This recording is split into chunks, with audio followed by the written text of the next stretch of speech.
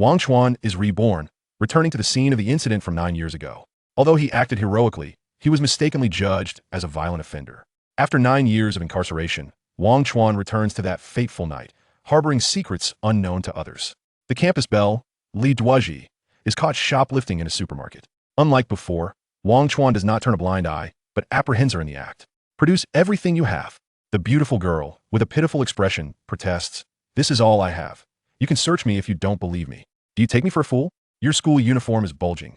There must be more." Lee Duaji blushes deeply and retorts, "I will prove it to you."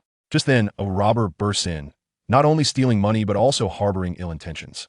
Unlike in the past, Wang Chuan does not vow to protect the campus belle at all costs. Instead, the robber escapes, and he is wrongfully accused of being a violent offender. With an ingratiating smile, he addresses the robber, "Big brother, can I assist you in any way?" Chapter 1, Echoes. I cannot believe I'm still alive. Have I truly returned to that night 9 years ago, the one that altered my destiny?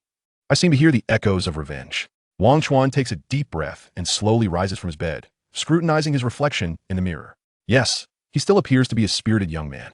He remains much the same as before, with a chiseled square face and a towering height of 6 feet 1 inch. His physique is still robust. The only difference lies in the transformation of his mindset. The 9 years of imprisonment evolved from initial resentment, anger, and humiliation, to later defiance, resistance, and winning hearts, becoming the leader of his cell. Only he knows the extent of his efforts and sacrifices, the sweat and pain endured. The day before his rebirth, he was filled with confidence, implementing a carefully devised escape plan 3 years in the making. After navigating numerous perils, when he finally broke free, he turned back to gaze at the black prison he left behind and laughed aloud. "I am finally free." Then tragedy struck. A drone equipped with explosives swooped down from above, landing precisely beside Wang Chuan. With a deafening explosion, he was torn apart, shattered into fragments. In life, one is destined to act foolishly at least once. He had only 1 more year until his sentence was complete, yet Wang Chuan could not wait and ultimately met his demise. Upon opening his eyes, he found himself transported back to 9 years prior, in the year 2015. He distinctly remembers that the college entrance examination had concluded and it was now summer vacation. He had performed admirably and received an admission notice from a second-tier university. By September, he would be heading to the provincial capital for his studies. With this thought, Wang Chuan donned a fresh, crisp outfit and glanced at his phone, noting the time, precisely 7 p.m. In 1 hour, the unfortunate event that would alter his fate would occur. Since he had a second chance at life, he must prevent it. This time, he would seize control of his destiny. Without further ado, he set out. As he traversed the narrow, cramped living room, Wang Chuan spotted his mother, Wu Min, wearing an apron and wiping the dining table. He casually inquired, "Where's my father?" "He is busy at the supermarket." As his mother replied, she walked toward the kitchen. "Dinner will be ready soon, so don't wander off." "Actually, I'm going to the supermarket to fetch Dad for dinner." Wang Chuan fabricated an excuse. "You could just call him. Why go all the way?" His mother emerged from the kitchen carrying a plate of braised fish. "Xiao Chuan, I made your favorite fish. Wash your hands and come eat." "Ah." Wang Chuan's eyes welled with tears at the thought. After 9 years of prison food, he yearned for the taste of his mother's home-cooked braised fish. However, time waits for no one. He had to leave immediately. "Mom, I truly have an urgent matter. Save the fish head for me. I'll eat it when I return." "Bye." This child, really? His mother laughed, shaking her head, completely unperturbed. He dashed out. 10 minutes later, breathless, Wang Chuan arrived at the entrance of his family supermarket. This was the storefront his parents had purchased last year, investing 4/5 of their savings, and the stock money was borrowed from distant relatives. Clearly, this supermarket represented the culmination of all their hard work. Who could have anticipated that within an hour, a criminal incident would unfold here? Wang Chuan inhaled deeply and strode into the supermarket.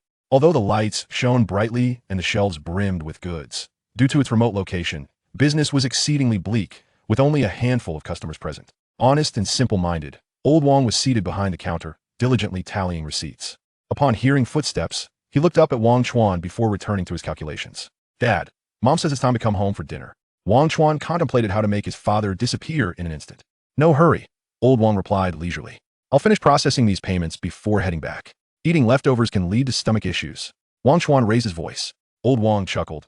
"I've had stomach problems for over 20 years, and I'm still doing just fine."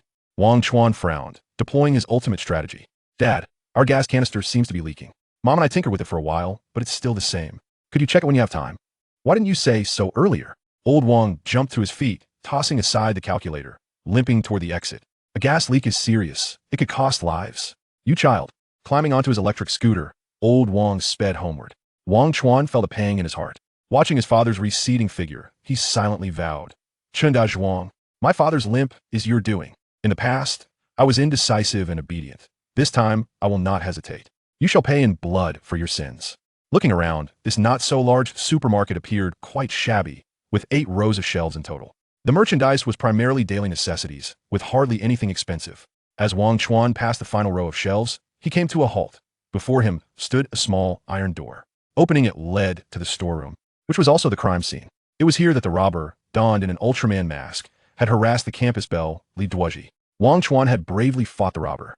The robber was a burly man, armed with a weapon, while Wang Chuan was but a frail youth, unarmed. He suffered a crushing defeat, wholly unable to resist. Before leaving, the robber committed a heinous act, forcing Wang Chuan to repeat his previous actions. Wang Chuan flatly refused. "I will not do it, even if it costs me my life." The robber sneered, "I understand the principle of an eye for an eye. I won't kill you. I'll mutilate you, ensuring you can never hold your head high again." As he spoke, he was about to brandish a knife. "Wait a moment."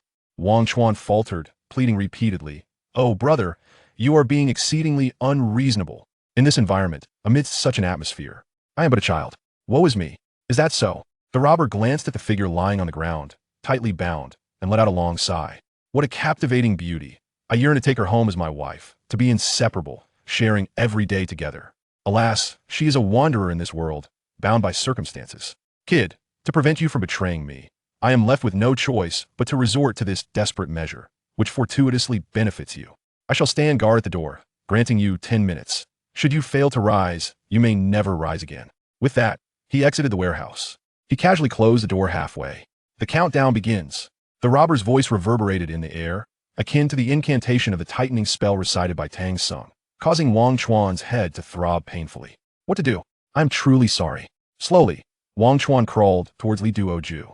On her exquisitely cold and refined face, a mixture of anger and disgust emerged. Stunned for a moment, Wang Chuan turned away.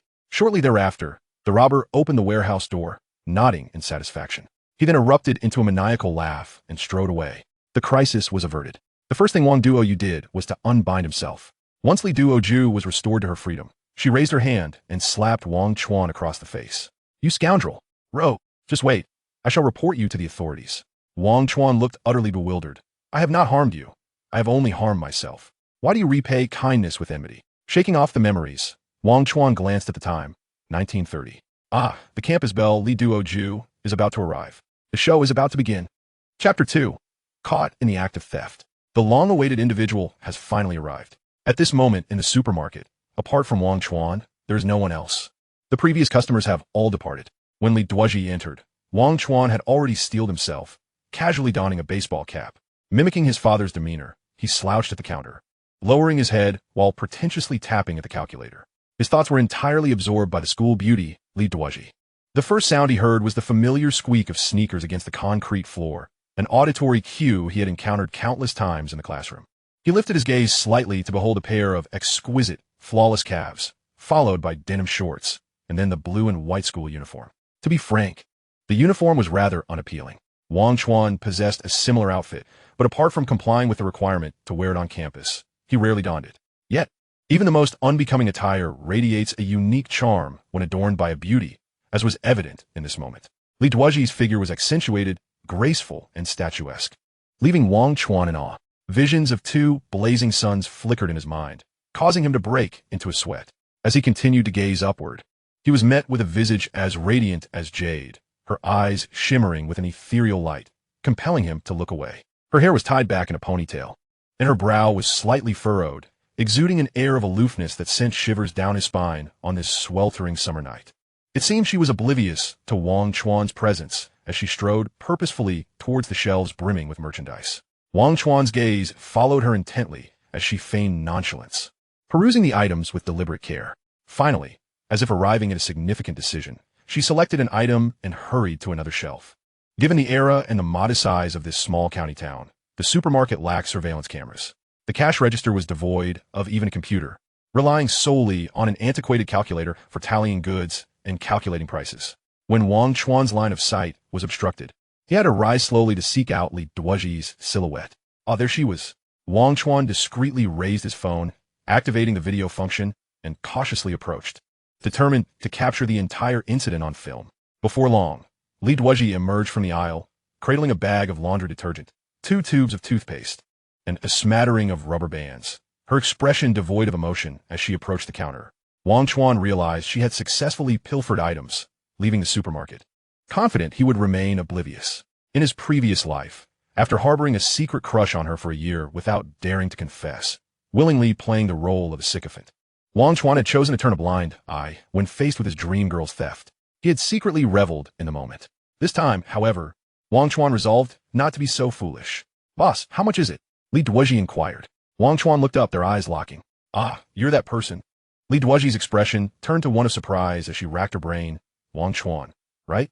"Indeed, it is I." Wang Chuan nodded, maintaining a calm facade. "What a coincidence to encounter you here. The world is indeed small." "Oh, are you working here?" Lee Duoji's words suddenly began to flow.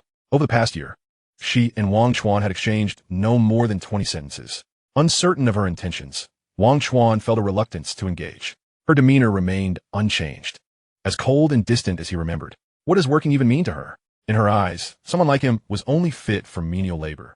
"I've been accepted into university, you know." Lee Duoji's haughty expression dripped with sarcasm. But at that moment, Wang Chuan was impervious to her jabs, unfazed. "Oh, indeed. I fabricated a story. This is my uncle's business. With summer vacation upon us, I came to lend a hand and earn a bit of pocket money."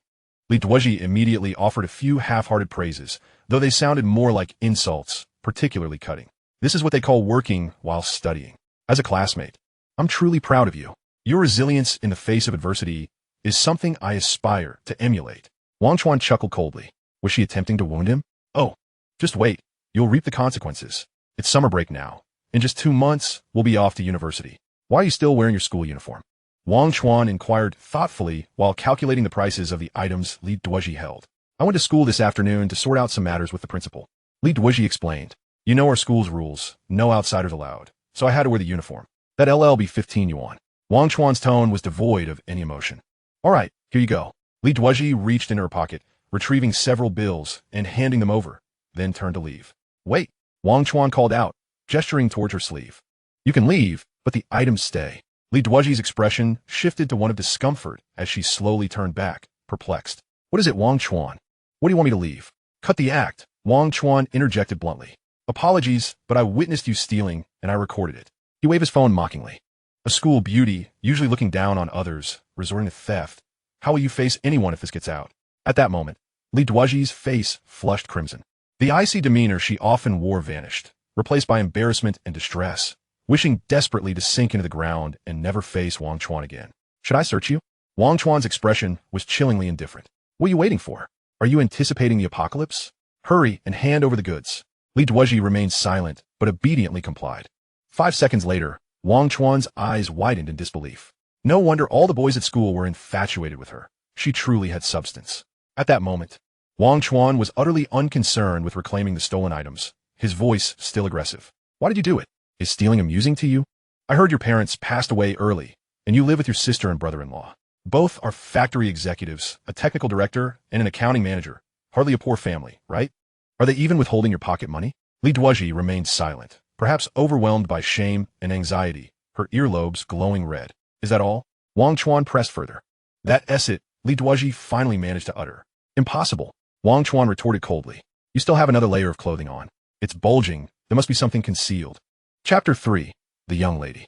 Upon hearing this, Lee Duoji's face turned beet red. Wang Chuan could hear her heart racing. "What's wrong? Feeling embarrassed?" Wang Chuan's voice remained icy. "You were so swift and decisive when you were stealing. How is it that you've suddenly turned timid now that you've been caught? I detest those who cannot maintain consistency in their actions. Tell me, why did you resort to theft?" "Wang Chuan, don't go too far." Lee Duoji could no longer contain herself. She angrily yanked off her school uniform and threw it at Wang Chuan's face. "Is there anything left to hide? Is there? You bastard." Lee Duoji unleashed her pent-up fury, never expecting Wang Chuan to reveal such a side of himself. Beneath his polished exterior lay a heart of debauchery. "You've changed. You've truly changed. Previously, you would bow and scrape before me, like a lapdog, always eager to please. I often ignored you, thinking you were merely a fool. Yet, after just a few days, your foolishness has vanished. You've become another person, heartless and cold-blooded. Is it really necessary to humiliate me, so, for merely taking a few items? Everything is here. It will be returned in full. If you insist on searching me, go ahead, and let us see if I will report you. Her eyes brimmed with tears, resembling a lamb awaiting slaughter. Wang Chuan still had his principles. In such a charged confrontation, taking advantage of a young girl was utterly tasteless. Reveal your motive for theft, and I shall let you go. Wang Chuan tossed her the school uniform, urging her to put it on quickly. He did not appreciate the sight of a girl in tears. Lee Duaji, emboldened, disdainfully spat, pulling the sleeves of the uniform around her slender waist and fastening a button. I want to say a word. What can you do to me? Hit me? Curse me? Little girl, you think you can control me? Wang Chuan gazed into her eyes, which were filled with humiliation and anger, and with a leap, he vaulted over the counter, seizing her wrist. Come with me. What do you intend to do, Wang Chuan? Lee Duaji stumbled as she was led into the back warehouse. Bam! The iron door slammed shut with a kick from Wang Chuan. The warehouse contained merely a pile of goods and a makeshift wooden bed, where old Wang sometimes rested when work ran late, choosing to spend the night rather than return home. Lee Duaji was pushed against the edge of the bed, her mind reeling as she looked at Wang Chuan. Just a minute ago, she had doubted he would truly dare to do anything to her. After all, it was broad daylight, under a clear sky. Yet, the current situation felt decidedly delicate. In the dimly lit room, the wind stirred, causing various objects to creak and groan. A 19-year-old boy, brimming with youthful vigor, stood before a similarly aged girl, radiating the essence of youth. She could vividly foresee what was about to unfold and silently resolved to fight to the death, publicly or privately. Wang Chuan released her arm, casually inquiring, "What difference does it make, whether public or private?" Lee Duaji trembled as she retorted, "A private resolution is simple. Tell me why you attempted theft. If your reasoning sways me, I shall let you go. Of course, I will assess the value of the stolen items and compensate according to the store's policy." "And what about a public resolution?" Lee Duaji pondered. "Will you call the police to arrest me?" "No," Wang Chuan chuckled. "This sum is too trivial to trouble Uncle Hat. They are quite busy. Even if you report it, you would merely receive a lecture, and it wouldn't harm a hair on your head." "What I mean by public is what?" Lee Duaji's heart raced. This man's intentions were inscrutable, and one could only speculate what insidious scheme he might concoct. "Quite simple. Since it is public, it must be publicly displayed. The first step, I will post the video of your theft on our school's forum for the students to discuss.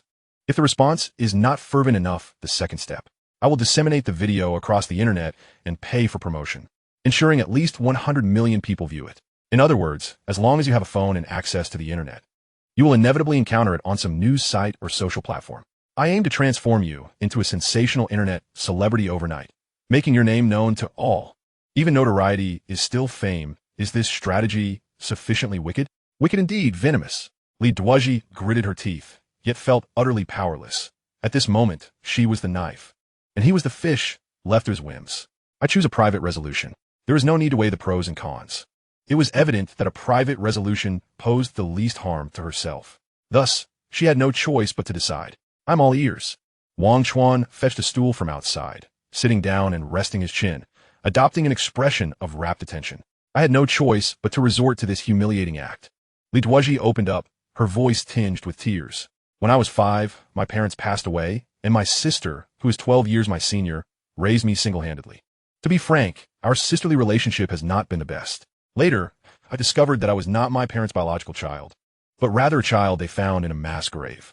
My presence divided their love, and thus my sister has always harbored resentment towards me. When our parents were alive, she feigned to maintain the facade of a good sister. Once they were gone, her demeanor took a complete turn. Any disobedience on my part met with her wrath.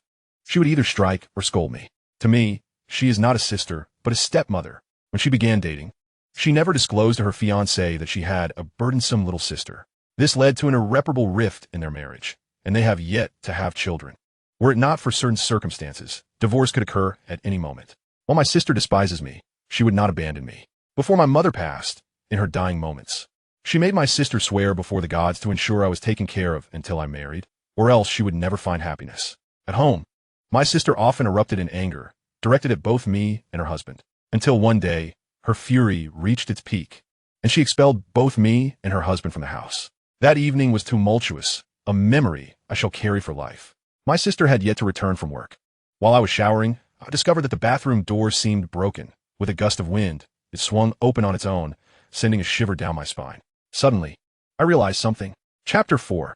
Steal and be fined 100,000. It is hard to imagine that such misfortune had befallen Lee Duoji. Wang Chuan silently cursed. This brother-in-law was truly a leech, not a good sort. A middle-aged, lecherous man. It disgusted me, and the day I get the chance, I will certainly deal with him. Lee Duoji continued her tale. My brother-in-law is usually a serious man.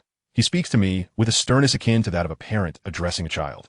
I know he often bears the brunt of my sister's wrath, harboring an unexpressed anger within him. Sometimes I would argue with my sister, exchanging a few sharp words. But I have always been obedient towards my brother-in-law. I understand his struggles and the difficulties of being a husband. Fortunately, I only dared to steal glances. Otherwise, I would have certainly reported him to my sister.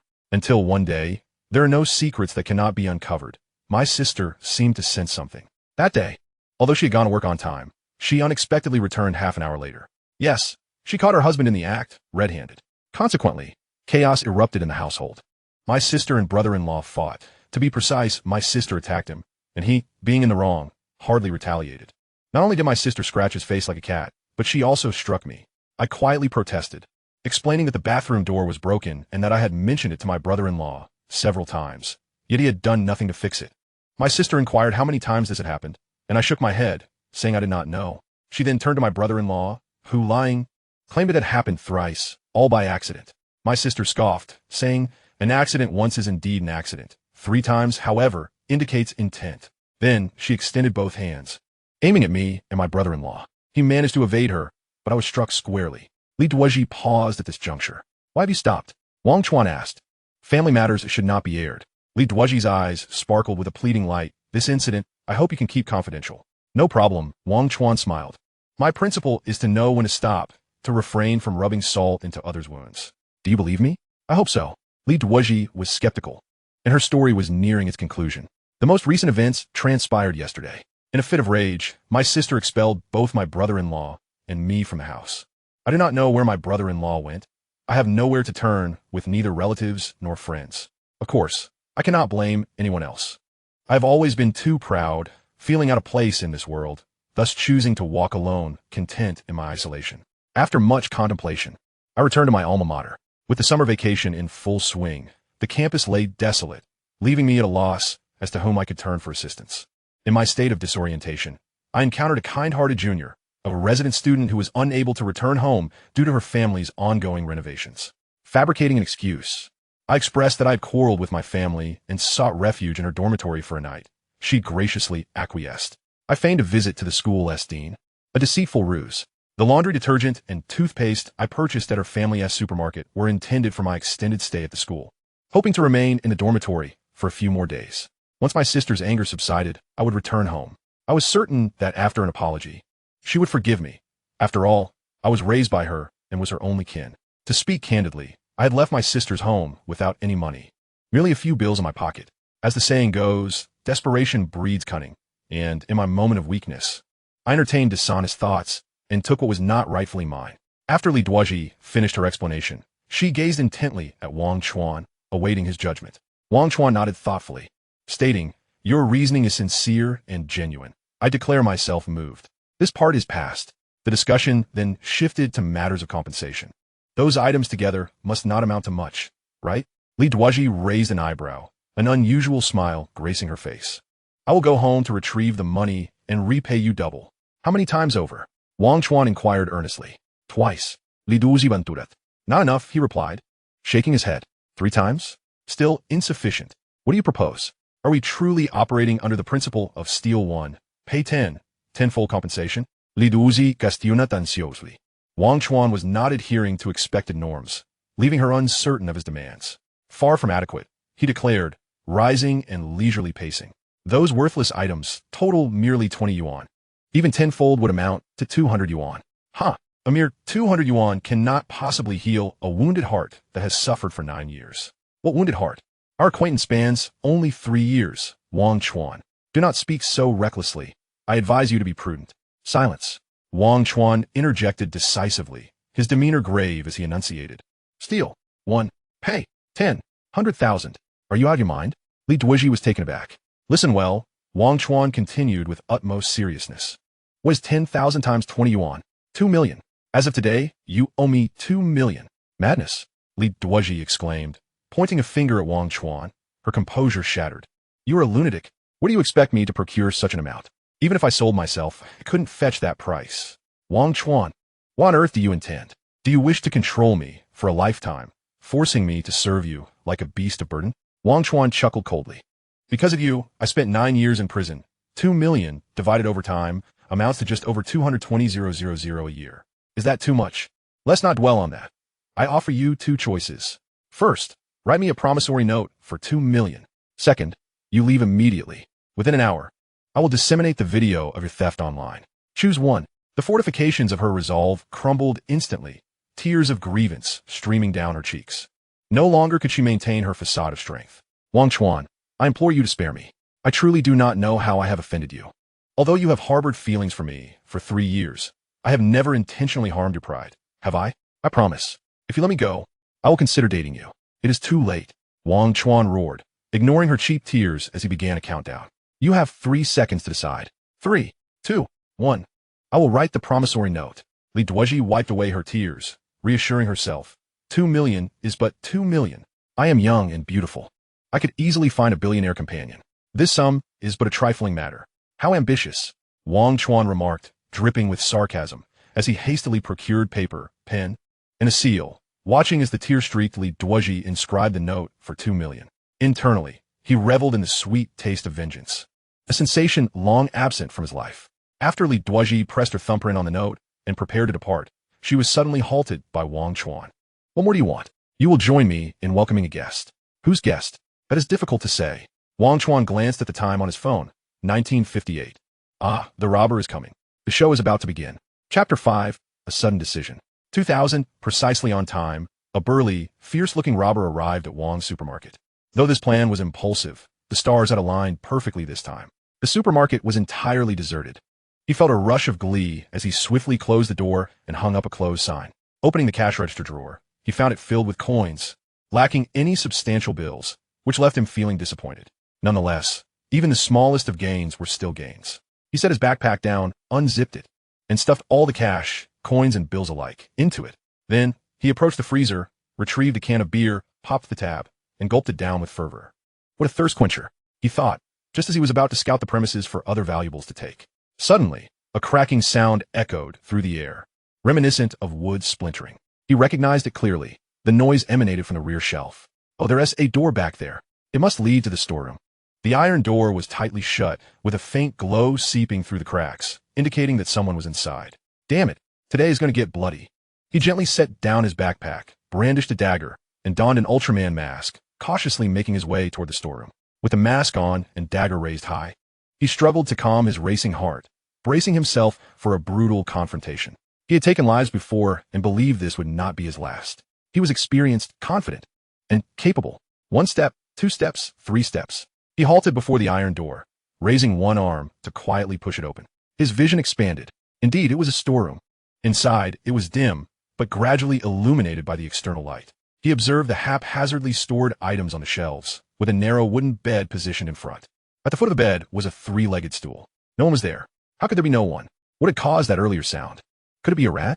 He was filled with suspicion and heightened his vigilance, tiptoeing further inside. At that moment, another cracking sound pierced the silence. He recognized it as would splintering again, but this time, he knew it was the sound of wood hitting him. Ouch! He yelped, hastily dodging. The dagger in his hand swung wildly. Suddenly, he stumbled and fell to the ground. Before he could rise, a kick sent his weapon flying. Another kick struck his back. A large male foot appeared in his peripheral vision, and then his hands were bound behind his back. The Ultraman mask was ripped off. Damn it! I met my match. Did he intend to surrender? Of course not. In this moment of crisis, he unleashed his trump card, the shrinking skill. Taking a deep breath, he curled into a ball, rolling out of danger like a large meatball. His hands were free once more. It was evident that his opponent had not anticipated such a unique skill, and they recoiled in surprise. He continued to roll, successfully retrieving his dagger, and then gathered all his strength to launch an attack at his adversary. With great ferocity, Wang Chuan, knowing he could not overpower this foe, immediately raised his hands in surrender. Big brother, listen to me. What's the matter? Do you wish to leave a last word? The robber halted, rising to his feet, and with a swift motion, he lunged forward with a strike as powerful as Mount Tai. The sharp tip of his knife pressed against Wang Chuan's neck. You've got quite the vicious hand for someone so young. Every move you make is aimed at my demise. I've roamed the underworld for over a decade, and today I nearly fell victim to a mere child. If this gets out, it would be utterly disgraceful. Speak your piece. I shall grant you a moment to voice your thoughts. Since you've seen my face, I regret to inform you that this day, next year, will mark your memorial. Feigning terror, Wang Chuan replied, Brother, this is all a misunderstanding. We are in the same line of work. Bah, who is in your line of work? Take a good look at yourself. You certainly resemble someone up to no good. The robber flexed his wrist, delivering a punch to Wang Chuan's abdomen, then urged him to move outside. Before the iron door, the robber raised his hand, and with a resounding clap, the light switch in the storeroom was activated. Suddenly, the storeroom illuminated as brightly as day. My goodness! The robber was startled by the sight before him, causing the dagger in his hand to clatter to the ground. The scene was beyond belief. Lee Duaji was bound to a pillar, her hair disheveled, eyes filled with fear, and her mouth stuffed with a filthy, greasy rag. Her legs flailed helplessly as she emitted muffled cries. What on earth is happening here? The robber hastily retrieved the dagger from the ground, aiming it threateningly at Wang Chuan's heart. I have already stated that we are in the same profession. Wang Chuan replied with a cold smile. The only distinction is that you rob for wealth, while I rob for sustenance. What you see here is the fruit of my labor today. The robber, perplexed, inquired, Did you abduct her? No, Wang Chuan gently pushed aside the dagger at his abdomen, shrugging nonchalantly. I merely happened to pass by this supermarket, suddenly feeling hungry and wishing to purchase a cup of instant noodles. Upon entering, I discovered the owner was absent, and the place was deserted. As I turned to leave, I unexpectedly encountered a blooming flower. Seizing the opportunity while she was unprepared, I swiftly subdued her and brought her into the storeroom, binding her securely. I was just about to get to work when you barged in. I mistook you for the shop owner and broke a leg off a stool to use as a weapon, hiding behind the door. In my panic, I acted without discerning the situation. Truly, it is a case of the flood washing away the Dragon King temple. Ha, merely a misunderstanding. The robber, caught between belief and skepticism, scrutinized Wang Chuan's face for a long moment before finally speaking. You dare deceive me, and your fate shall be dire. I have studied 108 methods of tormenting the living. If I discover you are playing tricks, I will subject you to all 108 methods. You shall wish for death. Brother, you worry too much. Wang Chuan replied with a beaming smile, bending to pick up an Ultraman mask, which he respectfully handed to the robber. No matter which path you tread and which path I traverse, our meeting here is fate. As the saying goes, fellow travelers are enemies. I do not concur. Upon witnessing your handsome visage, robust physique, and eloquent demeanor, I recognize you are no ordinary rogue. Truly, upon our first encounter, I felt an uncanny familiarity. Perhaps you're my long-lost brother from different parents. Brother, how have you been lately? How are our parents? Ha! The robber burst into hearty laughter, playfully tapping Wang Chuan's forehead. You've got quite the silver tongue. While your flattery is a tad exaggerated, I shall graciously accept it. I do not deny my good looks. After all, my appearance speaks for itself. However, but what? Wang Chuan interjected. You dare say my eloquence is elegant? That is genuinely accurate. Wang Chuan also chuckled. Brother, you are truly a hidden gem. Not only are you a cultured robber, but that move you displayed earlier, was it the art of body contraction? Such a skill I could never master. A true Renaissance man, indeed. The robber, flattered beyond measure, turned his gaze toward the bound woman and grinned maliciously. How shall we deal with this plump morsel? Are you interested, brother? Wang Chuan, with a sycophantic expression, replied. You go ahead. I shall wait outside. A word of friendly advice. The little flower has quite the temper. Should you require assistance, do call for me. How considerate. The robber pushed Wang Chuan aside, drooling as he approached. Chapter 6. Unspoken Secrets. In the memories of past life. That night, Wang Chuan was helping his father at the store when Lee Duaji walked in. With a confident stride, she resembled a proud princess. Clad in her school uniform above and shorts below, her ponytail swayed with her movements. Wang Chuan sat behind the counter, engrossed in a martial arts novel, oblivious to the presence of the school beauty. Naturally, Lee Duaji paid him no mind either. Approximately 10 minutes later, having selected a few items, Lee Duaji approached the counter. Hey boss, how much is it? I'm in a hurry. Wang Chuan looked up, their eyes meeting. Both recognized each other. Wang Chuan's expression shifted to one of surprise and embarrassment, never expecting his crush to appear before him. He hastily set aside Ling Huchong and Ren Yingying, mustering a charming smile as he calculated the total for her items. Lee Duaji's expression was somewhat inscrutable, a mixture of surprise, mockery, and indifference. Working part-time to pay for school? How much do you earn in a day? There's no pay, Wang Chuan replied. This supermarket belongs to my family. I'm just helping my parents. I see. I never would have guessed, Lee Duozhi said, inching closer to Wang Chuan. Have you figured it out? How much do I owe? Oh, a total of 15 yuan. Wang Chuan took a bag and began to pack her items. Hey, Wang Chuan, Lee Duoji began, but then faltered, leaving Wang Chuan puzzled. What's wrong? Lee Duaji pulled a 10 yuan note from her school uniform pocket, directly stating, since we're classmates. Could you give me a discount? I don't have enough money. Of course. Wang Chuan replied without hesitation. After all, he was a lovesick fool. Though he noticed her pocket was bulging, undoubtedly containing more money, old Wang had long warned him. Regardless of who it was, friends or classmates, discounts were not to be given. The marked price was to be honored. Running a small business, he typically earned only a few dozen yuan a day. Selling at a discount would surely lead to losses. Yet, love drives one to madness, and infatuation leads to foolishness. Wang Chuan made a foolish decision. No need for a discount. Keep your money. This one is on me. Really? Lee Duoji's eyes lit up with surprise, and she beamed. Wang Chuan, thank you. You're such a man. Far better than those stingy boys in our class. Flattered by the goddess's praise, Wang Chuan felt immensely satisfied. Even if he faced a scolding from his father later, it would be worth it. Unfortunately, this feeling of satisfaction was short-lived. As Lee Duoji turned to leave, a plastic comb fell from her possession. Wang Chuan smacked his forehead in exasperation. The girl clearly sensed something beneath her feet, yet she skillfully chose to ignore it, striding confidently onward. As more items accumulated on the floor, sunflower seeds, tissues, chewing gum, and even a fly swatter, Wang Chuan's jaw nearly dropped in disbelief. Watching the school beauty's graceful silhouette, he wrestled with his conscience, but ultimately chose to remain silent and turn a blind eye. Just as Lee Duoji was about to step out of the supermarket, calamity struck. The robber, donned in an Ultraman mask, loomed like a mountain, blocking her path. He brandished a sharp blade, pressing it against Lee Duoji's neck, signaling for silence with a gesture. Hush! Dare to utter a single word, and I shall spill your blood. Lee Duoji's face drained of color in terror, and she promptly sealed her lips. The assailant secured the supermarket's door, rummaging through his backpack to extract a length of rope, binding her tightly. He then turned to the dazed Wang Chuan, inquiring, is she your girlfriend? No. Wang Chuan hastily shook his head. Well, that simplifies things, the robber replied. Tossing his backpack onto the counter and issuing commands, empty the cash from the drawer. Not a single coin left behind. Pack it all into my bag. Outmatched and intimidated, Wang Chuan complied. The robber chuckled menacingly, grasping one end of the rope, leading her into the back warehouse. Wang Chuan, in a state of stupor, followed suit. What is your name? The robber queried. Wang Chuan, he replied candidly. Are you the owner of the supermarket? The owner is my father. I'm just here for fun. Where's your father? There was a gas leak at home. My father went to inspect it, and it'll take a while to resolve. I came to watch the store. You're not lying to me, are you? I never tell lies. The robber nodded in satisfaction. You're quite the straightforward lad. He continued, to be honest. Over the years, I've evaded capture, living a life of constant upheaval, causing my little brother much distress. Tonight, I intend to make use of your establishment for my amusement. And you, don't just stand there, keep watch for me.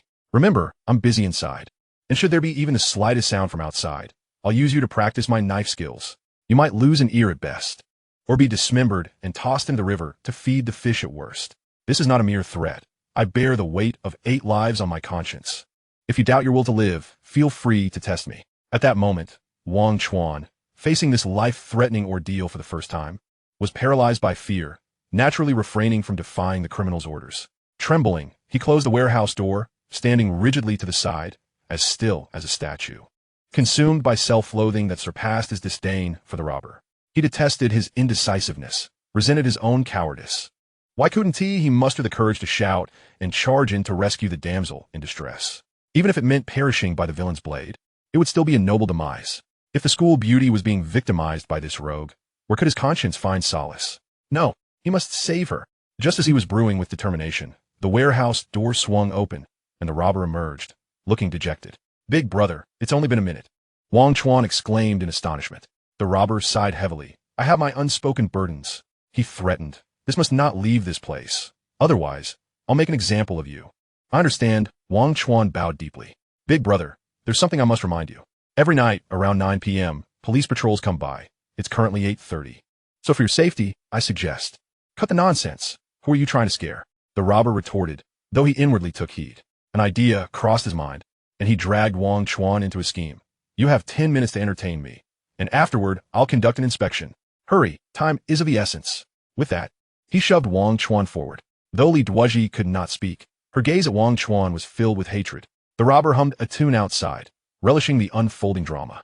Although Wang Chuan believed he had done no wrong to Lee Duaji, once the robber escaped, she directed all her animosity towards him. That same night, a thunderous knock shook Wang Chuan's family door, as Uncle Hat knocked loudly. Mr. and Mrs. Wang, just rising from their slumber, were informed, "Your adult son, Wang Chuan, is implicated in a case of assault and is to be taken to the police station for questioning. Fleeing from justice would only exacerbate his situation." Chapter 7. The Scapegoat. Wang Chuan vividly recalls that fateful night when Uncle Hat dragged him away like a lifeless dog, the shock and disbelief etched on his parents' faces. He never imagined that such a baseless accusation would bear irrefutable evidence, stripping him of his right to appeal. The so-called preservation of evidence was nothing more than a clumsy ruse. It was undoubtedly the nefarious handiwork of that detestable Ultraman robber. As the heroic figure vanished, Wang Chuan became the scapegoat. When the judge declared him guilty, his face turned ashen. The phrase, "the dangers of the underworld," was not merely 4 characters, but a grim reality, especially considering the accuser, Lee Duaji. Her actions epitomize the saying, "Tigers and leopards are not to be ridden, for the human heart is inscrutable." She was well aware of Wang Chuan's innocence, that the true criminal was Ultraman, yet she adamantly insisted. It was Wang Chuan who, swayed by lust, acted with malicious intent. She claimed that both her body and spirit had suffered grievously. She was now plagued by depression, her mind haunted by thoughts of despair and self-harm. Thus, she petitioned the judge for a harsher sentence against Wang Chuan. Wang Chuan was left in tears. Being sent to prison by the very goddess he had admired for 3 years was both absurd and laughable. He couldn't help but recall a notorious miscarriage of justice he had seen online, where an 18-year-old youth, mistakenly present at a murder scene, was deemed the killer. 2 months later, he was sentenced to death and executed, only to have his name cleared 18 years later when the true culprit was apprehended. Wang Chuan accepted his guilt with a smile. How much bitterness and injustice lay hidden within that smile? Only he knew. On his first day in prison, Wang Chuan silently vowed, "A gentleman seeks revenge.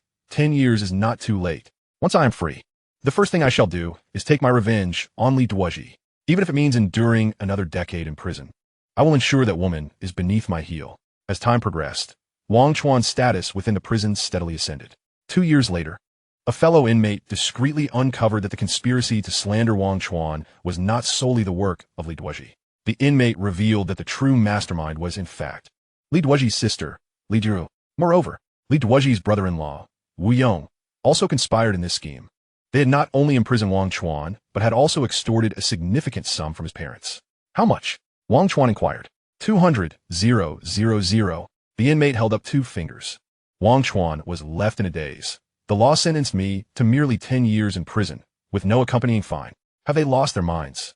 On what grounds do they demand this sum from my family?"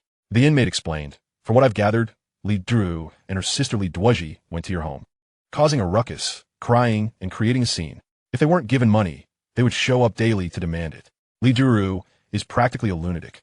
She even assaulted your mother.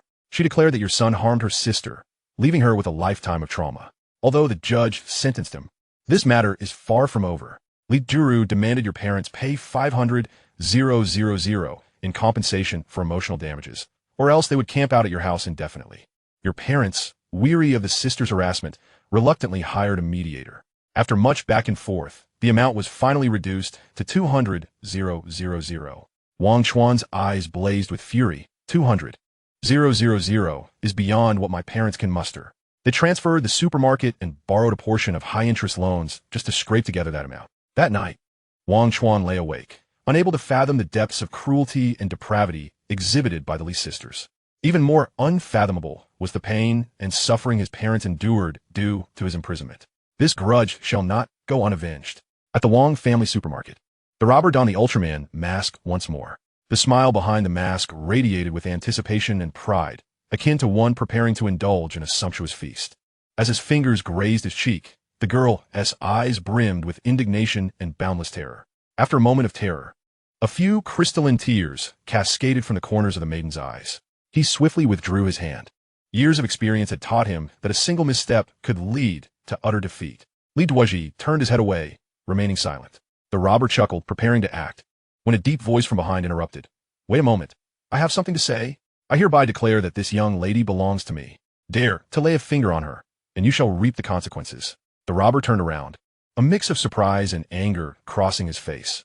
"Do you have the gall to speak to me like that? Have you a death wish?" Wang Chuan approached him, delivering a swift kick that sent him crashing to the ground, then lowered his voice to utter 3 words. Zhang Quan Dan. The robber gaped in shock. How do you know my name? What on earth are you? Ha ha ha. Wang Chuan sneered coldly before tearing off the robber's mask. What purpose does this serve? I know all about your grandfather's escapades in the 8 great alleys when he was young. You knew me before? Zhang Quan Dan shook his head, incredulous. That can't be. I have no recollection of someone like you. He scrutinized Wang Chuan from head to toe, cautiously inquiring, did you perhaps find my ID? Or sneak a peek at my medical records? Or acquire my identity information through some peculiar means? I don't mind sharing. Wang Chuan locked eyes with him, speaking leisurely. Listen closely. The tale I am about to unfold is far more captivating than mere identity information could encompass. Zhang Quan Dan, a native of Feicheng, 32 years of age. Orphaned at a young age, raised by his grandparents.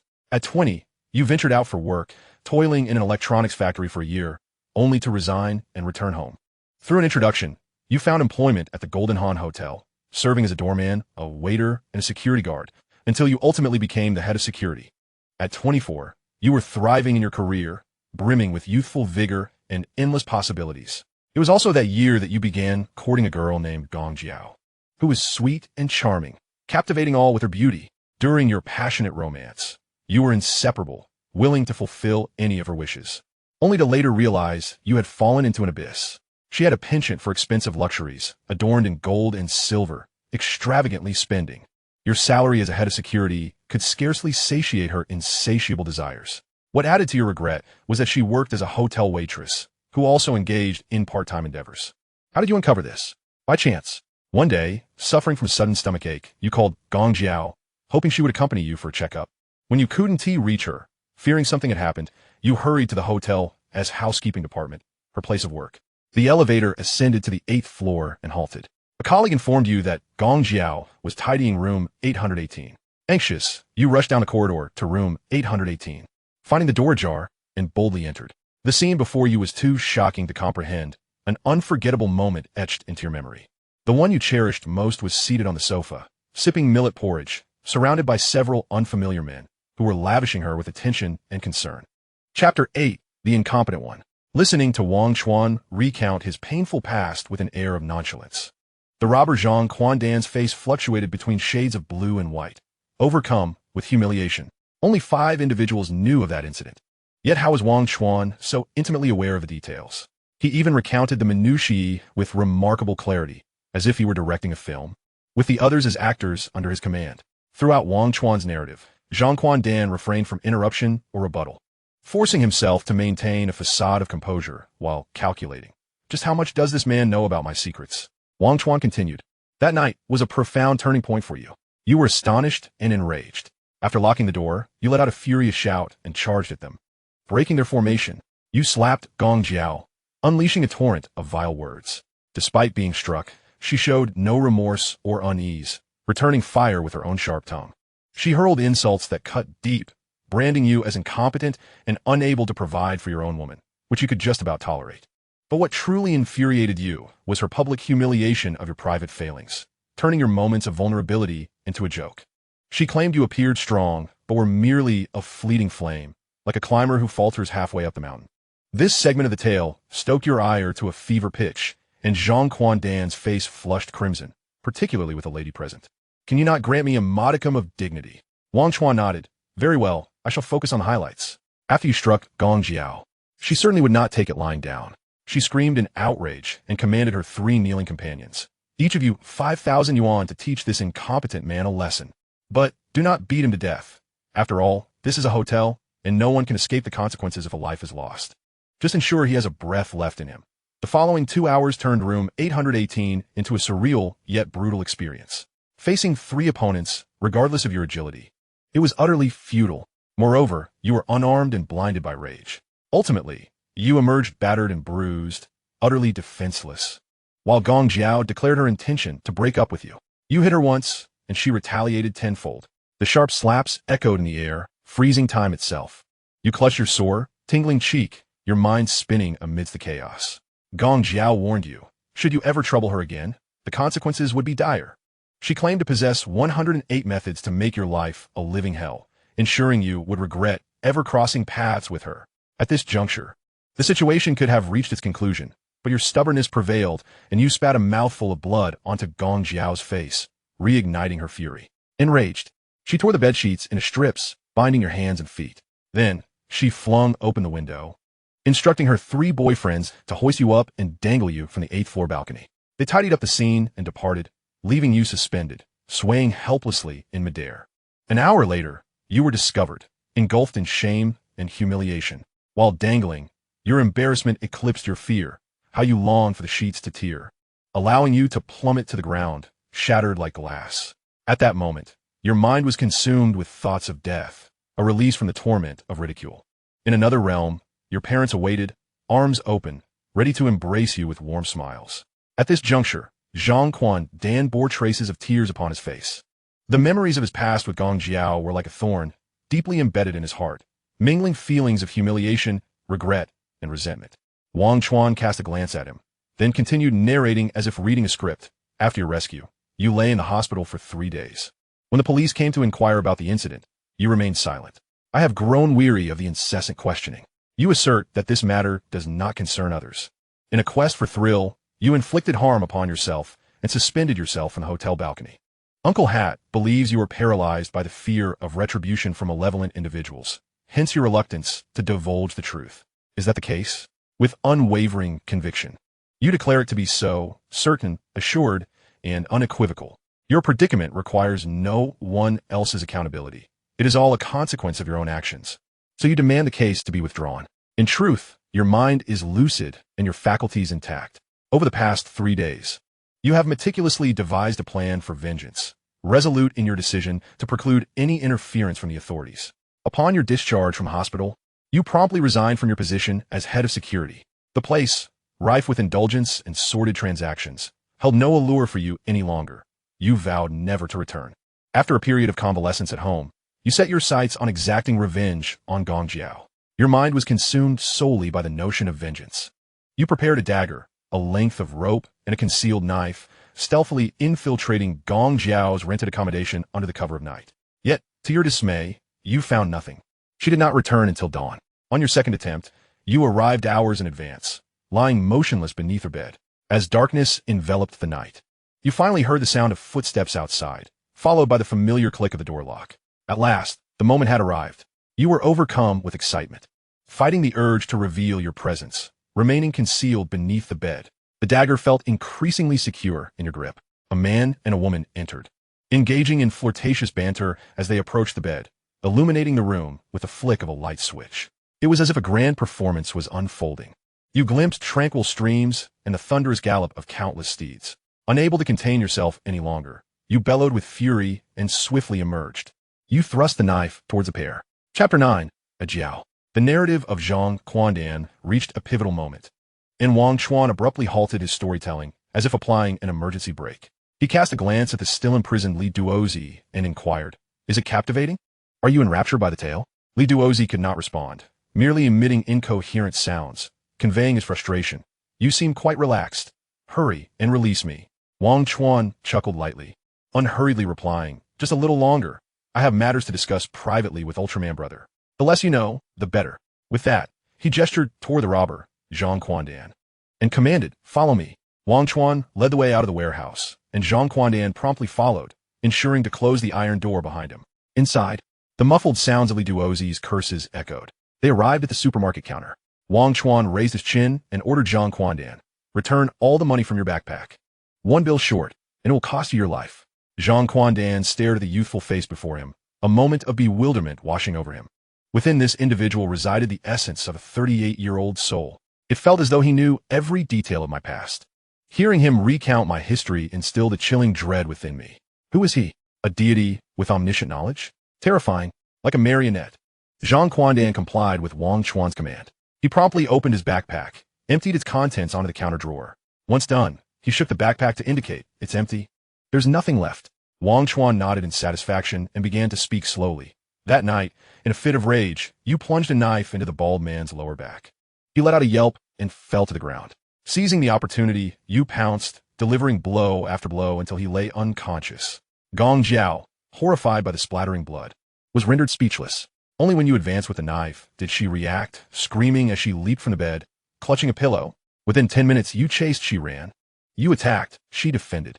The pillow was pierced, and its down feathers filled the air like cotton. The rented room was not spacious. She hurled everything within reach at you as makeshift weapons, leaving chaos in her wake. Cornered and vulnerable, she pressed herself against the wall, tears streaming down her face as she pleaded for mercy. Had it been any other time, witnessing her pitiful demeanor, weeping like a rain-soaked pear blossom, you would have surely softened and embraced her. Once, a master imparted wisdom that any conflict between a man and a woman could be resolved within 2 meters. Yet, to discover that your beloved girlfriend had been so unfaithful, donning countless green hats atop your head. This was no mere conflict. It had escalated into hatred. Thus, on that fateful occasion, you hesitated no longer, steeling your resolve as you raised the dagger to strike at Gong Jiao, just when she believed her demise was inevitable. An unforeseen turn of events occurred. With a thud, your large frame collapsed to the ground. It turned out that someone had seized your ankle. Upon glancing back, you were shocked to find it was the bloodied bald man, clinging to life. With the last vestiges of his strength, he grasped your ankle tightly with his bloodied hands, struggling to utter farewell words. Jiao, flee. Brother Guanxi cannot accompany you any longer. You must navigate your path alone from here on. Remember to find happiness. Gong Jiao recognized this as her final chance for escape. If missed, there would be no return. She hastily rose, wiped her tears, grabbed a piece of clothing, and fled in a panic. Before departing, she glared at you, the embodiment of fury, and spat. You're truly no man. She pointed to the bald man in the pool of blood. Even a mere friend who paid for companionship is more loyal than you. Your eyes ignited with the flames of vengeance. Summoning all your strength, you kicked Guanxi aside and pursued Gong Jiao. As you emerged onto the street, your bloodied figure sent the surrounding crowd into a frenzy, scattering in terror. Suddenly, you caught sight of Gong Jiao at the street corner, successfully flagging down a taxi. Preparing to slip inside, disregarding everything, you dashed forward. The taxi had just begun to move, its pace slow, and you closed the distance between you and the vehicle. Hope surged within you, and you pushed harder. When your arm could nearly touch the back of the car, it abruptly accelerated. In an instant, it left you behind, growing ever distant. Was this how it would end? Certainly not. You shed your shirt, discarded your shoes, and tossed aside the knife, desperately pursuing. At that moment, the desire for revenge and the urge to kill vanished entirely. You cried out with a heart-wrenching plea, Jiao Jiao, forgive me. How can I live without you? No matter how fervently you shouted, the woman you once loved was receding into the distance, swallowed by the relentless flow of traffic. As your tears ran dry without recapturing your beloved, you made a resolute decision. You must not be captured. You must survive. Only by living could you see her again, and only by seeing her could you reclaim the meaning of existence. Thus began your life on the run. After years of living in hiding, you returned to Feicheng, and today marks your first day back. On this inaugural day, you burst into my family's supermarket, robbed it, assaulted individuals, and sought to further impose your will upon a fragile girl. This encapsulates the entirety of the events. Upon concluding, Wang Chuan crossed his arms, casting a meaningful gaze at the robber, Zhang Quandan, and smiled in silence. At that moment, Zhang Quandan stood frozen, his mind reeling. The magnitude of his shock rivaled that of witnessing the horrific spectacle in room 818 of the Golden Han Hotel years ago. Who is this individual? He seems to have documented every moment of my life as if he were a camera. This is terrifying. No matter. Today, it is either he who dies or I. No, it must be him who perishes. My life must remain to witness the tragic downfall of Gong Jiao, as long as that wretched woman breathes. I cannot succumb to death.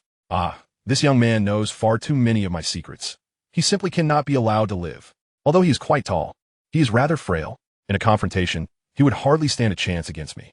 Yet, to end his life with a single stroke is not as simple as it seems. In the warehouse, after exchanging a few moves, I sensed this fellow is undoubtedly a formidable character. His movements and his gaze betray a ferocity and malice that cannot be overlooked. How am I to eliminate him? Before Zhang Quandan could devise a comprehensive plan to subdue Wang Chuan, the latter smiled and said, I will give you 100,000 yuan. Can you help me kill someone? Who? Zhang Quandan asked, astonished. Me, Wang Chuan. Chapter 10. Buying an assassin to kill oneself. Kill you? Why would I do that? Because I know far too much. If I report you, you will be apprehended without a doubt. Why offer me 100,000 yuan? Not a penny would I need. I would still eliminate you to ensure there are no future troubles. Murder comes with its costs, Wang Chuan replied coldly.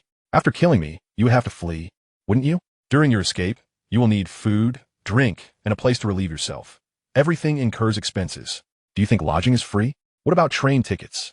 Even riding a shared bike requires a deposit, doesn't it? Thus, 100,000 yuan is hardly an excessive amount. If you do not work and merely consume what you have, this sum will vanish in no time. Zhang Quandan was taken aback, astonished at the existence of such an eccentric individual as Wang Chuan. Surely, his mind must be somewhat unhinged. To willingly offer oneself for assassination while considering the assassin's needs, such a peculiar person is rare indeed. A nap is accompanied by a pillow. It is a treasure beyond measure. All right, I accept this task. Zhang Quandan squinted his eyes and solemnly declared, although murder is not my forte, I am no novice either. A mere flick of a knife for 100,000 yuan? Only a fool would refuse. He then proceeded to recount his bitter past. When I claimed to have the blood of 8 lives on my hands, it was merely bravado. I have only killed one person. That was the gentleman of deep affection and loyalty, Cheng Guanhui, as mentioned by Jiao Jiao. In a moment of desperation, I cannot recall how many times I stabbed him. When I left Jiao Jiao's residence, he lay curled on the ground, blood gushing, barely clinging to life. I did not pursue Jiao Jiao then, so I turned back to retrieve my backpack, which contained many important items. Upon returning to Jiao Jiao's rented room, I stepped over shards of glass and successfully retrieved my bag. Before I departed, I noticed a picture frame on the bedside table, containing a photo of Jiao Jiao and me. It was taken when we had just started dating, up on the Tower of Feiqing. In the photograph, we held hands, shoulders touching, our smiles so genuine and radiant. Why? Why has our relationship come to this? I acknowledge my faults. Yet, Jiao Jiao was once an open-minded girl in every regard. After meals, she often reassured me, do not blame yourself. The depth of love cannot be measured by time. I was deeply moved by her comforting words. What a compassionate girl she was. To have loved her must mean I saved the galaxy in a past life. But why did she change? She became promiscuous, flirting with others behind my back. Did she not say that the duration of a relationship was irrelevant? Why then did she eagerly engage in deep conversations with various men? Shouldn't love remain steadfast?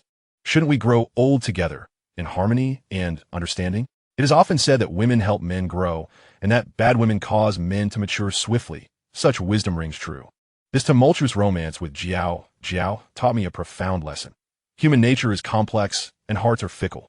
Upon leaving the rented room, I took the picture frame with me. Though it was merely a simple photograph, it bore the weight of countless shared memories. Let it serve as a keepsake. I descended the stairs without casting a single glance towards the corner. Whether Cheng Guanhui lived or died mattered not to me. In the distance, I heard the wail of police sirens. Perhaps someone reported the incident. After all, I had stirred quite a commotion, alarming many passers-by. I certainly did not wish to end up in jail. As a murderer, the consequences of being caught were all too clear to me. I dare not delay. Fleeing under the cover of night, taking a black car to another province, eventually reaching the distant south, I hid in a coastal town, earning a meager living as a boatman. By chance, I met a friend at the dock, an individual named Old Chong, the leader of a circus troupe. His troupe was not the most conventional, often wandering the streets and performing for a living. For reasons unknown, we clicked instantly. He was 15 years my senior. Initially, I called him uncle, but as we grew closer, he decided to take me under his wing and encourage me to join the troupe. Without hesitation, I bowed to him, accepting him as my master, and then followed him and his team, wandering the world. My reasoning was simple. The work on the boat was unbearable. It was either fishing or unloading cargo, leaving me utterly exhausted at the end of the day, with my wages often pilfered by the captain. I thought that even if I had to sweep the floors for the circus, it would be preferable to being a boatman. However, my master forbade me from menial tasks. He taught me a special skill, bone shrinking. I was neither talented nor young, and when my master insisted on teaching me, I was resolute in my refusal, for I knew my limitations. Yet he was adamant, stating that in the world of performance, one must possess genuine skills.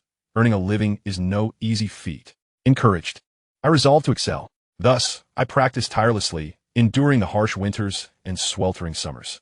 Lacking talent, I simply repeated movements over and over. Today, I cannot claim to be exceptionally skilled, but at least I can impress my fellow workers with a performance. Later, while performing in a mountain village in southern Sichuan, disaster struck, a massive earthquake. When I was rescued from the rubble, the circus had disbanded. Not only had I lost contact with my master, Old Chong, but also with my fellow brothers and sisters. After a tearful lament, I quietly returned to Feiqing.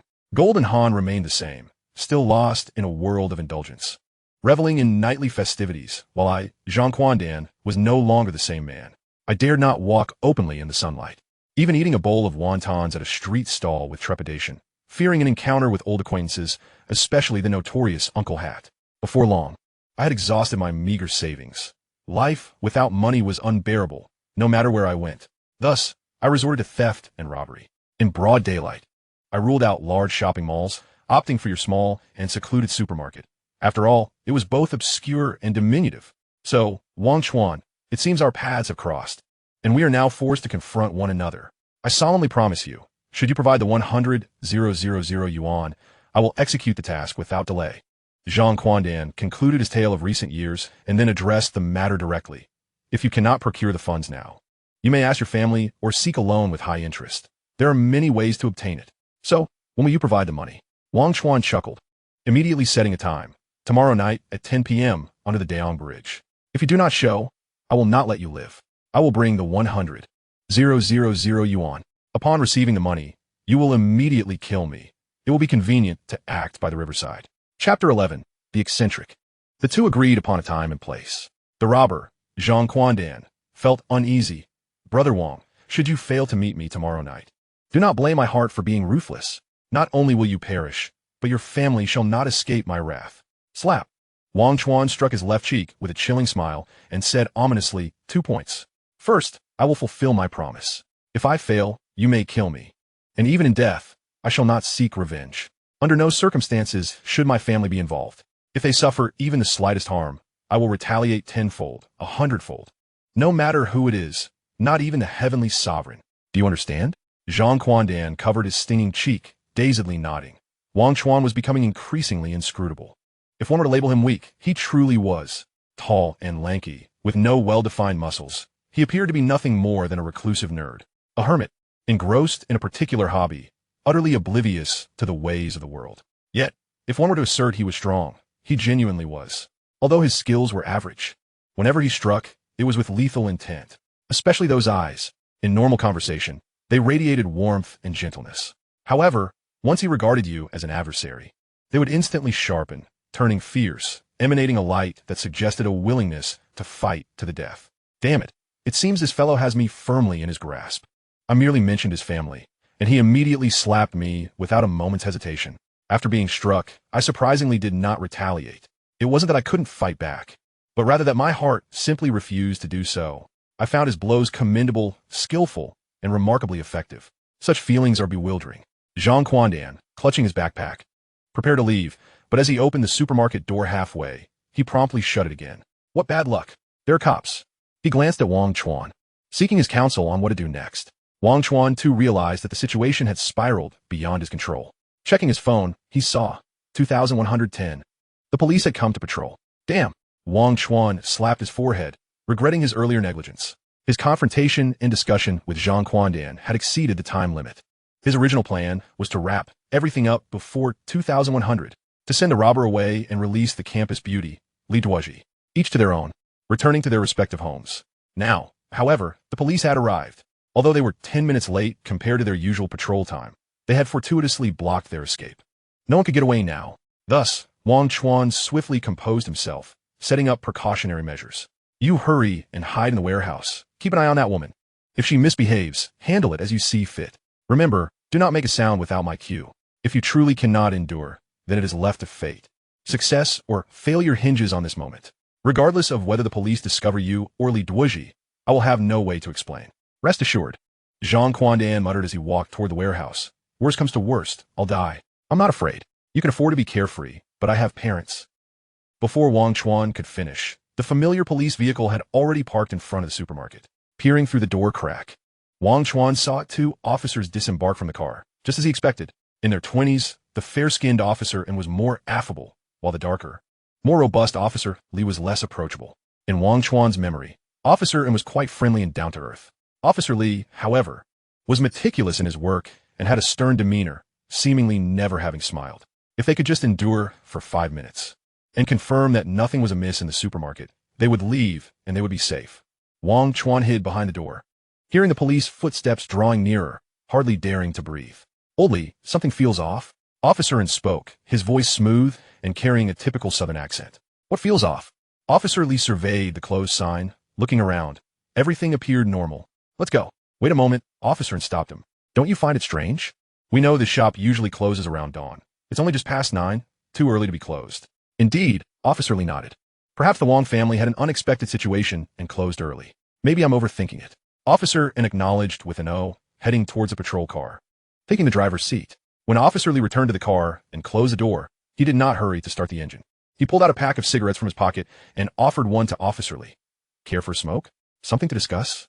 Officer Lee accepted the cigarette, unwrapped it, and stuck one in his mouth, quietly muttering, "You're quite the character. You never smoke yourself, yet you carry cigarettes, clearly youthful, yet navigating life quite shrewdly." Hee. Officer and smiled, revealing a set of pearly whites.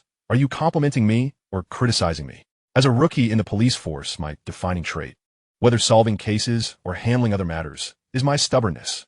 My mentor taught me that while adhering to principles, I must also manage interpersonal relationships. Otherwise, I will forever remain at the grassroots level, struggling to rise. You made progress. Officer Lee lit the cigarette, taking a puff and resting his arm on the car window to avoid ash falling inside. So what is troubling you? I've been quite distressed lately, Officer inside. Slowly beginning, our superiors demanded we solve a case within 2 weeks, and now 10 days have passed without a trace of the suspect. It's driving me mad. Being anxious, 1T help. Officer Lee exhaled a smoke ring. We've already pinpointed his primary activity area right here in this neighborhood. We just need to wait a few more days. He will undoubtedly resurface and strike again. Let's hope so. Officer N's brow remained furrowed since I started. I've handled hundreds of cases, but this is the first time encountering such an infuriating suspect. Why steal something so trivial, especially items like women's socks and scarves? The most incredible part is, after a while, he returns the stolen items. The law's net is vast, yet nothing escapes it. Oldie responded, "We will catch him sooner or later. Now, let us continue our patrol." Inspired by his senior, Officer Ann's expression hardened with determination. Buckling his seatbelt, he started the car, reversing, turning left. They slowly drove away from Wang's supermarket. 5 meters, 10 meters, 15 meters. Suddenly, with a loud screech, Officer Lee nearly slammed into the windshield. What has happened? Officer and pointed to the rearview mirror. I just saw the supermarket door open and a head popped out, sneaky, then quickly withdrew. Officer Lee immediately flicked away his cigarette, but, "Get out. Search. This trip wasn't in vain. I bet there's something going on inside." Chapter 12, Distortion. Wang Chuan's mood resembled a roller coaster, swinging from relief to tension, at times filled with joy, at others, anxiety. His original plan was to send Zhang Quandan away and subsequently release Lee Duoji. There was plenty of time to deal with it later. After all, he held her IOU for 200,000 yuan. As for Zhang Quandan, he was easy to handle. After 9 years in prison, Wang Chuan began to assert himself in the second year, becoming the prison kingpin by the third year, thereafter sailing smoothly, his position unshakable. That same year he dominated the prison, a newcomer arrived, a person Wang Chuan recognized. Zhang Quandan. This fellow, after assaulting someone in Wang's supermarket's warehouse, quickly fled, vanishing without a trace, leaving the mess for Wang Chuan to clean up. In truth, Wang Chuan was also a victim in that cruel game. His losses extended beyond the cash in the register. Later, when Lee Duaji reported the incident, Wang Chuan became one of the suspects. Following Zhang Quandan's escape, he roamed freely outside for 3 years. The law is vast and intricate, yet it ultimately ensnares the guilty as the relentless grasp of justice prevails. In an unexpected twist of fate, after his sentencing, he found himself allocated to the same cell as Wang Chuan, effectively falling into his hands, like a lamb entering the jaws of a tiger. Initially, his duties were menial, serving tea, cleaning toilets, and catering to Wang Chuan's daily needs. However, as Wang Chuan devised an escape plan necessitating physical conditioning, he began practicing combat skills, with Zhang Quandan serving as his sparring partner. Consequently, for the ensuing years, Zhang Quandan suffered sleepless nights, his visage marred by bruises. When questioned by the guards about his condition, he could only feign innocence, claiming clumsiness. The guards, of course, were unconvinced. In the case of other inmates, they might have conducted an investigation. However, for someone as detestable as Zhang Quandan, not only did fellow prisoners scorn him, but the guard harbored a deep-seated disdain as well. Thus, they opted to turn a blind eye, leaving his fate to chance. On the night of Wang Chuan's escape, Zhang Quandan was tasked with providing cover at the third checkpoint. He brandished a toilet lid and charged at the sentinel on duty. With predictable results, the lid shattered, and he was shot dead.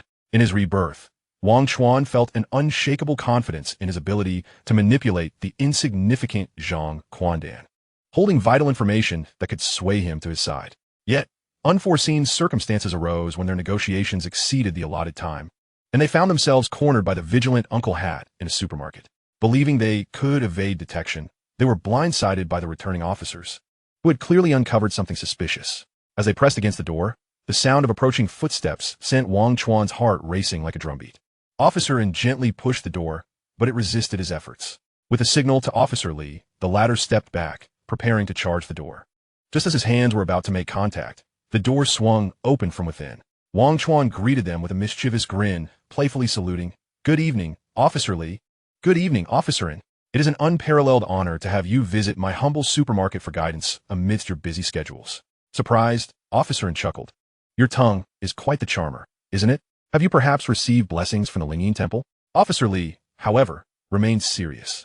"Stop with the flattery. Answer me. Why did you close early at 9?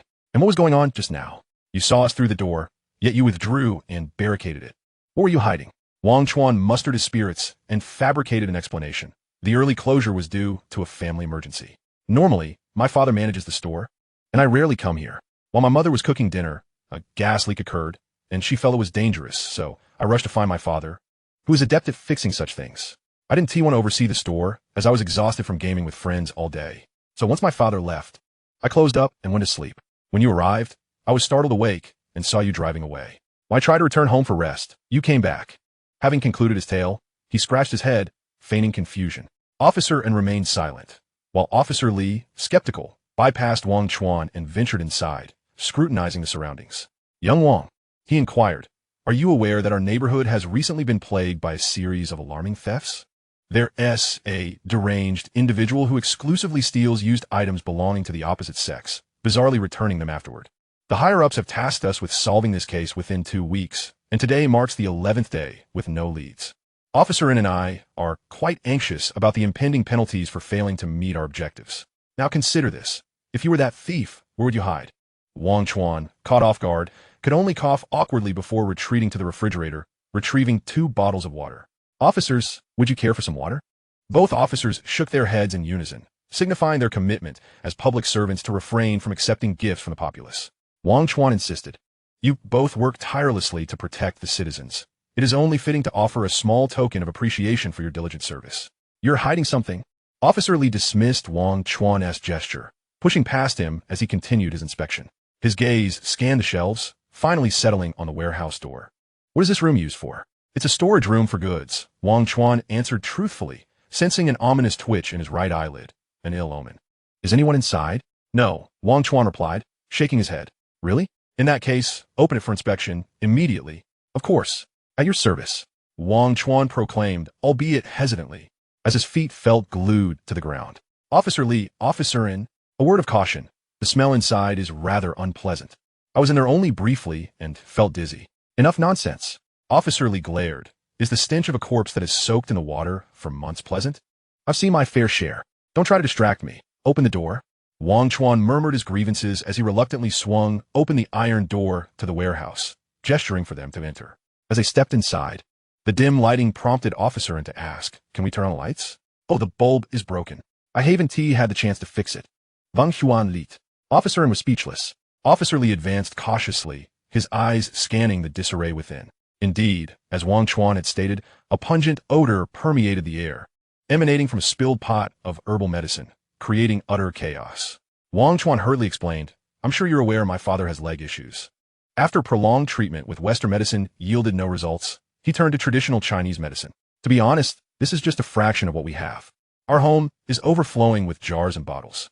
Alas, despite years of herbal remedies, his condition remains unchanged." Brother Wang Officer and suddenly inquired, "I've heard your father's injury was caused by someone else. Why didn't you report to the authorities and opted for a private settlement?" "How would I know?" Wang Chuan grimaced. "That's a matter from the previous generation. My parents forbade me from getting involved, so I never inquired further. After all, I'm still a student, focused on my studies. The grievances of the past are theirs to resolve." With that, he silently cursed the man named Chen Dazhuang once more in his mind. He is the perpetrator responsible for breaking his father's leg. Once, he and his mother, Wu Min, were classmates in high school. He had pursued her, but was consistently rebuffed. Several years after graduation, his mother married his father, Wang Chuan, and they had 2 children, himself and his brother, Wang Chuan, forming a harmonious family of 4. His parents toiled tirelessly in the city. While they were not wealthy, they managed to live comfortably. Chun Xang became a contractor, amassing considerable wealth over the years, earning him the moniker local tycoon among many. The world is vast, and some people, once missed, may never be encountered again in a lifetime. Yet it is also small.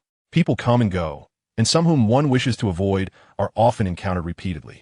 One day, while his mother Wu Min was selling goods at a night market, the portly Chun Xang led a group of construction workers fresh off their shifts to dine and drink at that very place. And thus, they crossed paths. He drunkenly scrutinized the still alluring Wu Min, his former dream lover, and began to regale her with mundane tales from their youth, growing increasingly animated as he spoke. Wu Min, however, paid him no mind, her disdain evident. Unashamed, Chun Xang boasted in front of the onlookers, "Brothers, do you believe that if I desire, I could have any woman in this city, one and all? From young maidens to married women, I can have them all. Why? Because I build skyscrapers and have plenty of money. This woman, Wu Min, is my old flame. Though she may be a bit older, her charm remains." What is the term again? Ah yes, immature beauty, aha. Wu Min, if you agree to join me for a drink at a hotel, I will buy all your trinkets at once. Name your price, and I shall not haggle. You may be doing business, but it's small time. Have you considered joining me in a grander venture? I promise you a life of luxury, enjoying the privileges of a high-class lady. Insulted by his words, Wu Min had no desire to linger in that place. She swiftly packed up her stall and retreated, eager to return home, where warmth awaited. Chun Xang, with bravado, obstructed her path, attempting to accost her.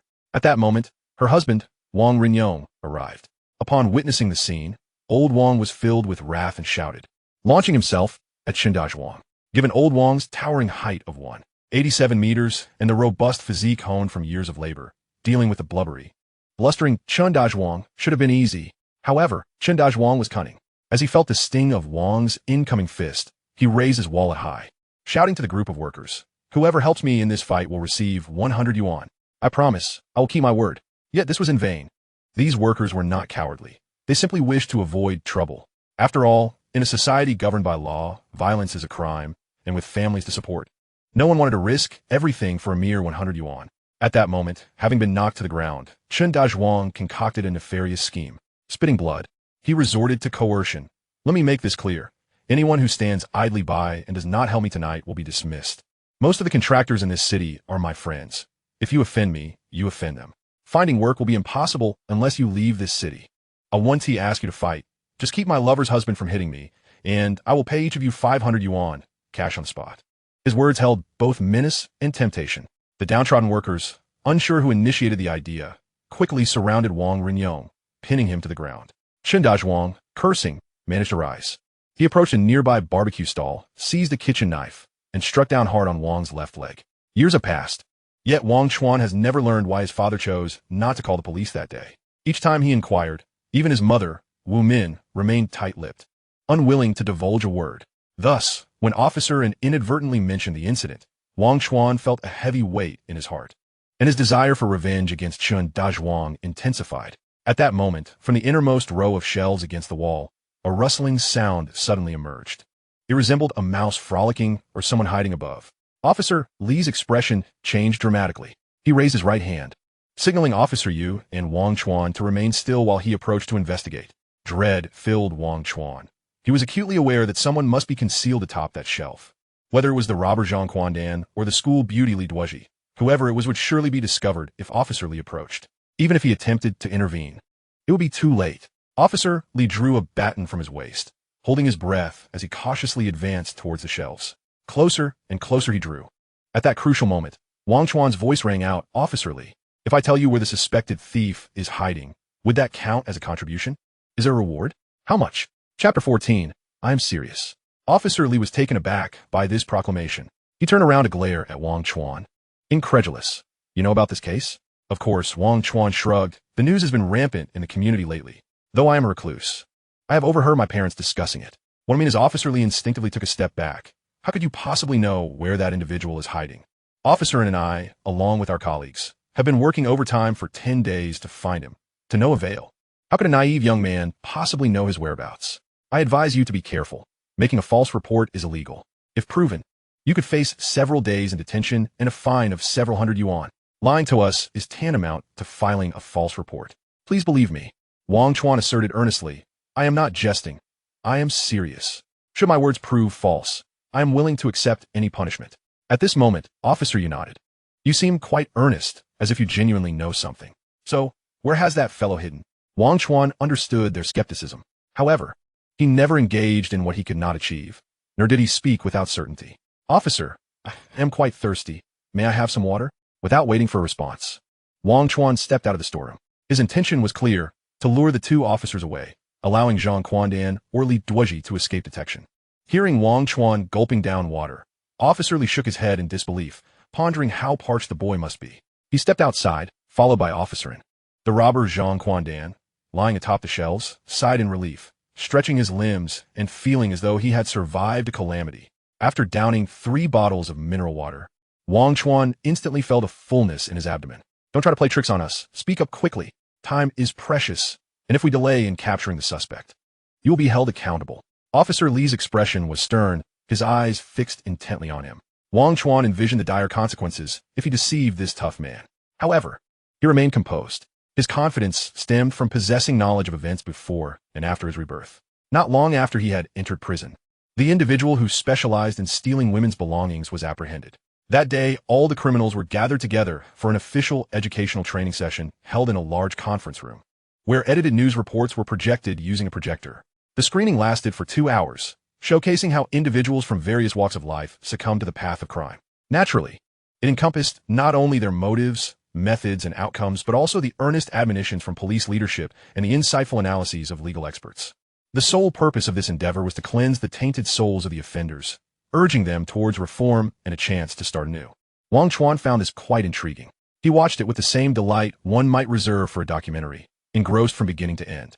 One case featured a suspect who had committed a crime alarmingly close to his residence, making it particularly memorable. When Officer Lee pressed for details, Wang Chuan promptly replied, "Certainly, officer, I shall report to you all that I know with utmost honesty." The story began a month prior. That day, after an exhausting evening study session, I felt overwhelmed and decided to relieve my stress with a jog around the playground. As I passed the girls' dormitory, I inadvertently caught sight of a man's silhouette lurking in the corridor. My curiosity was piqued. The school had a strict policy against male students entering the female dormitories, with expulsion as the penalty for violators. Given that this individual was present, he was most likely a student from our institution, and, judging by his slender frame, the odds are high. What was his intention? Was he meeting a girlfriend, or merely attempting to steal something? If it were a clandestine meeting, he might only face a reprimand, but if it were theft, the consequences would be dire. Not only would he be expelled from campus, but the news would spread, ruining his reputation for life, complicating future educational and employment opportunities. As these thoughts swirled in my mind, my curiosity was ignited, prompting me to abandon my running plan and find a secluded spot to observe.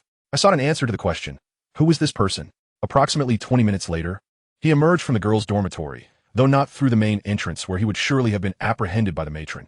Instead, he had climbed out of a window, landing clumsily on the grass below. Fortunately, the ground was soft from recent rain, or he might have injured himself severely. As he staggered towards a nearby streetlight, I finally caught a glimpse of his features. He sported a bowl haircut, black flip-flops, and a yellow short-sleeved shirt adorned with a white paper airplane design, beneath which stood a cartoon figure. Regrettably, I never saw his face directly. Once he had moved on, I stealthily followed him. He was highly vigilant, glancing around intermittently to ensure he was not being tailed, his furtive demeanor betraying his guilty conscience. Initially, I assumed he was a student returning to the boys' dormitory, as campus rules mandated that boarders could only go home on weekends. However, he veered away from that direction, taking several turns until he halted in front of a row of dilapidated bungalows. He glanced around once more before pushing open a door and slipping inside. I understood that those residing there were primarily school workers responsible for maintaining the campus's flora and sanitation, earning meager wages and holding low social status. Most were elderly individuals from rural backgrounds. With intense curiosity, I crept closer to the house, gently parting the glass window to peek inside. The man was seated at a desk, intently rummaging through his belongings. I stood there, frozen, as the scene within was utterly captivating. After a few minutes, he rose and carefully laid out the stolen items on the desk, displaying them as if they were legendary treasures, a smile illuminating his face as he admired them. Then, He engaged in a most peculiar act that infuriated me to the point where I felt compelled to burst in and confront him. Fepter visitoista o yang kiskiviko. What absurd act did he commit? Officer Lee inquired, urging Wang Chuan to refrain from rambling and to focus on the key points. Nodding and understanding, Wang Chuan continued his recollection.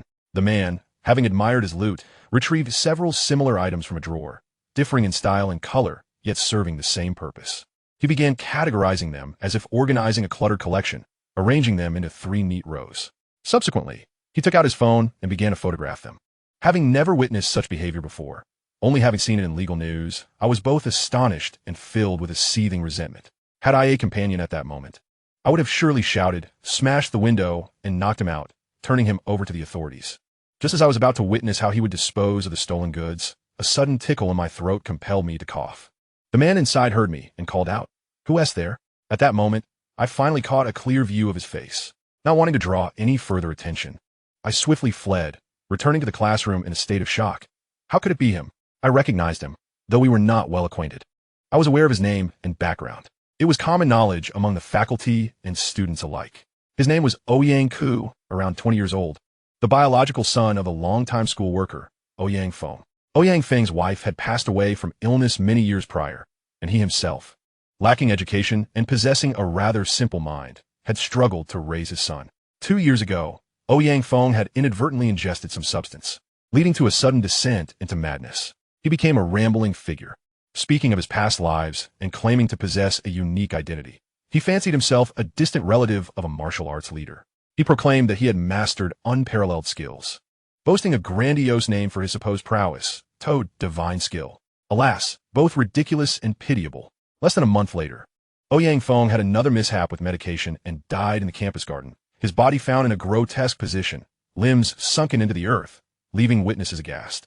His son, Ouyang Ku, was in his first year of high school at the time. With his father's death, he dropped out of school. I had seen Ouyang Ku a few times, but we had never exchanged words. To my knowledge, he was an exceptionally reclusive individual, communicating with almost no one aside from his father. The school authorities, feeling pity for him, attempted to place him in a welfare institution, but he vehemently refused. When questioned, he remained silent, and upon further inquiry, he broke down in tears, his sobs splattering the administrators with his grief. Ultimately, the school leadership conceded to his wishes, rallying the entire student body for a fundraising effort. I contributed 20 yuan at the time. I was unaware of the total amount raised, but it was substantial enough to sustain Ouyang Ku for several years, provided he did not squander it. This incident garnered considerable attention at the time, yet soon faded from public interest, leaving no one to inquire about Ouyang Ku's well-being. I only knew that he did not continue his studies, and I had no knowledge of whether he sought employment elsewhere. He seemed like a discarded item, abandoned in a corner, with his fate left to the whims of destiny. On several occasions, while walking along the campus paths, I crossed paths with Ouyang Ku. He always wore a baseball cap, his head bowed, hurrying by like a gust of wind. Thus, when Ouyang Ku reappeared before me in a completely new guise, my astonishment tripled. I had always believed that his tragic upbringing had molded his quiet and introverted nature. Yet, what had driven him to lose control and ultimately tread the path of crime? Perplexed and unable to make sense of the situation, I resolved to delve deeper and uncover the truth. Thus commenced my surveillance operation. I aimed to ascertain whether Ouyang Ku was merely pilfering within the confines of the school, or if his nefarious reach extended beyond. After shadowing him for 3 consecutive nights, I finally gleaned some insights. One fateful night, clad in a mask and hat, he scaled the school wall and stealthily infiltrated a nearby residential complex, mere streets away from my own abode. At that moment, I thought, goodness, if he were to break into my home, I would undoubtedly catch him red-handed and deliver him, bloodied and battered, to the authorities. I followed him into an apartment building, where he repeatedly attempted to tamper with the locks of various doors, each time with a furtive demeanor. Thankfully, he failed at every turn, his spirits visibly dampened. He removed his mask and spat upon the door of one residence before swiftly retreating to the rooftop. I quietly trailed him. Little did I expect that the rooftop would offer him hope. Not mere hope, but a veritable treasure. Numerous iron frames stood erect, with ropes strung between them, each adorned with drying garments. Amongst the plethora of clothes lay the very items he sought, transforming the rooftop from a mere elevation into a veritable paradise for him. I watched as he furtively glanced around, then produced a black plastic bag from his coat, pouncing upon his targets like a ravenous hawk. In no time, he filled one bag to capacity, slapping his thigh in frustration, presumably regretting not having brought along additional bags. He selected a few more items that pleased him, but refrained from overloading himself to avoid detection. With a reluctant demeanor, he departed from the rooftop, glancing back with every step. I descended a minute ahead of him and retraced his path back to the school. This time, I refrained from lurking outside the window, fully aware of what he would do once inside. In the ensuing days, as I prepared for exams, I ceased my observations of Yang Ko. My reluctance to report him stemmed from two main concerns.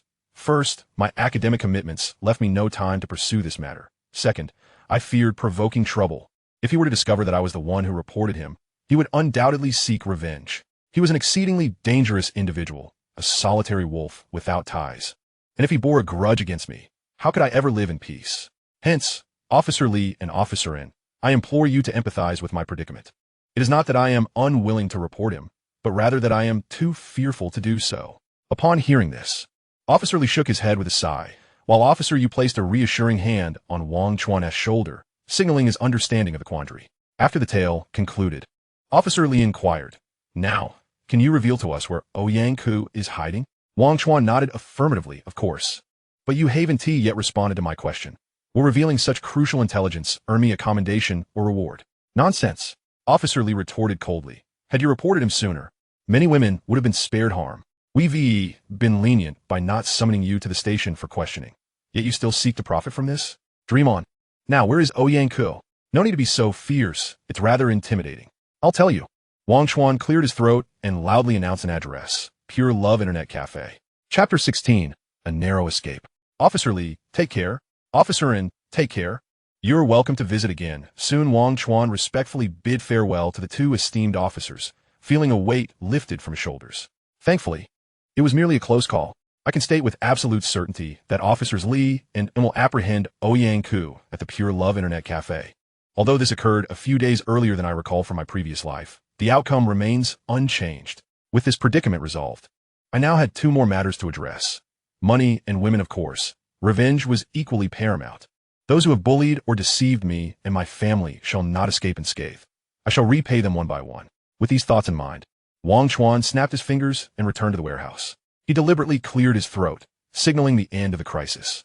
Zhang Quandan, lying atop a shelf, lifted the blanket covering him and jumped down. He then approached a corner, removing the cardboard box that concealed Lee Duoji, who remained bound and gagged. Tears streaming down her face. You were quite clever to hide her in the box while wrapping yourself in a blanket and hiding atop the shelf, Wang Chuan complimented him. But then posed a question. I truly don't understand. You can perform a shrinking bone technique, so why not use it? When Officer Lee was less than 20 centimeters away, do you know how tense I was? If you had slipped up and been caught, I would have been finished. Zhang Quandan chuckled. I suppose I can tell you. This technique of mine requires 3 days of rest to recover after each use. As it is quite taxing on the body, it's not that I wouldn't use it. I'd already employed it when dealing with you, so please understand. Suddenly, his expression shifted. I'm leaving. Tomorrow night at 10 p.m. I'll be waiting for you under Daeong Bridge. Remember to bring 100,000 yuan. It's a deal. Wang Chuan replied. After sending Zhang Quandan off, Wang Chuan approached Lee Duoji with a calm demeanor and unhurriedly untied her. Once freed, she squatted on the ground as if bearing the weight of the world, sobbing uncontrollably. Wang Chuan wrapped his arms around himself, remaining silent. He neither apologized nor explained, instead watching her with a smile, as one might observe a small, white rabbit in a zoo. After half an hour of tears, Lee Duoji seemed to run dry. She stood up and began to pummel Wang Chuan with her small fists. You scoundrel! You bastard! You wretch! My life is already so miserable. Why must you torment me? After hurting me, you want to even utter an apology. Have I stolen from you? Or desecrated your ancestors? Why do you harbor such malice towards me? You did this on purpose. I admit, I did steal from your family at a supermarket, but it was hardly worth much. If you report me, you've unlawfully detained me for over an hour, which is a crime that warrants imprisonment. Wang Chuan, upon hearing this, chuckled coldly. Then why didn't you report it? When those two officers searched the warehouse, a simple twist of your body would have revealed your presence. You would have been rescued, and I would have been apprehended. A win-win situation, wouldn't you agree? Lee Duoji paused, stammering. You could accuse me of kidnapping or extortion, but you wouldn't dare. Wang Chuan dissected her psyche. You know very well that being bound for an hour is quite uncomfortable, but a few days of recovery would suffice. Owing 2 million yuan, you could eventually find a decent job or marry a wealthy husband and work hard to repay it. However, if the police take me away, the ensuing complications would only multiply. In essence, you fear my retribution, which is why you choose to endure in silence. Ask yourself, would I seek retribution against a girl? Yes. Regardless of status, if you do not offend me, I shall not offend you. But if you do, I will repay you tenfold. Upon hearing this, Lee Duaji began to weep anew, moving towards the exit. Wang Chuan, you've changed. You've grown stronger, yet also more wicked. I will repay the money I owe you slowly. Please do not disrupt my life. Wait, Wang Chuan called after her. Are you truly leaving just like that? Wouldn't that render my efforts in vain? I refuse to accept this. Lee Duozhi turned back, a look of astonishment on her face. You came here and effortlessly earned 2 million yuan. What more do you desire? Do you wish for my utter destruction to feel satisfied? Not to that extent. Wang Chuan mused. Are you familiar with wishing wells? Many tourist spots have them. You simply face it, articulate a wish, and toss in a coin, and the deity will grant your wish. Lee Duozhi rolled her eyes. You are far too naive. That thing is nothing but a sham, a ruse to deceive children. Many of those coins have been pocketed by those with ulterior motives. What are you asking this for? Do you expect me to accompany you to make a wish? Such fanciful delusion. Wang Chuan chuckled lightly. I have no interest in travel. Climbing mountains is too exhausting. What I mean is, you should be my wishing well. I will make a wish, and you shall fulfill it. Are you out of your mind? Lee Duoshi was both amused and exasperated, her ample bosom shaking with laughter. What can I possibly do to help you realize your wishes? Wang Duo smirked. Don't underestimate yourself. You're quite capable and can help me fulfill numerous wishes. For instance, never mind. Let me be straightforward. We shall strike a deal. You help me realize one wish, and I'll give you 1,000 yuan. I assent to the bargain. Of course. I don't have cash on hand, so the money will be deducted from your debt. That means if you help me fulfill 2,000 wishes, our debt dispute will be settled in one fell swoop. Do you comprehend my meaning? I understand, Lee Duo said, conflicted. 2,000 times? When in the monkey year and horse month will that be repaid? Besides, how am I to fulfill your wishes? I am utterly inept. No, you are capable. Wang Chuan insisted. Lee Duo grew impatient. I'm completely bewildered. Stop with the riddles. What do you truly want? It's simple, Wang Chuan replied. Now, I shall make my first wish. I have a friend, destitute and afflicted with a grave illness, his hair fallen out, unable to care for himself, lying in my home. He is hungry now, and I lack the time to tend to him. Could you assist me in feeding him? Lee Duo was taken aback. What friend? Feed him what? Wang Chuan gestured, illustrating his point. If my friend is satiated, then your debt of 200,000 will be directly reduced by 1,000. If he is still hungry and desires another meal, and you wish to earn another 1,000, you must continue to feed him. Lee Duo understood. Her brows knitted, cheeks flushed, initially intending to refuse outright. Her subconscious felt that this transaction was negotiable. After a prolonged internal struggle, Lee Duo summoned her courage and said, I agree to help you care for your friend, but the price must double. Feeding him will cost 2,000 yuan. Wang Chuan, unable to contain his eagerness, thought 1,000 times was still 1,000 times, and nodded immediately. Deal. Chapter 17. The Top Stream and the Internet Celebrity.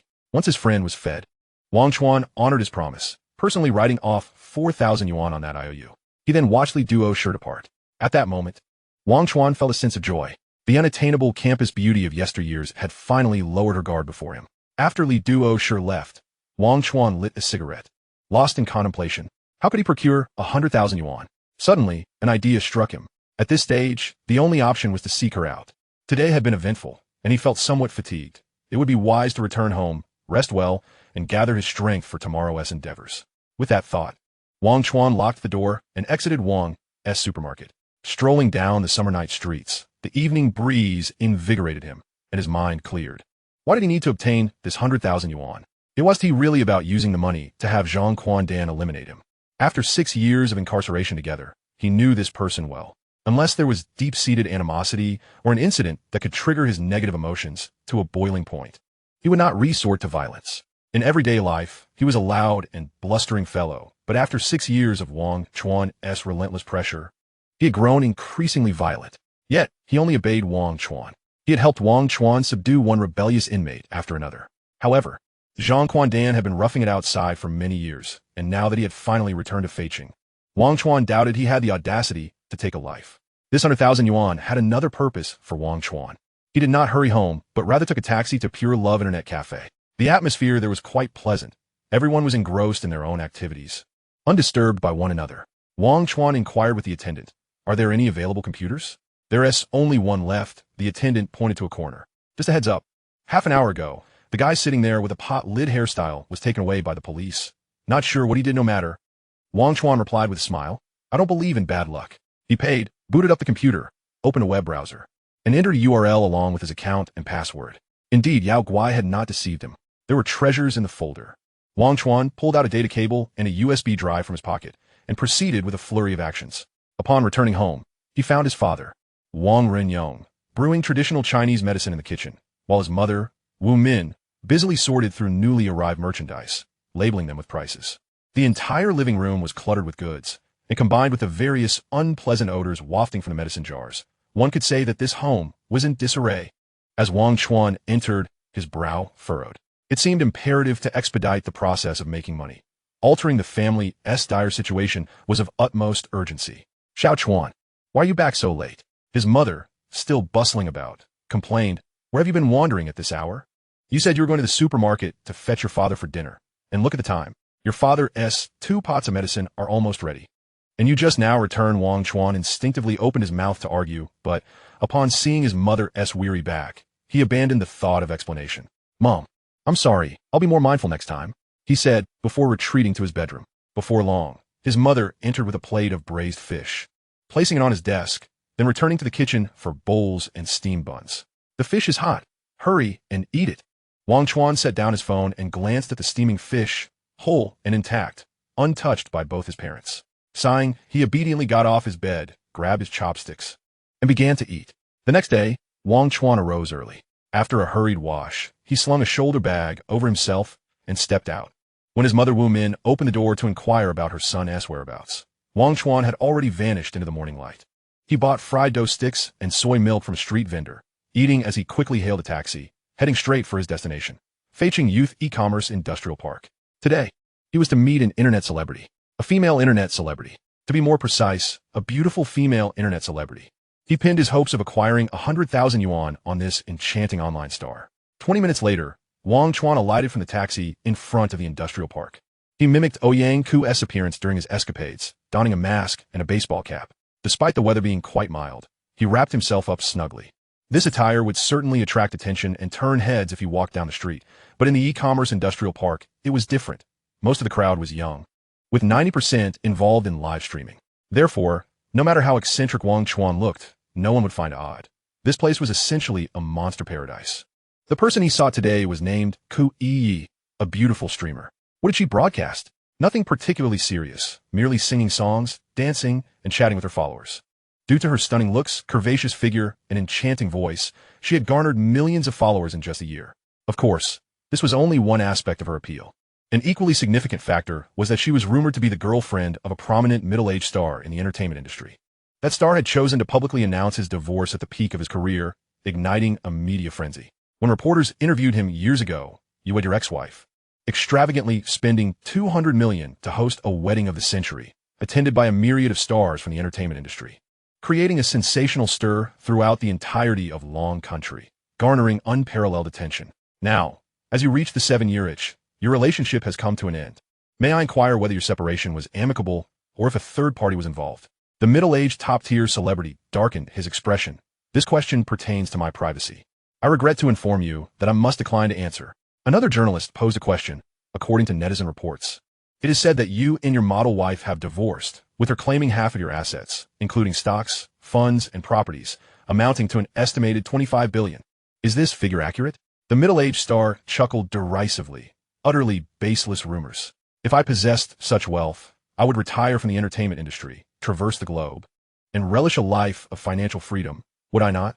Being a star is exhausting, devoid of holidays. The arduous work is one aspect. Yet I constantly face an onslaught of malicious gossip. Look at me, I have slimmed down significantly for a role, yet some still accuse me of being greasy. Where's the justice in that? A third reporter inquired. Regarding the unceremonious end of this marriage, do you have any words for yourself or your fans and friends? The middle-aged celebrity spoke gravely. I have loved, and I do not regret. Furthermore, I am utterly fatigued. I may need to pause my work and take some time to recuperate. I shall not easily fall in love again. The day after the interview, paparazzi captured this top-tier gentleman in an underground parking garage, surreptitiously photographing him with a young beauty, their luxury vehicle ablaze with passion. This new flame is none other than Ku Yi. Chapter 18, E-Commerce Industrial Park. Wang Chuan entered the e-commerce industrial park, pausing before an office building. He approached a middle-aged security guard to inquire. "Excuse me, sir, is there AE studio located here? You're looking for that super internet celebrity, aren't you?" The guard, sipping tea, remained unperturbed. Recently, she has gained immense popularity online, attracting waves of fans and media, which can be rather bothersome. Wang Chuan understandingly produced a pack of Yushi cigarettes and discreetly slipped it into the guard's pocket. "Please enjoy. Young man, you know how to handle matters." The guard set his teacup down and pointed toward the elevator. 606. "Thank you. I apologize for the disturbance." Wang Chuan swiftly entered the elevator, pressing the button for the 6th floor. Ding! The elevator halted, the doors opened, and Wang Chuan strode out confidently. Room 606 was at the end of the corridor. Wang Chuan noticed a sign hanging on the door, EE Studio, but he was uncertain if Ku Yi was present that day. The door was ajar, allowing him a glimpse of the modest space where a few young individuals clad in various attires busily engaged in their tasks. "Who are you? Who are you looking for?" A man in a tailored suit with gold-rimmed glasses emerged, adopting a posture of resistance toward the unexpected visitor. "Oh, I'm looking for Sister Yi. I'm one of her devoted fans and would love to take a photo and get a TO signed, if possible." Wang Chuan fabricated a lie. However, his appearance indeed matched that of the naive, daydreaming young students who comprise her loyal fanbase. "That's feasible," the bespectacled man retorted curtly. "Though Sister Ku is usually very accommodating to her fans, you've come too early. She won't start her live stream until 6 o'clock tonight. Even if you wait until then, you may not get to see her. Her live stream schedule has changed to Mondays, Wednesdays, and Fridays, with breaks on Tuesdays, Thursdays, and Saturdays. Today is Saturday, so safe travels. No need for goodbyes." Wang Chuan responded with an "oh," feeling somewhat disheartened. Just as the bespectacled man turned to leave, he abruptly asked, "Do you have Sister Yi's WeChat? Could you share with me? I assure you, I have other matters to discuss with her." "Ridiculous."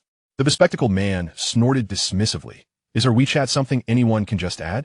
She may cherish her fans, but she doesn't flirt or sleep with them." Wang Chuan thought to himself, "Not necessarily." "My friend," Wang Chuan said, filled with provocation, "you look well dressed. Do you have her contact information? How dare you speak so crudely?" The bespectacled man replied, indignant, "I am a cultured individual. Do not force my hand. I am one of Sister Ku's assistants. Of course I have her WeChat. Spare me your chatter and go find somewhere cooler to linger." Wang Chuan, unfazed, proposed, "Dare you take a bet? Right now, send a message to Ku Yi, stating that a man named Yao Guai is seeking her. Yao as in Yu-Yo's Yao, and Guai as in monster. If she replies within 10 seconds, I win. If it exceeds 10 seconds, you win. This is the wager." Wang Chuan raised his left hand, clutching a 100 yuan bill. "Interesting," the bespectacled man remarked, eyeing Wang Chuan skeptically. After a moment's hesitation, he retrieved his phone, opened WeChat, and searched through his contacts, sending a voice message. "Sister Ku, I apologize for the interruption. A gentleman named Yao Guai is here at the studio seeking you regarding some matters." Having worked alongside Ku Yi for nearly a year, the bespectacled man had gleaned some understanding of his unpredictable boss.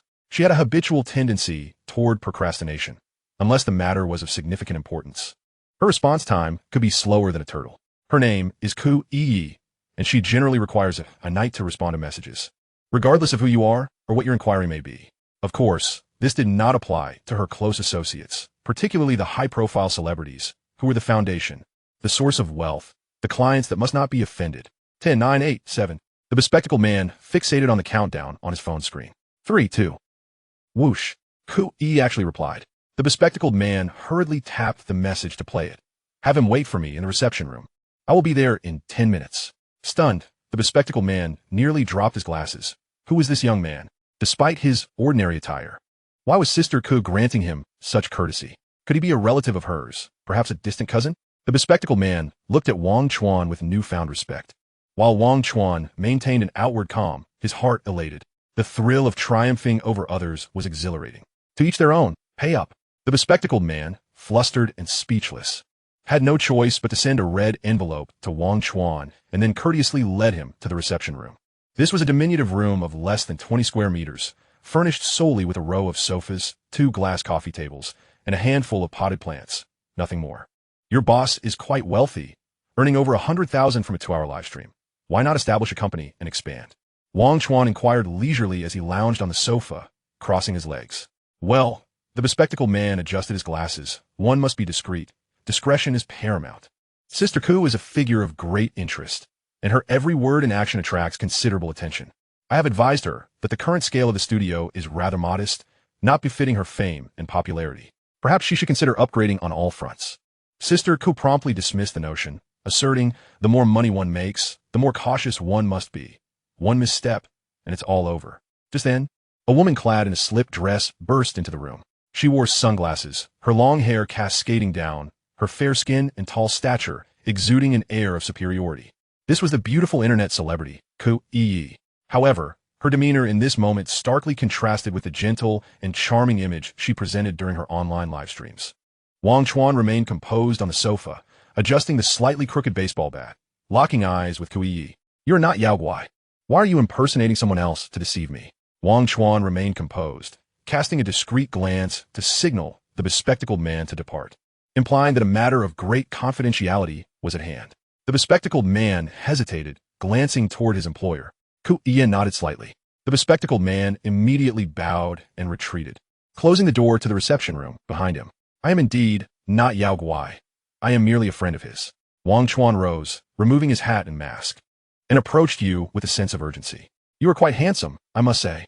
Ku Yi circled around him, noting his tall, slender frame, robust musculature, and striking features. He embodied the type of man I am drawn to. "Speak. What is your relationship with Yao Guai? What business do you have with me?" "Listen carefully." Wang Chuan elucidated the matter. 3 months prior, an entertainment news story ignited a frenzy on the internet. The renowned actor, the prestigious leading man of the domestic entertainment industry, Ming Xiaowang, had divorced. A day later, another report shocked everyone. In a whirlwind romance, Ming Xiaowang had found a new love. He claimed that his relationship with his model wife had soured, necessitating a period of solitude to mend his emotional wounds. Yet within 24 hours, he was seen in a car engaging in flirtation with a beautiful young woman. From that day forth, your name, Kuzai, became a trending topic. You certainly gained notoriety. Although Ming Xiaowang has not officially disclosed your relationship, it is widely understood that you are the rumored girlfriend who has captivated him. To be frank, among the entire entertainment circle, Ming Xiaowang can be considered relatively devoted, judging by the plethora of designer luxury items you have showcased. It is evident that he loves and indulges you, willingly spending lavishly on you. But how do you reciprocate? You present a facade of sincerity while cunningly devising schemes to deceive him for his wealth. I possess evidence indicating that you have swindled Ming Xiaowang out of no less than 20 million yuan. Chapter 19. Fraud of 20 million. So, what do you intend to do? Ku Yi removed her sunglasses, revealing a pair of enchanting peach blossom eyes that sparkled with myriad emotions. I have encountered many individuals of your ilk. The entertainment industry is rife with all manner of characters, and many thrive by manipulating and deceiving others with their silver tongues. While loath, most are people like you. At such a young age, you engage in slander and gossip instead of pursuing worthwhile endeavors. I admit that I am in a romantic relationship with Mr. Ming Xiaowang, and we are indeed in the throes of passion. I adore him, and he reciprocates my feelings, presenting me with gifts of both practical and extravagant nature.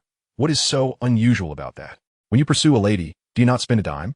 Your intentions are transparent to me. You dare come to my studio, maligning me as a gold digger, exploiting Ming Xiaowang for money and affection. Are you not afraid I might summon security to expel you? And you brazenly assert that I defrauded him of 20 million. What utter nonsense. Why not claim it was 200 million? Were it not for your somewhat agreeable appearance, I would have already called security to throw you out. I now grant you an opportunity to apologize, beg for my forgiveness, and depart from my domain. Upon finishing her statement, Ku Yi crossed her arms and tilted her chin, anticipating Wang Chuan to bow his head in apology. Wang Chuan chuckled. "Sister, you certainly have a fiery temper. Given that I dared to engage you in conversation and have mentioned Yao Guai's name, you must realize that I come prepared. Let's speak plainly. I am here on behalf of a friend to collect a debt. You owe Yao Guai money, and today you must repay every last cent. Otherwise, do not blame me for my rudeness. Should I expose your deceit to the public, not only will Mr. Ming Xiaowang's reputation suffer, but your public image, Miss Ku, will collapse overnight. If the fans of Master Huang turn against you and entrust this matter to lawyers, you shall face an unending night of despair. Let me remind you, according to the laws of the Dragon Kingdom, any amount exceeding 3,000 yuan constitutes fraud, warranting criminal responsibility. An amount of 500,000 yuan falls under the category of particularly large sums, with sentencing exceeding 10 years. Do the math for yourself. What do you think the consequences of 20 million yuan will be? Upon hearing the name Yao Guai and Wang Chuan's legal admonition, Ku Yi's cheeks visibly quivered, the fierce glint in her eyes gradually fading. How do you know Yao Guai? You appear to be a university student, yet how could you possibly have encountered Yao Guai, who is currently serving time in prison? I find it utterly perplexing. Ha ha! Wang Chuan laughed heartily. Do not concern yourself with that.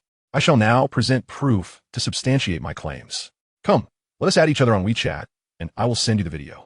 Once you view it, all mysteries will be unraveled. Amidst a whirlwind of astonishment and anxiety, Ku Yi and Wang Chuan exchanged friend requests. The video, perhaps due to its substantial size, took considerable time to load before finally playing. After merely a minute of viewing, Ku Yi's countenance shifted dramatically. By the time she held her breath to finish watching the entire video, a quarter of an hour had elapsed. Undoubtedly, this was footage secretly captured by that scoundrel Yao Guai. The once vibrant internet celebrity now appeared pallid. Her radiance and luster from when she first entered the reception room utterly vanished. She gritted her teeth in indignation. This wretch is truly despicable. I thought he had deleted all the incriminating evidence against me. Little did I know he had retained some. Tell me, what are your demands? As long as you delete the materials in your possession, I will do my best to accommodate you. Quite simple. Wang Chuan chuckled. How much did Yao Guai demand from you initially? 2 million. Ku Yi replied. Then it shall be 2 million. My friend is currently indisposed, and I shall collect this sum on his behalf. Wang Chuan fixed his gaze upon her captivating eyes.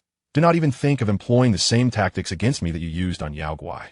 We are not of the same ilk, and I am neither as naive nor foolish as he is. Before his incarceration, Yao Guai had worked as a reporter for a newspaper for 5 years. Following the onset of the online storm, numerous small-scale, underfunded print media outlets faced severe repercussions. Some were restructured while others collapsed, creating a tumultuous environment rife with fear and uncertainty. The publication that employed Yao Guai was also teetering on the brink of collapse, having failed to issue salaries for the last 3 months of his tenure. Though he had yet to establish a family, he possessed an indomitable spirit, often speaking words of encouragement to himself in the mirror during sleepless nights. Confidence shall guide me for 200 years.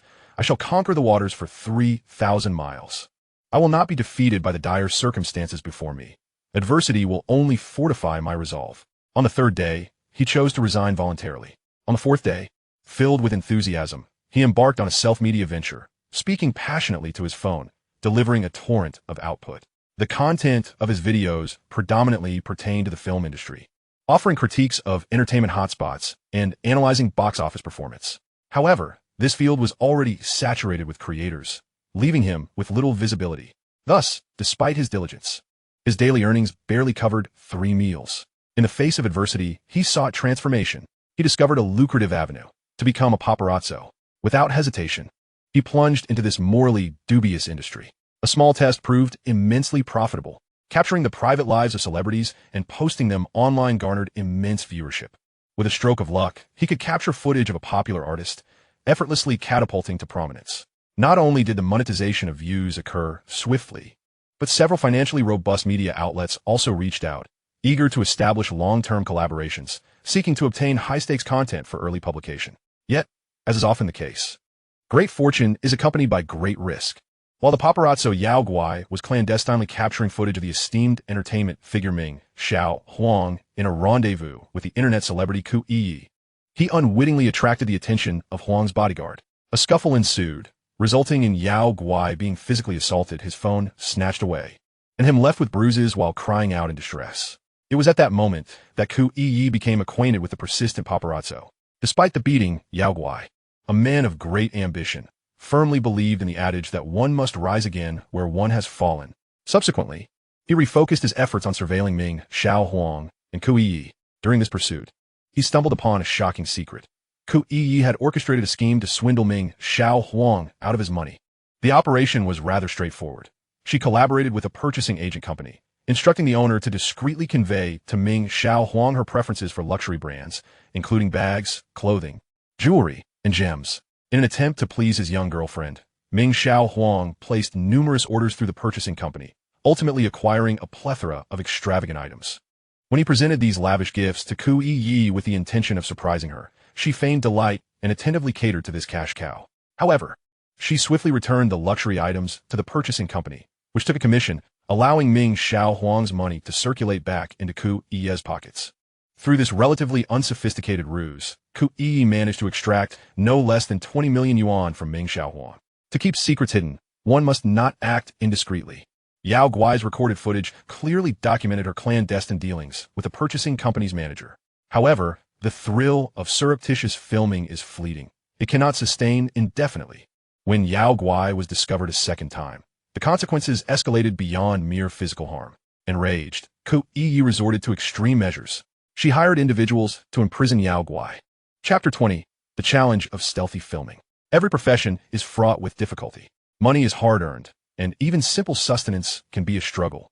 If one has any legitimate means of income, who would willingly choose the path of a paparazzo? Not only is it a path laden with infamy, but it also carries the constant risk of being metaphorically knifed by the very subjects one pursues. Such acts of violence are not typically executed by the stars themselves. They're surrounded by a legion of aides, bodyguards, assistants, agents, and various obscure forces. Yao Guai was confined in a dark, damp basement filled with cockroaches and moths for a grueling 7 days. This ordeal was orchestrated by Ku Yi, unbeknownst to Ming Xiaohuang. Her intention was clear: to extract every secret from Yao Guai. 2 young men were tasked with guarding him. Ku Yi had 2 stipulations. First, no fatalities. Second, unless all materials were surrendered, he would not be released. The so-called materials referred to the footage he had captured. She posited that Yao Guai, a habitual offender, had been tailing her for several months and must possess a wealth of undisclosed content. The footage on his camera represented merely a fraction of what he had. Initially, Yao Guai had focused on discreetly filming her encounters with Ming Xiaohuang, dining, shopping, watching movies, drawing curtains, and the sudden vibrations of a car. Eventually, he solely tracked Ku Yi, as Ming Xiaohuang's fame and numerous aides made it exceedingly challenging to capture him. Often, he would lose sight of him during the chase. In contrast, Ku Yi, being merely an internet celebrity who preferred to be out and about, provided Yao Guai ample opportunities for surreptitious filming. This seemingly serene, yet internally tumultuous woman was acutely aware of the many clandestine activities she had engaged in. She was well aware that what Yao Guai divulged after his capture was a mere fraction of the truth. During the 7 days of confinement, Yao Guai underwent relentless torment. Although he was provided with meals, they consisted of the leftovers from the 2 young men. They refrained from physically assaulting him. Instead, they employed a straightforward yet effective method of torture: sleep deprivation, also known as fatigue interrogation. Each time he managed to doze off for a mere 3 minutes, he was abruptly awakened and subjected to continuous questioning for 24 hours, all while being tightly bound to a pillar.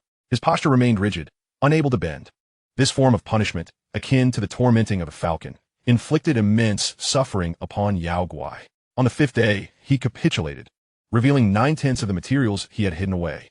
He had registered 5 private accounts on a short video platform, where he had uploaded a wealth of content related to Ku Yi, all set to private visibility. The remaining 1/10 was stored in a cloud drive, which Wang Chuan later discovered in the Pure Love Internet Cafe. Wang Chuan gazed at Ku Yi, his pupils darkening. Not only did you deceive Mr. Ming Xiaohuang, but you also harmed Yao Guai. You were exceedingly adept at setting traps. After Yao Guai's 7-day confinement, you presumed he had divulged enough. Further torment would render him useless. So you opted to release him. After some time, Yao Guai, like an indomitable cockroach, made a triumphant return. He presented you with the materials I am sharing with you today and used them as leverage to demand 2 million yuan. Your astonishment at the time mirrored your disbelief today, as you found it incredulous that Yao Guai still possessed additional content. You endured 2 sleepless nights contemplating a brilliant scheme. If successful, while it may not guarantee everlasting peace, it would at least ensure a decade of security. You emulated the infamous actor Wu Xiaobu's tactic of imprisoning a lover and ensnared Yao Guai in a trap. When Yao Guai reached out to you again, seeking 2 million yuan as a hush fee, you switched your demeanor and readily agreed, transferring the entire sum to his account within a week. You preserved the records of your conversations with Yao Guai, including chat logs and transaction details, and subsequently reported him to the authorities under the pretext of exposing private information and extortion. Eventually, Yao Guai was convicted of extortion and sentenced to 12 years in prison. This maneuver granted you a resounding victory. Ku Yi, not only did you incarcerate your adversary, but you also reclaimed the 2 million yuan and secured an additional 50,000 yuan in fines. You generously distributed the fine among your studio's employees as a bonus. However, as the adage goes, even the wisest can overlook a detail. You never anticipated that, Although Yao Guai remained incarcerated, the evidence of your deception against Mr. Ming Xiao Huang had fallen into my hands. Haha. The intricacies of life are indeed remarkable. Many occurrences can unexpectedly elude our defenses. Wang Chuan, of course, would not disclose to Kui Yi that he had risen again after serving 9 years in prison. And Yao Guai was one of the subordinates he had befriended during his time behind bars. As Wang Chuan listened to his tale, he was both astonished and incredulous, questioning how one could be so shameless, particularly a woman. This anger stemmed from a place of loyalty. He had long been a devoted fan of Ming Xiao Huang, having cherished his roles in various television dramas, such as The Sweating Prince and The Divine Fishing Heroine, during his childhood. As Ming Xiao Huang's stardom soared, he transitioned into the film industry, starring in acclaimed films like Dragon Country's Partner, The Great Tang's Monk and the Grass Gutter, and The Fierce Horse Hero, earning numerous Best Actor accolades. He had claimed every mainstream and niche award in Dragon Country. Therefore, Wang Chuan's ire was not solely directed at Kui Yi for her betrayal of Yao Guai, who was far from innocent and had gotten himself into trouble due to his greed. As a renowned comedian once stated after instructing his apprentice to violently beat a reporter, shooting without being assaulted has always been a challenging endeavor. Even if he were killed in the process, it would be his own doing. Wang Chuan's true indignation arose from the fact that Kui Yi should not have deceived his idol, Ming Xiao Huang. From the various pieces of information that have surfaced online, it appears that Huang is essentially a kind-hearted individual at his core. Despite his tumultuous romantic journey, he seems to treat everyone around him with genuine kindness. His enthusiasm and kindness, along with his generous and magnanimous nature, are widely acknowledged. Wang Chuan pondered that if he were not in dire need of funds to extricate himself from his precarious situation, he would have certainly divulged Kui Yimin's money laundering scheme to Ming Xiao Huang. In prison, Yao Guai willingly disclosed his last remaining cloud storage account and password to the prison overlord, Wang Chuan. Brother Chuan, your sentence is shorter than mine. You will definitely be released before me. With this, I have a guarantee to keep Kui Yi in check. However, caution is paramount. Do not tread the same path I did, for that woman is not to be trifled with. Brother Chuan, you must avenge me. Brother Chuan, please allow me to bow to you. As Wang Chuan, filled with curiosity, sat in Pure Love Internet Cafe, he was riveted while viewing those clandestine videos. In addition to defrauding the top-tier male actor Ming Xiao Huang of 20 million yuan, Kui Yi harbored a secret that was captured on film. Wang Chuan was left dumbfounded. As if struck by lightning, he witnessed a video segment where, in Ming Xiao Huang's garage, two identical Kui Yi figures appeared simultaneously, two women who looked exactly alike. Chapter 21, Brothers. Brother, what is your name? Kui Yi scrutinized Wang Chuan for a long while, then suddenly burst into laughter, extending a hand. You are quite an interesting person. I would like to get to know you and befriend you. My surname is Jean, given name Chang, and my nickname is the Unwavering Weeble from Feiqing. Wang Chuan also extended his hand and shook hers. Jean undaunted? Kui Yi mused aloud. Suddenly struck by a thought, she chided, Are you jesting with me? I genuinely wish to befriend you. Is it necessary for you to concoct a fib to deceive me? My sincerest apologies. Wang Chuan replied with a slight smile. I cannot disclose my real name just yet. What if you trace it back to my home and set it ablaze? You are indeed cunning. Kui Yi huffed. I can agree to your terms, but I currently cannot produce 2 million. How about giving me a month to prepare? How amusing, Wang Chuan retorted. You are such a prominent internet celebrity. During each live broadcast, numerous wealthy patrons shower you with gifts. Surely you earn tens of thousands in a single night. Furthermore, the money you acquired from Mr. Ming Xiao Huang with a mere swipe is enough for an ordinary person to work a lifetime. It must be stated, the 2 million is not for me. It is what you owe Yao Guai. He has been wronged by you and is to serve 12 years in prison. That amounts to less than 170,000 a year. I feel quite distressed for my friend. After a lengthy contemplation, Kui Yi slowly replied, All right, I can transfer this sum to you immediately, but how can you guarantee that the items you provide me are not backed up? I have been duped by that paparazzo Yao Guai once before. I will not fall for it again. Shall I write you a letter of guarantee? Wang Chuan replied earnestly. In black and white, signed and sealed. You won't even reveal your real name. What is the point of signing anything? The Unwavering Weeble? Kui Yi chuckled. I was just teasing you. I do not require any guarantees from you, as they would be of no use. In fact, in Feiqing, no one dares to provoke me. Those who have tried have met with dire fates. Feel free to test it. Pointing at Wang Chuan, she declared, Let us be forthright. Send me your account number. I will transfer the money to you. Upon hearing this, Wang Chuan restrained his excitement and promptly sent her his bank account number. A minute later, he received a text message confirming the funds had been transferred. He quickly checked his balance. Indeed, there were 6 zeros following the 2. Wang Chuan's heart finally settled. Miss Ku, you are a person of your word. As he spoke, he tapped a few times on the screen and then showed it to Ku Ye. The folder has been entirely cleared. To be candid with you, Ku Ye approached Wang Chuan, leaning close to his ear with a teasing tone. When it comes to requesting money, why did you succeed with me, while Yao Guai ended up in prison? The answer is quite simple. Because you are far more handsome. Turning to gaze into Wang Chuan's eyes, the distance between them was less than 10 centimeters. At a height of 165 meters, she could easily reach his nose.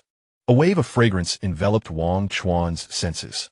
He felt a pang of hunger, recalling that for breakfast today, he had only had fried dough sticks and soy milk, while his true favorite food remained.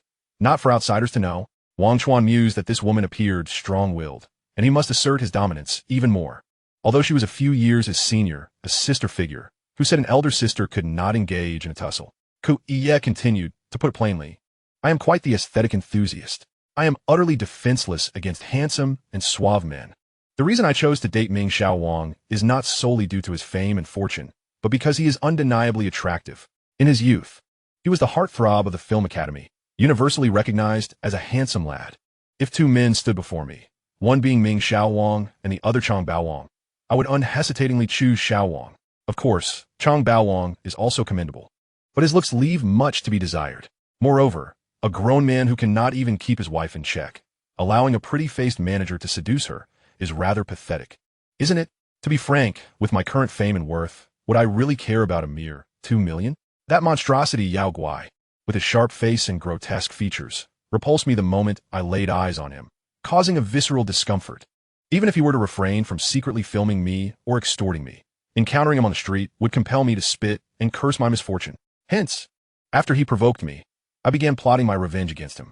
My plan is that once he serves his 12-year sentence, I will find a way to ensure he spends another 12 years behind bars. I intend to keep him imprisoned for life until he regrets crossing me, even in the netherworld. However, you, Brother Wang Chuan, are different. Young, handsome, intelligent. You are precisely the type of boy I adore. Would you be interested in forming a friendship? I cannot let this 2 million go to waste. It must create some ripples. Upon hearing this, Wang Chuan could no longer feign ignorance regarding Ku Ye's intentions. He shifted his body forward. Ku Ye stumbled back, nearly toppling over. But Wang Chuan swiftly extended his arm to catch her and steady her. Then, with a furrowed brow, he remarked, Sister, do you not find it rather noisy outside? I am someone who appreciates tranquility. That makes sense. Follow me. Ku Ye adjusted herself and opened the door, striding out with undeniable charm. In her office, there were lounge chairs and sofas. Brother, where would you like to sit? Ku Ye asked with casual confidence. I suggest the sofa, but upon reflection, perhaps the chair is better for your back. What do you think? Wang Chuan was taken aback, realizing he had underestimated her. Weighing his options, he replied, It depends on the situation. Thank you for the opportunity. I shall not hesitate to plunge into the depths of difficulty. Ku Ye scoffed lightly, then picked up her phone and sent a message in the work group. Urgent notice. Everyone is to leave work immediately. Attend to your own affairs. This does not count as time off, nor will wages be deducted. Immediate execution. Those who do not comply will face the consequences. Soon, cheers erupted from outside the office. In less than a minute, employees dispersed in a hurry, leaving only one bespectacled assistant loitering outside the door. Why are you still here? Ku Ye asked, visibly displeased. The bespectacled assistant whispered, Sister Ku, did you encounter some trouble? This fellow does not come with good intentions. Initially, he claimed to be your fan, a premium supporter, who came for a photo and autograph. Later, he wagered with me that if he sent you a message about someone named Yao Guai looking for you, you would respond instantly. He won, and here you are. You and the others conversed for an extensive duration in the reception room, and upon your emergence, I noticed a pallor upon your countenance. Kujia. What transpired? This matter does not concern you. Let's conclude our work for the day. Kujia wished to disregard him. The bespectacled man persisted. Kujia, one must remain vigilant. Would you like me to expel this fellow? Enough of your prattle. Be gone. Kujia erupted, akin to a tiger ready to pounce, sending the bespectacled man scurrying away in fright. At last, tranquility returned. Wang Chuan gazed into Ku Ye's eyes. You desire to hear a commotion, do you not? Chapter 22, Joyful Occasions. At noon, Wang Chuan departed from Ku Ye's office, taking the elevator down to the ground floor and exiting the e-commerce industrial park. The recently concluded altercation still lingered with a tinge of regret. Ku Ye had showcased her myriad skills, exuding a regal aura, while Wang Chuan found himself somewhat restrained. The thought of his idol, Ming Xiao Wang, filled him with apprehension. He could scarcely fathom how she might react if one day the truth came to light, whether she would greet it with an indifferent smile or with wrathful retribution. Nevertheless, having been reborn, Wang Chuan clung steadfastly to the philosophy of living in the moment. Today's matters must be resolved today. Tomorrow brings an abundance of tomorrows. Life's unpredictability demands that one focus on the present. As for regrets, they can wait until tomorrow. He lifted his gaze to the sky, where the sun blazed fiercely. The heat was palpable. Lunchtime had arrived. At this moment, he was a different person compared to the morning. He had transformed into a millionaire. Although the means by which this wealth had been acquired were somewhat dubious, both he and the internet celebrity had entered this arrangement willingly, without coercion. Joyous occasions invigorate the spirit. Wang Chuan reminded himself to remain composed. He understood that the wealthier one became, the more one must maintain a low profile. The richer one was, the less apparent it should be to others. In this society, darkness lurks and human nature is intricate. Yet, as he strolled down the street, a subtle smile of satisfaction crept upon Wang Chuan's lips. After much contemplation, he made a decision. Instead of heading directly home, he hailed a taxi to his alma mater to seek out Lee Duaji. He was keen to discern how Lee Duaji was faring at this moment. Was she still as aloof as before, or would she shyly avert her gaze upon seeing him? The doorman was well acquainted with Wang Chuan, for he had a habit of lingering after school, preferring to engage in a few games of chess with the elderly guardian rather than rushing to dinner. Though Wang Chuan's academic performance might have been lacking, he possessed an extraordinary talent for chess, having never encountered an opponent who could best him in feiching. Some fellow chess enthusiasts had suggested he participate in competitions, but he had declined without a second thought, haughtily asserting that for him, chess was an art form for developing intellect and cultivating character, not a battleground for life and death. To compete would be to desecrate the art and betray his own principles. Of course, this had been Wang Chuan's perspective in his past life. Having been given a second chance, he resolved not to be so proud and aloof. Accumulating wealth was paramount. Competitions were just that, competitions. If there were prizes to be won, why not embrace the challenge? Yes, once he entered university, he would certainly reignite his passion for chess, actively participating in various tournaments, as it would be a shame to squander his gift.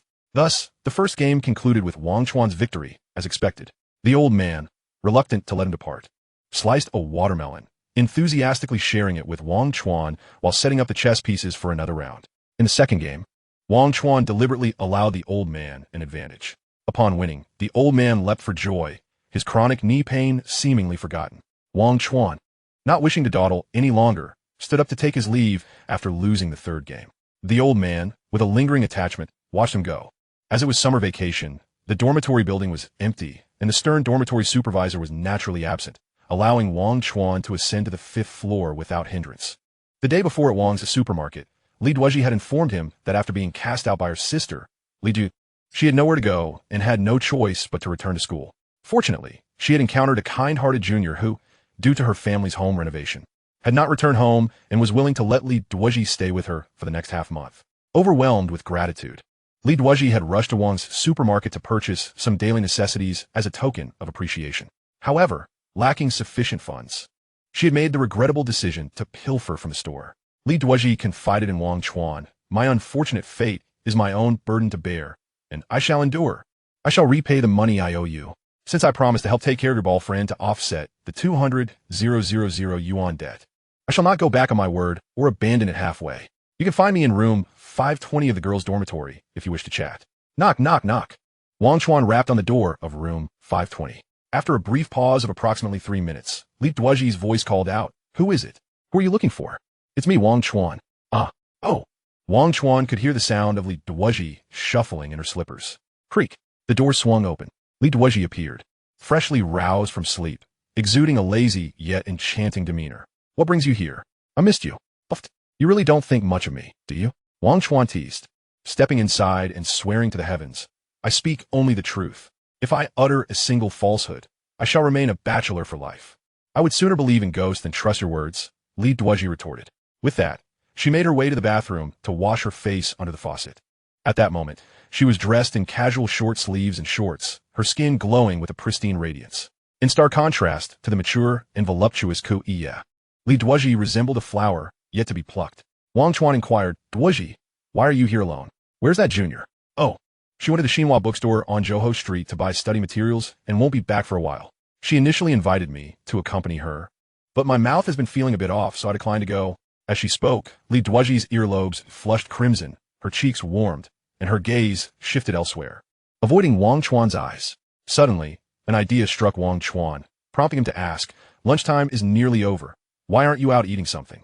Instead, you've fallen asleep in the dormitory?" "I'm not hungry," Lee Duoji replied, her words lacking conviction. "I'm just a bit tired." "You cannot deceive me," Wang Chuan chuckled. "Your expression betrays you. When someone lies, their demeanor shifts. I noticed you blinked 3 times, touched your nose twice, and pointed to your brow with your index finger. Therefore, you must be concealing something. Let me guess. Is it that you're low on funds?" Lee Duoji turned her face away. How did he know everything? In his presence, she felt as though she were transparent, with every movement and micro-expression laid bare before his discerning gaze. Every thought she held was exposed to him. Was he sent by the heavens to scrutinize her? "Ha! I've hit the nail on the head." Wang Chuan grasped her hand, not out of ulterior motives, but with sincere intent. "I understand your situation is dire. When you were cast out by your sister, you had little money on hand. Hence, I came to offer my assistance. We are classmates, so there's no need for formality. In just a minute, the takeout will arrive. I ordered on my way here." Lee Duoji regarded him with skepticism. Wang Chuan spoke no falsehoods.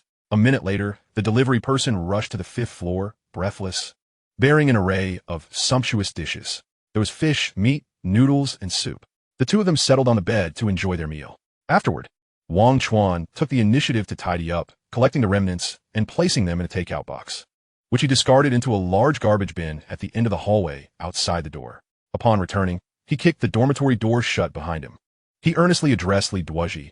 "I am satiated, yet my friend remains famished, lying on the ground, utterly helpless. Would you be so kind as to assist and feed her a few bites? However, I must declare in advance, no increase in price for extra portions." Chapter 23, The Explanation. Wang Chuan exited his alma mater, murmuring to himself, "Ah, I must replenish my energy. There are certain aspects where I must further improve." Once Lee Duoji's matters were settled, he intended to visit Chrysanthemum Island to seek out a significant person and acquire an important book. Lee Duoji trailed behind with her head hanging low, akin to a child who had erred, maintaining a distance of approximately 50 meters. Her intention was to avoid suspicion. Yet the campus appeared desolate, devoid of anyone except for the gatekeeper. Literally, there was not a soul who would cast a glance their way. Wang Chuan hailed a taxi, waiting at the school gate for nearly 5 or 6 minutes before Lee Duoji approached slowly, taking her seat in the back without uttering a word. "Master, to the Westgate community on Wuda Road." Wang Chuan provided an address. He was familiar with Lee Duoji's residence, despite never having entered it. In his previous infatuation, he had engaged in rather reckless, if not foolish, behavior. Stalking. Every weekend after school, he would commence his covert operation, glancing around furtively, filled with trepidation. Trailing her from the school gate to the bus stop, from Jinlian Road to Wuda Road. Whether it was mere psychological effect, or if he indeed stumbled upon something, there were numerous occasions when Lee Duoji would suddenly turn around or pivot, her piercing gaze sweeping the surroundings like a laser.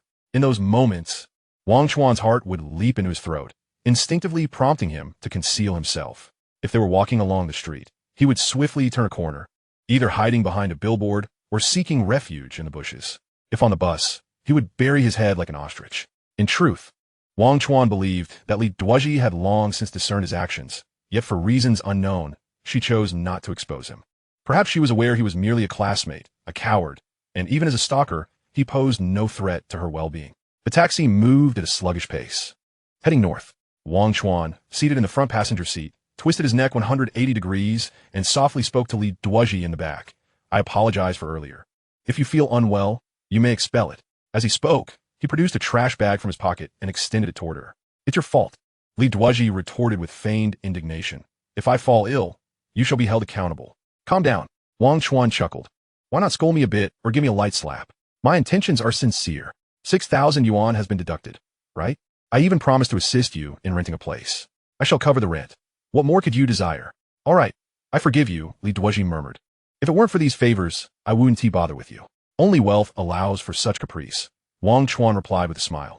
"Though a book may not contain a mansion of gold, a mansion of gold will certainly house a beauty of unparalleled grace."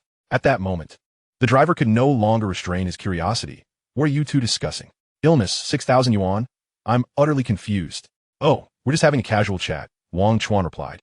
Gazing ahead, "Could you drive a bit faster? We're in a hurry." Upon hearing this, The driver promptly pressed the accelerator. Approximately 10 minutes later, the vehicle halted at the West Gate community, and Wang Chuan and Lee Duoji disembarked in succession. This time, Lee Duoji walked ahead, while Wang Chuan followed closely behind. Entering a 4-story building, Lee Duoji's home was on the 3rd floor. Without an elevator, they ascended the stairs. Midway up, a shrill woman's voice echoed down the corridor, laced with curses. "How dare you show your face here? You've yet to clarify your affairs, and now you're involved with Yuan Boishi from the 3rd workshop. Do you think I sit idly at home, oblivious to your indiscretions? What? Only when you're uncomfortable at the workshop do you long for the comforts of home. Where have you been all this time? Here are paper and pen. Write down every foolish thing you've done until I'm satisfied. Otherwise, do not expect to enter this house." Lee Duoji's countenance darkened as she halted, turning to Wang Chuan. "What should we do? My sister and brother-in-law are arguing. Would returning now only add fuel to the fire and make my sister even angrier? After all, the matter with the broken bathroom lock is rather convoluted and could easily exacerbate the situation. No," Wang Chuan shook his head. "It is better to face the music. No matter when you return, your sister will be upset. Why not clarify the situation? After all, you don't intend to stay at home before the university semester begins." "All right, I will follow your advice." Encouraged by his words, Lee Duoji found her resolve and swiftly approached her home. The door was ajar. After a brief hesitation, as if steeling herself, she pushed it open. Wang Chuan closely followed her inside. Upon seeing her sister return, Lee Duoji's anger flared, ready to unleash a tirade. But her gaze fell upon Wang Chuan. "Who is he?" Lee Duoji pointed at Wang Chuan, her demeanor decidedly unfriendly. "Is he a new boyfriend?" Lee Duoji lowered her head. Remaining silent, Wang Chuan hastily interjected, "We're not dating. We've just recently met. I'm merely a classmate of Lee Duoji. She mentioned wanting to rent a place, and I came to help her carry some things. Please don't misunderstand. Truth or mere pretense?" Lee Duoji regarded her sister with skepticism. Lee Duoji nodded in affirmation. "Not wishing to stay at home?" Lee Duoji pressed, her tone accusatory. "Is that to avoid suspicion?" Lee Duoji hesitated, struggling to find her words. At that moment, Wang Chuan shifted slightly to the side, allowing him to catch a clearer glimpse of Lee Duoji. Strikingly beautiful. He pondered how this woman managed to exquisitely merge the contrasting notions of frailty and voluptuousness. Perhaps it was due to their long-standing cohabitation. But she bore a resemblance to her sister Lee Duoji, both possessing finely chiseled features that were beyond reproach. Lee Duoji's height was comparable to Lee Duoji's, yet she appeared even more slender. Slender though she was, she possessed all that was necessary and exuded an indefinable air of authority. Her eyes scrutinized Wang Chuan as if they were keen to consume him whole. Wang Chuan felt a shiver run down his spine, contemplating the daunting challenge that lay ahead. Chapter 24. The First Encounter. Lee Duoji's husband is named Wu Yong, a name of considerable stature. He possesses a gentle demeanor, reminiscent of the strategist from the water margin. Not particularly handsome nor unattractive, his appearance could be described as unremarkable. A pair of white spectacles perched on his nose.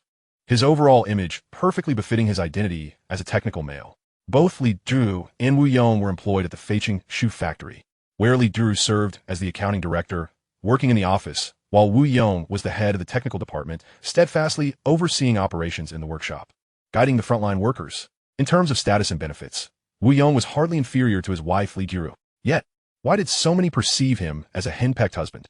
This was a mystery to Lee Duoji, and even more so to Wang Chuan, the bystander.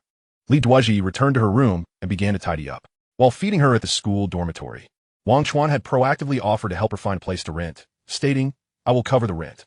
This money is my voluntary contribution and shall not be counted as part of your debt." Though she did not vocalize her gratitude, feeling somewhat at a loss for words, she was nonetheless touched by his gesture.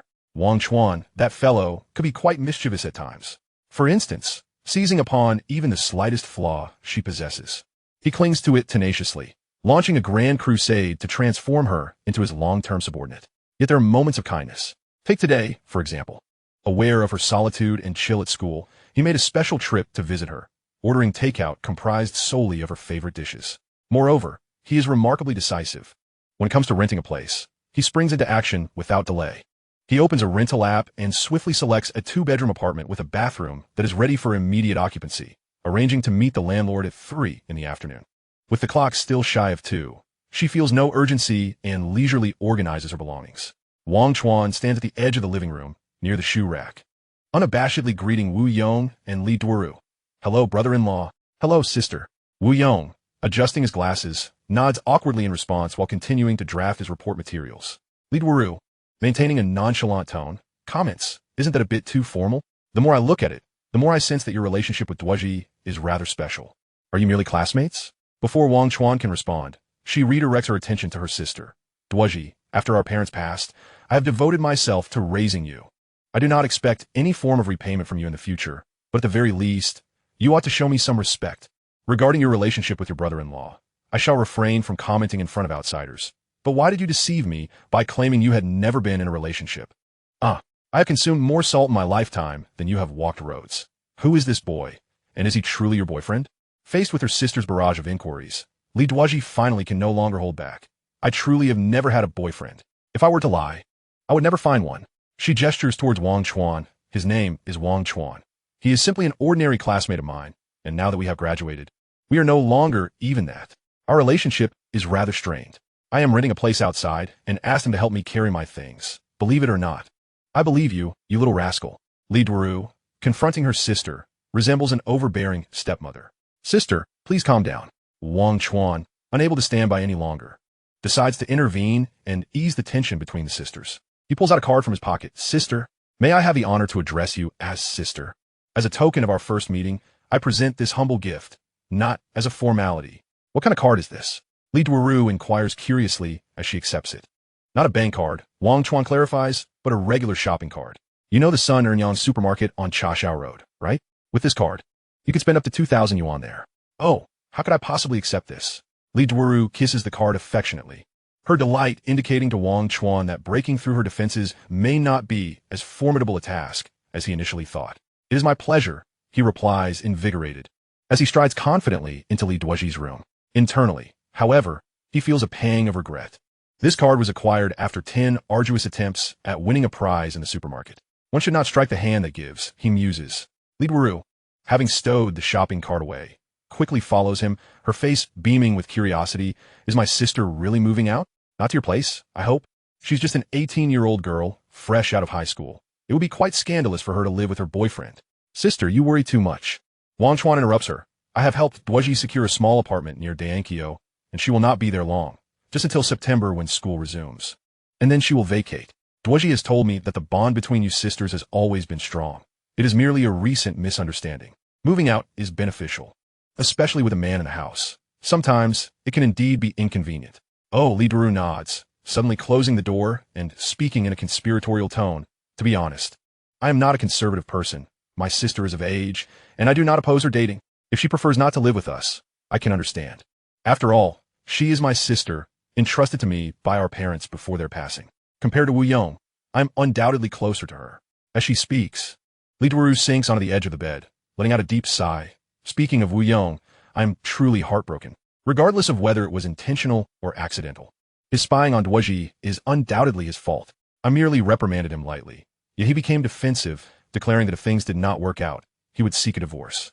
That infuriated me. Over the years, though my relationship with him has been tumultuous, I have never uttered those two words. When we were dating, my mother was gravely ill, and Wu Yong came to my home daily, tirelessly caring for her. My mother was deeply moved, and before she passed, she held my hand, solemnly entrusting me with two tasks: to take good care of my 5-year-old sister and to marry Wu Yong. For she believed he was a man capable of providing for a family. Being a dutiful child, I could not ignore my mother's last wishes. And so I married him within a few years. I was just 20 when I wed, and now I am 30. Over the past decade, I have worked diligently, faithfully fulfilling my responsibilities. In my personal life, I've taken on both parental roles, catering to my husband and caring for my sister. It has not been easy for me. Some matters are truly difficult to voice. To satisfy his fanciful whims, I have endured considerable hardship over the years. I shall not delve into specifics. Nonetheless, there have been occasions when I have reached my breaking point, contemplating whether to simply throw in the towel and seek a divorce. Finding a 3-legged frog is arduous, yet there are plenty of 2-legged men available. However, upon reflection, I reconsidered. No, my mother is watching over me from above. In my life, I have feared no one, yet I dread the gaze of my mother upon me. I fear violating her wishes, lest she haunt my dreams at night. Therefore, I have repeatedly chosen to endure, to acquiesce, until that day when he deliberately neglected to repair the bathroom door. Fully aware that Duozhi was inside, that day I truly lost my temper, forcing both him and my sister out. After my anger subsided, I felt a pang of regret and hurried after them. My pursuit was, of course, for Duozhi. When I saw her return to school, I felt relieved. Yet out of pride, I could not lower myself to call her back home. Wu Yong must have gone to the factory. He had nowhere else to go. Last night, gazing at the empty home and the vacant bed, my heart softened, and I resolved to fetch him back from the factory. The factory seemed to be experiencing a power outage, shrouded in darkness, as I stealthily entered the workshop, knowing the location of his workstation. As I approached, a peculiar sound reached my ears. Had a thief entered the factory? Suddenly, the noise ceased. Tension gripped me as I strained to listen. I caught a sharp expletive. Are you even capable of doing this? That voice sounded familiar. Ah, I recalled it was from Yuan Poxi, one of the female workers at our factory. Indeed, Chapter 25, Silence. What transpired last night? Wang Chuan feigns ignorance. Has my brother-in-law strayed? Has he committed an act of betrayal against you? What else could it be? Lee Duaji shed a couple of tears upon hearing that strange noise. I chose not to advance, but rather to stealthily retreat. It would be prudent to catch them in the act without alerting the vixen. If I startled her away, it would be difficult to locate her in this darkness. I borrowed a flashlight from the security guard and quietly infiltrated the workshop again, moving cautiously toward Wu Yong's workstation. This time, however, there was an eerie silence. I was uncertain of what had transpired. As I switched on the flashlight, I discovered Wu Yong sprawled across his workbench, fast asleep and snoring. Good heavens, this is far too unbelievable. Is he merely putting on an act for me? I bellowed, Wu, wake up, stop sleeping, and get up. He pretended to be startled, slowly opening his eyes, and effected a languid stretch, inquiring, what brings you here? Why the commotion? Who provoked you? My fury twisted my nose as I demanded, where is that wretched woman? Where has she hidden herself? Don't think for a moment that I am unaware of your sordid deeds. He retorted, what are you talking about? There is no woman. Gritting my teeth, I uttered the name Yuan Poxi, then pointed at his nose, cursing, just 10 minutes ago, I came seeking you and heard a woman's cries. Having experienced much in life, do you think I am oblivious to what transpired? Unable to endure any longer, I was poised to unleash a tirade, to catch you both in the act. Yet, a thought struck me. If she were to flee, in this dark night, with the workshop so vast, she could easily conceal herself within any machine. And how would I ever find her? Thus, I sought out the security guard to borrow a flashlight, but upon returning, that vixen had vanished. Did you hide her? I accused. Seeing my wrathful demeanor, Wu Yong merely scoffed, saying, the innocent need not fear. Without evidence, how can you slander me? I'm not vexed. He shielded his eyes from the flashlight's beam, rising defiantly. This place is not so extensive. Feel free to search. I swept the flashlight around, indeed finding no trace of the woman. Could you turn on all the lights in the workshop? I asked. He replied, they cannot be turned on. The power has been out for half an hour. The electrical maintenance team is working overtime to restore it. I spat. Consider yourself fortunate. This time, fate has favored you. Should there be a next time, I shall ensure your ruin. Now come with me home. As we departed the workshop, my eyes were vigilant, inspecting every nook and cranny where I suspected Yuan Poxi might be hiding. Once home, lying in bed, I pondered how to verify Wu Yong and Yuan Poxi's innocence. Devising a test for him. What do you think happened? Wang Chuan shook his head. How could I possibly guess? What transpired? Lee Duaji's brows furrowed as she gritted her teeth. I was profoundly disappointed. I cursed vehemently. You forsake the succulent meat in the pot to scavenge for spoiled vegetable leaves outside. I demand to know, what makes that widow superior to me? Her late husband, Old Song, was an exemplary man, a civil servant known as the Timely Rain, who aided countless citizens of Feiqing. Yet, within a year of marrying her, he was driven to rage upon discovering her infidelity with a young man, leading him to attempt to take her life. In collusion with her lover, she ensnared Old Song, sending him to prison. How despicable. You, Wu Yong, could be bewitched by such a calamity-bringing woman. Marrying you was truly a mistake. He remained silent, neither denying nor affirming, as expressionless as a wooden block. Wang Chuan, why is my fate so wretched? My sister is ungrateful. My husband indulges in infidelity. What meaning does my existence hold? Wang Lu clicked his tongue, unsure how to respond. Lee Duaji ceased her sobbing. Brother Wang, as the saying goes, family shame should not be aired in public. Since I have confided everything to you today, consider yourself one of us. Do not pretend. I have long perceived you as my sister's boyfriend. I may not be adept in many matters, but I can discern relationships with utmost clarity. Though my sister has not initiated a single word with you since entering, nor displayed any affectionate gestures, such restraint only highlights the uniqueness of your connection. I wager that your relationship surpasses that of ordinary classmates, even friends. This woman's insight is astute. Wang Chuan unconsciously stroked his chin, nodding, then shaking his head, as if he wished to say something but swallowed his words. Chuan. Lee Duoji's tone softened. I entrust my sister to you. She has always been stubborn and peculiar, keeping others at bay. When she is joyous, she can laugh alone for an entire day. When troubled, she shuns everyone. If I offer her advice, she retaliates. Though she possesses the beauty of a goddess, blooming into a graceful maiden at 15 or 16, suitors abound during the new year, yet no young man can tame her. She has rejected wave after wave of matchmakers, declaring that should she be forced into another blind date, she would run away and never return. To my knowledge, many admire her and numerous suitors pursue her. Yet she has consistently met them with a cold glare, granting no opportunities. I believe she has never been in love, for with her temperament, genuinely loving a man would be exceedingly difficult. Chuan, let me speak candidly. Over the years, our family's financial situation has not been optimistic. My brother-in-law has a penchant for stock trading, and most of our savings have been squandered in that endeavor. Were it not for the presence of class, our family would truly be struggling to survive. Naturally, I support Duoji's aspiration to attend university, but higher education requires funds. Before my mother passed, she entrusted me with a savings book containing 5,000 yuan, meant for my sister's future education. I have hesitated to touch that money. After more than a decade, with interest, it has accumulated to merely 8,000 yuan, far from sufficient for university expenses. Nowadays, a decent university charges at least 20,000 to 30,000 yuan per year. Chuan, may I ask, have you also been accepted into university? Indeed, Wang Chuan replied. I will be attending the same school as Duoji. How wonderful! Lee Duoji exclaimed, clapping her hands. I am unaware of your family's circumstances, but I presume it cannot be overly affluent. Chuan, once you enter university, please look after my sister. If there are opportunities for part-time work, take her along. Wang Chuan understood Lee Duoji's intention and pledged, rest assured, dear sister, if I have one mouthful to eat, Duoji shall have one as well. I will ensure she is well fed and never goes hungry. Lee Duoji appeared relieved, embracing Wang Chuan gratefully. He shivered slightly. Sister, I will take good care of Duoji. Do not be disheartened by my brother-in-law's matters. Should you need assistance, do not hesitate to call on me. My family possesses a few shopping carts for large markets. Trust me, what my brother-in-law cannot accomplish, I surely can. I may not claim to be exceptionally strong, but at the very least, I am a decade younger than he. Chapter 26. I have liked you for 3 years.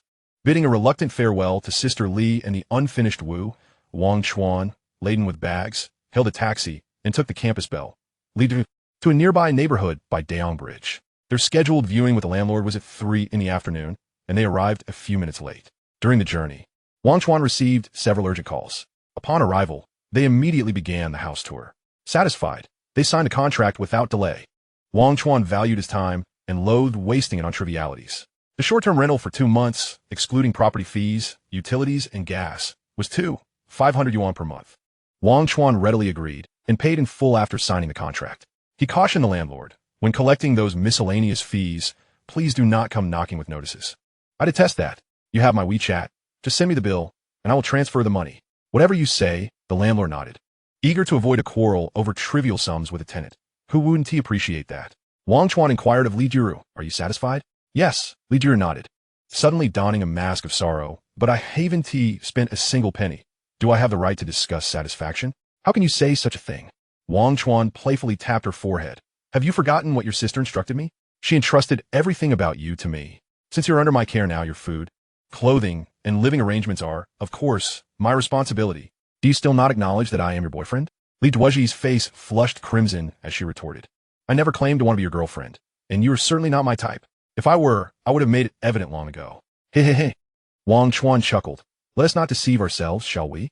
For the past 3 years, I have harbored a secret crush on you, never daring to confess. But in these last few days, fate has smiled upon us, propelling our relationship forward. Oh, I see. We're merely one step away from breaking the glass between us. Get lost. Lee Duoji playfully scolded, utterly baffled by what goes on in the minds of adolescent boys, wondering why they couldn't focus on striving to contribute to society instead of obsessing over girls. It's not just girls, Wang Chuan countered, there are also older sisters. Aunties, shameless. Lee Duoji shot him a glare. Those with dignity are still single, left to fantasize about wonderful things happening to them while tucked in their blankets. Wang Chuan clapped Lee Duoji on the shoulder. Let's go shopping. Blushing, she followed him downstairs, and they ventured to a nearby mall to procure necessities for their new home, amassing a considerable collection of cookware and utensils. They busied themselves with household chores like a newlywed couple, working together until 6 in the evening. Today has been tiring. Let us skip cooking and indulge in hot pot, he suggested. They took a cab to the bustling food street in the city center, where they savored a delicious Sichuan hot pot before returning to their rented apartment, where the clock read 8. They still had 2 hours before Wang Chuan's meeting with Zhang Quandan. Due to the alcohol, Wang Chuan felt slightly tipsy, and with mischief in his heart, he exaggerated his inebriation, pretending to be nearly drunk. As they left the hot pot restaurant, his gaze was hazy, and he staggered like a crab. Left with no choice, Lee Duaji had to support him. Thankfully, they had settled the bill in advance. Otherwise, the waitstaff's amused stares would have been quite awkward.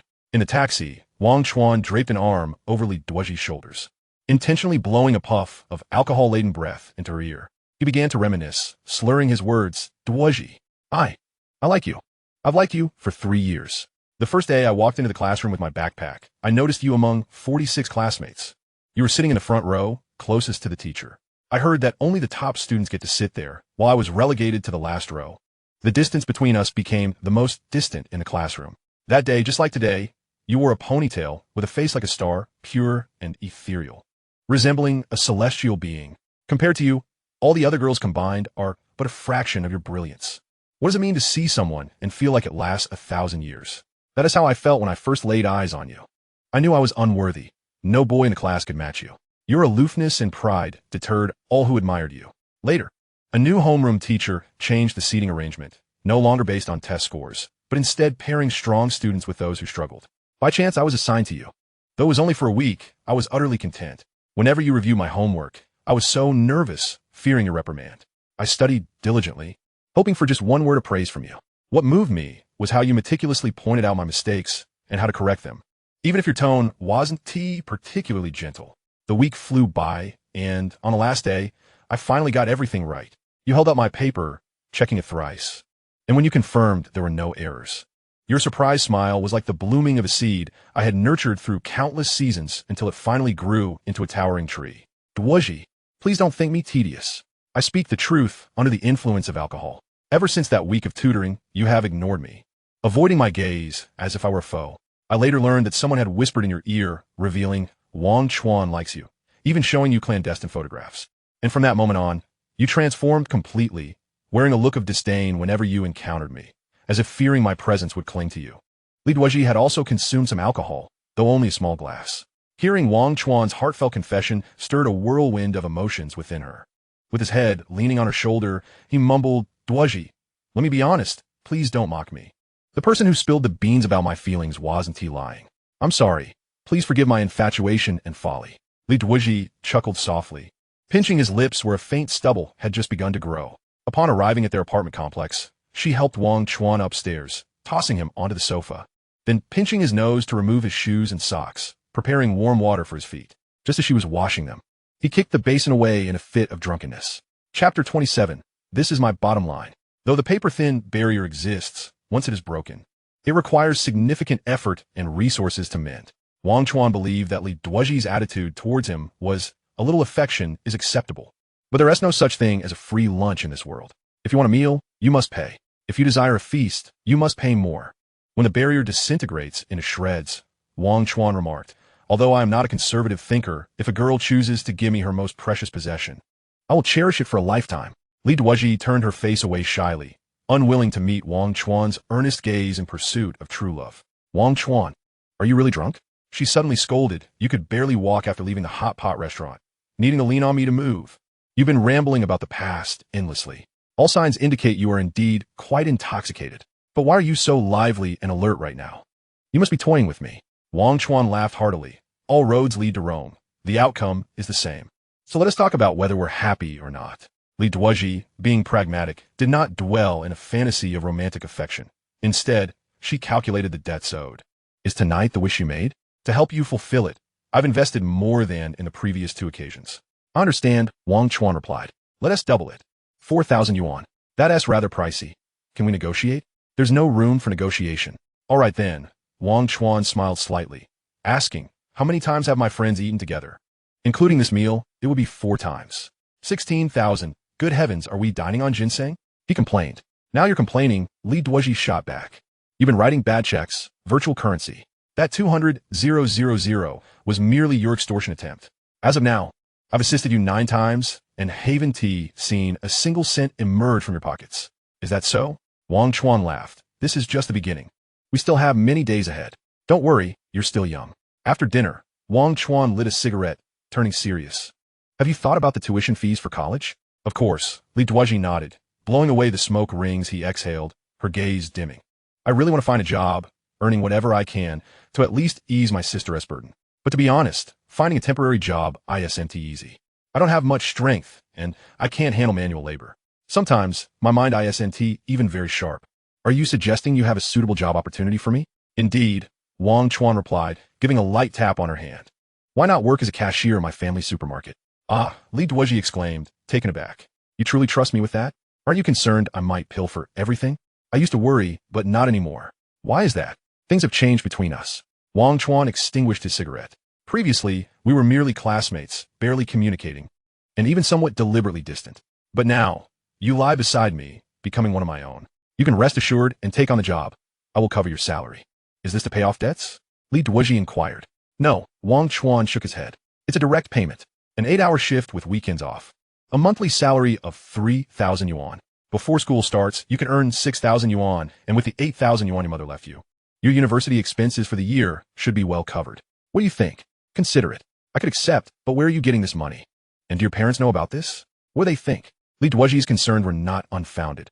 A reasonable person would think similarly. Could he truly make such decisions regarding family matters? Wang Chuan lightly tapped her forehead, slightly displeased. Why are you so nagging? Forget where I got the money. Just tell me if you want it or not. Fine, I'll take it. Lee Duoji winced slightly, but smiled, watching as Wang Chuan promptly transferred 3,000 yuan to her. This is your first month's salary. If you perform well, I shall consider a raise. You need not worry about my parents. I can handle that. Duozhi, I have some matters to attend to, so I won't be staying the night. You can sleep soundly and rest well. Remember, you're starting work at Wang's supermarket at 8 tomorrow. Don't be late. With that, Wang Chuan dressed, tidied his hair, and bid farewell to Lee Duoji. Once outside, he glanced at his phone. It read 21:59, with merely 1 minute remaining before their arranged time. The Yang Bridge was situated directly across the street, and as the green light illuminated, Wang Chuan dashed across. In the distance, he spotted a familiar figure.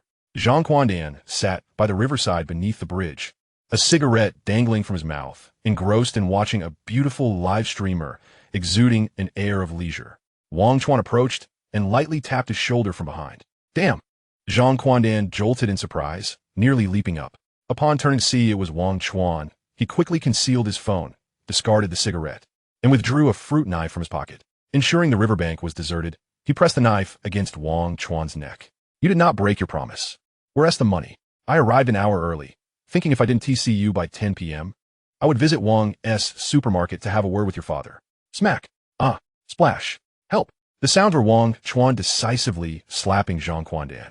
Zhang's startled exclamation as his knife fell, and the noise of Wang Chuan kicking him into the river. Help! Was Zhang Quandan's terrified cry. Wang Chuan, still fuming, spoke coldly. I've made it clear. Whatever our matters, they must not involve my family. That is my bottom line. Once you cross it, do not blame me for being ruthless and unfeeling. Chapter 28, Dreamy Lisa Salon, Part 1. Zhang Quandan flailed in the water for a while, realizing he had done something quite absurd. The water was only waist-deep. Struggling to stand, he coughed up some water and slowly climbed ashore. Hey, lend me a hand. Zhang Quandan extended an arm. Get lost. Wang Chuan turned his face away, unwilling to spare him a glance. Did you comprehend what I said? If they're essay next time, I will toss you into a well and cover the opening with a stone, unless you can walk through walls. You'll rot in the water, turning to bones. Understood. Thank you for sparing my life. Zhang Quandan sat awkwardly on the ground, soaked to the skin, the night breeze bringing a chill. To be honest, you were excessively harsh. Thankfully it's summer, and the water level isn't high. Had it been winter, I would have surely drowned. Originally, you paid me to take you out, and I hadn't even made a move yet you nearly got me killed. What kind of situation is this? Is your plan still in motion?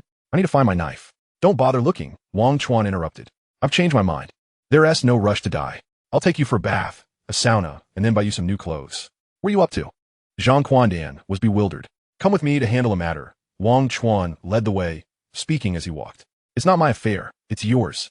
Once this task is completed, you won't need to hide anymore. Huh? Zhang Quandan wore a puzzled expression.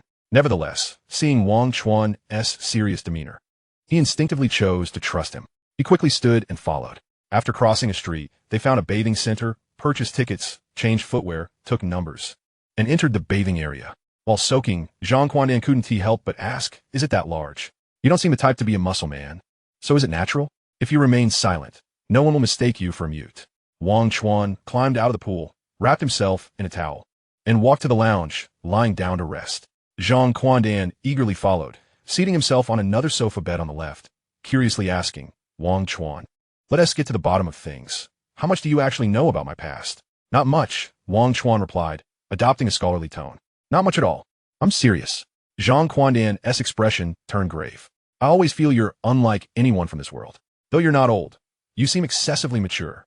Where are you taking me, and what is the objective?" "Ha ha ha," Wang Chuan chuckled. "Why the urgency? Before dawn, I shall provide you with a surprise." "Ki."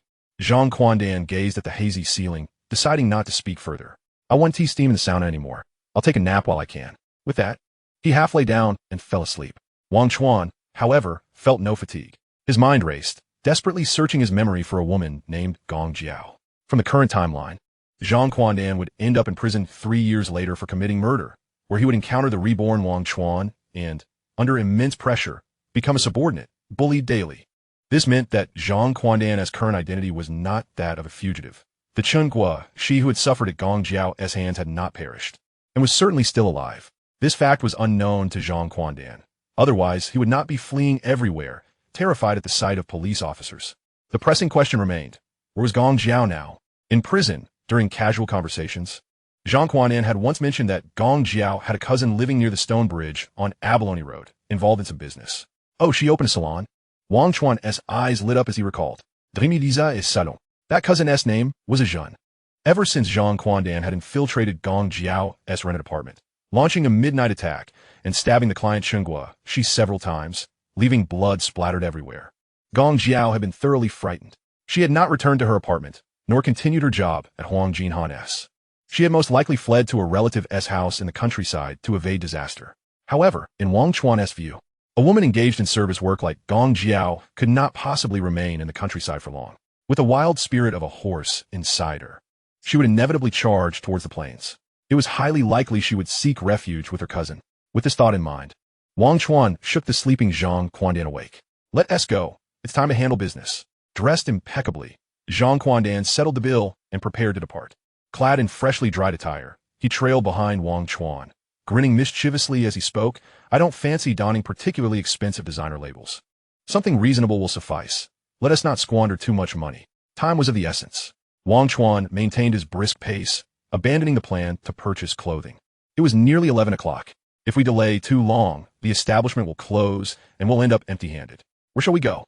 Zhang Quandan's anxiety mounted, feeling like a headless fly trailing Wang Chuan. "You'll know when we arrive," Wang Chuan replied, successfully hailing a taxi despite the late hour and somewhat remote location. "Driver, take us to Abalone Road." "Certainly," came the reply. Once Zhang Quandan entered the vehicle, the driver revved the engine, speeding along the route. They soon arrived at Abalone Road, a desolate and dilapidated street.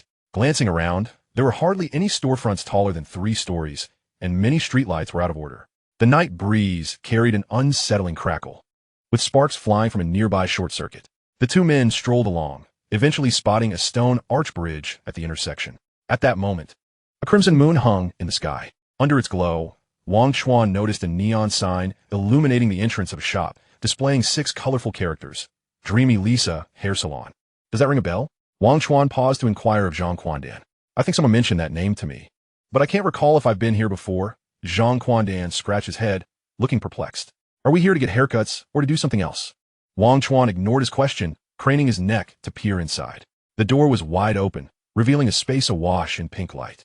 Without further hesitation, he stepped in. Upon closer inspection, he noted the absence of any hairdressing equipment.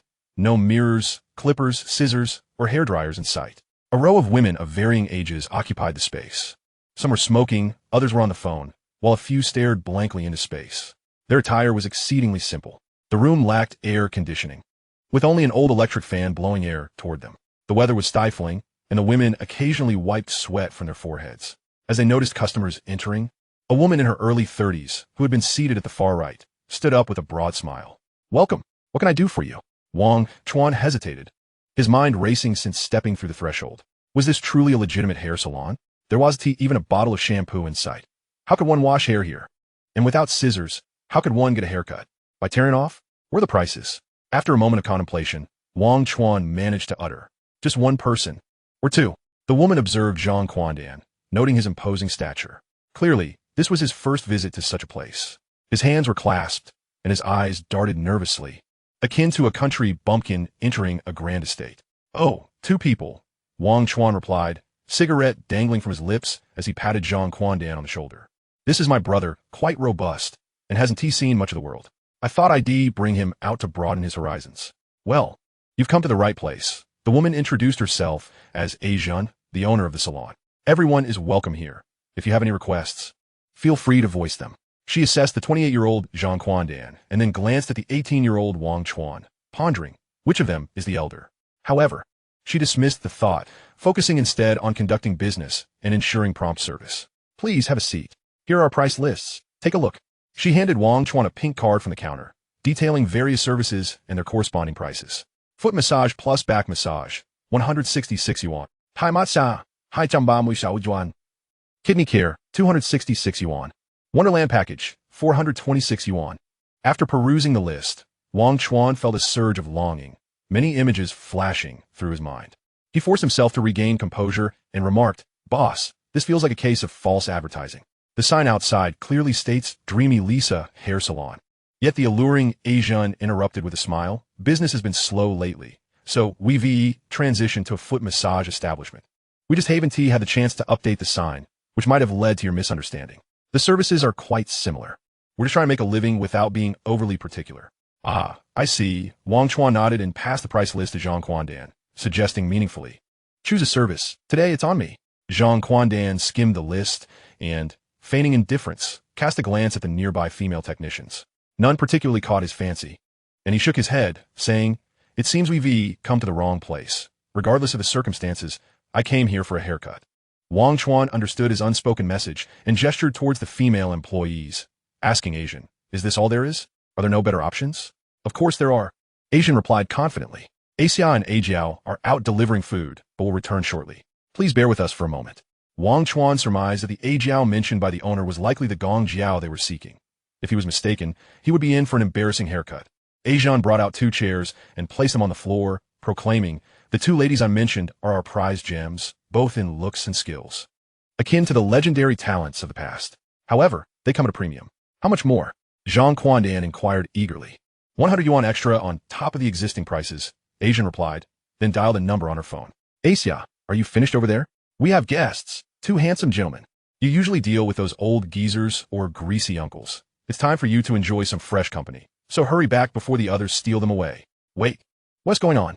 Did the person ordering on your end not finish their meal? Are they requesting another?" She continued. "How old is he? Eating too much can be dangerous." After hanging up, Asian sighed, lamenting, "People today, regardless of their profession or age, all share one flaw: insatiable desires. Very few can truly transcend worldly attachments and live without wants. Yet from another standpoint, desire fuels ambition. Throughout history, countless remarkable figures were driven by ambition." Wang Chuan was astounded. This woman possessed considerable insight. It seemed that the life philosophies articulated by those at the bottom rung of society resonated most profoundly. Asian dialed another number. "Ajiao, are you done yet? The shop is getting busy, and customers are getting picky. They insist on the more expensive options." "What? You're still waiting to settle the bill?" Oldait, no rus. Just remember to check the money carefully. Last time, a scoundrel handed over counterfeit bills. What a despicable act. It's hard-earned money, and he tried to cheat us. And if he wishes to tip you, be sure to accept it without hesitation. Don't feel guilty as if you're taking advantage of him. If he doesn't have that intention, don't bring it up either. We're in this for the long haul. I aspire to run this place as a century-old establishment. Thus, professional integrity is paramount. Avoid taking money that isn't rightfully yours. That is all. I'm hanging up now. Travel safely." Just as Asian ended the call, a man burst into the shop with great haste. He appeared to be in his 30s, of average height, with a wholesome appearance and an earnest expression. Wang Chuan noticed Asian's cheeks slightly quiver, and her breathing quickened.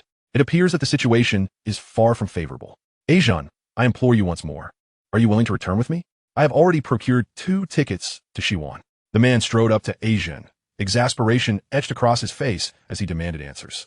Asian managed to muster a faint smile and reiterated, since you have come all this way, I shall restate unequivocally that there is no possibility for us. You must relinquish this hope. Firstly, I am 5 years your senior, and in terms of emotional maturity, I far surpass you, in my eyes. You are merely an immature child. Secondly, our worldviews are incompatible, our aspirations diverge. Your pursuit is a stable and mundane life, while I yearn for a life replete with opulence, a resplendent villa, luxurious cars, and a vibrant array of entertainment. My spirit is unshackled. I refuse to be tethered to a man, raising 2 children, enduring monotonous meals day in and day out. Thus, you must return alone. No, Chong retorted stubbornly. His voice strained. You once professed your love for me, desiring to spend your life by my side. You even praised my physique, expressing a wish for me to father several children, ideally enough to form a football team that could one day compete in the World Cup. You declared your desire to witness our national team triumph and bask in glory together. Wang Chuan, overhearing this, nearly erupted in laughter.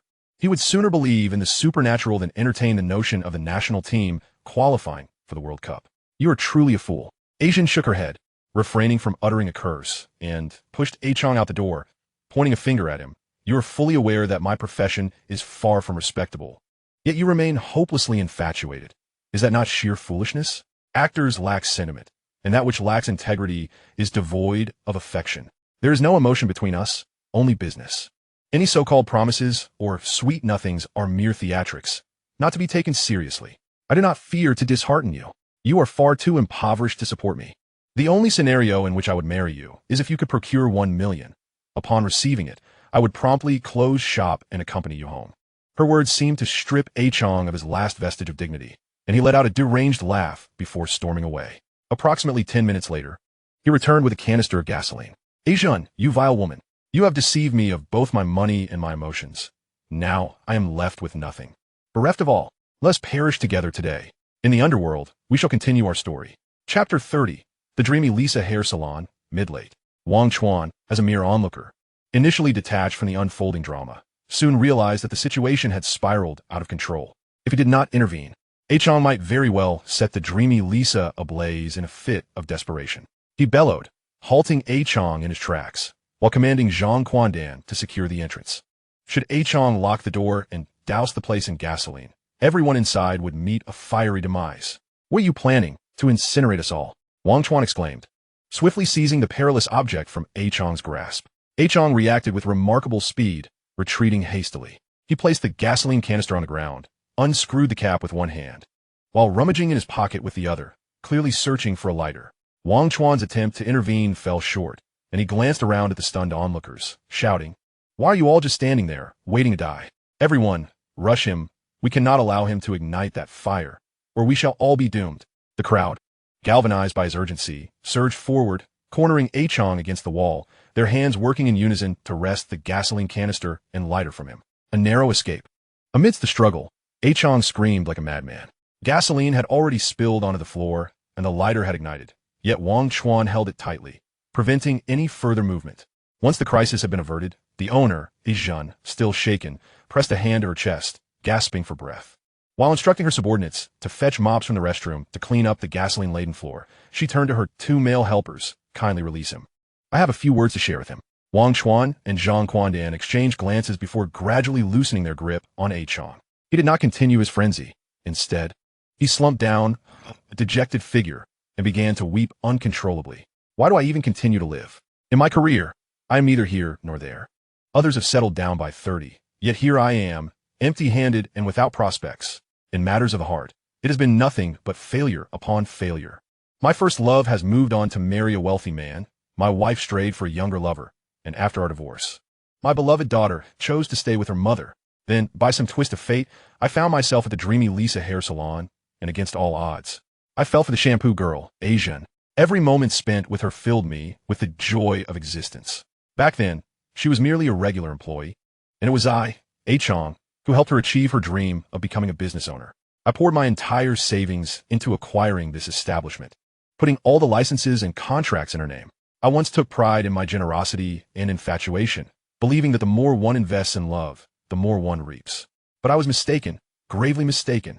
After she became the owner, she promised to work for 2 more years before retiring to turn the salon into a breakfast shop, engaging in legitimate business.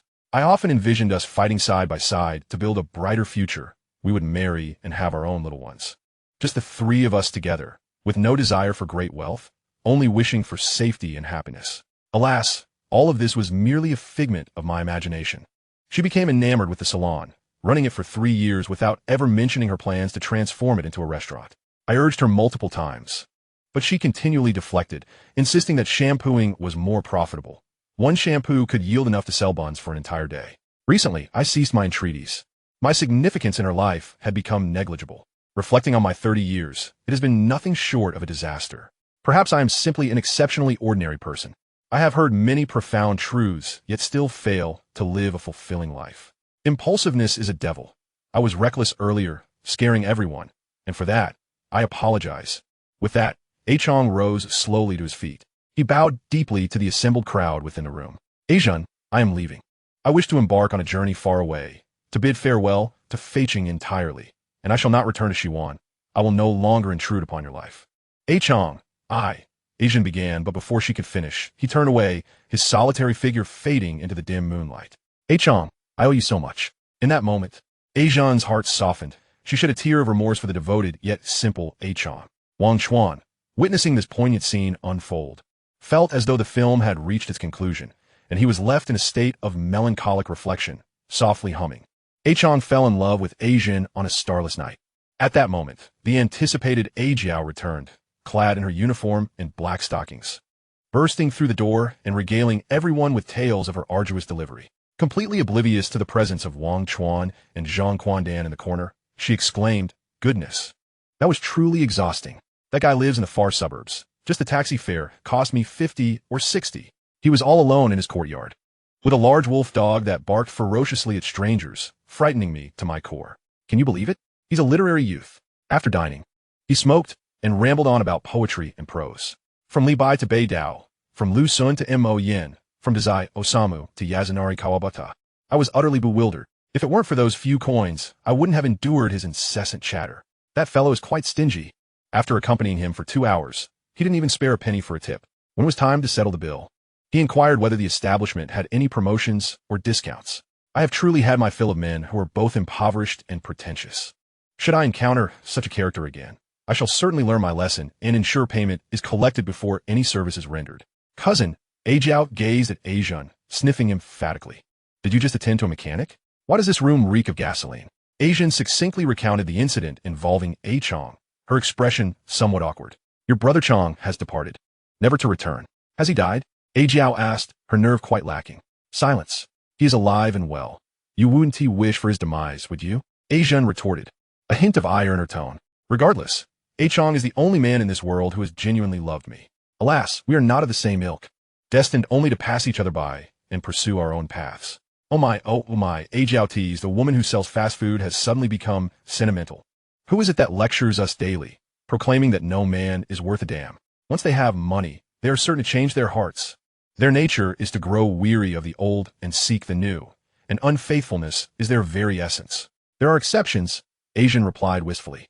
In an era where fickleness has become the norm, a love that remains steadfast and true is indeed a rare treasure. Nonsense, Ajiao snapped coldly. I detest pretentious individuals. Let me ask you this. If Brother Chong were to present you with $1 million, would you still cast him away? Ajun was rendered speechless, momentarily silenced by her cousin's sharp retort. Just as Ajiao was reveling in her triumph, a familiar voice resonated from behind them. Miss Jiao, long time no see. I trust you are well. This time, I shall see where you attempt to flee. Chapter 31. The Dreamy Lisa Hair Salon, Part 2. As Gong Jiao began to chatter animatedly about her experiences delivering food, Zhang Quandan did not immediately step forward to confront her. Instead, he observed her performance as if it were a play, curious whether this woman donned a mask solely in his presence. During this exchange, Wang Chuan asked him, Are you certain it is your Jiao? Absolutely. Zhang Quandan inhaled deeply, lowering his head as he softly remarked, though she is decidedly more alluring than before. When we were together, she was nothing like this. She was playful and charming, and she enjoyed dressing me up. Dressing you up? Wang Chuan inquired, perplexed. Yes. She would invest a little thought into my appearance, such as insisting I wear a suit and sunglasses, playing the role of a domineering CEO. At times, she would even have me don particularly shabby clothing, masquerading as a vagrant. On one occasion, she even made me up to look like an elderly man, so I could play her father. I must admit, I was rather embarrassed. I understand, Wang Chuan raised an eyebrow. This woman has quite the playful spirit, far beyond the reach of ordinary folk. On several occasions, Zhang Quandan felt an overwhelming urge to interrupt Gong Jiao and settle the score, but he was restrained by Wang Chuan. The reason I brought you here is not to assist you in seeking revenge or to vent your frustrations. The cycle of vengeance is never-ending. My purpose is to ascertain one crucial matter. Did Cheng Guanxi, the man you stabbed multiple times, survive? This is of utmost importance. If he is dead, you are destined to live a life of flight, never to find peace.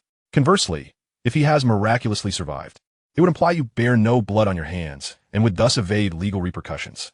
In future encounters with the police, you need not tremble in fear. Does that make sense? Furthermore, should Cheng Guanxi seek retribution, I, Wang Chuan, will handle it for you. Trust me, follow my lead. If not, go wherever you please. Brother Chuan, I trust you. Zhang Quandan's eyes gleamed with admiration. Miss Jiao Jiao, I trust you are well. As Zhang Quandan uttered this phrase with significant meaning, Gong Jiao spun around, her expression one of shock, frozen in place. You're Quandan. What? Has the esteemed forgotten so quickly? It has only been a short while, and you no longer recall me? Zhang Quandan replied ominously. You consumed my hospitality and adorned yourself with my belongings. Yet you dare to forget. Should I become a ghost, I would not let you off the hook. You've mistaken me. Gong Jiao shrieked, attempting to flee. She collided with Wang Chuan, who was not inclined to let her off easily. He seized her wrist and handed her over to the furious Zhang Quandan. You cannot escape. Today I have brought a helper. Regrettably, Cheng Guanxi is absent, and no one will shield you from harm. As he spoke, he reached out, intent on grasping Gong Jiao by the neck.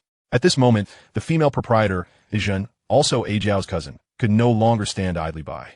She rushed forward to grasp Zhang Quandan's hand, indignantly questioning, what do you intend to do, attacking my staff before any business has even commenced? If you persist, I shall call for assistance. A Chun, A Li, A Huan, A Hong, my sister is being bullied. Are you going to stand by idly? Upon hearing these words, A Chun, A Li, Huan, and A Hong immediately rushed forward to surround Zhang Quandan, chattering in a disarrayed flurry, pulling Gong Jiao back into their fold. Although Zhang Quandan possessed considerable strength, he was disinclined to engage in a physical altercation with a group of women. He cast a glance toward Wang Chuan, signaling for help. It was Wang Chuan's first encounter with such a scenario. Subduing one woman was straightforward, but a multitude proved to be quite the challenge. Asian, allow me to explain. Wang Chuan interjected. We harbor no ill intent. My friend, Adan, was once in a relationship with your cousin, A Jiao. They were quite close. However, for reasons unknown, they experienced a minor dispute and parted ways. There is certainly no blood feud.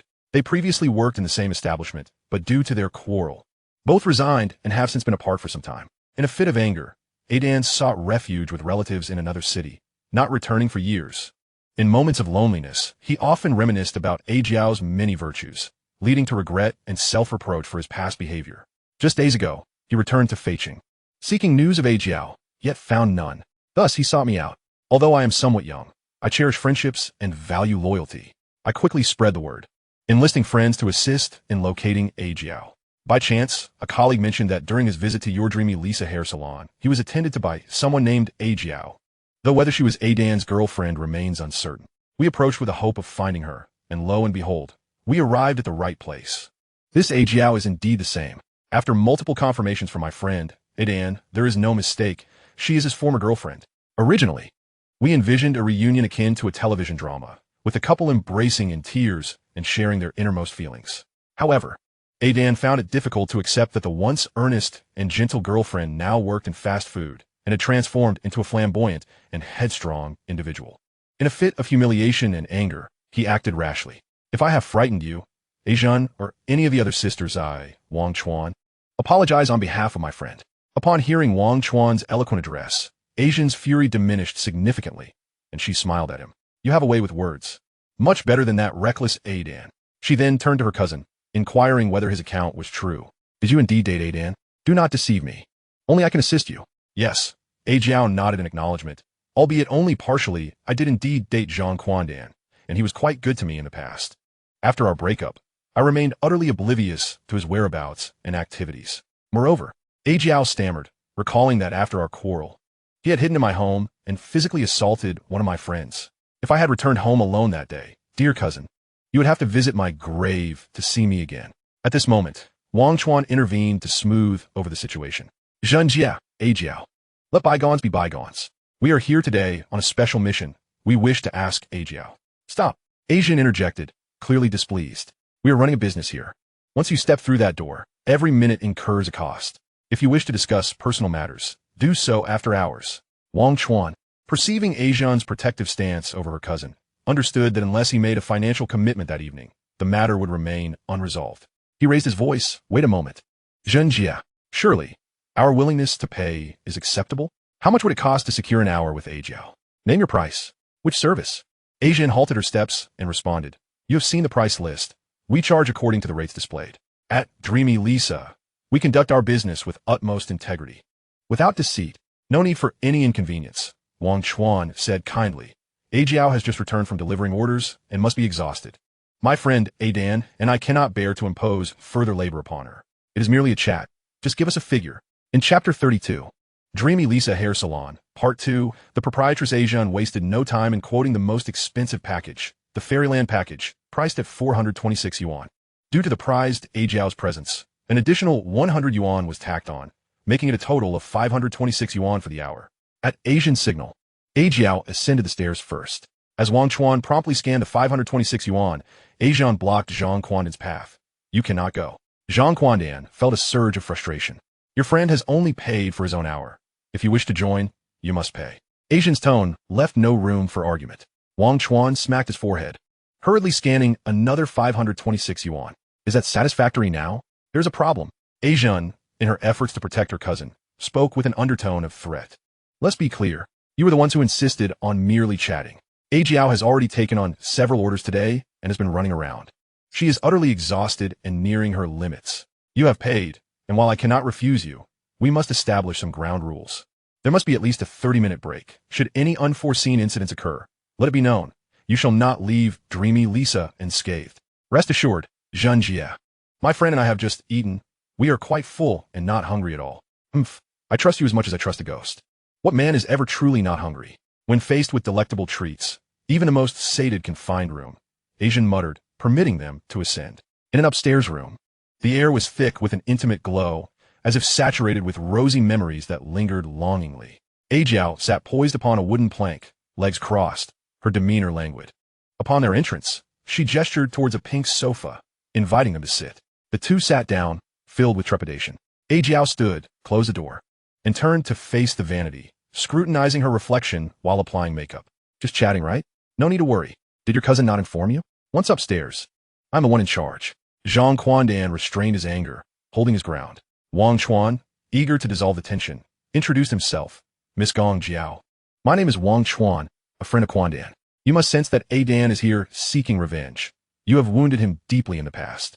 Regardless, it is time to put this history to rest. Let us discuss the matter at hand. A Dan, you may proceed. Zhang Quandan nodded, his expression heavy, as if burdened by countless unspoken words. Jiao, do you still love me? Do you wish to hear the truth? Of course. Very well. Jiao smiled gently. I once did. For how long? Perhaps just a fleeting moment. Jiao became lost in reminiscence, recalling a time in spring when he had taken her to sail on West Lake. Amidst a throng of visitors, his eyes focused solely on her. Yet, my heart held no place for you. During the sweltering summer, to create a comfortable living environment for her, he purchased an air conditioner from the appliance store. To save on labor costs, he carried it from the first floor to the sixth, straining under the weight until his back ached and his calves cramped. He even risked injury to personally install the external unit. When he proudly unveiled his efforts, his gaze was filled with only her. Yet, my heart held no place for you. As autumn arrived, with the geese flying south, he took her to Feiching Park, where they explored a haunted house, played hide-and-seek, swung on swings and skipped stones. When she, like a playful child, perched upon his shoulders, he looked up at her mischievousness, his eyes filled with only her. Yet, my heart held no place for you. Winter came. Snow falling thickly, the streets deserted. The roads were icy, covered in a thick layer. He rode his bicycle to pick her up for work, yet the surface was treacherous. After a kilometer, he fell 3 times. Each time, he urged her to hold tightly to his waist, instructing her that if the bike skidded or toppled, she should land on him to avoid injury. As she stood upon him for support, slowly rising, he clutched his aching chest, his eyes filled with only her. Yet, my heart held no place for you. At this juncture, Ajiao paused. These memories were beautiful recollections for Zhang Quandan, who smiled faintly upon hearing them. Ajiao's expression was complex as she continued. But the more kindness you showed me, the less space I had for you in my heart. Is that not strange? Amusing, perhaps? Perhaps I am, at my core, an odd and laughable person. Before you, I excelled at masquerading as a normal and endearing individual. Did I never hold you in my heart? Not entirely. I once told you, during our year together, there was a moment I truly felt for you. It happened at Huang Jinhan 818, when you barged in and scolded me harshly. You even slapped me, a moment forever etched in my memory. When the usually gentle, you transformed into someone fierce. At that instant, you became a part of my heart. I have always been one to rebel against the world's norms. Your protection and care felt obligatory, unworthy of gratitude. Because I reciprocated, we merely fulfilled each other's needs. It was your anger, your insults, your humiliation that triggered a certain nerve within me, a sensation I found exhilarating. Perhaps you think me frivolous. So be it. I care not. Adan, I can only say, you are quite unfortunate to have encountered such a capricious woman. Zhang Quandan fell silent, deeply troubled by the unmasked truth of Jiao Jiao. Exhausted, Ajiao's face bore the weight of fatigue. Wang Chuan glanced at the time. It is nearly time. Let us get to the crux of the matter. Jiao Jiao, the reminiscing is over. You may now reveal what transpired with Chun Guanqi that night. Did he live or die? In Chapter 33, Dreamy Lisa Hair Salon, Part 3, the name Chun Guanqi pierced Ajiao's heart like a venomous needle, causing her to shudder in alarm. To be honest, after I attacked Chun Guanqi back then, Adan fled in fear of punishment and has been wandering ever since. Wang Chuan placed a comforting hand on Zhang Quandan's shoulder, then turned to Ajiao. Speaking softly, Adan was consumed by his emotions, acting impulsively. That night, he witnessed you and Chun Guanqi entering the house together, basking in the moonlight. Unable to contain his fury, he crawled out from beneath the bed and lashed out with a knife. Although Chun Guanqi's relationship with you was transactional, he displayed commendable bravery, shielding you from blade. Truly a man of honor. Adan recounted that he could not recall how many times he had stabbed Chun Guanqi. All he knew was that if it weren't for Cheng's grip on his ankle, urging you to flee swiftly, the only future encounters would be in the graveyard. On that day, you successfully escaped from the rented accommodation, and Adan quickly extricated himself from Chun Guanqi's entanglement before pursuing you downstairs. He watched helplessly as you climbed into a taxi, desperately chasing after it, shouting, "Jiao Jiao, how can I live without you?" I wonder if you heard Adan's hoarse cries from within the cab, or if you saw the tears streaming down his face. Miss Jiao, my friend Adan, having spent a year with you, must have left a lasting impression. His nature is not malevolent. One might even describe him as a warm-hearted individual. What could provoke such rage within him to wield a weapon? I firmly believe that had you not betrayed his affections, Adan would never have become a desperate fugitive. As your friend, I have said my piece. Adan, the floor is yours. Zhang Quandan slowly lifted his head, a piercing light flashing in his eyes. His voice was deep and resonant, carrying an unspoken authority. Jiao Jiao, for the past 3 years, I've held countless words within me, intending to discuss them with you upon our reunion.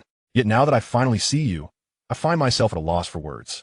I shan't dwell on how I endured these years. All the hardships and tribulations were self-inflicted, and I bear no grievances. Upon returning to Feicheng, I searched for you tirelessly, resorting to any means necessary just to survive and secure a meal.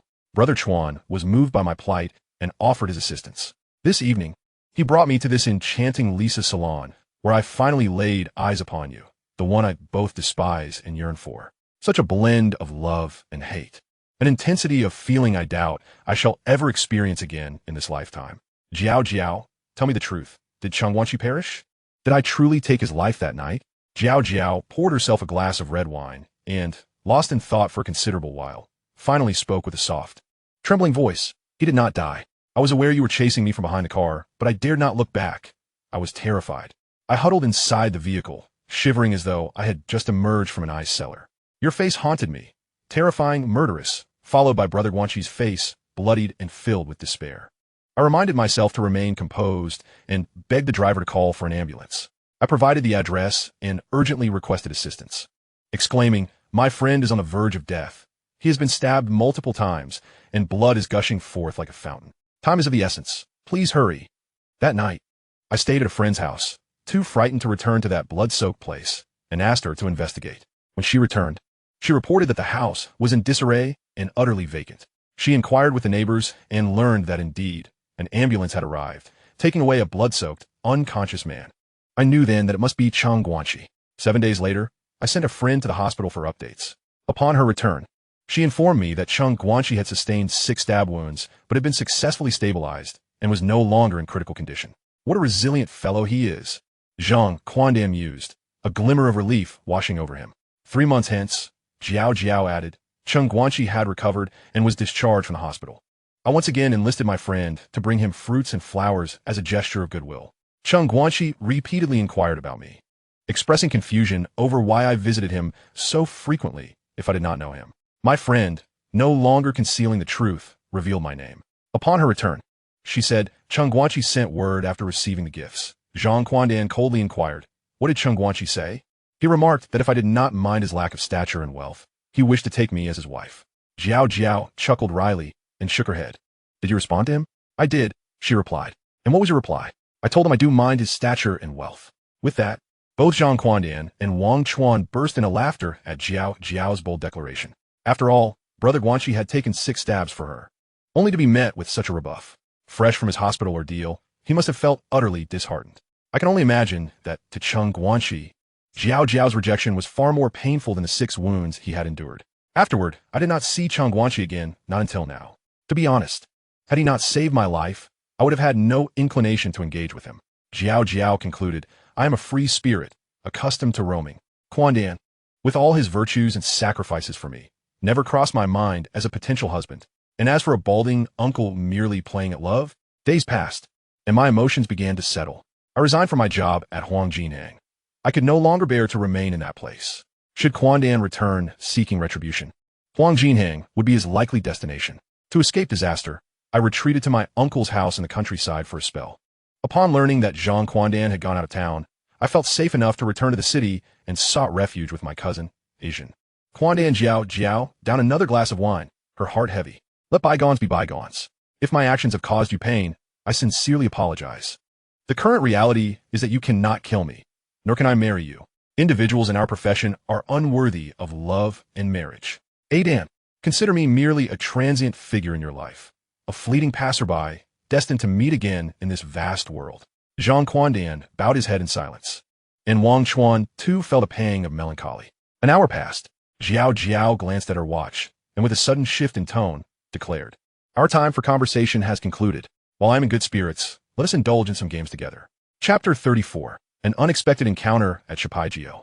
In the deep of night, Wang Chuan awoke from his slumber. Glancing at his phone, he was astonished to find a plethora of missed calls, 10 to be precise. The first 2 were from his father, and the remainder were all from his mother. It dawned on him that he had silenced his phone upon arriving at the dreamy Lisa salon. His parents must have been frantic due to his late return. His father, while concerned, adopted a more lenient approach to parenting, believing that once a boy reaches adulthood, he should not be overly restrained. He often advised Wang Chuan, don't stay cooped up at home. It can lead to illness. At 18, it's time to explore the world. A boy must endure the trials of society to mature into a man. Recently, whenever his father found Wang Chuan holed up in his bedroom, he would knock on the door, calling out, Xiao Chuan, stop sleeping in. Go out and make some friends. Our family store is out of stock. Come help me restock.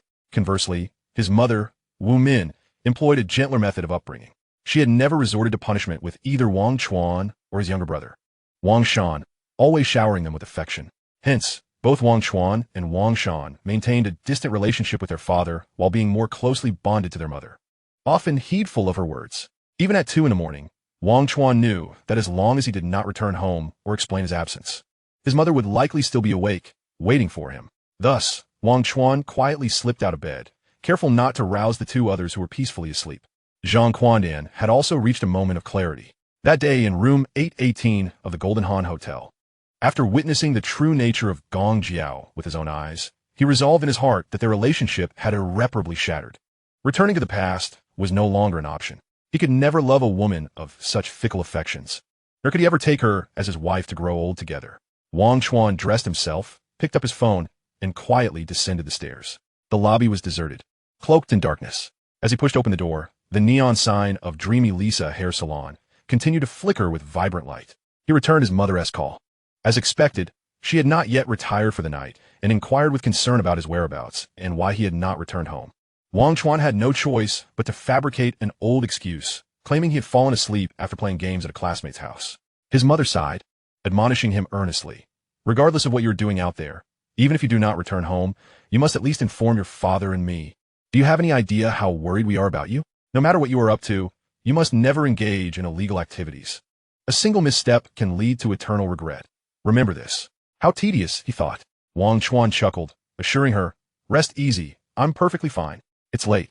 You should get some sleep.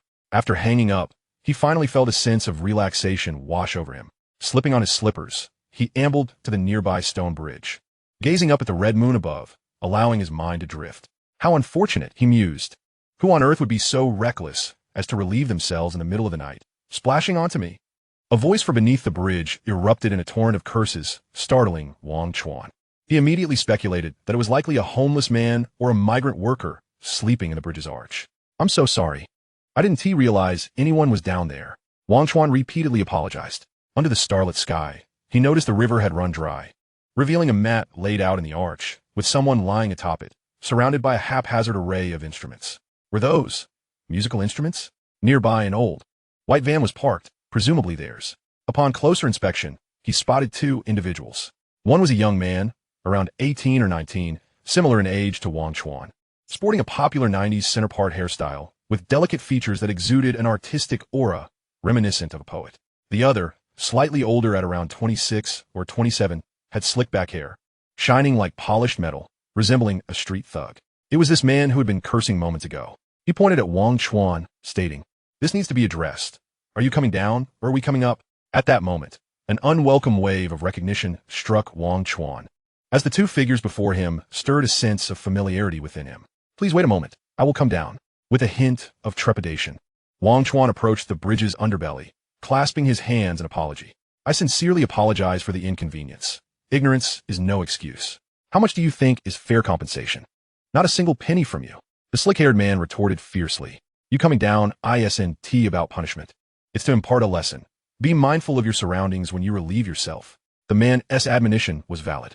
Wang Chuan bowed again in apology and ventured, "May I inquire your names and origins?"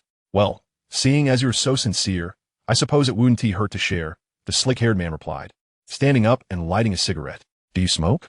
Wang Chuan shook his head in refusal. "We hail from a small coastal city in the south, without any stable jobs, currently wandering from place to place. My name is Demao, and this is a coup. We are musicians performing folk songs. A few years ago, we formed a band with 5 like-minded friends, which we aptly named the 5 People. Astonishingly, this was exactly as Wang Chuan had envisioned. They were indeed the now famous band, the 5 People. Before his rebirth, Wang Chuan had been an avid fan of folk music, particularly the regionally distinctive tunes of high feng sung by the 5 People. During his imprisonment, he rose to become a notorious figure within the prison. Through special means, he managed to acquire an MP3 player and a new album from the 5 People, titled Dreamy Lisa Hair Salon. In the stillness of the night, he would don his headphones and lose himself in their melodies, feeling as though he were transported to another realm. "Ah, I am your fan." Wang Chuan suppressed his excitement, embracing the two men deeply, recalling the songs they had performed with cherished detail. The serendipitous encounter delighted both Demao and Aku. Demao opened the leather case behind him, retrieving several bags of peanuts and beef jerky, while Aku scurried to the riverbank to fetch a case of beer from the van.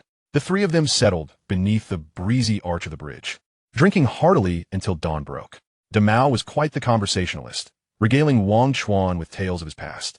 He had been enamored with music since childhood, and by a stroke of fate, he met the like-minded Aku, embarking on a new chapter in life, in pursuit of their musical dreams. They had taken on myriad jobs, selling bootleg CDs and pirated books, even briefly working as guitar instructors. Ultimately, they saved enough to produce and release several albums, but regrettably, their work was far too niche, resulting in dismal sales. Releasing music was akin to incurring losses. Reluctantly, they roamed from place to place, accumulating experiences, their income stemming from performing in bars across the land. Once they earned enough for travel expenses, they continued their carefree journey forward. As they prepared to part ways, Wang Chuan requested their contact information, hoping to meet them again. Mao extended an invitation. Hey buddy, at the end of the year, Aku and I will be hosting a small gathering for fans in our hometown in the south. We hope you can join us. No, Wang Chuan shook his head, his expression turning serious. By then, I will no longer be your fan. I will be your boss and manager. Chapter 35. After bidding farewell to the folk singers, Wang Chuan returned to the dreamy Lisa hair salon. It was now 6 in the morning, and Zhang Quandan and Jiao were also awake, tending to their morning routines. Wang Chuan gathered his belongings and headed downstairs. The female owner, Ajun, and the other employees were absent, which Wang Chuan understood. Those who worked the night shift rarely rose early. Just as he lit a cigarette, Zhang Quandan emerged, alone, and Jiao was not with him. Aren't you planning to take her with you? Wang Chuan offered him a cigarette. Now that their previous grievances had been resolved, was he not considering a fresh start? It's impossible, Zhang Quandan replied with a bitter smile. From now on, I'll walk my own path, and she will traverse hers. Our lives won't intersect any longer. Besides, I'm currently homeless, without a stable job. How could I support her? Especially someone like Jiao, who is high maintenance and lazy. It's for the best that we part ways. No more entanglements. Do you regret it? Wang Chuan lit his cigarette for him. Can you honestly say that you don't care about her at all? Have you truly let go? Brother Chuan, let's not talk about her. Zhang Quandan strode forward, heading off to grab some breakfast. Wang Chuan chuckled and followed him. In a nearby bun shop, they sat across from each other, eating and chatting. Brother Chuan, you look rather thin. I didn't expect you to be so formidable. I'm in awe, truly. Ha ha ha. Wang Chuan laughed, appreciating the compliment. It felt gratifying to hear praise that was more genuine than merely being told he was handsome or charming. You need to put in more effort too. Wang Chuan plucked an egg from his bowl and placed it in Zhang Quandan's. You can only eat buns. Eggs are nutritious too. Don't give up halfway anymore. Perhaps it was psychological, but transitioning from one-on-one to group dynamics was certainly an adjustment. How embarrassing, Zhang Quandan said, his face flushed. Everything will turn out well, Wang Chuan encouraged with a reassuring glance. I know someone formidable named Balmanshan. He used to live on Chrysanthemum Island, but ran into some trouble and ended up incarcerated. Balmanshan is a man of the martial world. It is said that the master of his master's master was a grandmaster of martial arts, who devoted his entire life to the study of a set of cultivation techniques, aptly named the Chrysanthemum Classic. This classic is a divine skill, once mastered. It undoubtedly enhances one's physical strength and prolongs life. Adan, said Wang Chuan, when things settle down, accompany me to Chrysanthemum Island. Zhang Quandan, somewhat skeptical, replied, the way you describe it sounds almost miraculous. I hope I'm not being deceived. What if that fellow Balmanshan is just boasting? Impossible. Absolutely impossible. Wang Chuan replied with a serene smile. The reason is simple. He wouldn't dare. Understanding dawned on Zhang Quandan as he sipped his spicy soup, wiping his mouth. Have you considered that the girl might not respond to your intentions at all? She might even throw you out. Fear not. I have my ways. Wang Chuan finished his meal, pulled out his phone to pay, and then urged Zhang Quandan to do the same. Transfer some money. Keep it for your expenses. Thank you. Brother Chuan, Zhang Quandan exclaimed, glancing at the screen to find a sum of 10,000. Wow, why so much? He could hardly believe his eyes, lifting Wang Chuan in a joyous spin before bowing deeply. Brother Chuan, from now on you got my back. Wang Chuan smiled gently. This is your pocket money. First, buy yourself some new clothes, then rent a place to settle down in Feiqing. Yes, Brother Chuan. Zhang Quandan responded with utmost respect. Let me tell you, Wang Chuan continued.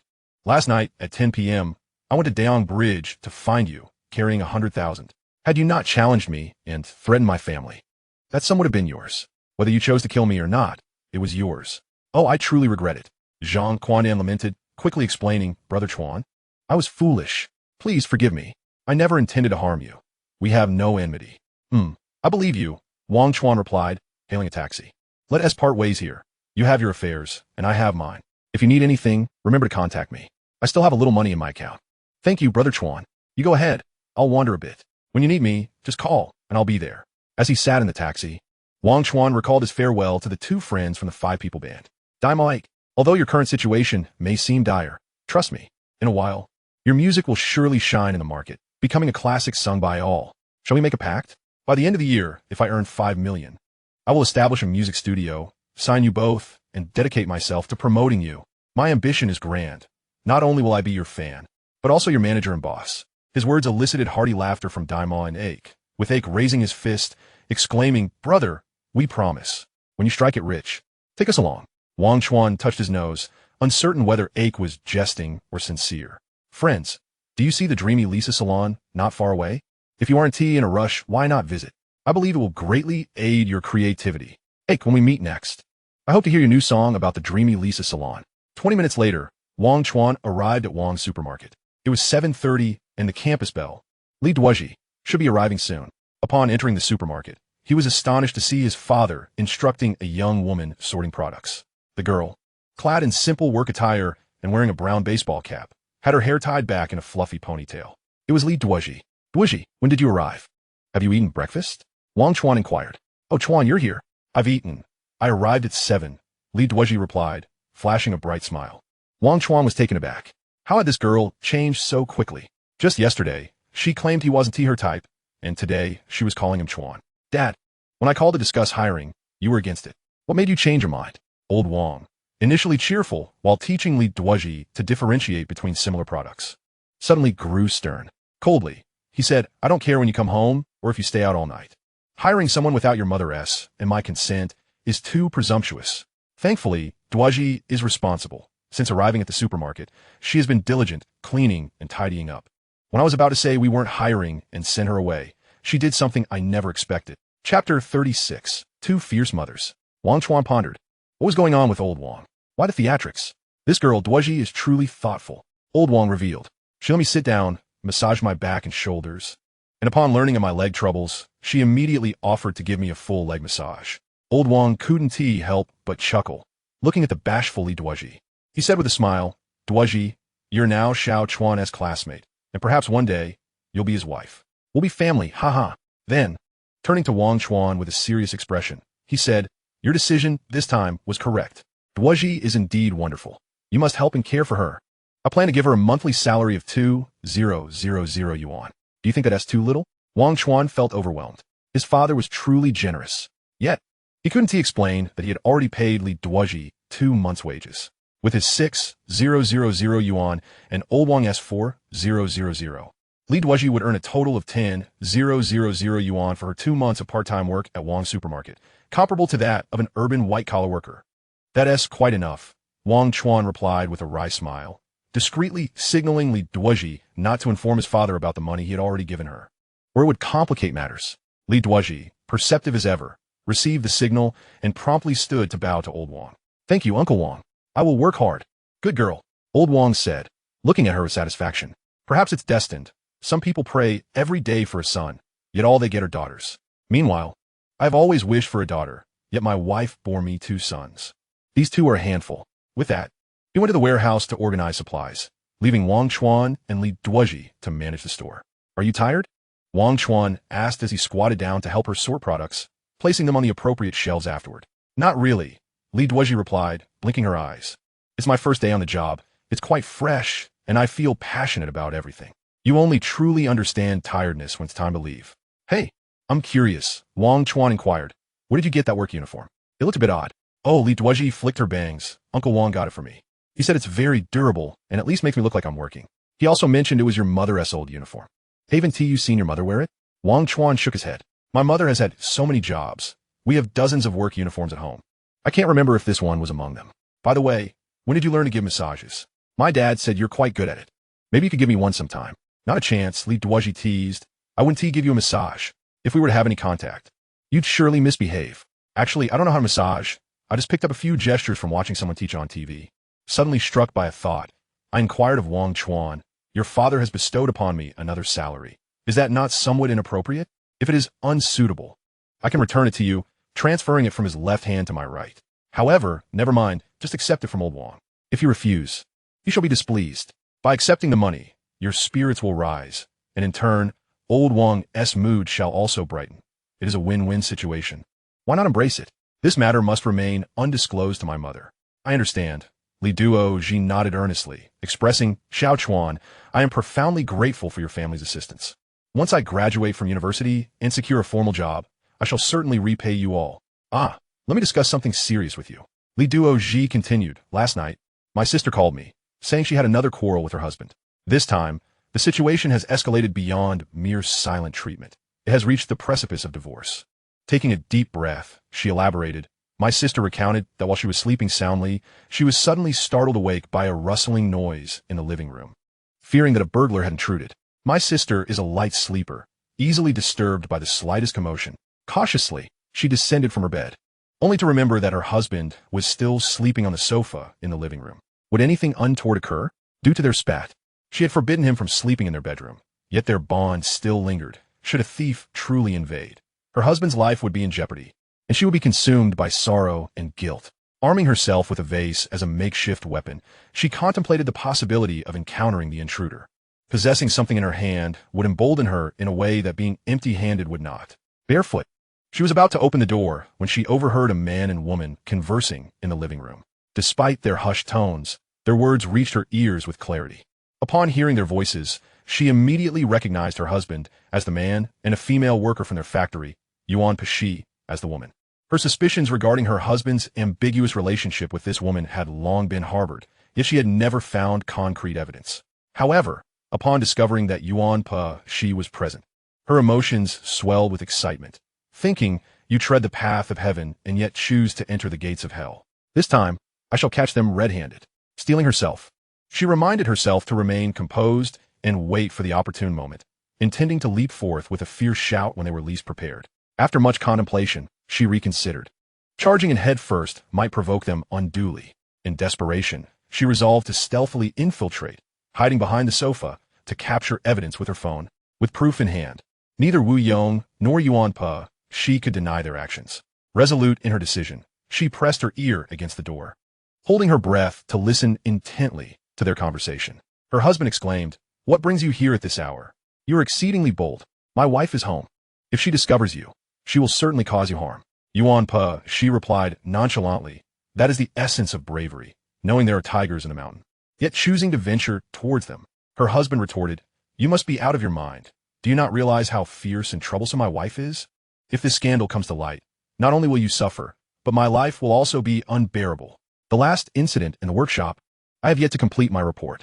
Lee Duoji felt anger rise within her, yet it was fleeting, for she had not caught him in the act. "And you, running into your own home, have placed yourself in the lioness den." Yuan Pashi, unperturbed, scoffed, "Is Lee Duoji a ferocious tigress? Am I merely a frail little lamb?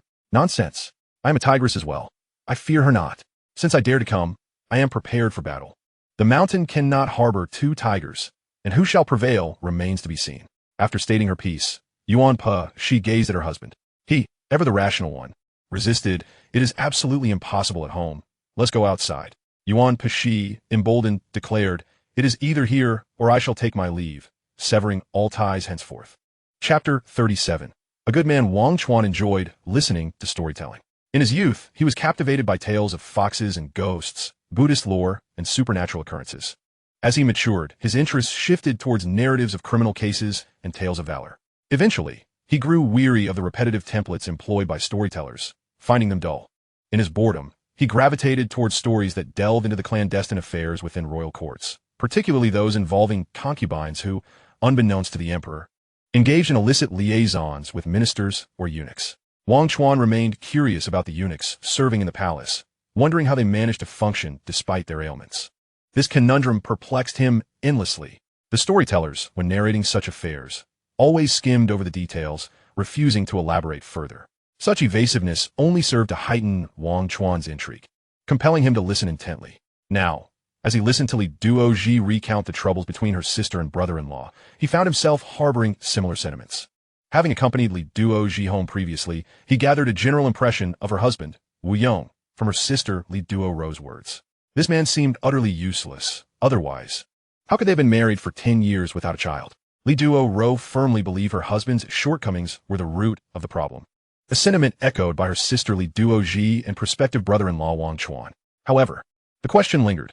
How did a flawed man attract Yuan Pashi to resolve his inadequacies? Perhaps it was best to continue listening to the tale.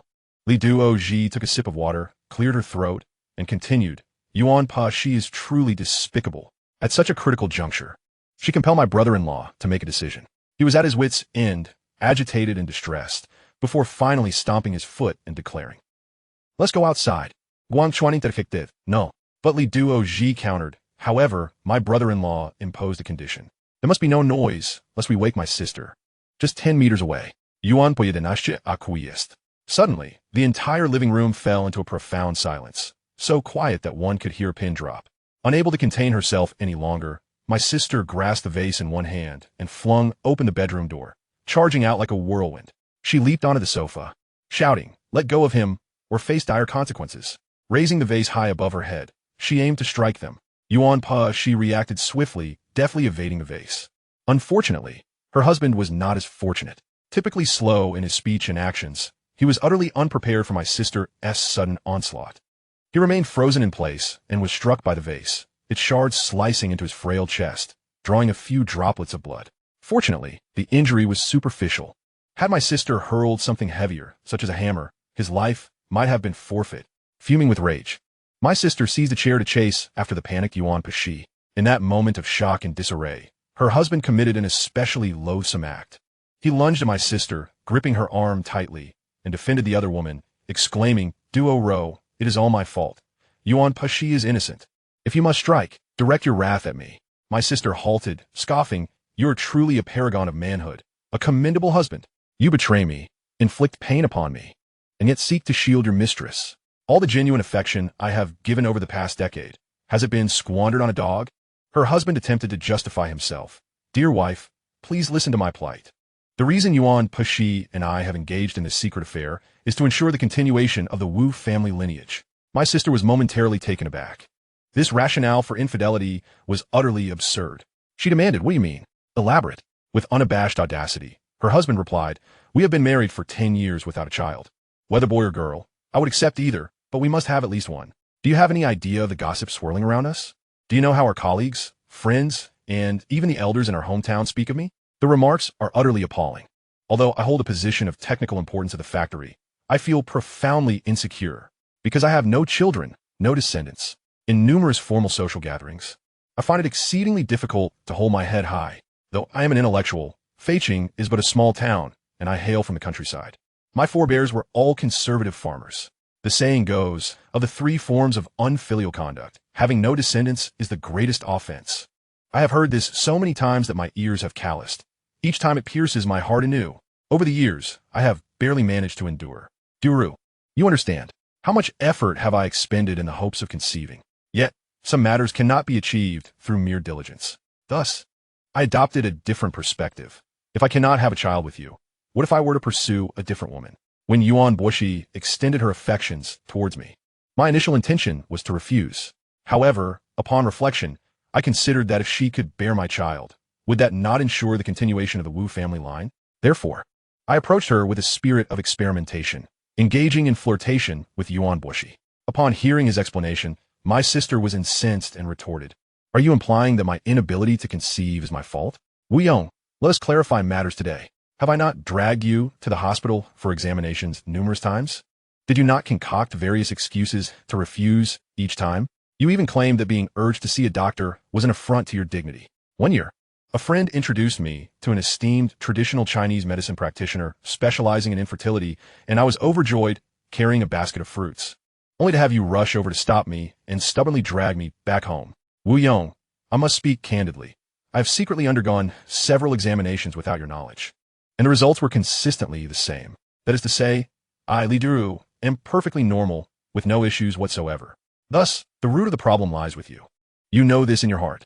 You are merely too obstinate to admit it. My brother-in-law was rendered speechless, his inner wounds laid bare, and all remnants of dignity vanished in that moment. He crumpled to the floor like a deflated balloon. He did not weep nor engage in sarcastic banter. Instead, he hoarsely uttered, "Du, you have endured so much over these 10 years. I have wronged you. I have made my decision. Let us divorce tomorrow."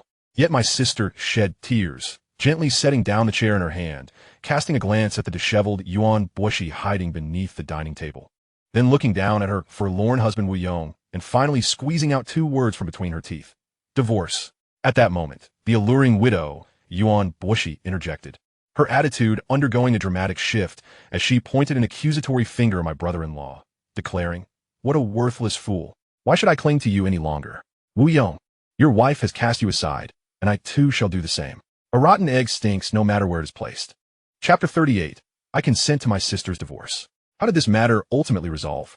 Wang Chuan inquired. Are my sister and brother-in-law truly destined for divorce? Is their decade-long relationship irretrievably broken? Everything has come to a standstill.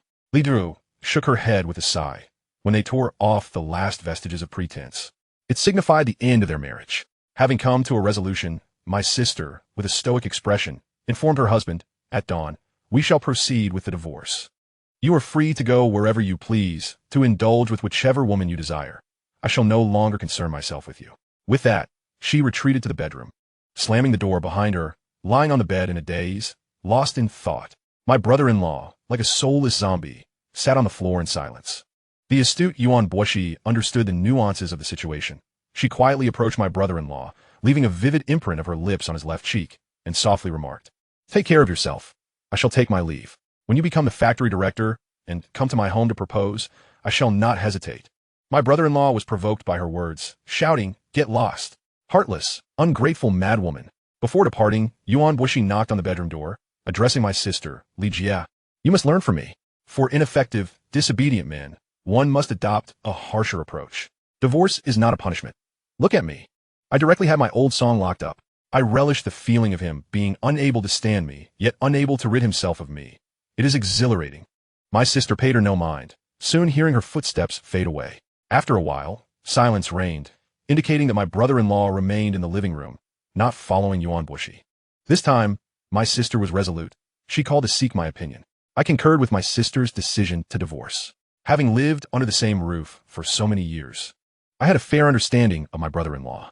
Although he was usually taciturn and amiable, he had never genuinely treated us sisters well. When he began courting my sister, he could not have foreseen the myriad of challenges that would arise, such as the illness and eventual passing of her mother, or the fact that my sister came with a burdensome younger sister. Sometimes, a two-for-one deal is not a cause for celebration. After years of marriage with no children, this became my brother-in-law's greatest source of distress. With this background, all that transpired in his life became less incomprehensible. I have always believed that a wild beast resides in my brother-in-law's heart, and my sister's presence acted as a cage, confining him to one place. Once she departs, that beast will roam freely. Meanwhile, my sister has endured for a decade. She needs the conclusion of this marriage to liberate her body and soul. She deserves to find a man who understands her, one who can bring her happiness and fulfillment. After all, she is only 30, shattering the shackles of a miserable life, and starting anew holds infinite possibilities. As Li Duoji finished speaking, Wang Chuan eagerly asked, "Are you certain your sister is all right?" Some individuals appear calm when faced with severe misfortune, yet their inner turmoil is tumultuous. Is it possible that your sister, having reached the zenith of heartbreak, is merely pretending to be indifferent? What if she were to take drastic measures? "You worry too much," Li Duoji replied with a smile. "If I were to despair, she would not. She is not that kind of person. In matters of emotion, she may be somewhat fragile, but in life, she has always been resilient." "All right, perhaps I have overthought it," Wang Chuan nodded. "The process of divorce, while seemingly straightforward, is quite complicated. Property division is not a matter to be resolved in a day or two. It is not that complex," Li Duoji remarked. "My sister informed me that she would go to the Civil Affairs Bureau this morning to handle the divorce procedures. Then she will return in the afternoon to pack her belongings and move into my rented place that evening. She intends to leave with nothing, wishing to sever all ties with her husband." "How foolish," Wang Chuan lamented. "Since you are divorcing, you should ensure you secure what is rightfully yours. Why not fight for your interests?" Li Duoji chuckled lightly. "That is the nature of women. Each choice is made based on their personal inclinations. Just like me. Having stolen a few items from your family's supermarket, I found myself easily at your mercy. I tasted some dishes I had never eaten before and drank porridge I had never tried. Had I been more rational that day and chosen to report it, the worst outcome would have been to pay a fine of 100 yuan and receive a reprimand from Uncle Mao. A single misstep, and I risked losing everything." Wang Chuan clicked his tongue in disagreement. "That is not accurate. I have never had you under my thumb. Was it not your misstep that led to this? When one errs, should they not accept the consequences? You appear so pitiful. I provided you with a place to stay and even helped you find a job. These gestures were made from genuine goodwill. Do you not perceive that? So, how can you speak of being under my control? I, on the contrary, feel as though you have ensnared me. You are akin to a pond. Initially, I merely slipped in inadvertently, yet the more I struggled, the deeper I sank. Enough." Li Duaji covered his mouth, adorned with a disdainful expression. "How did I detect the scent of a confession in your words? Allow me to reiterate. You do not fit the mold of my ideal type. I am drawn to the delicate beauty of effeminate stars, like Kai Su Kuan, Zhang Yunlei, and Lu Han." Wang Chuan chuckled, unperturbed. He resumed his exploration of the fish section in the supermarket. as the narrative from that martial arts novel unfolded. Reaching the scene where Tian Wonguan teased the novice nun, he strode out of the supermarket, just as Lee Duaji was about to inquire about his intentions. Wang Chuan had already slipped into a taxi, vanishing in a flash. Inside the vehicle, Wang Chuan made a call. "Well done, mission accomplished. I assure you, I will fulfill my promises." The voice on the other end chuckled. "Isn't it simply a matter of breaking apart Wu Yong and Lee Duaji as a couple? For me, that's an effortless task, a piece of cake. As far as I know, they have completed the necessary procedures." Wu Yong has already showcased the divorce certificate on his social media. Wang Chuan responded with calm composure. "As long as you facilitate my endeavors, I shall pretend I heard nothing regarding the matters your old song disclosed in prison. How shall I express my gratitude?" Yuan Poxy replied in a charming tone. "Are you free this evening? Come over to my place, and I shall prepare a delightful meal for you." Chapter 39. Song Jiang and Yuan Poxy. Wang Chuan replied, "Let's arrange another time." He set Yuan Poxy aside for the moment. What he was currently eager for was a different prize. Years ago, he had been wronged, and while Lee Duozhi merely acted as an executor, the true mastermind was her sister, Lee Du, in matters of adult vengeance. One must pursue both targets, neither sister shall escape. Thus, Wang Chuan now headed directly to the Westgate community on Wudao Road. Yuan Poxy had informed him that after leaving the Civil Affairs Bureau, Lee Duru returned home directly. Meanwhile, the morose Wu Yong had gone to the factory to drown his sorrows with a few close colleagues over drinks. This meant that only Lee Duru was home alone. A rare opportunity. Time waits for no one. En route, Wang Chuan closed his eyes, meticulously reviewing the entire plan for any potential oversights. On that day, he had accompanied Lee Duaji home to retrieve something. He had listened to Lee Duru recount Wu Yong's escapades with another woman, mentioning that woman's name as Yuan Poxy, who also worked at the shoe factory and was nicknamed the Flirtatious Widow. The conversation turned to how Yuan Poxy, after marrying Old Song, had orchestrated his imprisonment upon being discovered in an affair.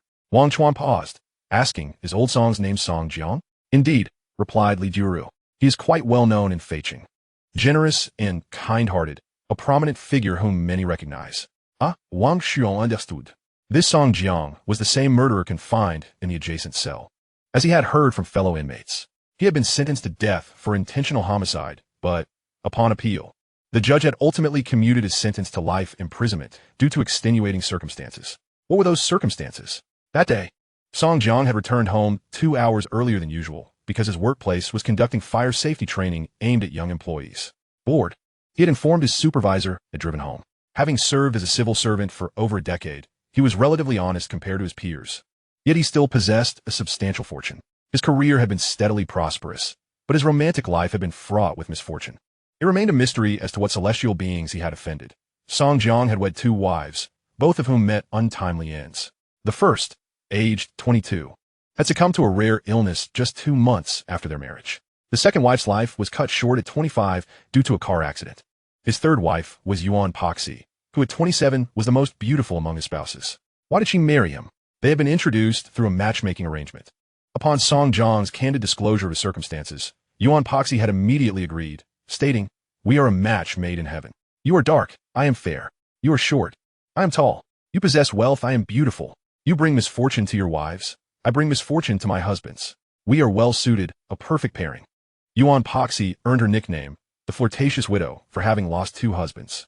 Her first husband had tragically passed away from a heart attack on their wedding night due to overwhelming excitement. The second husband had died 2 years later from poisoning after consuming a substandard health supplement. Despite her 2 marriages, Yuan Poxy had retained her beauty and figure. As she had no children, Song Jiang was drawn to her alluring appearance and shared misfortunes, prompting him to marry her. Friends urged him to reconsider, to which he laughed heartily. "One who has caused 2 wives to perish and another who has caused 2 husbands to die. If we unite, who do you think will meet their end first?" How amusing. Aren't you curious? I can hardly wait to discover the answer. Ultimately, both remained unscathed. Neither met their demise. However, beneath the veneer of tranquility, tumult brewed. That day, upon arriving home, Song Jiang sensed something was amiss as he stepped out of his car. A yellow Lamborghini parked below caught his eye, glistening in the sunlight. As far as he knew, the residents of his building were primarily working-class individuals who could hardly afford such an extravagant vehicle. Could a wealthy friend of a neighbor be visiting? Residing on the 6th floor, the top level, he took the elevator to his door and immediately noticed irregularities. Wrapping paper from bouquets littered the trash bin, and large, disarrayed footprints marred the hallway. Song Jiang instantly recognized that the situation at home was precarious, conjuring the worst possible scenarios. Instead of barging in frantically, he returned to the garage, retrieved a folding knife, and ascended once more. With one hand wielding the knife and the other grasping his keys, he endeavored to minimize noise. He sought to uncover who possessed the audacity to intrude upon his home and his wife in broad daylight. Upon entering, he was taken aback. No one was present. He searched several rooms, finding no one. Eventually, Song Jiang discovered them hidden within a wardrobe. The woman was Yuan Poxy, and the man was a young gigolo, around 23 or 24, with green-dyed hair. As Song Jiang dragged him out of the wardrobe, the young man cursed. I said I could hide alone, but you insisted on hiding with someone else. Aren't you insane? This is your home. What are you hiding for? As if it were a secret. How could old Song not find us? Crouching on the ground, the green-haired youth pleaded for mercy as Song Jiang unleashed his fury upon him. Song, I'm innocent. I didn't do anything. You just returned suddenly. Who can I share my woes with? I'll pay. Just name your price. Please, don't hit me anymore. I'll truly cry. Yuan Poxy, elbowing outward, attempted to assist the young man in escaping. She clung to one of Song Jiang's legs, urging Lil Green, hurry and flee. As long as the green hills remain, one need not worry about firewood. Preserving your life is paramount. Little Green struggled to break free but was too late. In a moment of desperation, Song Jiang plunged the knife into his abdomen. A spray of blood erupted as Little Green collapsed, unconscious. He was indeed unfortunate, encountering the two individuals most capable of bringing misfortune, while the couple remained unscathed. How perplexing. Wang Chuan pondered. Lee Duaji had informed me. Yuan Poxy and her young gigolo lover, the green-haired youth, had conspired to frame Song Jiang and send him to prison. In the recesses of my past life's memories, a fellow inmate confided that Song Jiang was imprisoned for accidentally killing Green Hair. But what is the truth? Knock, knock. Knock. Wang Chuan rapped on the door of Lee Duaji's home. Xiao Chuan, why have you come alone? Where's my sister?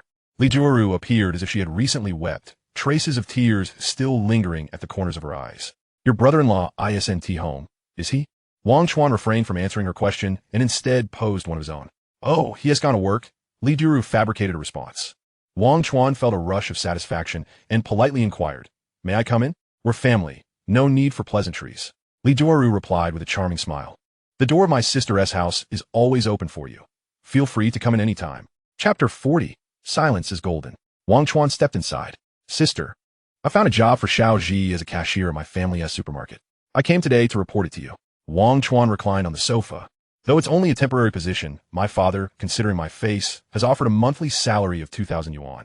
Additionally, I personally provided 6,000 yuan to Xiaoji as her wages for these 2 months. What do you think? Lee Duaji exclaimed in astonishment. 5,000 yuan a month. That takes care of my first year tuition. Why don't you bring me on board as well? Wang Chuan smiled silently, thinking, once I establish my company, I will definitely hire you as a manager. Xiao Chuan, I have a question. Li Duo isa curiosity pica. You're just a fresh graduate. Where do you get so much money? Should I tell the truth? Wang Chuan countered. MHM. Li Duaji perked up her ears. I want to playing video games. Wang Chuan chuckled, surprised. Aren't you? Your little brother happens to be a gaming expert. That is not surprising. Li Duaji nodded. Although I don't often go online. I've heard of many young esports players who have won world championships and received substantial prize money. However, Wang Chuan continued. I haven't mentioned to my parents that I give Xiaoji 3,000 yuan a month, as I can't explain where that money comes from. They despise my gaming. I understand, Li Duaji remarked, pursing her lips. Staying up late is detrimental to one's health, and gamers are notorious for their nocturnal habits. Your uncle and aunt are merely concerned for your well-being, Xiao Chuan, regardless of everything. Thank you for taking such good care, Xiaoji. She is fortunate to have you. Sister, you must help me. Wang Chuan frowned slightly, a hint of discontent creeping in. I'm so good to Xiaoji, pouring my heart and soul into her care, yet she still doesn't like me. What should I do? Is that so? Li Duozhi exclaimed in surprise. How could she be so ungrateful? This child truly doesn't understand. When I see her tonight, I'll definitely urge her to treat you better. However, Xiao Chuan, you must also maintain a level head. Pursuing a girl should not be hurried. It requires a steady, step-by-step approach. I believe that all your kindness towards her may seem inconsequential now, but one day she will suddenly realize that all those gestures were love, and she will cherish them profoundly. Let us hope so. Wang Chuan nodded in gratitude. Thank you for your comfort and encouragement, sister. I will continue to treat Xiaoji well. Suddenly, he thought of something and, with a serious expression, asked, Sister, tell me the truth. Have you and brother-in-law divorced?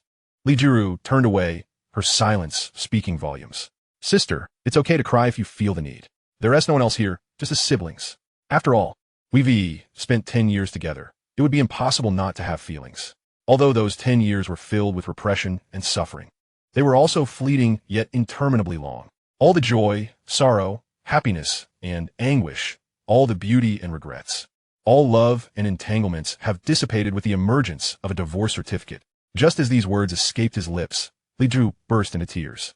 Wang Chuan instinctively stepped forward, offering her a shoulder to lean on. It's all in the past. Sister, we must look forward. Wang Chuan, ever the gentleman, gently patted her shoulder, allowing Li Juru's tears to soak his clothing. Eventually, Li Juru cried herself to sleep, resembling a carefree child in her deep slumber. After experiencing a failed marriage and wasting 10 years, she finally understood a vital truth. One must live for oneself. Hence, she had come to terms with her divorce.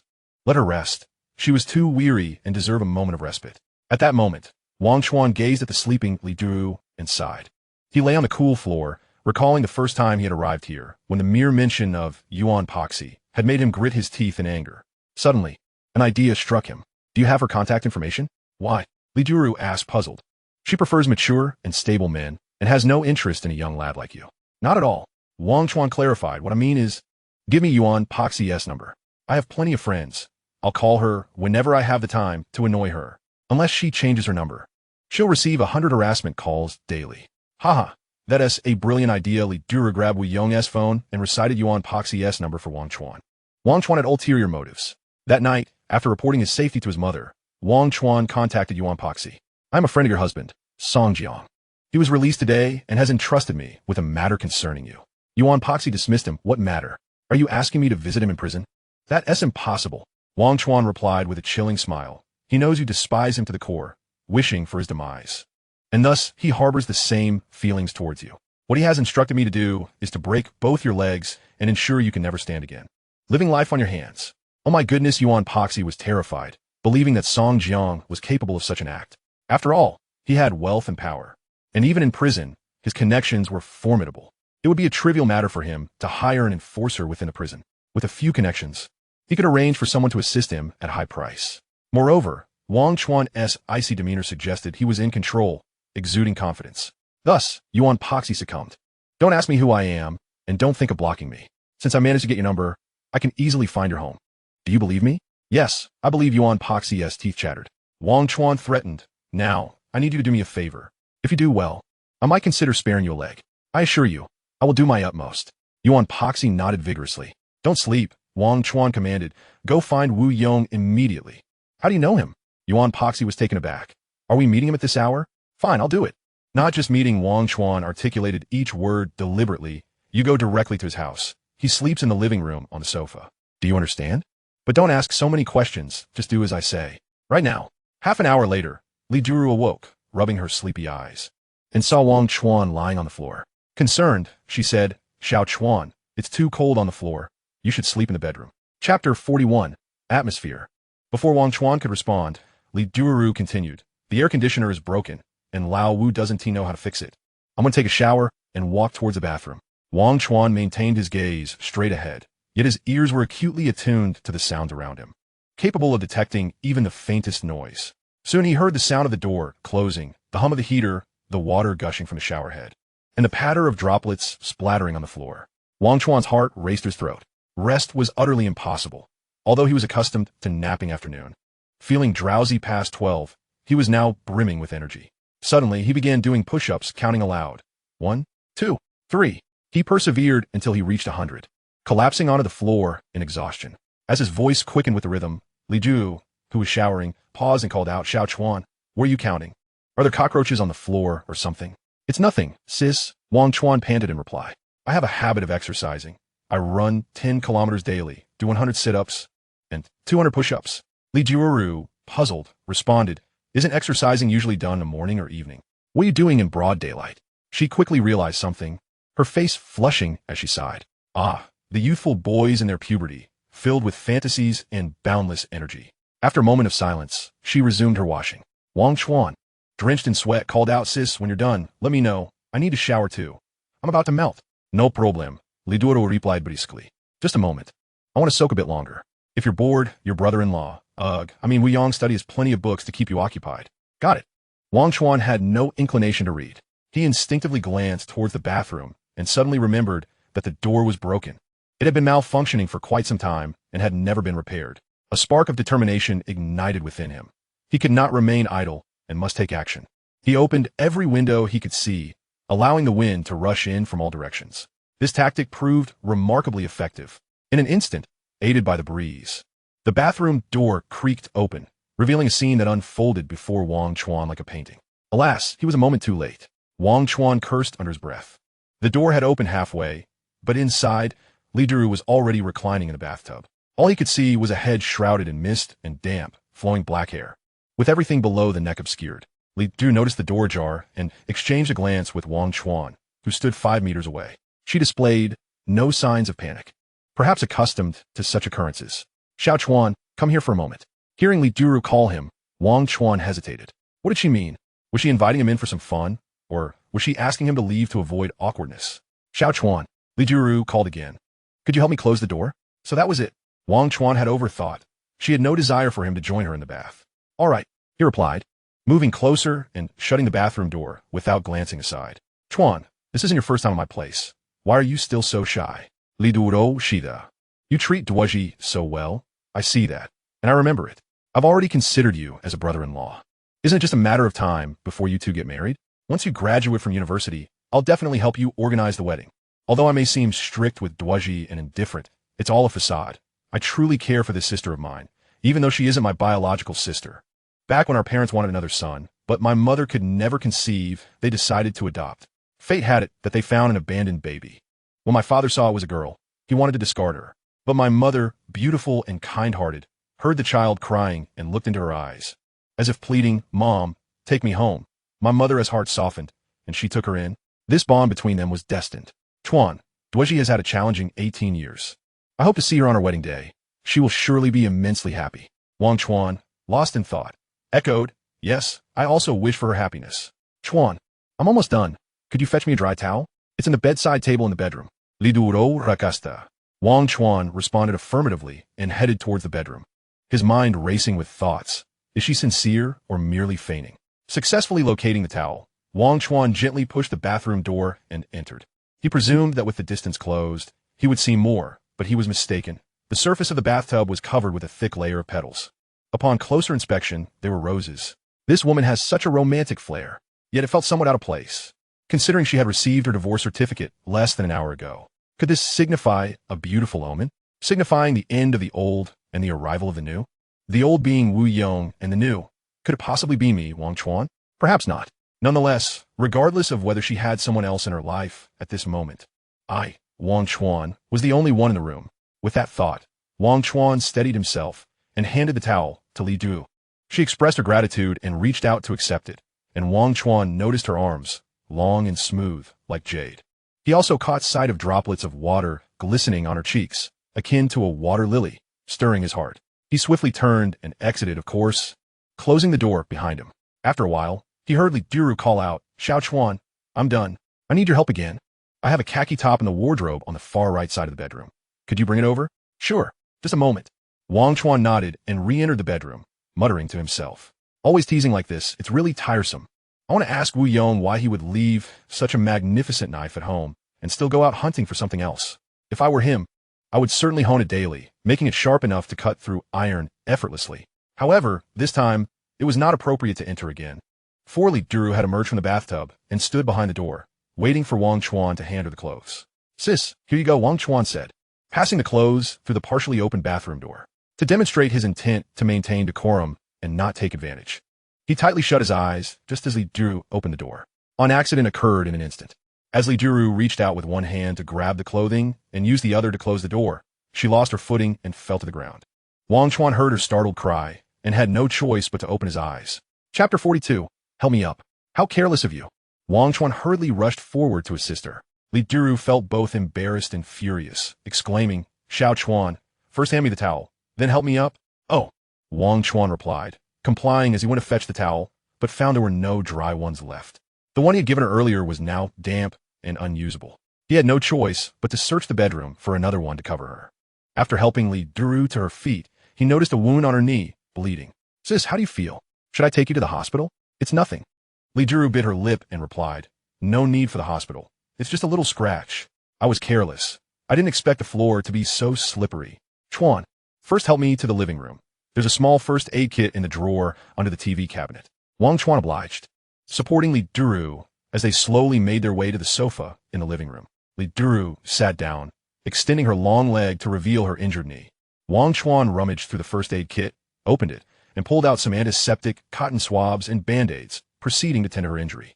As Li Duru watched Wang Chuan handle her wound with such care, she suddenly felt the pain in her knee diminish, a subtle smile creeping onto her lips. In truth, if it were any other day, she would have completely disregarded such a minor injury. A small wound requires merely a band-aid, while a larger one can be self-dressed.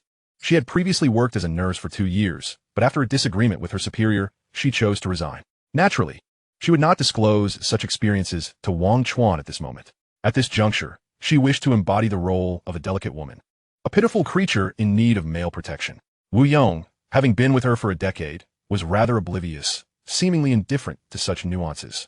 For instance, when she was injured, regardless of the severity, a simple expression of concern or care would suffice. After all, she was his wife, and indeed a woman. No matter how resilient or assertive she was, there were moments of vulnerability when she secretly longed for a sturdy shoulder to lean upon. This young man was truly commendable.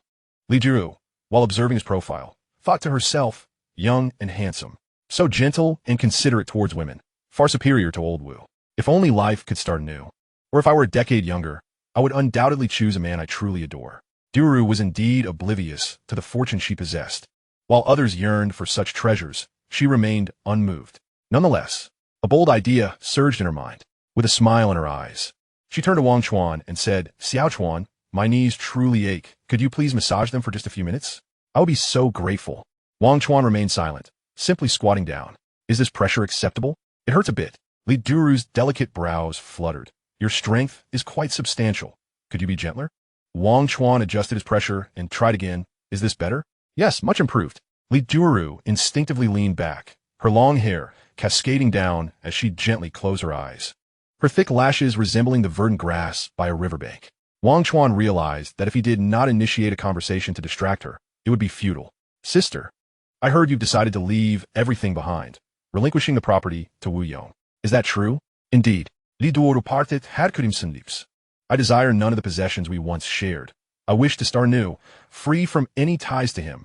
Sister, you cannot let emotions cloud your judgment. Wang Chuan continued.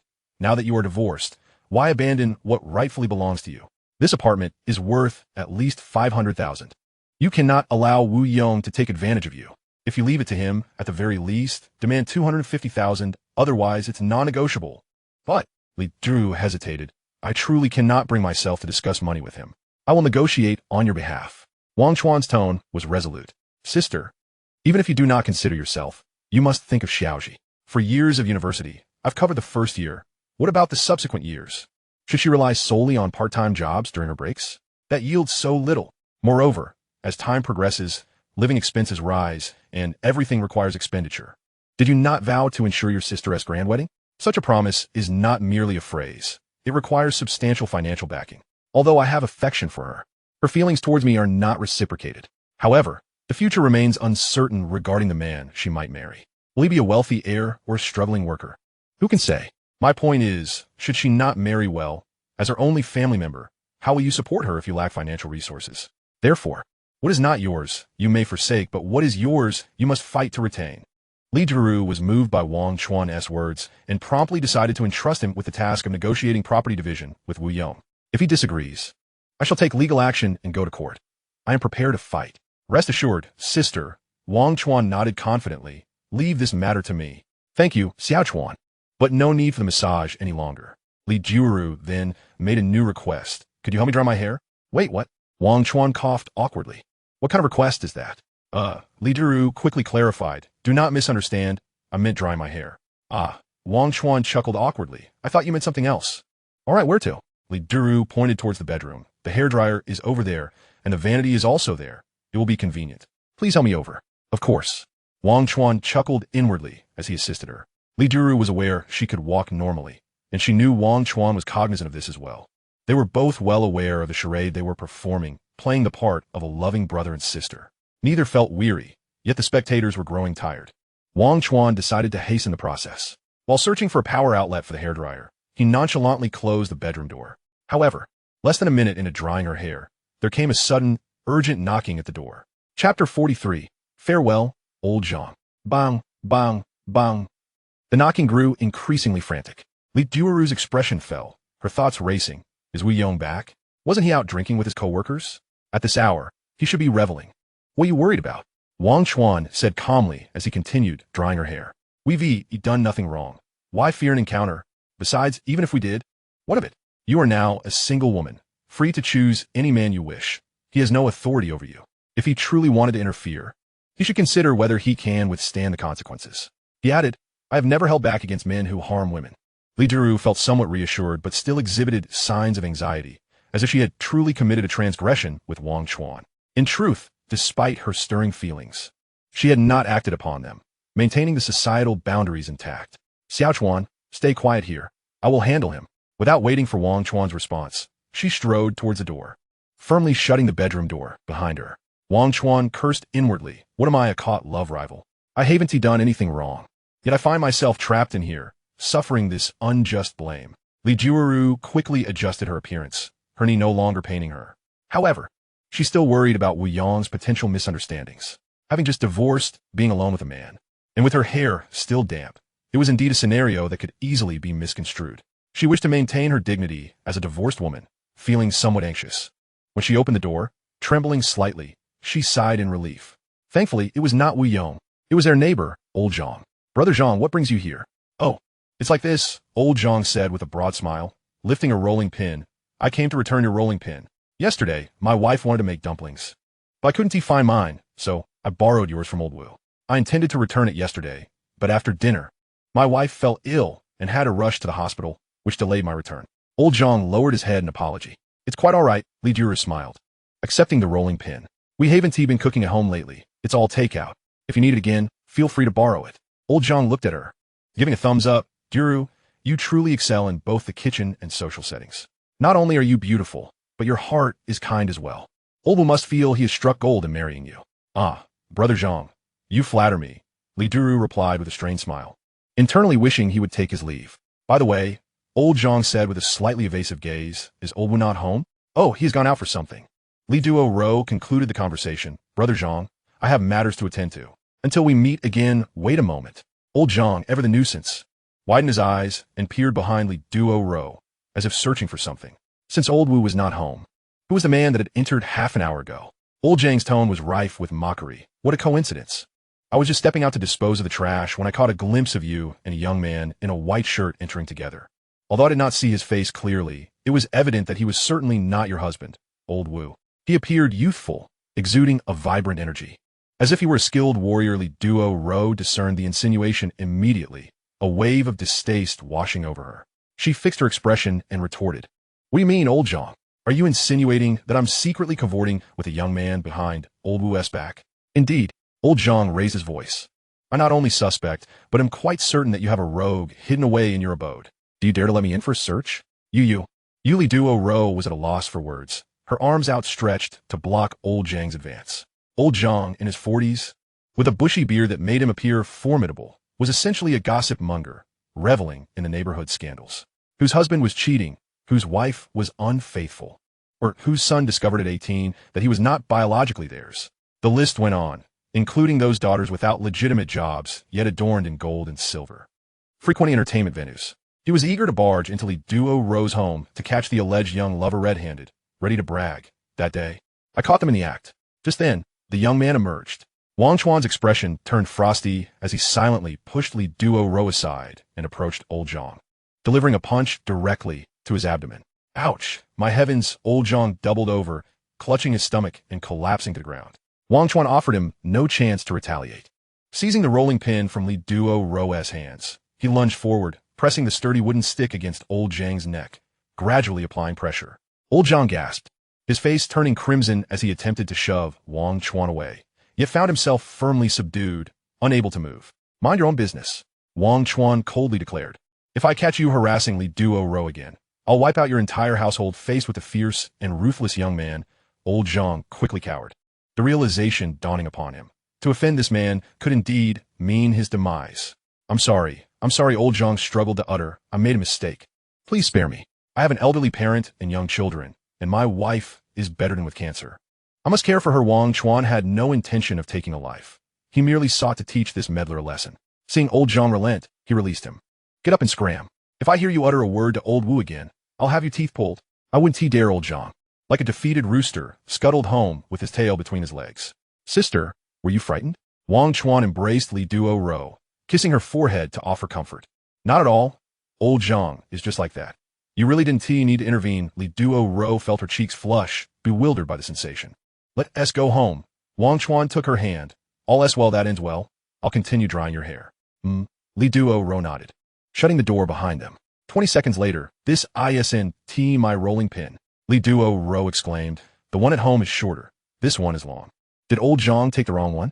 Wang Chuan glanced at it, unconcerned. Even if it's incorrect, it's not your fault. It's old Zhang's oversight. Just like when you buy something at a store, if the shopkeeper mistakenly gives you an extra $10, would you return it? No. Li Duo whispered. Sister, let me ask you this. Wang Chuan gestured. If two rolling pins were placed before you, which would you choose? Without hesitation, Li Duo replied, I'm not foolish. I'd obviously choose the longer one. Just as I thought. Wang Chuan chuckled, patting her arm. I sense there's more than one rolling pin in this house. We should search for another. All right, I'll follow your lead. Li Duo abandoned her hair drying, and the two began to rummage through the apartment like cats hunting for mice. After all, they had no intention of staying here. The mess and chaos could be left for old Wu to sort out. In the three-bedroom apartment, every nook and cranny had been searched. Yet the mythical rolling pin remained elusive. Wang Chuan maintained a light-hearted demeanor, fully aware that the item was in his possession, yet he pretended to search earnestly, mainly curious to see what else in the apartment might catch his attention. While rummaging through Wu Yong's study for the non-existent rolling pin, he stumbled upon a cardboard box filled with numerous CDs. Lacking flashy covers, they were numbered sequentially in Arabic numerals. He inquired of Li Duo, Sister, were these CDs? Are they recordings of your wedding? I'd love to take a look, may I? I'm not sure. Li Duo approached, her expression puzzled. If the CDs aren't labeled, I wouldn't know their contents either. However, we did hire a wedding company to record many moments for keepsakes. But it's been so long that I can't recall if they're the ones you're referring to. Wang Chuan felt a hint of disappointment. Could I play one to see? I'd like to know what you looked like 10 years ago. Were you as enchanting then as you are now? Ha ha ha. Li Duo laughed. Xiao Chuan, you certainly know how to flatter, don't you? But be prepared if I happen to look unappealing. Don't say I didn't warn you. Wu Yong had a penchant for art films, having amassed quite the collection of discs and even acquired a projector, claiming that viewing them in large provided a better experience. Xiao Chuan, you should give it a try and see if it achieves a cinematic effect. All right then, Wang Chuan replied, inserting a CD into the computer. After connecting the projector and accessing the files, he clicked play. The images projected onto the wall, indeed offering a different perspective, magnifying both the people and scenery several times over. However, the more vivid the imagery, the more awkward the scene became. About a minute later, Wang Chuan paused the playback, a forced smile on his face as he addressed Li Duo. Sister, I apologize, I didn't realize it was this kind of film. It's quite embarrassing. I want to see how beautiful and charming you were on your wedding day. But it turned out to be an art film of everyday life. It's fine. Let us move on to the next one. Li Duo replied, nonchalantly with a smile. As someone who's been through it, these things are inconsequential to me. Wu Yong, you see, has no other hobbies. He is particularly fond of art films from around the world. He once confided in me that his greatest disdain lies with the so-called blockbusters produced domestically. Those films that boast impeccable production values, grand narratives, and spectacular spectacles. Instead, he finds himself drawn to simpler scenes, where the actors pour their hearts into their performances, and the themes, though seemingly mundane, resonate with profound depth. Oftentimes, these smaller films deliver a more gratifying viewing experience, leaving a lasting impact. Wang Chuan attempted to comprehend this perspective, recognizing that everything possesses duality, regardless of the artistic form. If it can reach the depths of the human heart, it is indeed successful and meaningful. It is not a matter of sipping coffee to appear cultured or consuming garlic to seem vulgar. Members of high society do not necessarily eschew art films. They are quite sincere in their pursuits. As he spoke, he switched to another disc in front of Li Duo. It was yet another film featuring only two lead actors, and instinctively, Wang Chuan dragged the progress bar to the end, only to find it offered no hope. The male protagonist remained unchanged, performing throughout the entire film. Then he played the third disc, which proved to be a different experience altogether. The film commenced with a grand scene, showcasing 5 or 6 male actors against an urban backdrop infused with martial prowess. They engaged in fierce combat with a female actress endowed with extraordinary abilities, their blades clashing in a relentless struggle. Wang Chuan felt a twinge of discomfort, particularly with Lee Duoji standing beside him, sharing in the viewing. The violence seemed devoid of any artistic ambience. He contemplated shutting it off, but Lee Duoji interjected. "Don't turn it off. I quite enjoy narratives with serious plots that provoke contemplation. Don't you find it educational?" Wang Chuan was taken aback in confusion. Lee Duoji continued. "The female lead appears frail, yet she is remarkably formidable. She faces multiple adversaries with unwavering courage, dismantling them one by one. The male characters may seem fierce and capable, but they are fundamentally ineffectual. Look at this one." She pointed to a muscular actor on the screen. "Do you believe he can withstand more than 3 moves against the female lead? He will surely be the first to fall." Wang Chuan, naturally skeptical, focused intently on the scene, eagerly awaiting the outcome. 3 minutes later, the muscular actor groaned, defeated and surrendering. "Did I not tell you?" "Ha ha ha." Lee Duoji laughed heartily, reveling in her correct prediction. While Wang Chuan was impressed, he raised a question. "Sister, have you seen this film before? How could you predict so accurately?" "I truly haven't," Lee Duoji replied earnestly.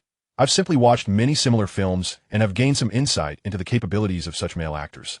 She then pointed to a slender, unattractive male actor. "Xiao Chuan, look at him. He is truly remarkable. Do not be deceived by his unassuming appearance. His skills are extraordinary. Every strike he delivers is precise and catches the female lead by surprise. I wager he will last until the end, though unexpected circumstances may arise." Given he faces an exceptionally skilled female protagonist. Xiao Chuan, Lee Duoji added with earnestness, "I wish to discuss something with you. You have undoubtedly seen many films featuring prominent male and female leads. In your opinion, what defines a genuine male or female lead?" Wang Chuan shook his head in silence. "I believe that the characters portrayed in shows like Nirvana and Fire in the King's Avatar, while commendable, still fall short of my ideal of a true male or female lead. In contrast, the artistic films produced in Sakura Country, though they may be visually simplistic and narratively straightforward, boast unparalleled character development, acting prowess, and dedication from both the male and female leads. They are the epitome of what constitutes a true male and female lead. Of course, art is subjective, and tastes vary widely. The collection, curated by Wu Yong, also encompasses a range of quality. For instance, in this very film, Lee Duoji pointed at the actress on screen, remarking, "Her delivery leaves much to be desired. While she articulates her lines accurately, without fumbling or hesitating, her voice is excessively shrill. As a female audience member, I find it unappealing. The director should have invested in a professional voice actor during post-production to enhance her performance. Therefore, whether the film is a grand investment or a modest production, the audience can discern the creator's dedication to their craft." Wang Chuan listened, utterly astonished. Chapter 45, Understanding. Whether his understanding was accurate, he could not ascertain, but it was evident that she had watched her fair share of films. Wang Chuan silently admired her. In comparison to Lee Duoji, he felt not only outmatched in the quantity of films he had seen, but also in his ability to interpret them. Xiao Chuan, Lee Duoji smiled gently. "As someone who has experienced youth, I understand the thoughts that occupy the minds of young men like you at the age of 18 or 19. I must caution you. While it is commendable to indulge in fantasies, becoming infatuated with certain things to the detriment of your well-being is less favorable. A vivid example exists right before me." Lee Duoji paused, raising the rolling pin in her hand. "I am not foolish. I have come to realize why old Zhang mistakenly took the rolling pin. He did so intentionally. He knew well that my rolling pin is small, yet he brought me his larger one. What could that possibly mean? Initially, I was perplexed, but while watching the film earlier, I had an epiphany. Old Zhang was insinuating that Wu Yong is inferior to him. That old man must harbor ill intentions.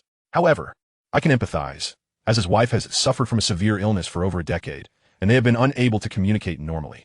To illustrate, his home flower has withered, while the neighboring garden blooms with a resplendent rose. How could he not be tempted? In truth, there have been numerous occasions. Whether on my commute to work, or while grocery shopping or walking my dog, I often sense a pair of eyes watching me from behind. The gaze radiates hunger and greed, as if it longs to capture me and take me home. Perhaps I am digressing." Lee Duoji chuckled shyly, yet is not too far off. "My point is that like father, like son. Old Zhang has a son, now 18, around your age. This Xiao Zhang, however, struggles academically, and dropped out of school early. I have encountered him a few times. He is fair-skinned, and though not conventionally handsome, possesses a notably high nose, reminiscent of an international martial arts superstar. One day, I went to old Zhang's house to borrow something. I forget what precisely, but that is unimportant. Old Zhang was out, having taken his wife to the hospital, leaving only Xiao Zhang home alone. In my haste, I neglected to knock, and since he had not closed the door, I pushed it open gently and entered. His home was a chaotic mess, filled with a mingled sense of disinfectant and traditional Chinese medicine, nearly prompting a sneeze from me. Despite it being daytime and the sun shining brightly outside, old Zhang's home exuded a gloomy, damp atmosphere. Upon stepping inside, I felt as though I had walked into a long-abandoned air raid shelter. Holding my nose, I was about to call out to see if anyone was home when I heard sounds of a man striking a woman emanating from one of the rooms. Startled, I quickly pushed the door open to investigate. To be honest, I still regret that decision. I should not have barged into Xiao Zhang's room. It was rude, and it undoubtedly subjected him to what was perhaps the most embarrassing moment of his maturation process. I saw an old red laptop resting on the desk, its screen displaying a game interface. In the corner of the screen, a small window was playing a film, and the sounds of male violence toward a female character were. In fact, from that very movie, I am rather indifferent to it, accustomed to the peculiarities. My household is also filled with such items, and Wu Yong frequently shares his collection with me. Moreover, I consider this to be quite a normal occurrence. Which typical adolescent boy would dare claim to have never harbored a profound curiosity towards the opposite sex? Observing his pallid and emaciated demeanor, I cannot help but feel a twinge of pity for him. Once a chubby and charming young lad, he is now transformed entirely, both in appearance and constitution, plummeting to new depths. At that moment, Wang Chuan inquired, "What was Xiao Zhang's reaction when you inadvertently collided with him? Did he scold you, blaming you for intruding upon his private space?" Li Duo reminisced. At that time, I heard someone enter from behind and instinctively turned a glance. Upon locking eyes with me, he gasped in surprise before hastily closing his notebook and straightening his clothes, akin to a child caught in wrongdoing. He forced a smile and said, "Aunt Lee, what brings you here?" I calmly replied, "I came to borrow something from your home. I noticed the door was ajar. It doesn't interfere with you, does it?" Xiao Zhang appeared flustered, nervously standing and rubbing his hands, his gaze cast downward, too timid to meet my eyes. He deliberately sidestepped my inquiry, stating that his parents were not at home and suggesting that we could discuss matters upon their return. I nodded in agreement, assuring him it was no issue. As I turned to leave, a thought struck me, and I addressed Xiao Zhang. "My dear boy, you are growing up. There are some conversations your parents may find uncomfortable. Allow me to speak on their behalf. If you wish to pursue a romantic relationship, you should do so openly. It is your freedom and right. Should you not encounter a suitable match, I could introduce you to someone. I have a colleague whose daughter is of a similar age as you. She has recently graduated and is now employed at an electronics factory as a clerk. She is quite beautiful and currently single.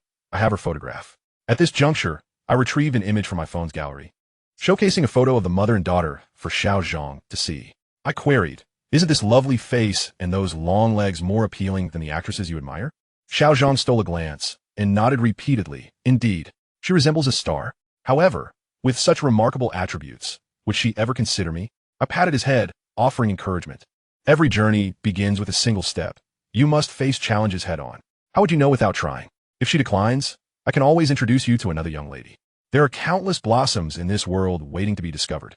He bowed deeply, expressing gratitude. "Thank you, Annie, for causing such trouble." I reassured him.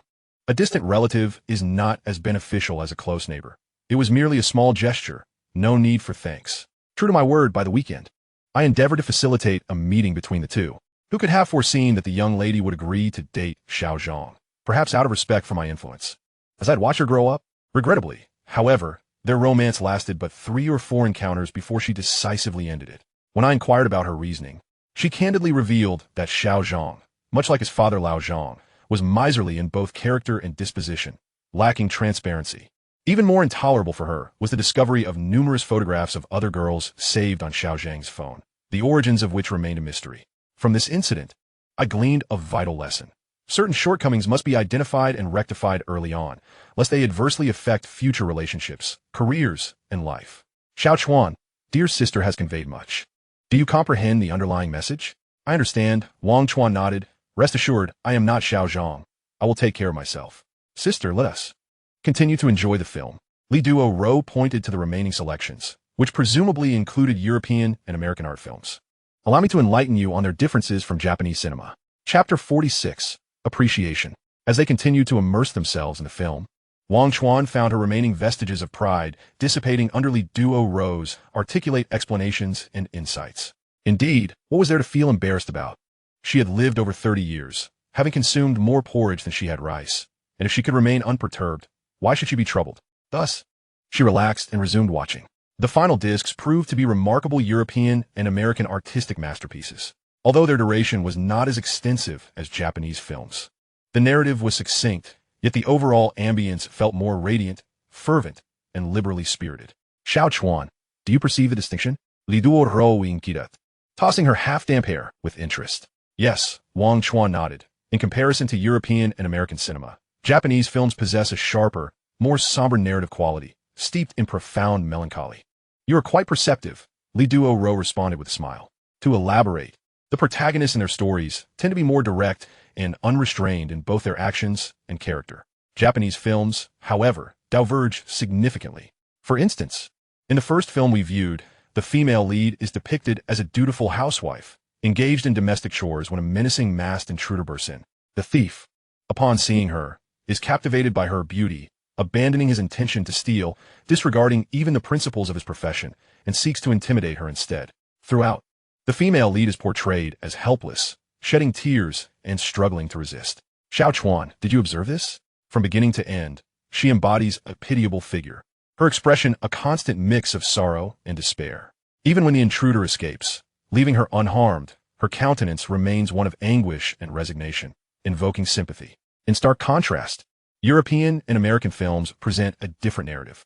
The same scenario unfolds, yet the female protagonist is a blonde-haired, blue-eyed housewife, diligently attending to her household when a burly intruder barges in, brazenly bypassing any pretense of civility. How does she respond? Rather than weeping or pleading, she seizes a fruit knife and confronts the intruder. In a flash of decisive action, she disarms him and employs her combat skills to subdue him. Ultimately, amidst his desperate cries, she triumphed. This encapsulates the difference. Li Duozhi concluded, this reflects the varying artistic aesthetics pursued by different nations and cultures. European and American cinema emphasizes fluidity, exuberance, and a human-centric approach, whereas Japanese films relish in tormenting their protagonists, plunging them into the abyss, subjecting them to relentless hardship before allowing them a flicker of survival. Completing her discourse, Li Duozhi took a deep breath, akin to concluding a victorious debate. Wang Chuan, unable to contain herself, applauded, Sister, your understanding is remarkable. It would not be an exaggeration to say you possess extraordinary knowledge worthy of a university lecture for film students. You undoubtedly possess the potential and talent to be a teacher. As their film-watching session progressed, and with her confidence bolstered by Wang Chuan's praise, Li Duozhi felt a hint of bashfulness. Oh dear brother, please do not exaggerate. I am merely an uneducated simpleton. Your flattery leaves me quite embarrassed. Xiao Chuan, Li Duozhi suggested, peruse these films and select any that pique your interest. I shall gift them to you. No. Wang Chuan waved his hand.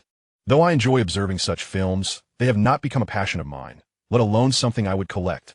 Moreover, a gentleman adheres to the principle of not accepting beggars' food. It would be inappropriate for me to claim what belongs to another. Even if you were to offer it to me willingly, I simply cannot accept it. Very well, I shall not press you.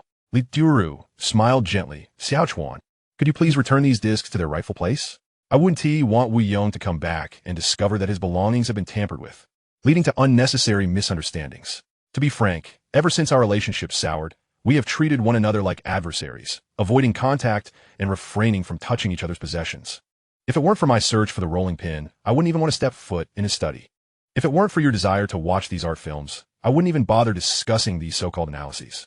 Xiao Chuan, aren't you going to take a shower? Go on. A wash will leave you feeling refreshed. I'll head back to my room to dry my hair and tidy up a bit.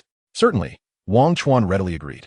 He meticulously arranged the discs in their original order and placed them back in the drawer. While showering, his mind was in disarray. His original plans had been disrupted and did not proceed as he had envisioned. On his way here, he had imagined that upon seeing Li Duozhi, he would swiftly reprimand her. Compared to his sister, this older sister was far more detestable. Among those who conspired against him, she was the mastermind and thus deserved a greater punishment. However, things did not unfold as he had hoped. This Li Duozhi seemed to see through everything. Ever since the official divorce, her mood had been neither good nor bad, as if she had anticipated this occurrence all along, especially in her interactions with Wang Chuan. Her demeanor fluctuated between ambiguous warmth and deliberate aloofness. What was she truly thinking? It was unfathomable to him. Wang Chuan was uncertain whether, if he took the initiative, Lee Duoji would respond with coyness or slap him and scold. How outrageous! After showering, Wang Chuan emerged from the bathroom. Lee Duoji had dried her hair and organized her bulging suitcase. She was now seated at the vanity, applying makeup and grooming herself. From behind, her figure was nothing short of exquisite, perfectly proportioned, neither a fraction too much nor too little. Wang Chuan stifled the urge to nosebleed and softly inquired, "Sister, are you planning to move in with Xiaoji?" "Indeed," Lee Duoji replied, her gaze unwavering. "I've discussed it with Xiaoji. She lives alone, so I'll keep her company. It's nice to have someone to talk to. Isn't it?" Wang Chuan cursed inwardly. What nonsense. You're encroaching on her territory. Where does that leave me? I'm the one who paid for this house. But then he pondered, while the space may be small and the bed not particularly wide, could it be possible for three of us to coexist? If we squeezed a little, a smile crept onto Wang Chuan's face as he glanced at his phone. It was 1 o'clock in the afternoon, time for lunch. An unread message? There is something happening at home, come back. From his mother. What could have happened? Wang Chuan contemplated, deciding to return home and bid farewell to Lee Duoji. "Sister, I'm sorry I can't see you off. I have to head back home for a bit." Upon hearing this, Lee Duoji immediately stood up, slowly approaching Wang Chuan like a predator stalking its prey. She patted the soft couch and glanced at the empty kitchen, smiling. "Xiao Chuan, why don't you eat something before you leave? You may not be hungry, but I certainly am." At 2 in the afternoon, having eaten his fill, Wang Chuan descended the stairs and called for 2 taxis. One for himself and the other for Lee Duoji. He helped her with her suitcase, placing in the trunk, and reminded her, "If you need anything, remember to call me. Let us stay in touch." "Sister," Wang Chuan hesitated, "please don't take offense at my words. I hope you could be a bit kinder to Xiaoji, a touch more understanding. Not that you don't care for her. What I mean is in daily life. Show her a bit more love and understanding. Do you know how she describes you behind her back?" Lee Duoji shook her head, speculating. "Does she call me an old witch? I know my discipline is a bit strict. Sometimes I may not consider her feelings, but my intentions are good. I scold her, but I never intended to harm her." "Sister, you worry too much," Wang Chuan chuckled. "Xiaoji occasionally teases you in front of me, but she has never slandered or cursed you. The harshest thing she said was that you don't seem like her sister, but rather like a stepmother. Beyond that, nothing more." "I see," Lee Duoji replied with a bitter smile. "Xiaoji still feels I'm not good enough to her. In her eyes, I'm like the queen in Snow White, envious and wicked." "Sister, you still don't understand." Wang Chuan waved his hand dismissively. "Let us not dwell on this any longer. We should part ways here. I must return home quickly, and do take care on your journey. Farewell." Rushing home at breakneck speed, he found the house empty and promptly called his mother to inquire about the situation. His mother's tone was filled with urgency. "I'm fine, but your father has had an accident and is currently in the hospital." Wang Chuan was perplexed. This morning at Wang's supermarket, Dad was in high spirits. What could have happened? After asking for the ward number, Wang Chuan hurried to Feiqing First Hospital. Upon arrival, he found the elevator crowded and waited for what felt like an eternity. Impatient, he rolled up his pant legs and sprinted up the stairs to the 7th floor. This exhausting trek felt akin to climbing a mountain, and upon reaching the top, his ankles were screaming in protest. Sitting down to catch his breath, he inquired of a nurse where bed 38 was located. The nurse informed him it was in room 749. Arriving at 749, Wang Chuan spotted his father, Wang Renyong, lying on the furthest bed. His mother, Wu Min, sat at the edge of the bed, her back to him, peeling an apple. "Dad, Mom, I'm here." Xiaochuan Wu Min turned, her voice tinged with annoyance. "I sent you a message at 1, and it's already 2:30. Where have you been? Did you have something urgent to attend to?" "Sorry," Wang Chuan quickly apologized, then explained, "I was having lunch at a friend's and didn't check my phone much. As soon as I realized there was an issue at home, I rushed over." "Did Dad fall ill?" he asked, slowly approaching the hospital bed. His mother paused her movements and gestured for him to sit in a chair. Old Wang appeared pale, and 4 drip attached to one of his arms. Wang Chuan looked at his mother, who glanced at his father, who then looked back at Wang Chuan and shook his head in silence. "Could someone please explain what is going on? What happened?" Wang Chuan demanded. "Dad was perfectly fine this morning. How did he end up in the hospital within just a few hours?" With a sigh, his mother replied, "Old Wang, perhaps you should explain to our son. There are some things I simply cannot bring myself to say." "Very well." Old Wang coughed lightly and began to recount. "This morning, I was busy at the supermarket when a customer arrived in a luxury car, not driving it himself but with a driver. He didn't intend to buy anything. Rather, he burst in yelling. I could hear him clearly from the storeroom. He was drunk and causing a scene. I rushed out to stop him, only to realize that he was harassing Xiaoji, using vulgar language and making inappropriate gestures. I hurried over to intervene and then recognized him. It was Chun Xang, the very man who humiliated your mother and caused me to break a leg. I didn't report it back then because your mother insisted. Her reasoning was that it was better to offend a gentleman than to cross a villain. I understand her perspective. We're just ordinary folks and cannot afford to provoke someone like Chun Xang. Chun Xang may only face a few years in prison and pay some compensation. But will he truly let us off the hook upon his release? In this tiny place called Feiqing, where can we possibly hide? Years ago, after injuring my leg, Chun Xang pretended to show concern by bringing gifts to the hospital. Before your mother could drive him away, he left 30,000 yuan, claiming it was for my medical expenses. This was one of the reasons we chose not to report him to the authorities. To evade disaster, we relocated 3 times. And over the years, we found a semblance of peace as Chun Xang ceased to trouble us. Little did we know, fate had other plans. Today, the relentless Chun Xang has come knocking again, his source of information a mystery, as he stormed into Wang's supermarket. Thankfully, your mother was not present. Her confrontation would have been inevitable. When enemies meet, the tension is palpable. I shouted his name, confronting him. Chun, what do you think you're doing? In broad daylight, laying hands on a young girl. What a shameless act. After all these years, you remain the same despicable scoundrel. Upon hearing my insult, Chun Xang released Lee Duaji and beckoned me, saying, Wang Renyong, I've searched high and low for your family. You lot are like cunning rabbits, truly adept at hiding. But can you evade me forever? Think about it. Whose territory is Feiqing? If I wish to find someone, I will hunt them down to the ends of the earth. Where is your wife, Xiaomin? I wish to have a private conversation with her. All these years, amidst the decadence, I have encountered countless faces. But it is Xiaomin's visage that haunts my thoughts. As the saying goes, the unattainable always stirs the heart. My unfulfilled desire for Xiaomin has lingered painfully in my mind, like a thorn embedded in my heart. Just the thought of her ignites a longing within me, rendering all delicacies tasteless. Today, my persistence has finally borne fruit, for I have located you. Wang Renyong, name your price. How much will it take for you to part with Xiaomin? I was incensed beyond measure. Yet, I resolved to remain composed this time, knowing full well that charging at him would lead to my downfall. Moreover, times have changed. I limp with one leg, struggling to walk, let alone fight. Behind Chun Xang stood a driver and a bodyguard, each imposing and formidable. Clearly, I stood no chance against them. Thus, I pondered for a moment and replied to Chun Xang, are you suggesting that if I divorce Xiaomin, you would be willing to offer me a sum in compensation? With a sinister grin, Chun Xang nodded in agreement. After much deliberation, I clenched my teeth and declared a figure. Chapter 48, Old Wang. Old Wang, I hold you in contempt. For a mere handful of silver, you would abandon your mother. She has stood by your side for nearly 20 years. You. Wang Chuan was furious. He could not believe that his father, when confronted by the demon Chun Xang, would choose to capitulate. Years ago, to protect his mother, he had dared to confront Chun despite knowing the odds were stacked against him. Yet today, Old Wang's demeanor was entirely different. Had age made him acquiescent? Or had the bond between him and his mother frayed, offering an opportunity for divorce? I dared not delve deeper. Old Wang took a deep breath, noticing his son's furious reaction, fearing that the next moment might see him tearing out his four and throwing himself off the hospital bed in a bid to avenge his mother. He quickly cast a glance at his wife for support. Xiaochuan, calm down. Wu Min, his mother, glared at her son with a stern expression, admonishing him. What's all this fuss about? Can't you let your father finish speaking? Oh, Wang Chuan immediately quieted down. Xiaochuan, Old Wang spoke earnestly. Do you think your father is truly tempted by the offer Chun Xang has made? Do you believe our relationship with your mother is so fragile?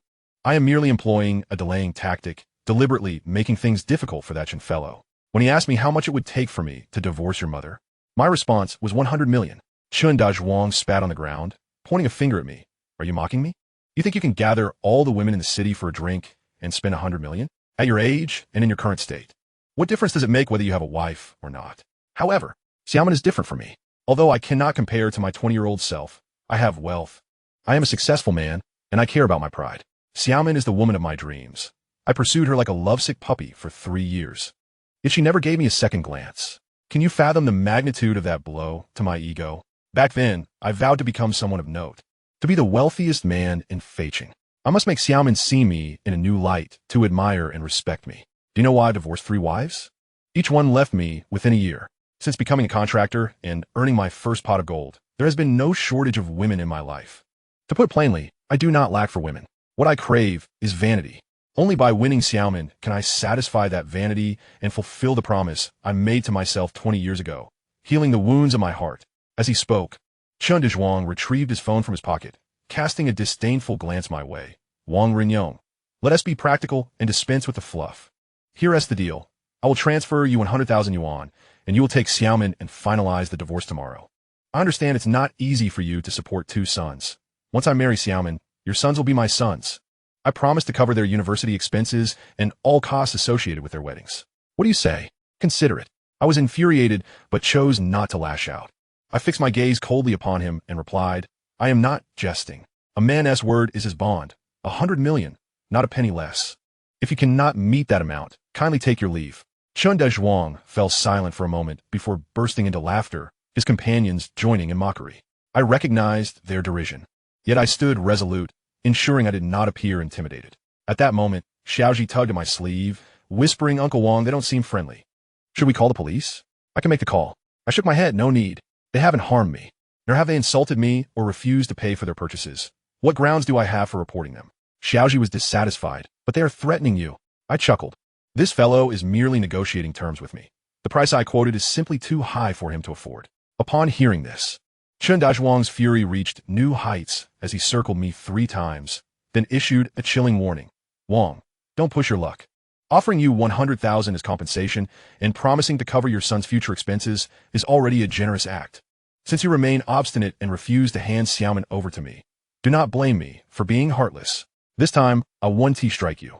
Hitting you would incur medical expenses, which is not worth it. Allow me to show you something. With that, Chun Xang returned to his luxury car, rummaging through it before producing a black leather bag. With a cigar clenched between his teeth and a smug expression on his face, he slowly unzipped the bag, pulling out several photographs. The photographs are entirely in black and white, with some edges already frayed, suggesting they are aged relics, preserved over many years. Chun Xang signaled to the 2 subordinates behind him, who swiftly flanked me, effectively encircling me. I understood these photographs held immense value, and they were apprehensive that I might seize them. My curiosity about the contents of these images was piqued. Could they possibly reveal some sordid deeds of my past? Chun Xang began to showcase the old photographs one by one, narrating their stories incessantly. In the first image, the woman is Xiaomin, although 20 years have elapsed. You will undoubtedly recognize her. The man beside her is her first love, Zhao, a year her junior, an academic prodigy, albeit quite unattractive, with a pronounced bulbous nose and slanted eyes. It's perplexing how Xiaomin was drawn to him. Is it true that beauty lies within the pages of a book? The scene captured is of them on a date in a small grove, the girl perched on a bench while the boy leans against a tree trunk. Their dialogue a mere murmur, indistinguishable to my ears. I happened to stroll by that grove that day, camera in hand, and seized the moment. Now observe the second image. It was taken at night on the playground, from a distance, resulting in a slightly blurred picture. Nevertheless, it suffices. The woman is still Xiaomin, embracing a male figure. Can you discern who he is? The most handsome boy in class, resembling Li Hong, and a wealthy heir to boot. How infuriating. All his virtues seemingly concentrated within him. His father, Li Gang, a renowned entrepreneur, owns mines, raking in fortunes daily. He arrives at school in a sports car. Thus, Xiaomin is hardly the paragon of virtue. She is quite worldly. Moreover, I have observed that the more beautiful the girl, the more she yearns for power and wealth, albeit she seldom displays it openly. Now, let us turn to the third image. By this time, as graduation loomed, Xiaomin's boyfriend was still not you, Wang Renyong, but that situation was rapidly approaching. You were soon to become the substitute suitor. That day, I fortuitously visited the hospital and happened to photograph Xiaomin and that wealthy heir alighting from sports car, heading into the gynecology outpatient clinic. Old Wang, care to guess what they were there for? And ponder this. Is your pride and joy your eldest son Wang Chuan truly your biological child? Chapter 49, a melodramatic plot. At this juncture, Wang Chuan felt an icy chill envelop him, as if plunged into an abyss. Could it be that he was not old Wang's biological son? Must it be so melodramatic? Author Hongsun Lao Wu, step forward, I might just you in. Wang Chuan, incredulous, turned to his mother, Wu Min, who bowed her head deeply, seemingly burdened by the secret she had harbored for nearly 20 years, silently atoning. Old Wang continued. Upon viewing the third photograph, I could no longer maintain my composure. I seized Chun Xang by the collar, demanding, "You scoundrel, clarify your words. What were they doing at the hospital that day? Why do you assert that Xiao Chuan is not my child?" dare to speak such nonsense? And I will not let you off easily. Chun Xang slowly pried my hand away, his gaze taunting. Why the rush? I never even held Xiaoman's hand. If Wang Chuan is not my blood, how can you lay the blame at my feet? I am merely a bystander. That day, the hospital was sparsely populated, and, fearing detection, I did not follow too closely. When they exited the gynecology clinic, I pretended to be Xiaoman's brother and inquired of the attending physician about my sister's condition, questioning whether she was pregnant. She had left home without her family's knowledge. The doctor, seeing my anxious demeanor, nodded and sighed. Some girls, alas, do not value themselves, no matter how much they love a man. They ought to wait until marriage. I grasped the implication and immediately pressed. How many months along is she? What are her thoughts? To terminate or to keep the child? The doctor shrugged. I am afraid I cannot disclose that information. It concerns patient confidentiality. Even if her mother were present, it would not be permissible. Unable to glean more intimate details from the hospital, I departed, albeit reluctantly. Fortunately, within 3 days, Xiaoman and that wealthy heir had parted ways. Now, let's examine the fourth photograph. This one is vividly etched in my mind. The time was 7 in the morning. The location, the entrance of Xiaoman's alley. I happened to walk by and could not resist capturing the moment. The wealthy heir was picking Xiaoman up for school, but for some reason, they erupted into an argument. Though I was at a distance, their voices were raised, and I could discern much of their exchange. The heir demanded that Xiaoman terminate the pregnancy, as his mother disapproved of their relationship, deeming Xiaoman's family background unsatisfactory. Xiaoman's mother had passed away early, and her father was a truck driver, perpetually disheveled, impoverished, and uneducated. Xiaoman was furious, confronting the heir. Now you find me repugnant? Where was this disdain when you held my hand and professed to love me for who I am? Not for my circumstances? A child has been conceived. You cannot simply abandon me. I intend to carry it to term and present the child to your family. Their quarrel attracted quite a crowd of onlookers. The heir, feeling humiliated, abruptly interrupted Xiaoman, stating, My mother has said that as long as you do not pursue me further, my family will compensate you generously with a substantial red envelope. There is no point in discussing this further. He then drove away. I observed Xiaoman weeping uncontrollably, and noted that her figure had not changed. She remained as she always was, particularly her abdomen, which bore no signs of alteration, indicating she must have recently conceived. Truth be told, witnessing the girl I admired endure such distress ignited a fervent desire within me to confront that wealthy heir and demand he take responsibility for Xiaoman. However, I was acutely aware of my own family's limitations and could not provoke him, so I chose to follow Xiaoman discreetly, protecting her from shadows. I yearned to offer her comfort, yet feared she would treat me with the same indifference as before. Thus I dismissed the thought. I remain uncertain how Xiaoman and that wealthy heir ultimately resolved the matter of the child. Perhaps they reached some form of agreement, or perhaps Xiaoman, overwhelmed by disappointment and sorrow, chose to abandon herself to despair. In any case, from that day forth, to my knowledge, they never crossed paths again, nor did they share any further connections. Now let us peruse the fifth photograph. I shall refrain from introducing the time, place, or characters. You shall recognize them at a glance. Chun Xang held the photograph within mere inches of my line of sight, and I could see it distinctly. The location depicted was Feiqing Park, where a vibrant young couple strolled along the riverbank, side by side. The young man clutched a novel, How the Steel Was Tempered, while the young woman cradled a collection of poetry, selected poems of Wonguan, Love Life. Xiao Chuan, old Wang suddenly inquired, Do you know who they are? The woman is my mother, and the man, whoever it may be. Wang Chuan replied tersely, his mind a tumult of confusion and discontent. Old Wang revealed, The young lady is your mother, and the young man is me, Wang Renyong. Wang Chuan was taken aback momentarily. Yet, upon reflection, he recalled that Chun Xang had harbored an unrequited affection for his mother for many years, making the presence of Old Wang in that candid snapshot unsurprising. Old Wang had to appear eventually. Otherwise, how could there be himself and his brother? Wait a moment, Wang Chuan thought, agitated, grappling with the uncertainty of his blood relation to Old Wang. Xiao Chuan, Old Wang continued, When I first laid eyes on that photograph, I too found it utterly unbelievable. Chun Xang is truly contemptible. Though I cannot do anything about him, I have a nagging premonition that matters are not as they seem. I snatched the photograph from him, chastising him for being a voyeur, to which he responded with laughter, unashamedly taking pride in his actions, saying, Old Wang, although my methods may be questionable, they are of great benefit to you, with no harm involved. Without this evidence, believe it or not, your wife may very well keep this secret buried deep within her, leaving you in perpetual ignorance, akin to a tortoise. I shoved the photograph into my pocket and urged him to leave hastily.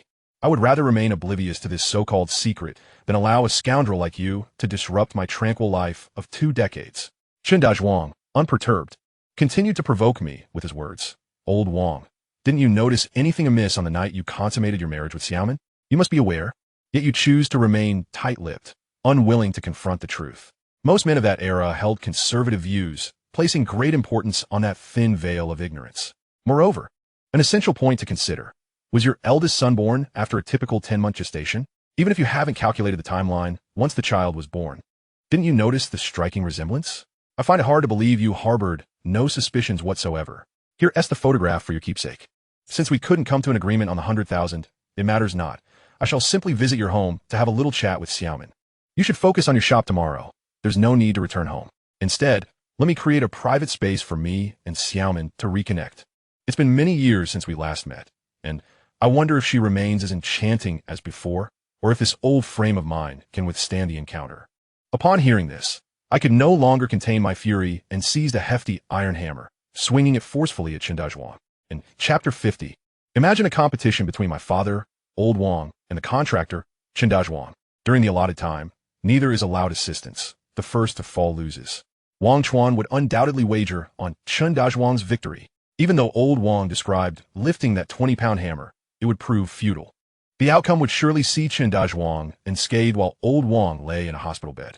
Although Old Wang was merely 45, he was riddled with ailments, making it impossible for him to contend with the burly Chun Xang. Indeed, Old Wang sighed heavily. Alas, although I was furious and swung the hammer at Chun Xang, his 2 henchmen were not to be trifled with.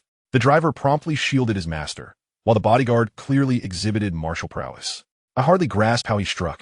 It seemed he executed a sweeping kick, and I collapsed without resistance. The hammer wrested from my grasp. Lying on the ground, clutching my leg, I emitted a low, mournful wail. Xiaoji, terrified, crouched beside me, incessantly asking if I needed to go to the hospital.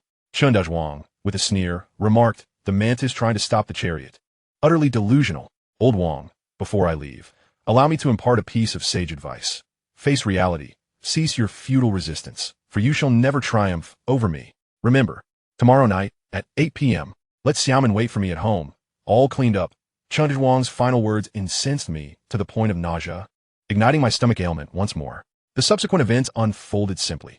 I instructed Xiaoji to call your mother, who came and transported me to the hospital.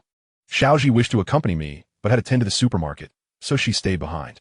Xiao Chuan, forgive me. I should not have burdened you with these worries. Yet upon reflection, you have grown up and must learn to confront life's adversities alone. Wang Chuan ignored his father, turning to his mother, tears brimming in his eyes. Mom, I want to hear you say it. Am I truly Dad's biological son?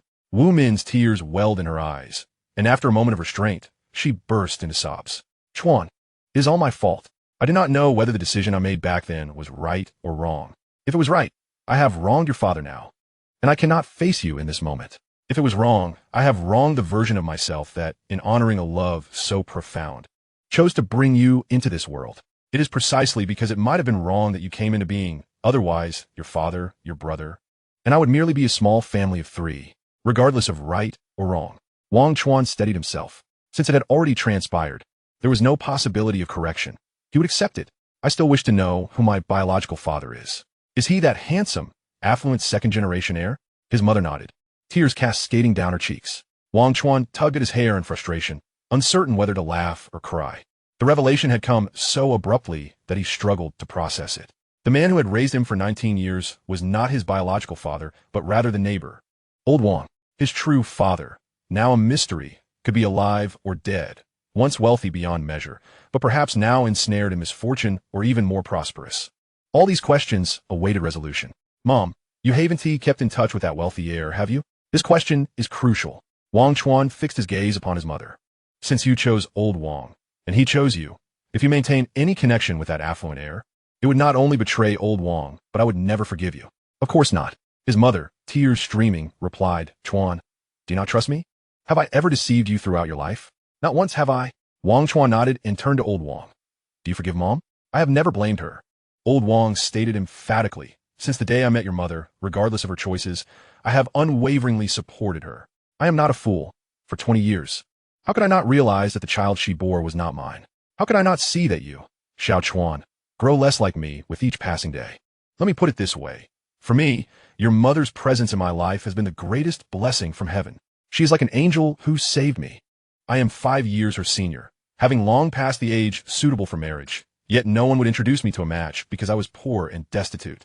Your grandparents passed away early, leaving me without a single relative. Everyone who knew me seemed to wager that I would remain a bachelor for life.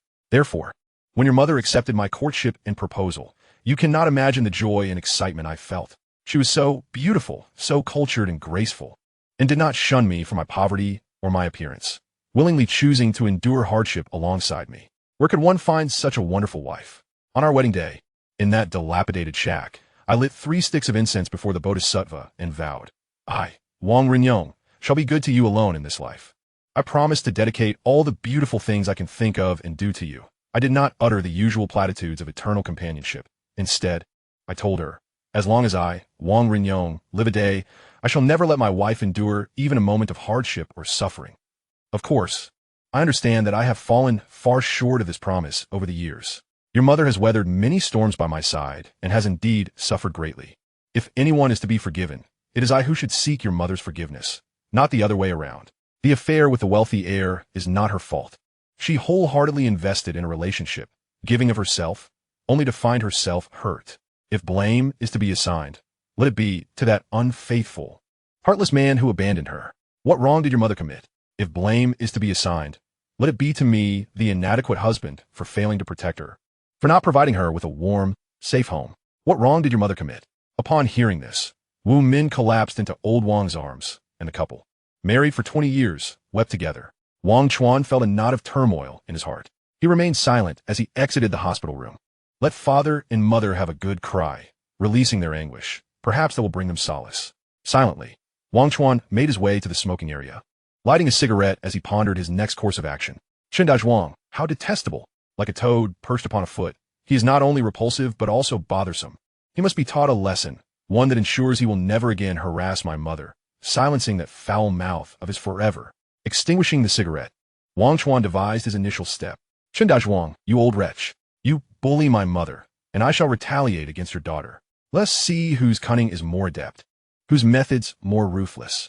Chun Xang, await my move. Chapter 51. Upon exiting the hospital, Wang Chuan contacted Zhang Quandan, who had fully become Wang Chuan's subordinate, obediently following his every command.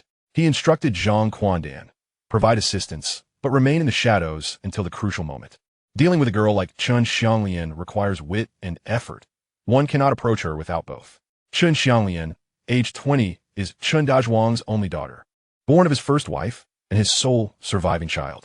His second wife bore him a son, who tragically passed away at birth. The third wife, unable to conceive, was promptly discarded by Chun Wang.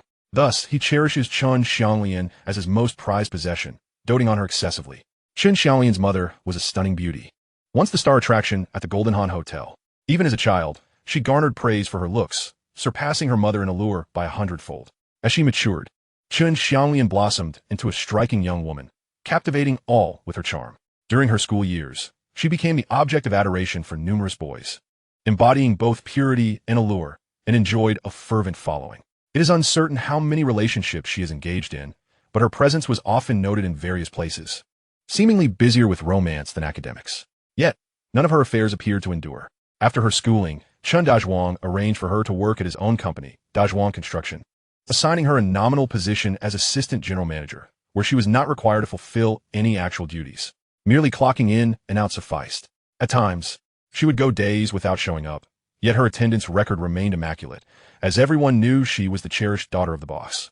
Not only did they turn a blind eye, but when Chun Wang inquired, they would even cover for her, understanding his daughter well. Chun Wang recognized her as spoiled and temperamental, often engaging in antics that left him bewildered.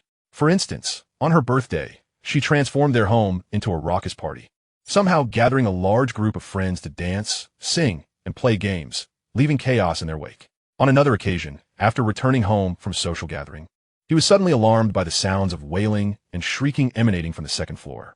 Fearing a burglary or an enemy's intrusion, having made many foes over the years in his tumultuous life, he raced upstairs, bursting through the door with all his might.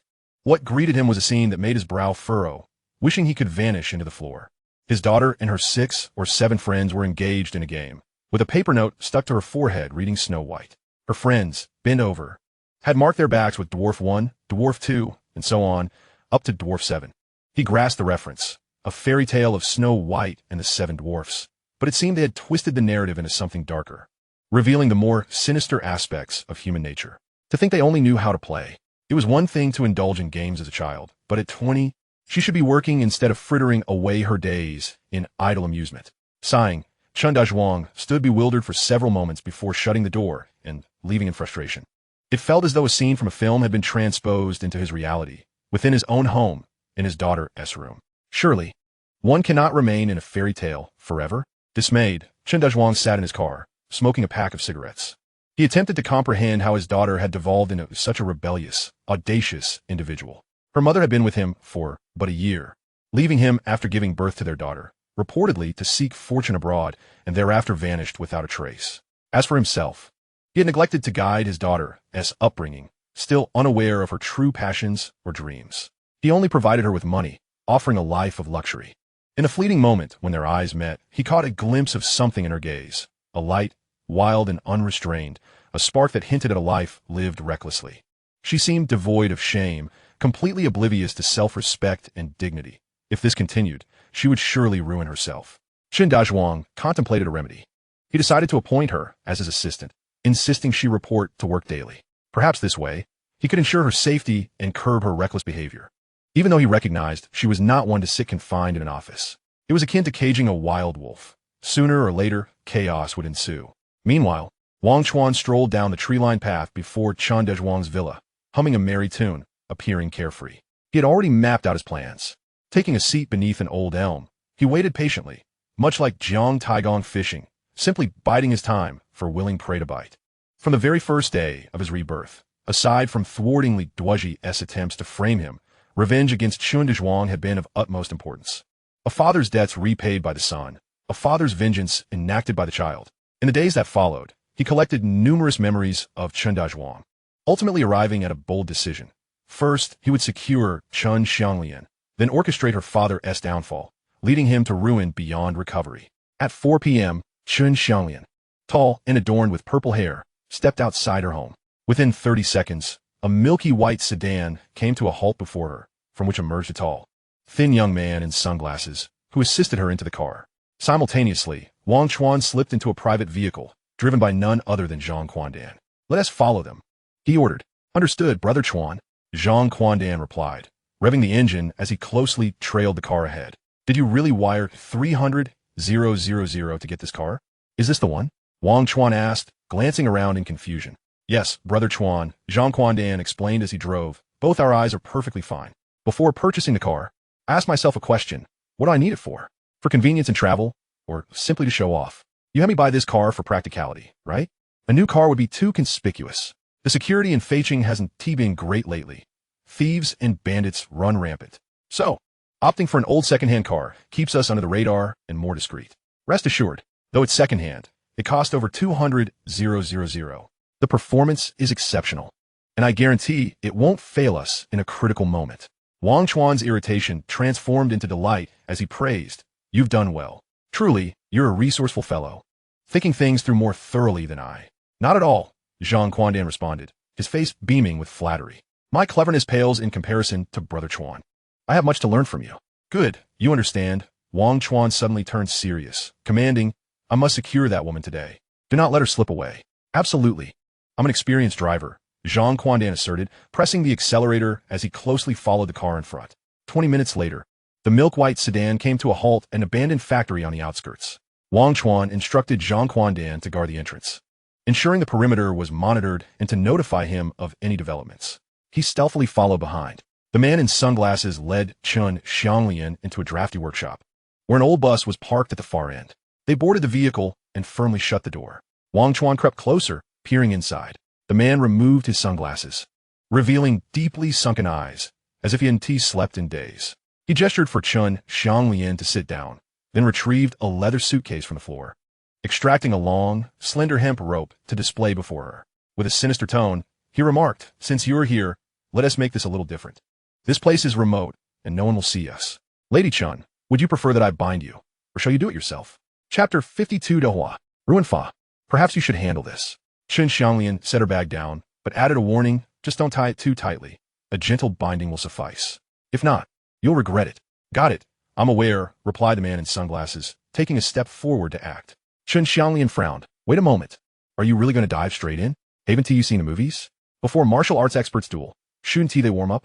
Like tugging my hair, slapping me, then kicking me to the ground. It would be splendid if you could hurl a few curses while at it.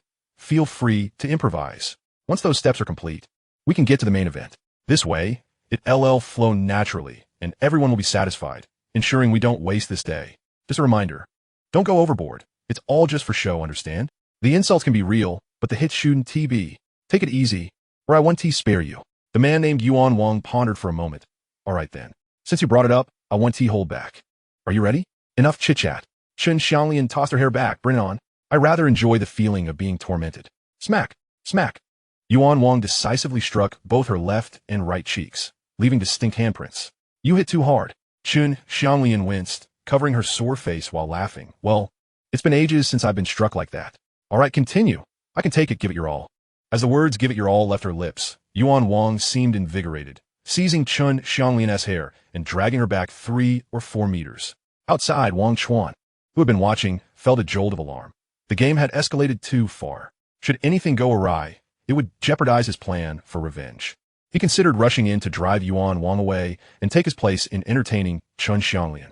Just as he lifted a foot to enter, he hesitated, a bold thought sprouting in his mind. Perhaps it was wise to wait a little longer. The moment was not yet ripe for action. So, he continued to observe. At that moment, Yuan Wang had already bound the woman, with scattered clothing strewn across the bus seats. He rummaged through the suitcase, pulling out various items, duct tape, a dagger, and a hammer. Before Chun Xang could voice a question, he ripped off a piece of duct tape and sealed her mouth. Chun Xang began to wail, her expression shifting from initial excitement and anticipation to anger and terror. This intense, emotional transition occurred in the span of a mere minute. Wang Chuan was taken aback, muttering to himself, Yuan, take it easy, don't cause a fatality, or we won't be able to wrap this up today. Yuan Wang's demeanor transformed, his expression fierce and gaze sharp. He raised a hand and delivered another slap, threatening, if you scream again, do you believe I'll shatter your skull with this hammer? What good is shouting? We're in the middle of nowhere. Who will save you? He then brandished the hammer before Chun Xang, pulling a walnut from his pocket and smashing it before her eyes. Crack! It shattered. Instantly, Chun Xang fell silent, fear permeating her very being. This fellow had truly gone mad. What was supposed to be a game had turned serious. Inside the bus, an eerie silence enveloped them. Yuan Wang searched for Chun Xang's phone, coldly inquiring, you haven't changed the password, have you? Still those 6 digits? Chun Xang, momentarily stunned, seemed reluctant to respond until another slap from Yuan Wang drew blood from her lip. Overcome with mixed emotions, she quickly shook her head, indicating that the password had changed. Yuan Wang cursed, loosening the ropes on her hands. Unlock your phone. We're going to video call your father. Don't dawdle. Chun Xang complied. And as the video connected, Yuan Wang, already donned in a hat and mask, snatched the phone, flipping the camera to give a middle finger to the screen. He then lowered his voice deliberately. Boss Chun, I have good news for you. Your precious daughter has been kidnapped. Ha ha ha. Yes, it was me. My name is Need Money, and for 5 million, I'll release her. Otherwise, you can expect to receive a corpse. To clarify, first, if you call the police, I'll cancel the deal and proceed with the execution. Second, don't try to negotiate with me. I know 5 million is pocket change for you. It wouldn't even be a drop in the bucket, but it certainly won't leave you bankrupt. I also know that over the years, a portion of your earnings is stored in the bank, while another part of dubious origin is kept at home. You have a little vault. I don't know how much is inside, but producing 5 million in cash shouldn't be difficult, right? Third, there is no exchange money for the person. My rule is first the money, then the person. You can try to trick me with a box of white paper and ambush me where I collect the money. But we'll see who ends up dead first. You or your daughter. On the other end of the video call, Chun Wang listened patiently. As a veteran navigating the underworld for over 20 years, this was his first encounter with a kidnapping involving his daughter. Though a slight unease stirred within him, he maintained a facade of calm. Brother, let me see what Xiaolian looks like now. Otherwise, I won't discuss anything. Of course. Yuan Wang felt momentarily intimidated by Chun Wang's imposing presence. He tapped the screen to flip the camera, revealing a terrified Chun Xang. Upon seeing her father, Chun Xang burst into tears. This time, Yuan Wang did not intervene, allowing her to vent her anguish freely. Chun Wang's expression shifted drastically. He had not anticipated the situation to be genuine. His daughter was indeed in peril, her clothing missing, her face swollen, and blood dripping from the corners of her mouth. Closing his eyes, he could no longer bear to watch. Time. Location. Give them to me. ISNT at just 5 million? As long as you ensure my daughter has safety, I will gladly hand it over. Yuan Wang let out a wild laugh. Boss Chun, you're straightforward and decisive. I appreciate your candor. At 6 p.m. tonight, at the Qianchong Dock, on the bench in front of the Majia Hotel, you will personally deliver the money. Is that understood? Without waiting for a response, he immediately hung up the call. Outside the vehicle, Wang Chuan glanced at his watch. It was 5 p.m. Yuan Wang was ruthless, leaving Chun Wang with only an hour to prepare. Just as he intended to inform Zhang Quandan at the factory entrance to intercept the situation, new developments arose. Yuan Wang made 2 phone calls to Hua. You need to disguise yourself immediately. Once you come downstairs, keep watch in the hotel lobby. When you see someone carrying a suitcase, don't rush. We don't want to expose ourselves.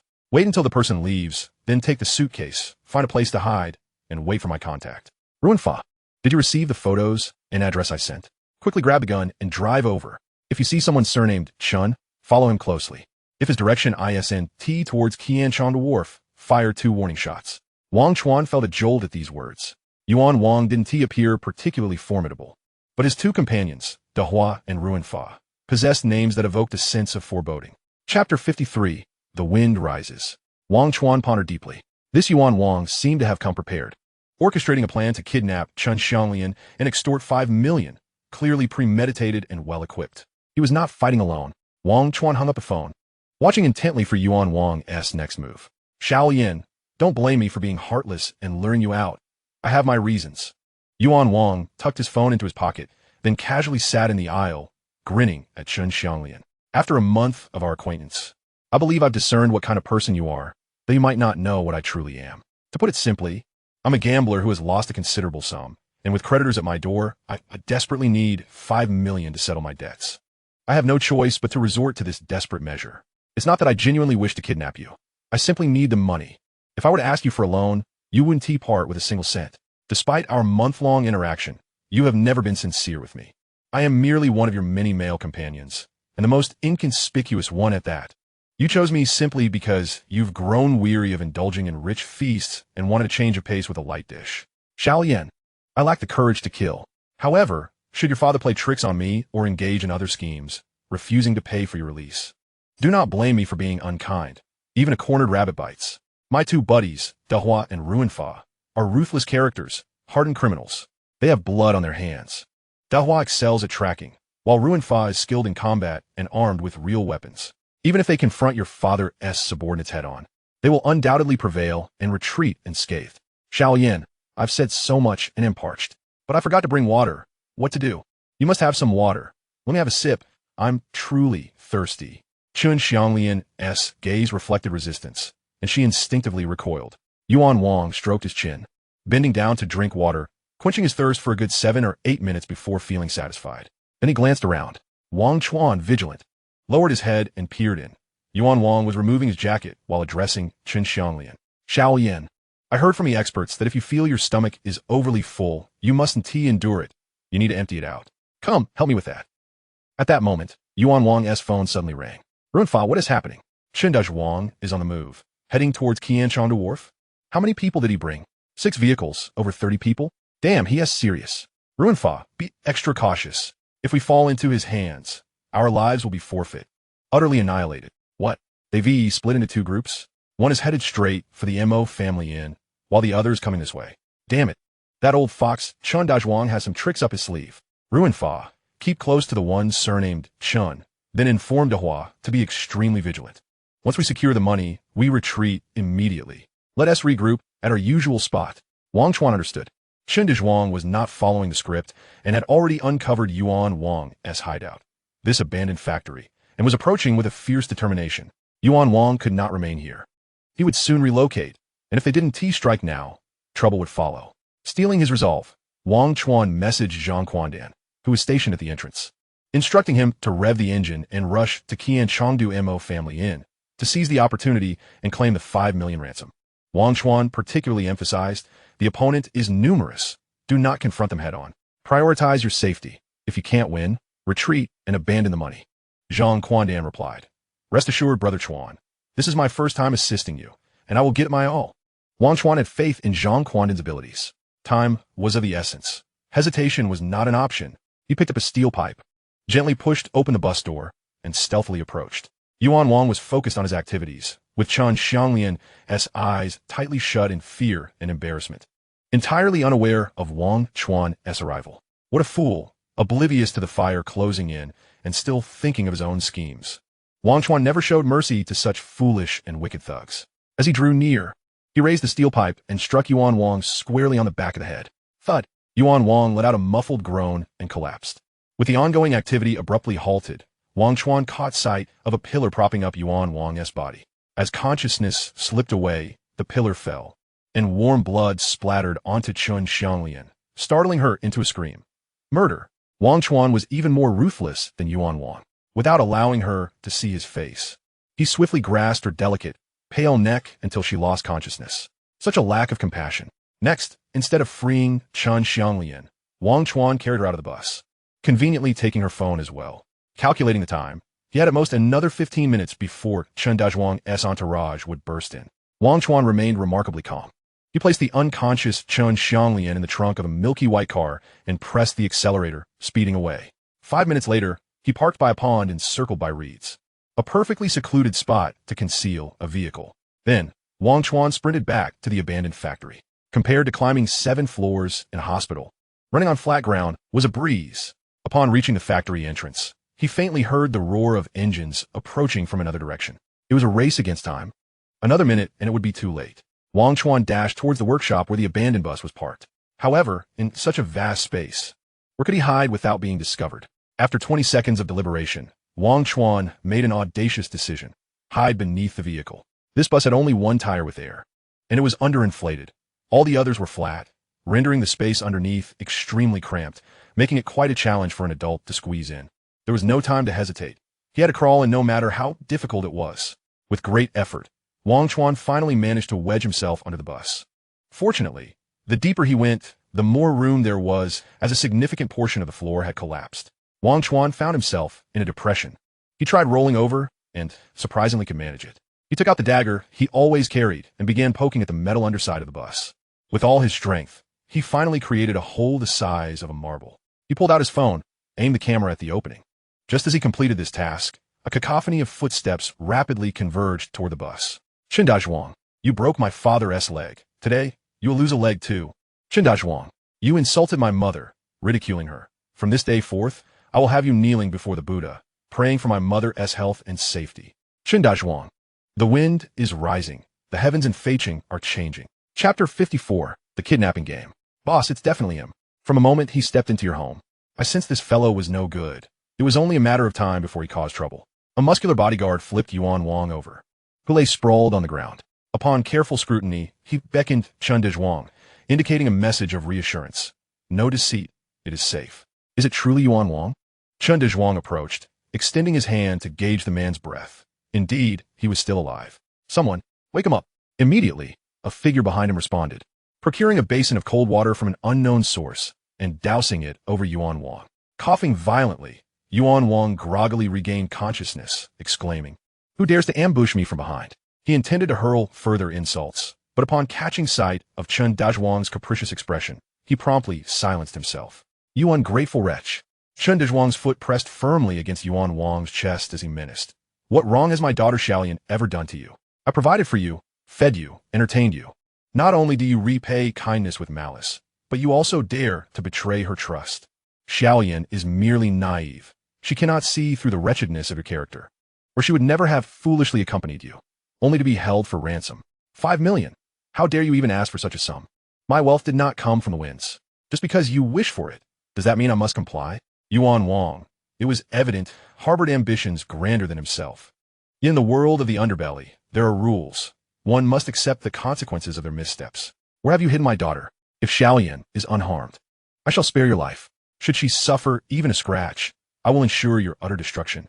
Yuan Wang spat blood and tore a strip from his pant leg to bind his wound. In response to Chun Xang's relentless inquiries, he chose silence, opting for a strategy of non-resistance. At that moment, a muscular bodyguard approached, carrying a bundle. "Boss, here are the young lady's clothes. This should be everything, even her undergarments." Chun Xang cast a glance and gestured towards another subordinate. "Along, verify this. Was Xiaolian wearing this when she left? This is of utmost importance. Do not be shy. Inspect thoroughly." The subordinate named Along stepped forward, meticulously examining the garments several times before nodding. "Indeed, these are the clothes the young lady wore when she departed. I witnessed her leave. There is no mistake." "Very well, I understand." Chun Xang's brow furrowed in thought, speculating that Yuan Wang, having found extortion unsatisfying, had resorted to further tormenting Xiaolian. Perhaps she had resisted fiercely, striking him with a steel pipe, and managed to escape. However, there could be another possibility. Along, gather a few brothers and search the area. Seek out any traces of her or a vehicle. Along complied without hesitation. Yuan Wang was truly despicable. Regardless of whether he chose to speak, he would first face a beating. Otherwise, this grievance would remain unavenged. The subordinates surged forward, raining blows upon Yuan Wang. His cries echoed in the air. A half hour later, Yuan Wang lay battered and bruised. Along returned from the workshop, having boarded a bus to report the findings to his boss. The result? A disheartening lack of results. They had turned the factory upside down, scouring every nook and cranny, yet found nothing. Neither Chun Xang nor the milky white vehicle was in sight. Chun Xang, in a fit of rage, spat at Yuan Wang and pressed his foot against the man's neck, threatening, "I shall ask you one final time. What have you done to Xiaolian? Where is she? How many members are in your gang, and what are their names? How can I contact them?" Yuan Wang, who typically held a modicum of fear towards Chun Xang, now found himself at the mercy of the knife wielder, knowing that without divulging some details, he would not escape unscathed. Thus, he gritted his teeth and confessed. "I will confess. Do not kill me. Initially, I approached Xiaolian because of her beauty, and I learned that she is the daughter of your esteemed Chun boss. I knew you were affluent. In Feiqing, while not the absolute pinnacle, certainly among the wealthiest. I investigated your work over the years. You have constructed 8 grand buildings and a central park. So, conservatively speaking, your assets must exceed 100 million. If I could become your son-in-law, even through unconventional means, I would no longer need to toil for success. At first, I treated Xiaolian with utmost kindness, cherishing her as one would a precious gem, providing emotional support. However, I soon discovered that many of the things I offered were unnecessary to her, or rather, she simply did not care. She lacked for nothing: food, companionship. She had more than one male friend. In the event of marriage, I would hardly stand a chance among her vast array of suitors. Thus, I veered off course. I sought to amass wealth quickly, before Xiaolian could propose a breakup and cast me aside. Coincidentally, creditors began to surface. I had previously gambled and accrued a debt of 2 million, which, over 3 years, had ballooned to 5 million. In desperation, I devised a plan for kidnapping. I knew Xiaolian was invaluable to you. Let alone 5 million, you would undoubtedly pay 1,000 without hesitation. Yet, I truly never intended to harm her. After I utilized her phone for a video call with you, I intended to release her. However, at that moment, some scoundrel ambushed me from behind, rendering me unconscious. When I awoke, I found you all here. Chun boss, you disdain resorting to underhanded means. It is evident that someone else injured me and abducted Xiaolian, I assure you. Every word I speak is the unvarnished truth. Moreover, this entire affair was orchestrated solely by me, with no accomplices. Otherwise, I would not have been caught off guard. Just then, a subordinate rushed in, calling out from afar, "Boss, it's bad. Our suitcase has been stolen. The 5 million has vanished. Do not panic." Chun Xang's expression darkened, and he spoke slowly. "What transpired? Did you not send me with the suitcase containing 5 million cash to the Qianchong pier to negotiate with the criminals? Before we arrived, you specifically instructed me. I have discovered who is behind this, but I still need to confirm personally. We shall split up. I will take a team to the abandoned factory while you take your men and the money to the MO family inn. Remember to follow my directions precisely. Upon arrival, place the suitcase on the bench in front of the inn and then depart. You and your dozen men must disperse, no matter where you hide. Keep a close watch on the suitcase. If anyone approaches to take it, they must be the kidnapper's accomplices, no matter who it is. Even if it is an elderly man or a child, apprehend them. Ensure that not a single cent of my money is lost. I have kept your words in mind." Upon arrival, I immediately set up defenses, but just as I was about to place the suitcase on the bench, it was stolen. A pack of useless fools. Chun Xang cursed vehemently. Who was the thief? How old were they? What did they look like? Where did they flee after the heist? Boss, the subordinate's eyes gleamed. I know the guy who stole the suitcase. You know him too, what is his name? Chen Zhuang pressed eagerly. Is he a friend, an acquaintance, or a business partner? Neither. The subordinate shook his head. The thief's name is Duozhi. In his early 30s, lean and wiry. He has big eyes and a prominent nose. One could say he's rather handsome. He worked at our construction site previously, accompanied by a friend named Ruinfa. Their accents suggest they are from the Dongguan region. Last week, after being caught stealing rebar and cables from the site, you gave them a beating and fired them. How unexpected. Chen Zhuang see that at that time.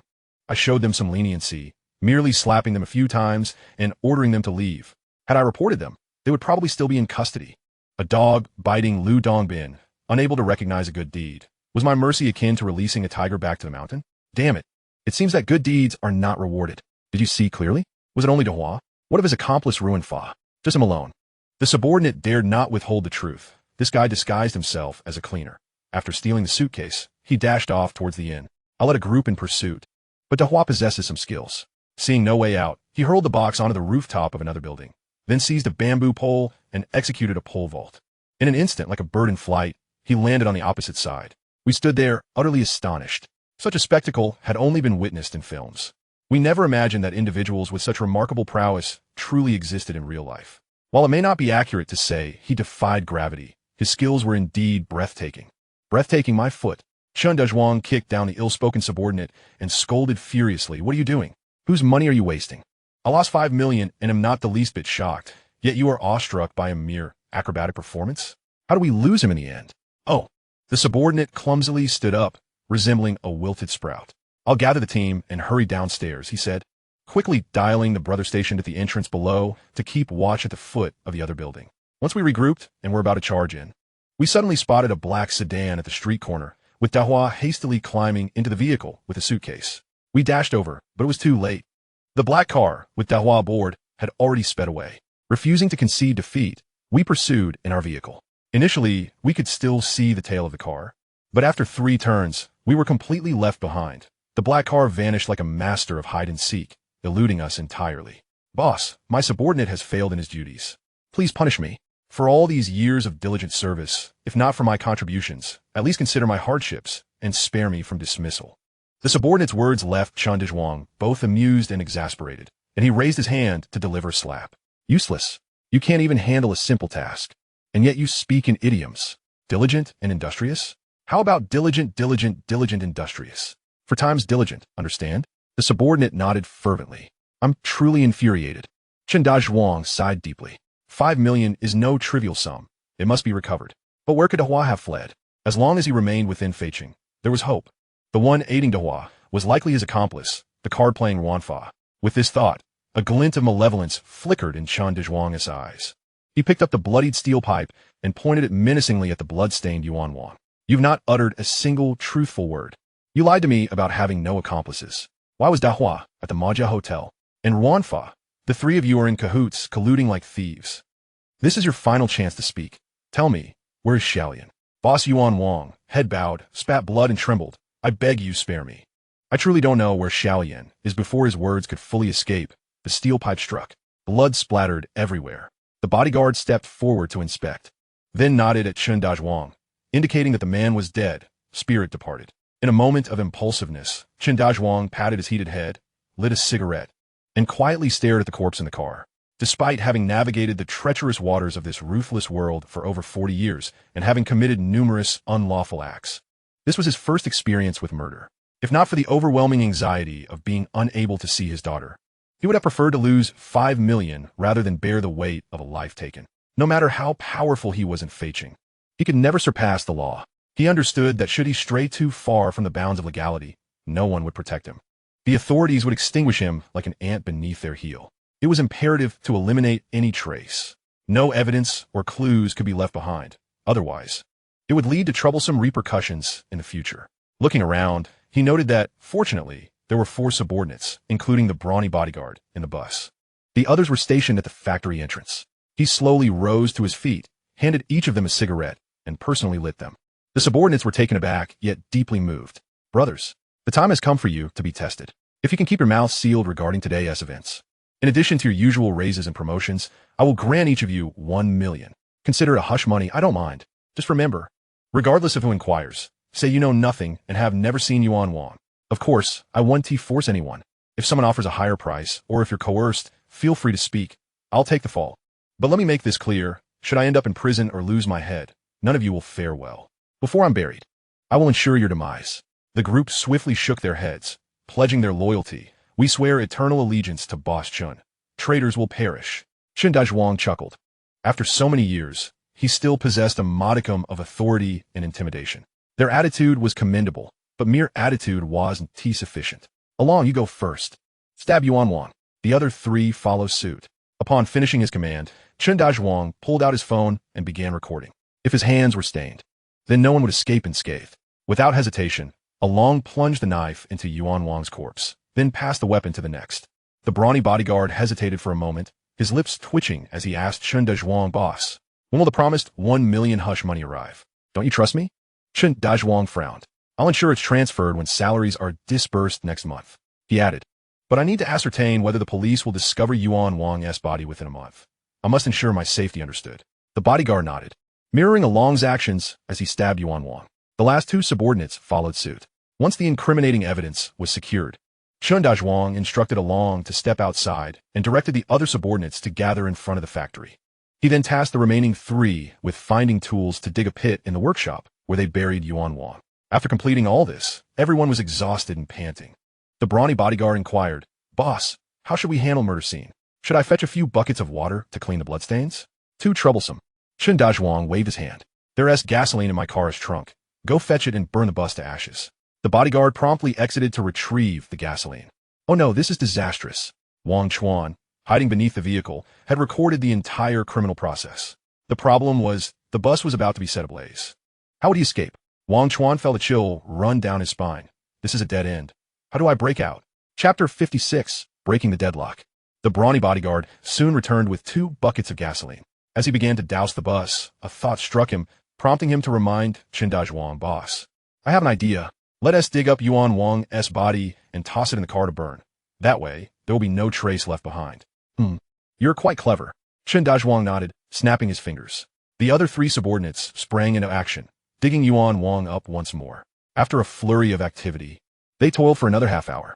As darkness began to fall outside, Chun Xang retrieved a lighter, igniting it with a flick. "Yuan, don't blame my cruelty.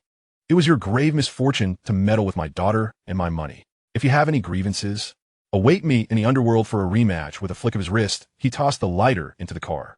Wang Chuan could not remain idle. As Yuan Wang's body was unearthed and thrown into the bus, he began to slowly inch backward. He flipped over, holding his breath, and crawled inch by inch.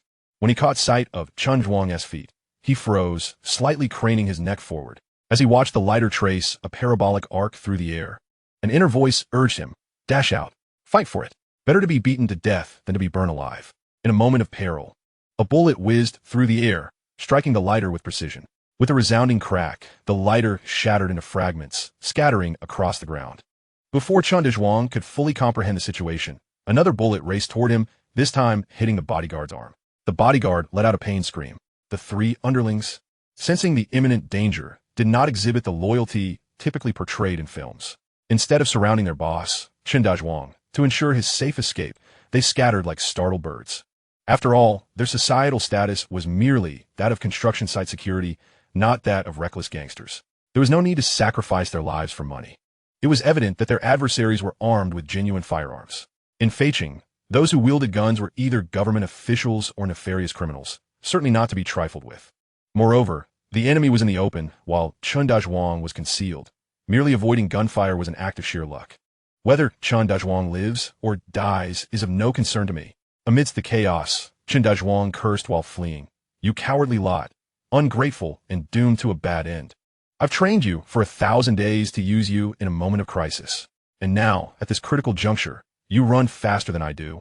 Don't bother coming to work tomorrow. You're all fired." The relentless bullets continued to whiz through the air. The sinewy bodyguard, clutching his wounded arm, retreated, but not before retrieving the lighter from his pocket and hurling it towards the car with all his might. At that moment, as Wang Chuan crawled out from beneath the vehicle, it erupted into flames with a deafening roar. A close call. Wang Chuan, shaken yet alive, rolled several meters away and, After confirming his safety, concealed himself behind a discarded machine. He knew that Ruin Fa had arrived. At this moment, Ruin Fa must be hiding in some obscure corner of the workshop. Yuan Wang had dispatched him to follow Chun Wang, and thus he arrived at the factory a few minutes later. Observing the overwhelming numbers of adversaries, he wisely chose to remain hidden. As Chun Wang's men were busy burying and digging up bodies, Ruin Fa had already taken notice. When Chun Wang prepared to ignite the bodies, Ruin Fa could no longer contain himself. Braving the risk of exposure, he drew his gun and fired. Alas, it was too late. The bus was already engulfed in flames, making it impossible to approach. Wang Chuan had been hiding behind the machine for about 10 minutes when most of Chun Wang's group had dispersed. The sniper Ruin Fa still had not revealed himself. Wang Chuan pondered, could it be that I've been discovered? Just as he was lost in thought, a sudden gust of wind rushed past him, sending alarm bells ringing in his mind. Before Wang Chuan could react, in the next instant, a vice-like grip seized his neck, and a cold gun barrel pressed against his forehead. Move, and I'll blow your head off. It was Ruin Fa. Wang Chuan remained silent, raising his hands in a gesture of surrender. Are you one of Chen's men? They've all fled. Why did you stay behind? To clean up? Wang Chuan scoffed coldly. If I were Chun Wang's man, would I be hiding under this vehicle for so long? You've been on Chun Wang's turf for over a year. You don't recognize me if I were one of his? Your companion Yuan Wang has already met his demise, and the fate of another associate is unknown. Am I correct, Ruin Fa? Ruin Fa was taken aback. You actually know me, and are aware that there were 3 of us? I don't know you, he replied. Wang Chuan retorted coldly. I know Yuan Wang. He sent me here to await your arrival. Brother Wang, you're not dead. After Wang Chuan spoke those words, his gaze shifted toward the workshop entrance. Ruin Fa instinctively followed his line of sight. Seizing the opportunity, Wang Chuan struck decisively. One hand seized the gun barrel pressed to his forehead, while the other delivered a powerful punch to Ruin Fa's abdomen. Ouch! Ruin Fa cried out in pain, collapsing to the ground. Just as he prepared to retaliate, Wang Chuan pressed the gun against his temple. Move, and I'll blow your head off. In a mere 2 minutes, the tables had turned, and Ruin Fa found himself in a dire predicament, helpless against the circumstances. Allow me to introduce myself, Wang Chuan stated with an air of authority. I am Wang Chuan. Wang as in king, and Chuan as in river. I do not know your friend Yuan Wang. I have never met him. He conspired with you and Dahua to kidnap Chun Wang's daughter, Chun Xang, demanding a ransom of 5 million. The plan has failed. Yuan Wang has been killed by Chun Wang. Dahua is missing, and your situation is far from optimistic. Thus, I advise you to abandon this path. Survival is paramount. Ruin Fa gritted his teeth, suppressing his anger. To tell you the truth, I have Chun Xang in my possession. You cannot accomplish what you set out to do. I will continue with the plan and demand 10 million in exchange for her. You have 10 seconds to decide. Will you choose to resist and meet your end, joining your good brother Yuan Wang in the flames, or will you ally with me? Join me, and I guarantee you a life of luxury, complete with fine cars and beautiful women. Make your choice. 10, 9, 8. Ruin Fa's mind was in turmoil. He was reluctant to submit, yet the gun pressed against his head left him with little choice. Yuan Wang's death was unjust, and the fate of Dahua was uncertain. As a brother who had sworn an oath, he felt compelled to avenge Yuan Wang. Therefore, he could only choose to endure humiliation and bear the burden. Brother above, I bow to you as a younger brother. Please grant me a morsel of sustenance. With that, he knelt and bowed 3 times. Wang Chuan observed coldly, refusing to offer assistance. He understood that coercing a rogue like Ruin Fa would be futile. It required inducement. You must feel indignant, Wang Chuan remarked, retrieving his phone. If I help you exact revenge and bring Chun Wang to justice, how will you express your gratitude? He opened a video, revealing the entire scene of Chun Wang murdering Yuan Wang, which he had recorded. If this were handed to the police, Chun would face severe consequences. For intentional homicide, if luck is on his side, he may spend his life in prison. If not, the bullet may find him.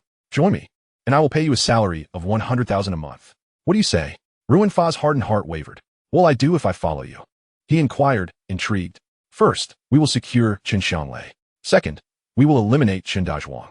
Third, we will seize control of Wang construction, and you will thereafter call me Boss Wang. Chapter 57. Immediate action. There is no time to waste. We must act without delay. The first step is to secure Chun Xang. Wang Chuan, accompanied by his newly recruited subordinate Ruin Fa, departed the abandoned factory and headed towards the reeds where Chun Xang was concealed. Along the way, he received promising news. Zhang Kuan-an sent a brief message. Dahua has been dealt with, 5 million secured. Succinct yet informative, Wang Chuan was elated. This Adan was indeed a valuable asset. He sent his real-time location. Hurry here. He then instructed Ruinfa. I have a brother named Adan. He will be joining us shortly, driving a black Jetta. You will assist him. Understood, Brother Chuan, I will stay on guard here, Ruinfa replied eagerly. Wang Chuan parted the reeds and ventured inside, arriving at the pond's edge. Everything appeared normal. The light-colored car was still present. He opened the trunk, where Chun Xang was struggling, attempting to loosen the red ropes, binding her in a bid to escape. Upon seeing Wang Chuan, she momentarily froze and then began to thrash about, calling out and writhing like a trapped insect. Who are you? Are you one of Yuan Wang's accomplices? Did you bring me here? Wang Chuan remained silent, his eyes glinting with mischief as he made a gesture across his throat. Chun Xang, understanding the implication, immediately fell silent. Wang Chuan pulled her from the trunk and dragged her to the edge of the pond. At that moment, it was 7:00 p.m., and a crimson moon hung in the sky. Chun Xang's pale cheeks still bore the remnants of Yuan Wang's blood. Wang Chuan coldly inquired, Can you swim? Chun Xang nodded. Then step in for a bath. There is too much blood, and it's rather unsettling. With that, he untied her ropes. Facing an unfamiliar man in such an intimate manner was a first-time experience for the young Lady Chun. Disregarding any sense of modesty or shame, she initially tested the water temperature of the pond before gradually wading in. A word of caution, do not indulge in fantasies of escape. This is merely a pond, neither a river, nor a lake, and certainly not the sea. Wang Chuan brandished the gun he had seized from Run Fa, exhaling gently onto its muzzle before aiming it at Chun Xang. This weapon possesses no discernment. Consider whether you wish to return home alive or remain forever submerged in these waters. Chun Xang promptly acquiesced. Whatever you instruct me to do, I shall comply without resistance or any mischievous thoughts. Wang Chuan nodded in approval, settling onto a stone to observe the beauty as she bathed. It was nighttime, and the water's temperature quickly grew cooler, prompting Chun Xang to ascend the bank. Her curves were accentuated, her skin radiantly pale, leaving her with nowhere to hide before Wang Chuan. Get in the car, lest you catch a chill, he instructed coldly. Are there any clothes inside? No, she replied, instinctively shielding what little she could, crouching slightly. What shall we do now? Wang Chuan inquired while making a phone call. Where are you? We've exited the West City. Zhang Quandan responded. We should arrive in 10 minutes. Do not rush. We've encountered some complications, Wang Chuan ordered. Find a shopping mall and select a woman's outfit. Anything will suffice for someone of 1.6 meters in height, slim build, and a generous bust. Furthermore, do not arrive before 2,000 hours. Wang Chuan pocketed his phone and opened the car door, gesturing for Chun Xang to enter first. She complied without hesitation. I am Wang Chuan. He introduced himself, sliding into the car beside her before shutting the door. I have no ties to Yuan Wang. You are the one I rescued. Whether you believe or not, I speak the truth. As he uttered these words, his gaze was soft, devoid of any aggression, which emboldened Chun Xang just enough to lean into his embrace. A warm sensation surged within her. Brother, she began, I know you harbor no ill will towards me. Otherwise, you would not have untied me. You appear fierce, even aiming a gun at me. Yet I sense an inherent kindness within you, devoid of murderous intent. Thus, I believe you are the one who saved me from Yuan Wang, that treacherous scoundrel. I treated him well, even supporting him financially for a month, only to be betrayed in the end. He initially took me out for thrills, claiming to have found a secluded place ideal for games. I foolishly followed him, unaware that he meant to bind me with ropes, presuming it was merely a step in the game. Who could have anticipated that he would take it seriously? How despicable. He truly yanked my hair, slapped my face, and even threatened my father, demanding 5 million or else he would make good on his threats. It is truly my folly for having chosen a treacherous partner. Brother Wang, thank you for saving me. Regardless of your path in life, I vow to repay you for this rescue. Name your price. Do not hesitate. My father is quite wealthy. I seek no monetary compensation. Wang Chuan interjected. I desire world peace. His eyes gleamed with fervor.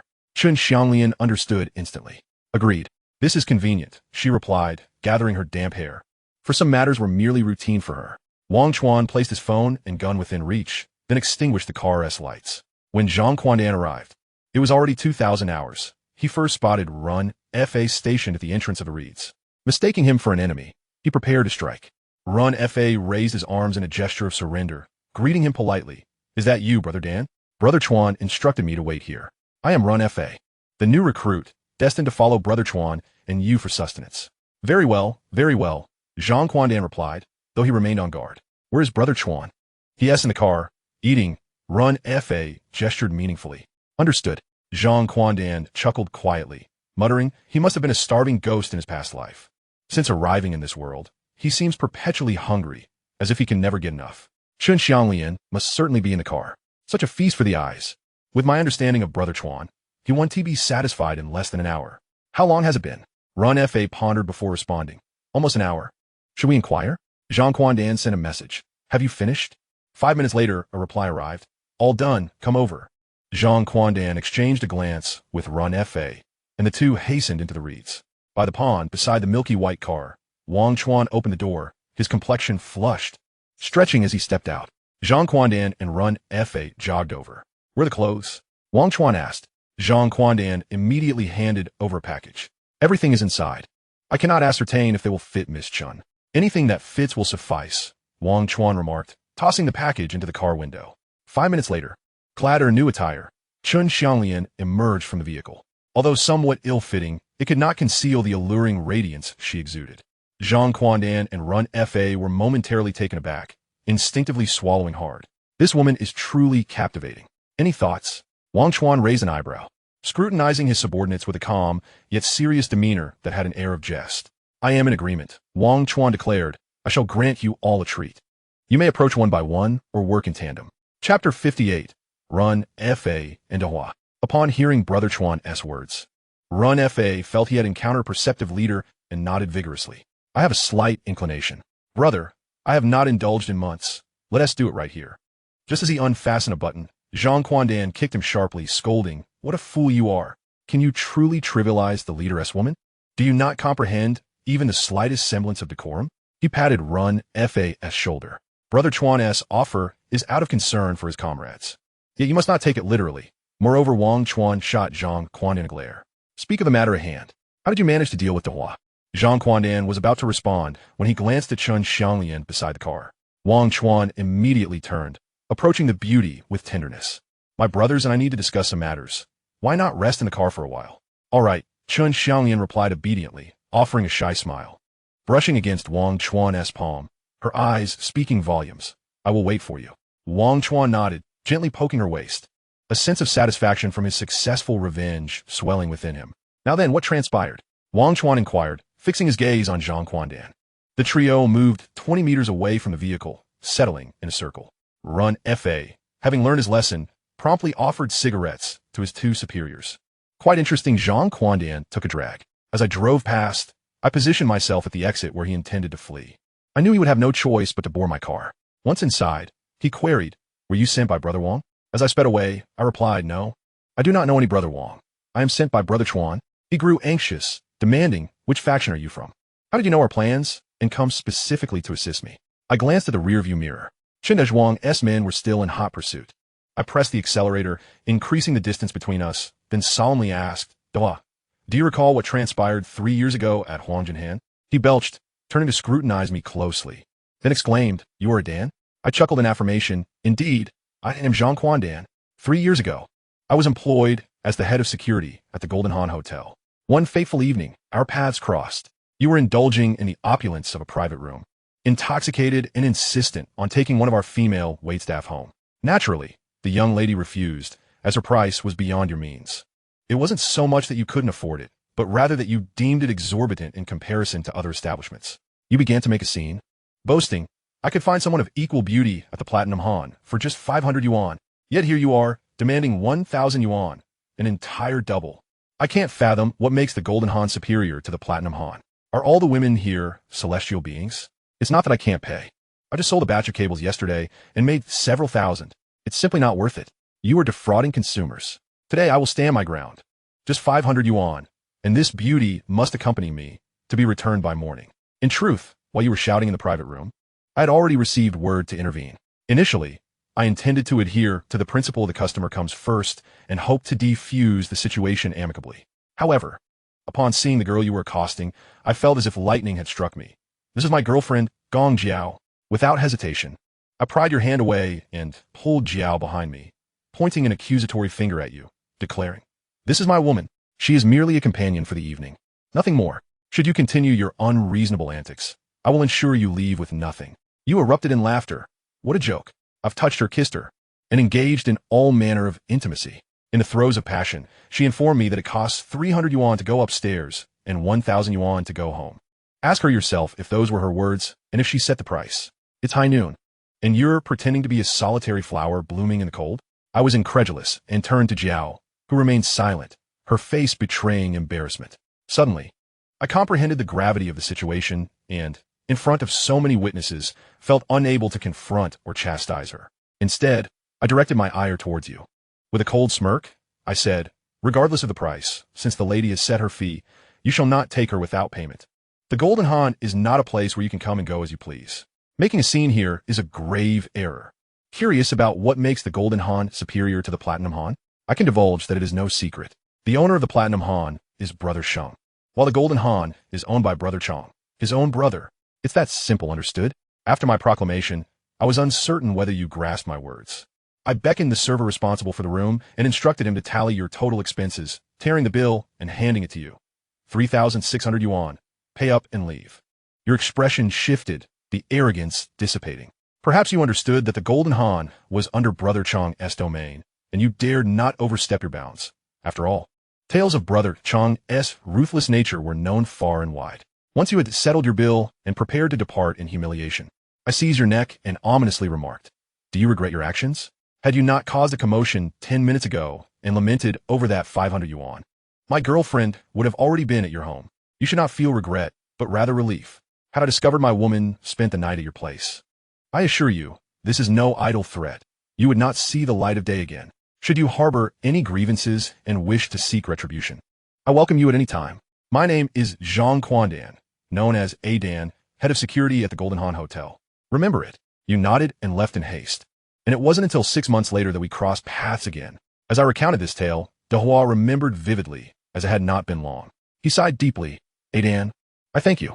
The first time, had I not dared to touch your girlfriend, you would not have harbored such animosity towards me. It was only during our second encounter that I truly understood the kind of person you are. That day, after laboring on a construction site, utterly exhausted, I sought refuge in a restaurant, ordering 2 bowls of dog meat soup. Upon finishing, I discovered my pocket had been slashed and my money stolen. I loudly demanded to know who had taken my money, for the wages of a laborer are hard-earned, blood and sweat invested. Who possesses such a black heart, such lowly hands? No one responded. Everyone busied themselves, indifferent to my distress and fury. The owner approached, expressionless, demanding payment. I felt cornered. No explanation sufficed. At that moment, a tall figure entered. "None other than you, Adan." Instantly, you recognized me and inquired about the situation. I succinctly explained. You chuckled heartily, stating, "What has 2 bowls of soup worth? Brother will cover it." You paid my bill, then urged me to sit down, calling for the owner to order a few dishes and beer. We drank and chatted. And after our meal, you handed me 1,000 yuan, saying it's tough out here. You're from the south. I'm a local. We've forged a bond through these trials. Should you ever need anything, don't hesitate to ask. I was deeply moved and tearfully bid you farewell. From then on, my life and work progressed smoothly, and I lost touch with you, until today when our paths intersected once more. Brother Chuan, what do you suppose happened next? Zhang Quandan asked with keen interest. In gratitude for the kindness I once showed Duozhi, he presented me with a suitcase containing 5 million yuan, Wang Chuan asserted confidently. "Haha, wrong again," Zhang Quandan replied with a somber tone. He first expressed his gratitude for my past help, then pressed a knife to my throat, demanding I stop the car immediately. He growled, "I'll count to 3. If you don't comply, I'll slice your throat open." Chapter 59, The Three-Way Encounter. Wang Chuan was left speechless. Zhang Quandan continued. "Duozhi's sudden betrayal caught me off guard, but I am no naive lamb. Having navigated the underbelly of society for years, I have faced countless perilous situations. Confronting a scoundrel like Duozhi requires little effort." "What did you do then?" Ruanfa asked eagerly. His concern was not for Zhang Quandan, but for his sworn brother Duozhi. He envisioned the naive and simple Duozhi falling prey to the cunning of the shrewd Zhang Quandan and pondered the potential consequences. Would he be deceived or exploited? Quite simple. Zhang Quandan boasted. I immediately complied, parking the car, clasping my hands on my head, and kneeling to beg for mercy. The entire ordeal was executed swiftly and decisively. I was impressed with myself. Ruanfa could not suppress his laughter. Wang Chuan sighed, chuckling at the versatility of Adan, who could be both sweet and salty, able to bend or stand firm. "Did you think I was yielding?" he added, grinning. The plot thickened. Duozhi is someone I've encountered twice, and I possess a certain understanding of his character. He is the type with thieving intentions, but lacking the courage. Even if he had the gall, he lacks the wisdom and foresight. He brandished a knife, threatening me to stop the car. Rather than confront him head-on, I employed a clever ruse.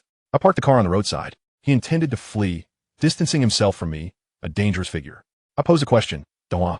Since 5 million has come into your possession, why not keep it all for yourself? Why seek out your 2 companions? You may be loyal to them, but they may not reciprocate. Consider this. Experiencing such a substantial sum alone versus sharing it with 2 others.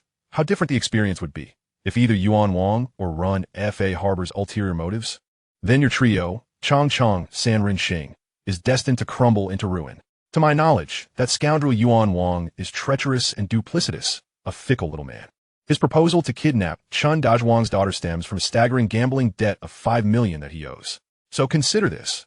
If this sum falls into his hands, will he divide it into 3 equal shares and hand over 2 portions to you and Run Fa?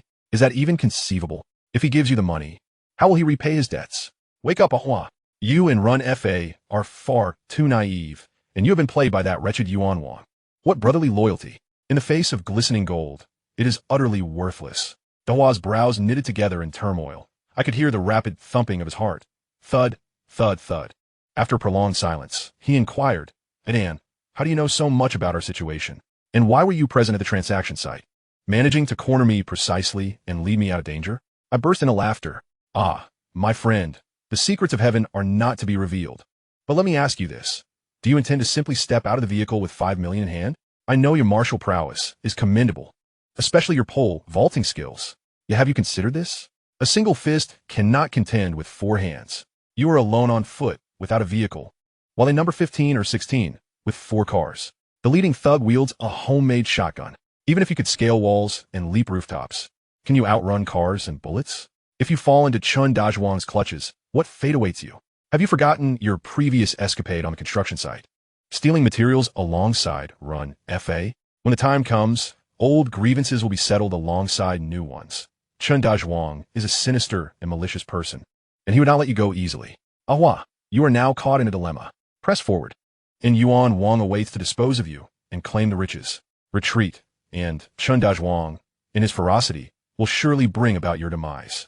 Upon hearing this, Duozhi's countenance shifted between light and shadow, his indecision palpable. After a lengthy pause, he sighed deeply and sheathed the dagger that had been poised at my throat.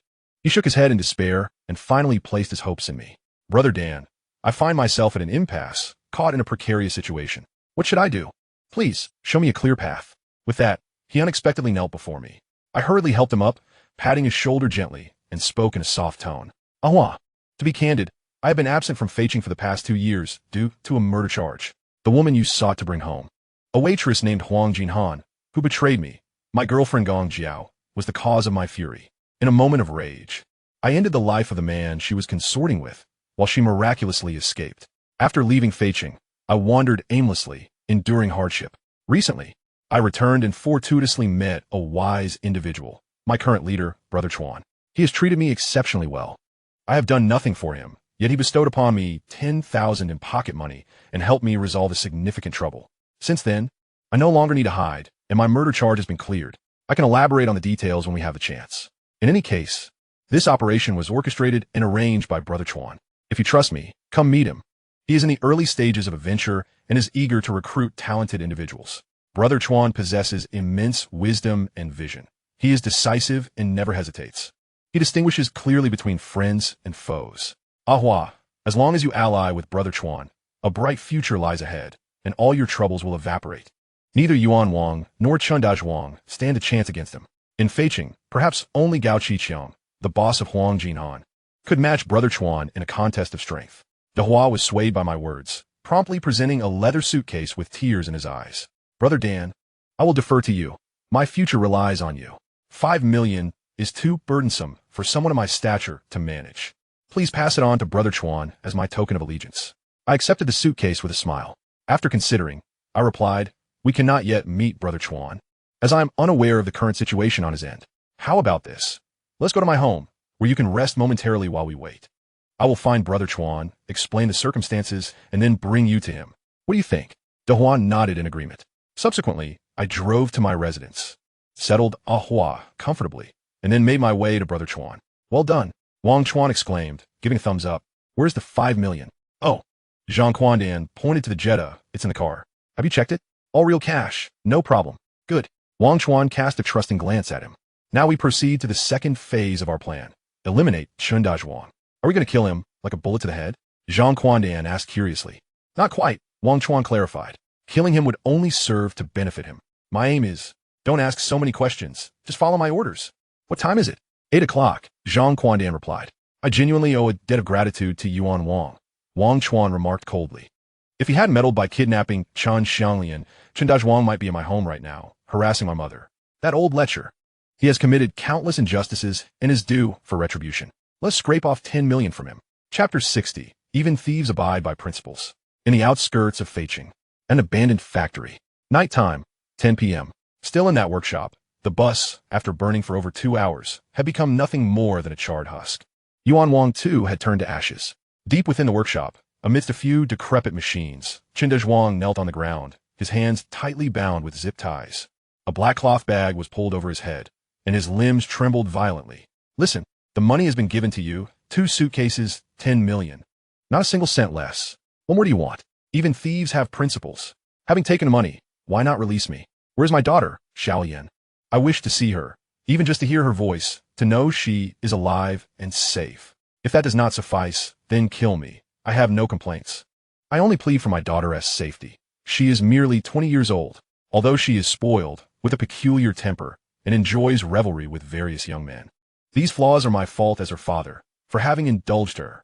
I know one of you is Duozhi. Duozhi, for the sake of our past collaboration, please let me go. The money is yours. Once the 10 million is spent, come back for more.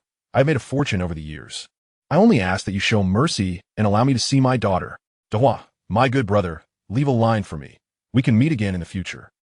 Go to hell. Duozhi could no longer contain himself and kicked Chun Xang to the ground. Chun, how dare you utter the words, leave a line for others? My good brother Yuan Wang kidnapped your daughter. He was wrong, but he had his reasons.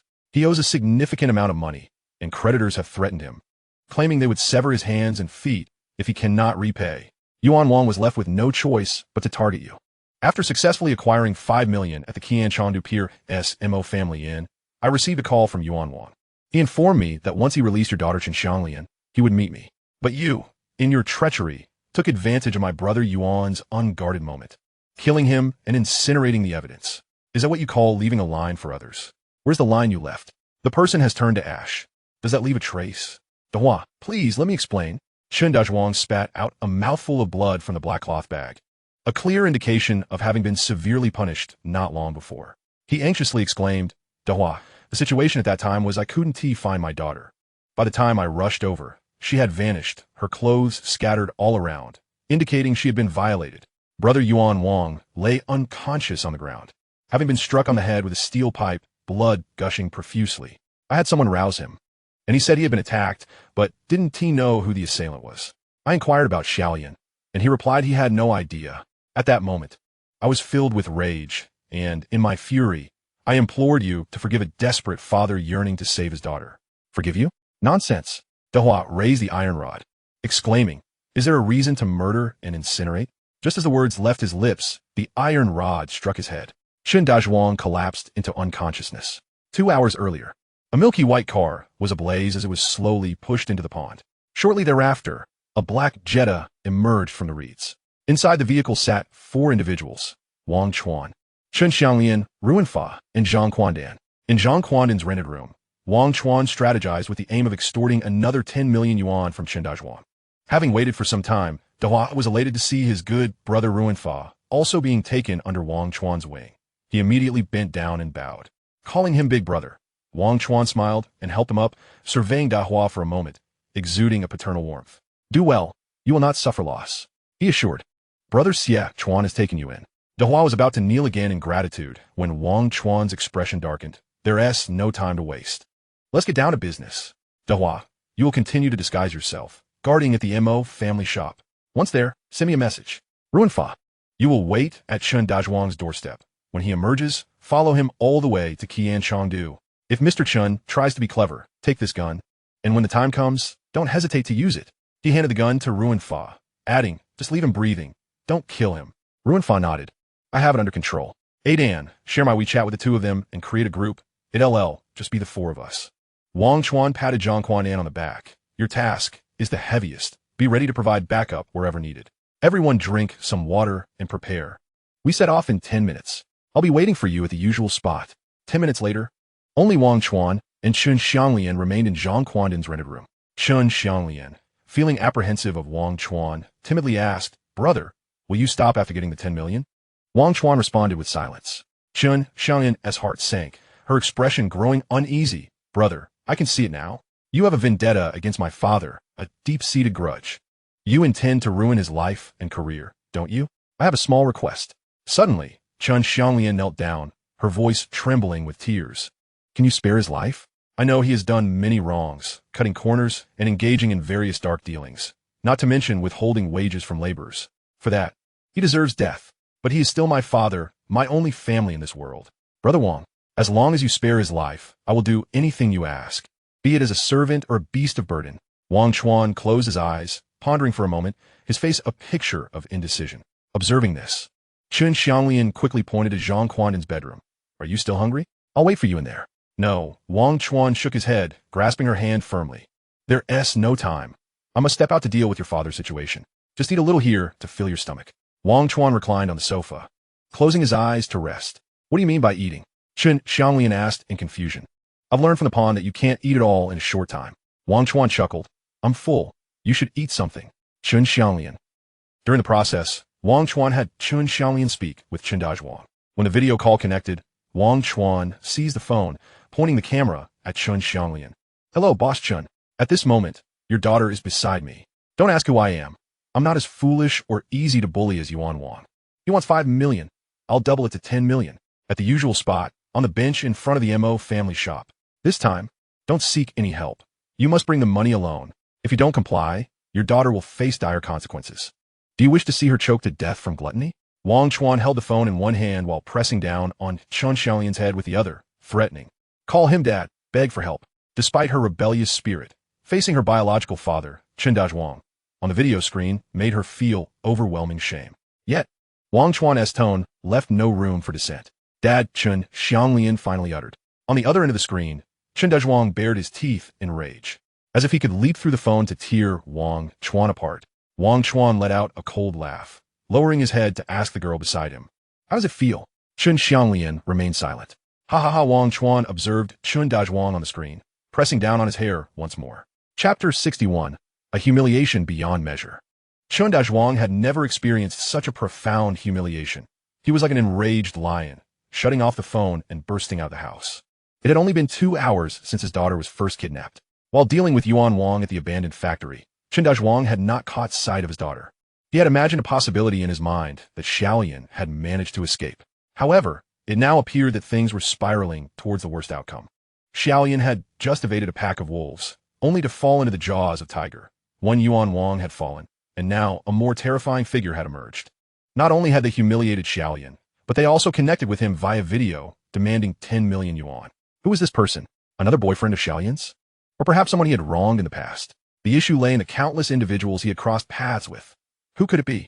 From the voice, the assailant did not sound older than 20, yet spoke with the confidence of a seasoned veteran in his 40s. There was no time left to systematically eliminate potential suspects in his daughter's kidnapping.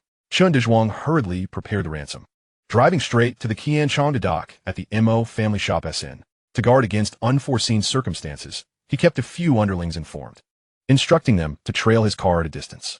He knew full well that the kidnappers likely had accomplices monitoring his every move. Otherwise, he wouldn't have been ambushed at the abandoned factory. He speculated that the gunman was probably Ruinfa, a friend of Duozhi.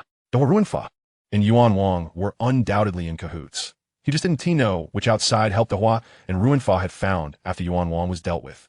To seize control of his daughter once more and demand a hefty sum. Upon arrival, Chun Duozhi approached the bench with 2 suitcases in hand, and this time, the ambush came even quicker than the last. He placed the suitcases on the bench, and just as he turned around, a black bag was thrust over his head. As he struggled and shouted, a heavy object struck his head. He fainted instantly. When he regained consciousness, he found himself in an expansive space. The sound of his feet on the cement floor jolting him into realization. Damn it, it was that same factory, the same workshop. After going around in circles, he had returned. His vision was obscured, rendering the surroundings invisible. But judging by the footsteps, he sensed that 3 individuals were surrounding him. Shortly after, another arrived. Wang Chuan had come. Apologies for being a bit late. I had to deal with that little brat, which took some time. Everything went smoothly? Quite smoothly, Zhang Quandan replied. The money is secured, and the person is too. He added, it was just a bit time-consuming to shake off Chun Xang as pesky followers. Thank you for your efforts. Wang Chuan smiled faintly, and after wrapping up this matter, I shall take you all out for a delightful time. Thank you, Brother Chuan. Zhang Quandan pointed at Chun Xang, inquiring, what shall we do with him? Wang Chuan pondered for a moment before countering. Does he still have any fight left in him? Rest assured, my brothers and I are well aware of our limits. We won't act recklessly. Wang Chuan nodded in satisfaction. Wake him up. I have a few questions to pose. Zhang Quandan, wielding an electric baton, jabbed it into Chun Xang's abdomen. The corpulent Chun jolted awake, his eyes still enveloped in darkness. Help him up. Wang Chuan signaled to Ruinfa and Dahua, who promptly assisted Chun Xang to his feet. Do you know who I am, Chun Xang? Chun Xang shook his head. You need not know my identity, Wang Chuan replied with a cold smile. What you must understand is that those who commit numerous misdeeds shall inevitably face retribution. Good deeds are rewarded, while evil deeds are punished. Not only will you face consequences, but your family will also be implicated, even though your daughter is hardly an exemplary young woman. If you were to perish or become incapacitated, would not your hard-built enterprise, the Zhuang construction, fall into your daughter's hands? Chun Xang gasped. What exactly do you want? Are you seeking my life? How have I wronged you? Please, do not make me a fool. I do not take lives, Wang Chuan retorted with a sneer, but I can certainly elucidate why you find yourself in this predicament. I have a friend whose father you left with a broken left leg and whose mother you humiliated to escape your harassment. They have moved 3 times in the past decade. Yet, you managed to track down their new address, barging into their supermarket this morning, like squeezing toothpaste. You exposed the mistakes of his mother's past, driving his father to desperation as he picked up a hammer to confront you. At that moment, your bodyguard knocked him to the ground. Right now, he lies in a hospital bed. Who will take responsibility for this? Chun Xang grasped the situation. He cried out, You are Wang Rinyong's eldest son, Wang Chuan's friend, aren't you? Young brother, allow me to explain. The grievances of our generation are not as you perceive. Wang Chuan's mother, Wu Min, was my goddess during my school days. I have admired her for decades and wished to marry her. What wrong is there in that? Wang Chuan's father, no, his adoptive father, is utterly useless, incapable of even protecting his own wife. What value does he hold? Wu Min would be far better off with me than enduring a life of hardship with Wang Rinyong. As for the leg incident, I was young and impetuous, my blood boiling at the moment. I acted in haste. However, I compensated him, 30,000 yuan, which was no small sum at that time. Though his leg was not fully healed, I have shown my utmost sincerity. I hold no guilt. Young people must discern right from wrong. You cannot seek revenge for this. Besides, assault is a crime, and murder incurs the death penalty. Young brother, brotherly loyalty can lead to dire consequences when it spirals into a grave mistake. It is you who shall face judgment. As he spoke, Chun Xang stepped forward, clutching Wang Chuan's sleeve. Tell me, how much has Wang Chuan given you? I will offer 10-fold, no 100-fold, as long as you do not make things difficult for me and my daughter. You shall relinquish that Zhuang construction. You can be the boss, and I will work for you. How about that? Ha ha! Wang Chuan erupted into a fit of laughter, tears mingling with his mirth. At that moment, he felt he had waited an eternity. With a swift kick, he pushed Chun Xang away and shouted, Ruinfa, take action. Understood, Ruinfa replied, aiming a gun at Chun Xang's left leg. Bang! Ah! Chun Xang collapsed to the ground, clutching his leg, his screams echoing throughout the workshop. This is what you deserve, Wang Chuan stated coldly. Having broken someone else's leg, you too must pay the price. Ah, done. Have you prepared the company transfer contract as I instructed? Here it is. Zhang Quandan pulled a document from his bag and presented it to Wang Chuan. Was it prepared by Lawyer Chung? Wang Chuan inquired. Indeed, it cost me $1,000. Professional, flawless. Zhang Quandan beamed. Wang Chuan nodded, pointing at Chun Xang. Have him sign and affix his fingerprint. Once completed, do you know how to deal with him? Ido, Zhang Quandan chuckled. Make sure he never speaks again and never sees the sun. Ruinfa, Dahua. I leave Chun Xang in your capable hands. Ensure the task is executed efficiently, without burdening Brother Chuan. Understood. Ruinfa and Dahua nodded in unison. Before departing, Ruinfa smiled at Wang Chuan, clasping his fist. Brother Chuan, oh no, Boss Wang, starting tomorrow, the Zhuang construction will bear the Wang surname. Ha, congratulations. You are mistaken, Wang Chuan replied with a subtle smile. From tomorrow onward, the Zhuang construction shall not carry the Wang name. It shall be Zhang. Its owner will be Zhang Quandan. Chapter 62. Brother Chuan, I understand. Zhang Quandan was overjoyed upon hearing Wang Chuan's words, overwhelmed with gratitude as he bowed deeply. Thank you, Brother Chuan. I shall never forget this great kindness. Do not celebrate too soon, Wang Chuan cautioned. If you suddenly descend as the boss, will those old employees respect you? Moreover, do you understand construction? Do you comprehend management? When faced with challenges, will you know how to resolve them? Zhang Quandan fell silent. Dan, Wang Chuan spoke earnestly. Do not underestimate the importance of building. If constructed well, the profits will be substantial, and your pockets shall be full. If poorly constructed, for instance, through cutting corners, leading to a shoddy project, should an accident occur, as the boss, you will not escape responsibility. Even if 10 or 8 years pass, or even longer, should those above wish to hold you accountable, you will have no choice but to comply and face the consequences. Zhang Quandan broke into a cold sweat. Brother Chuan, please guide me. Where should I begin? Let's take it step by step, Wang Chuan suggested, glancing at Chun Xang in the bedroom. We must not rush. Take one bite of food at a time. One step at a time. If we stride too far, we may stumble. We will proceed in 3 phases. In the first phase, after Chun Dazhuang's downfall, let his daughter, Chun Xang, assume the role of chairperson of the Zhuang construction. This will be legitimate and prevent any suspicion from other shareholders. You will temporarily act as the assistant to the chairperson. She will be in the limelight while you operate from the shadows. You must work closely together to navigate the chaos that will ensue from Chun Dazhuang's sudden disappearance. In the second phase, I will gradually apply pressure on Chun Xang, encouraging her to withdraw from the management, allowing you to take over. After all, her ambitions do not lie in this direction.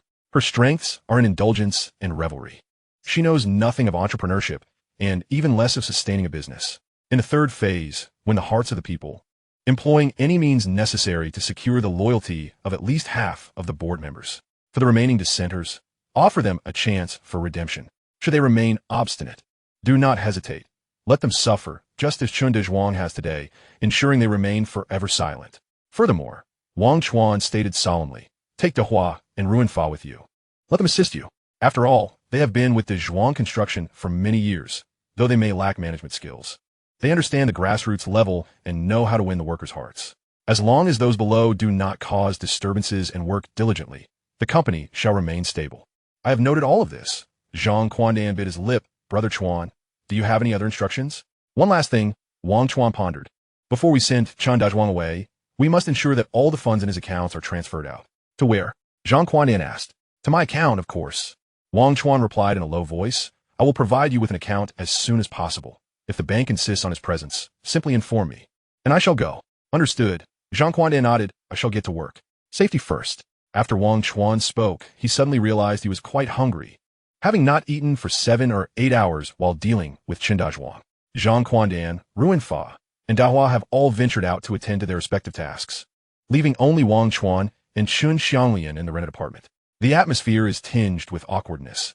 These two individuals, still strangers to each other, find themselves in a relationship that is difficult to define. They are neither friends nor romantic partners, nor can they be considered confidants who share a bond of sincerity. Miss Chun, Wang Chuan breaks the silence. Having spent a few hours together, he continues, you have gleaned some insight into the kind of person I am, and you may have an inkling of my intentions. Your father, Chun Dazhuang, has wronged my family, and the enmity I harbor towards him is irreconcilable. In the past, I was timid and powerless, a mere spectator as my parents suffered humiliation at the hands of others. Now that I have grown strong, I have sworn an oath that I shall not be deemed worthy of my humanity if I do not avenge my parents. Thus, I must ensure Chun Dazhuang is crushed beneath my heel, never to rise again. However, considering your obedient demeanor, I have decided to spare his life. Rest assured, as long as I draw breath, I shall not let him starve. Chun Xang lowered her head in silence, before finally looking up to gaze at Wang Chuan for a long moment, and then softly remarked, I must be foolish, for I find myself enchanted by you. From the moment I first laid eyes on you, I knew my true soulmate had arrived. Upon seeing you, I believed in fate. I am certain that my heart has been captured by you, and I trust that my father will ultimately fall before you. Brother Chuan, may I call you Chuango? Even though I am a year your senior. Wang Chuan nodded, feeling a sense of gratification. I promise you, Chun Xang declared, that whenever you are in need, I am willing to brave fire and water, to humbly serve you as a devoted servant. I overheard your conversation with Zhang Quandan, she continued. I am willing to cooperate with him against the other shareholders of the company, ultimately transforming Dazhuang Construction into Wang Family Construction. No, Wang Chuan shook his head. I have made a promise, and I shall keep it. Let remain Quandan Construction. I have no desire for the spotlight. I prefer to leave the management of the company to Adan and enjoy a leisurely life. To be a carefree wanderer is my ultimate aspiration. Chuango, I understand, Chun Xang said, nudging him playfully. You relish the feeling of manipulating everything from behind the scenes, do you not? Wang Chuan playfully pinched her nose. Let's not dwell on that any longer. I'm quite hungry and desire a grand meal. Chun Xang looked puzzled. Still hungry? What are you thinking? Wang Chuan replied earnestly. This is about genuine sustenance. Let us go dine at a restaurant. After a satisfying meal, as they exited the restaurant, Chun Xang linked her arm with Wang Chuan and, in a tone that hinted at pleading, suggested, should we head back? It's late. Why not come to my house? My father is away, and I'm all alone in that vast villa. It frightens me. Frightened of what? Wang Chuan chuckled. Are you worried that the tormented souls of those wronged by your father will come to claim vengeance? The more you speak, the more I shudder. Chun Xianglian's teeth chattered. Give me one good reason, Wang Chuan said seriously, one compelling reason that necessitates my company. Well, Chun Xianglian tilted her head in thought. I have a collection of beautiful clothes that I rarely wear out. If you accompany me home, I shall show them to you. What do you have? Wang Chuan inquired. Anything you wish to see. I possess. There is nothing I cannot procure. Chun Xianglian confidently asserted. All right, let's not delay any longer. What are we waiting for? Wang Chuan raised an eyebrow. The following morning, Wang Chuan received a phone call from Zhang Quandan, reporting on matters concerning Chen Dazhuang. Brother Chuan, everything is progressing smoothly. That unfortunate Chun fellow has unknowingly offended someone and has been blinded. He has been in the hospital for a day. The doctor said he will survive, but he will lose his sight forever. I've hired someone to stay by his bedside, ensuring they do not leave his side. Once he is discharged, I will send him to the border. This aligns with the aspirations of many enlightened individuals, supporting the development of the frontier. However, given his mobility issues, I want to subject him to hardship on the construction site. I've arranged for him to work picking cotton. He will be compensated daily based on his output. At under 50, he will be self-sufficient without issue. It is out of kindness that I wish to spare him from suffering. If we followed Duozhi's advice and sent him to the southern beggaress sect, where he would beg on the streets and be beaten if he failed to meet his quota, he might not even see 60. Brother Chuan, Chen Dazhuang has 6 accounts totaling over 80 million. You have received all of it, correct? This man is resilient, but even the toughest can be bent. I have received it, Wang Chuan replied calmly. Adan, I appreciate your efforts. When you have a moment, let us formalize an agreement. Dazhuang Construction S annual dividends. You take 9 parts, I take 1. No, no, no. Zhang Quandan was taken aback and felt uneasy. Brother Chuan, without your assistance, I would not be where I am today. To me, you are not just a leader. You are an elder brother, a father figure. I may lack many virtues, but I am self-aware and understand the importance of gratitude. Brother Chuan, I will not elaborate on my gratitude. You take 9, I take 1. You take 8, I take 2. Wang Chuan stepped back, firm in his stance. That is unacceptable. It must be 8 for you and 2 for me. Zhang Quandan argued passionately. Enough of this, Wang Chuan asserted with a serious expression. I have important matters to attend to. Do not waste time with further arguments. Trust me, as good brothers. Let us simplify things. We will split it evenly. Do you have any objections? Zhang Quandan was moved to the brink of tears. Thank you, Brother Chuan, for your support. I am willing to sacrifice everything for you. It is settled then. Wang Chuan's tone was unyielding. When we meet next, we shall sign the agreement. Furthermore, for my share, allocate 2 portions to Duozhi and Ruinfa. Brother Chuan, this. Wang Chuan did not allow him to finish and decisively ended the call. He then roused the slumbering Chun Xang, urging her to dress and freshen up, for there were significant matters to attend to. I am taking you to meet someone. Perhaps 2 very important individuals. Please, make yourself presentable. Is a formal social event? Chun Xang asked as she sat up, stretching languidly. Her exquisitely crafted features bore a blend of contentment and fatigue. How should I put it? It's not overly formal, but it is quite rare. Wang Chuan gently kissed Chun Xang on her forehead and casually inquired, Xianglian, I notice there are 2 cars in your garage. Are they your father's or yours? Our family owns 2 each, Chun Xang replied proudly. My father took one to pay a ransom the other day, which should now be in Duozhi's possession. The other is parked in the garage, an Audi A8, and from today onwards, it belongs to you. Wang Chuan smiled slightly, accepting this gift without reservation. My 2 cars. Chun Xang continued. One was given to Yuan Wang. It was that milky white Lexus, which cost 2 million and was only 2 years old when it was burned down by you all. It pains me to think about it. But it also opened my eyes to the true nature of a freeloader. Let us call it a lesson learned. The second one is the Lamborghini parked in the garage. If you wish to drive it, simply let me know. Wang Chuan waved his hand dismissively. I do not wish to drive your car. I prefer to drive this one. Let us have a simple breakfast, Chun Xang teased, lightly tapping his nose. You are truly a bottomless pit. An hour later, Wang Chuan, driving the sleek black Audi belonging to Chun Duozhi, accompanied the enchanting Chun Xang towards the first hospital of Feiqing. Along the way, Chun Xang displayed her remarkable intellect. Chuan Gu, are you taking me to the hospital to visit your parents? Nothing escapes your keen perception, Wang Chuan replied with a smile. With such a sharp mind, you ought to employ it in more serious matters. Let me ask you, do you consider yourself mine? What else could I be? Chun Xang retorted. Let us get down to business, Wang Chuan said, his demeanor turning serious. Listen closely. The tasks I assign, you must be executed diligently.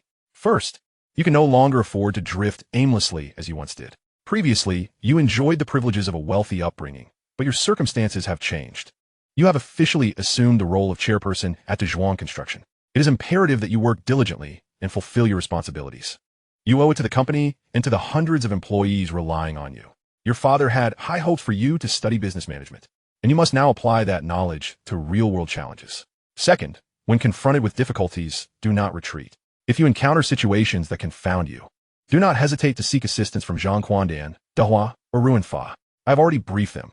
They will offer you their utmost support. Third, your primary objective now is to ensure the company thrives. Even if you cannot propel it to unprecedented heights, it must not falter under your stewardship. Otherwise, how can you face your father, who is toiling in the cotton fields at the border? And my dear Xiaolian, I must stress one more point. Having chosen to follow me, you must sever ties with other wayward youths. Should I discover any lingering connections, do not say I did not warn you. I have my methods, and you know well the consequences of crossing me. You may find yourself dispatched to the farthest reaches of the earth, digging coal, never to return to Long Country. Chun Xang felt a chill run down her spine. She was acutely aware of Wang Chuan's capacity for such threats. Nodding slowly, she bit her lip, her gaze drifting, speechless.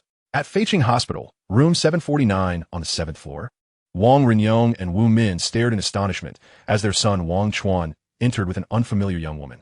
Wu Min whispered, Xiao Chuan, who is this young lady? Oh, Wang Chuan replied, gently nudging Chun Xang forward with a smile. This is my friend, Chun Xang. You can call her Xiaolian. She has another significant identity. She is the daughter of Chun Duozhi, the sole heir. Before the words left his lips, the expressions of Wang Renyong and Wu Min shifted dramatically. Wang Renyong sat up abruptly, pointing an accusatory finger at Chun Xang and exclaimed, anyone with the surname Chun is no good. Dragons beget dragons. Phoenixes beget phoenixes. What kind of decent person can his daughter be? Get out. You are not welcome here. Startled, Chun Xang instinctively hid behind Wang Chuan, her expression one of distress. Xiao Chuan. Wu Min's voice trembled with anger as she reproached, are you not aware of the enmity between our families? What purpose does it serve to bring her here? Are you intent on driving your father to his grave? Father, mother. Wang Chuan interjected earnestly, I understand your anger. But please do not be hasty. You cannot fathom why I brought Chun Duozhi's daughter to the hospital. I have my reasons. The real performance is about to begin. Chapter 64. Chun Xang and Lee Duaji.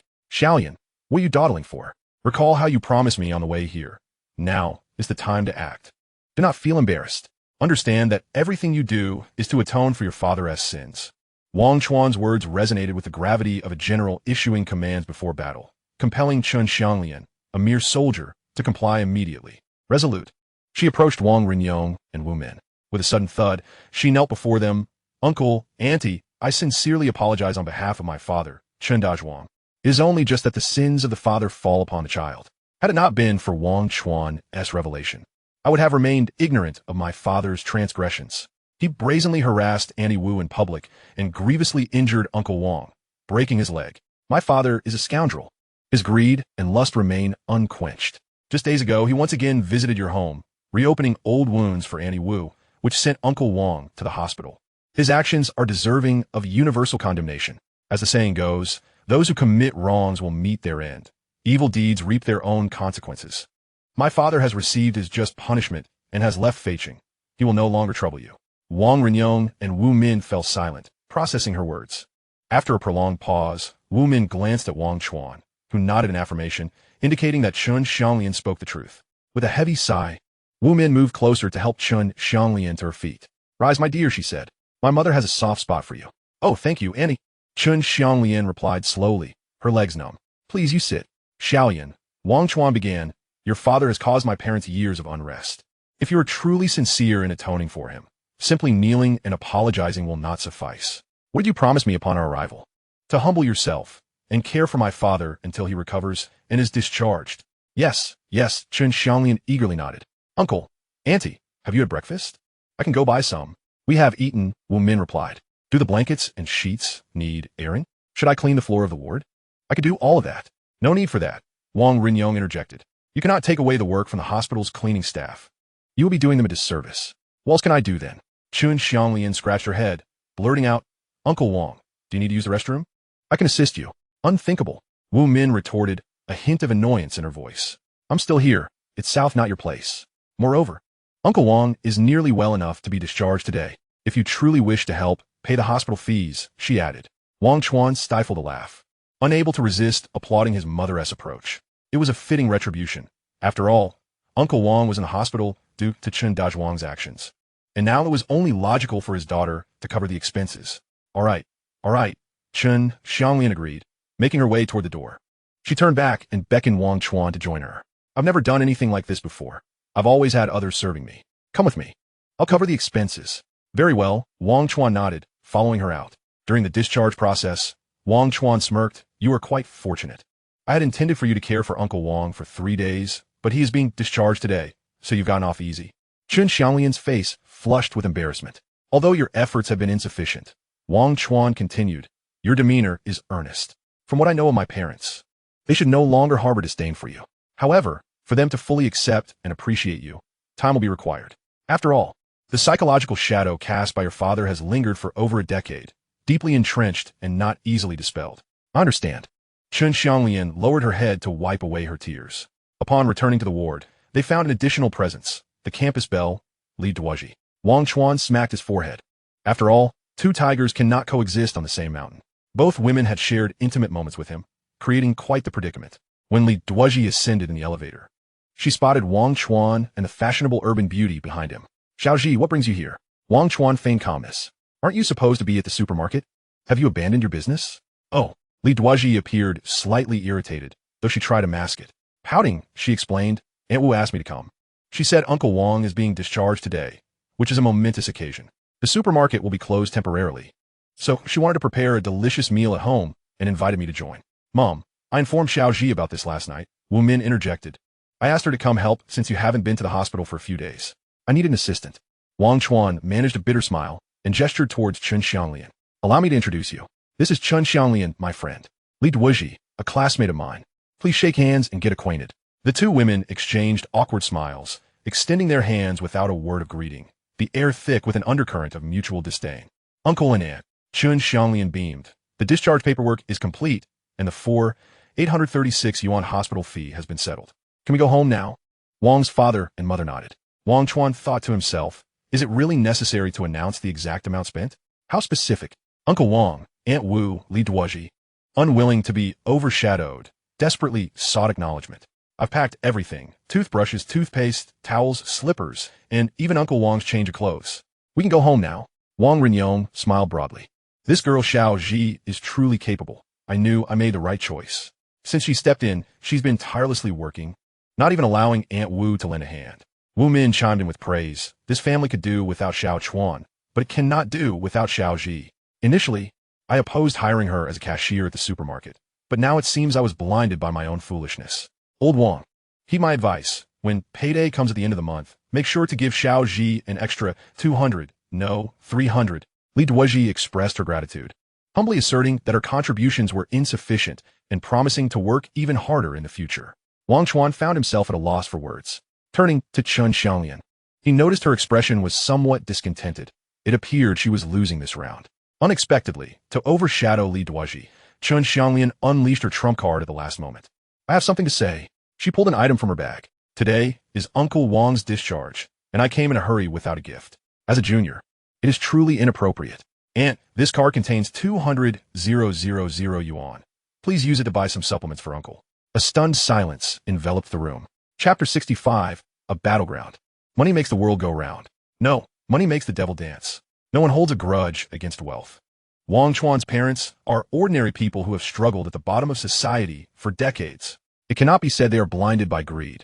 But eyes wide open for money is undeniably true. Faced with Chun Xanglian's generosity, Wu Min immediately donned a smile, reaching out to accept the bank card, grinning. How can we accept this? Although our family's financial situation is a bit tight, we still have our pride. We disdain accepting handouts. Wang Chuan inwardly scoffed. You pocketed the card, but are still feigning refusal. My goodness, you truly are my dear mother. I suppose my aversion to women is hereditary. Chun Xanglian's reasoning was commendable. Aunt, there's no need to feel embarrassed. This is something I ought to do. My father has owed you so much. What does this small compensation amount to? Besides, it's not even my money. It's just my father's allowance. My greatest wish is for uncle to recover. My father won't return to Feiqing for who knows how long. So from now on, consider me your child. I will take care of you in your later years. Wu Min grasped Chun Xanglian's hand, tears brimming in her eyes. Dear girl, you are so considerate. Your father is truly fortunate to have a daughter like you. But he fails to cherish this blessing, passing it on to us and your Uncle Wang.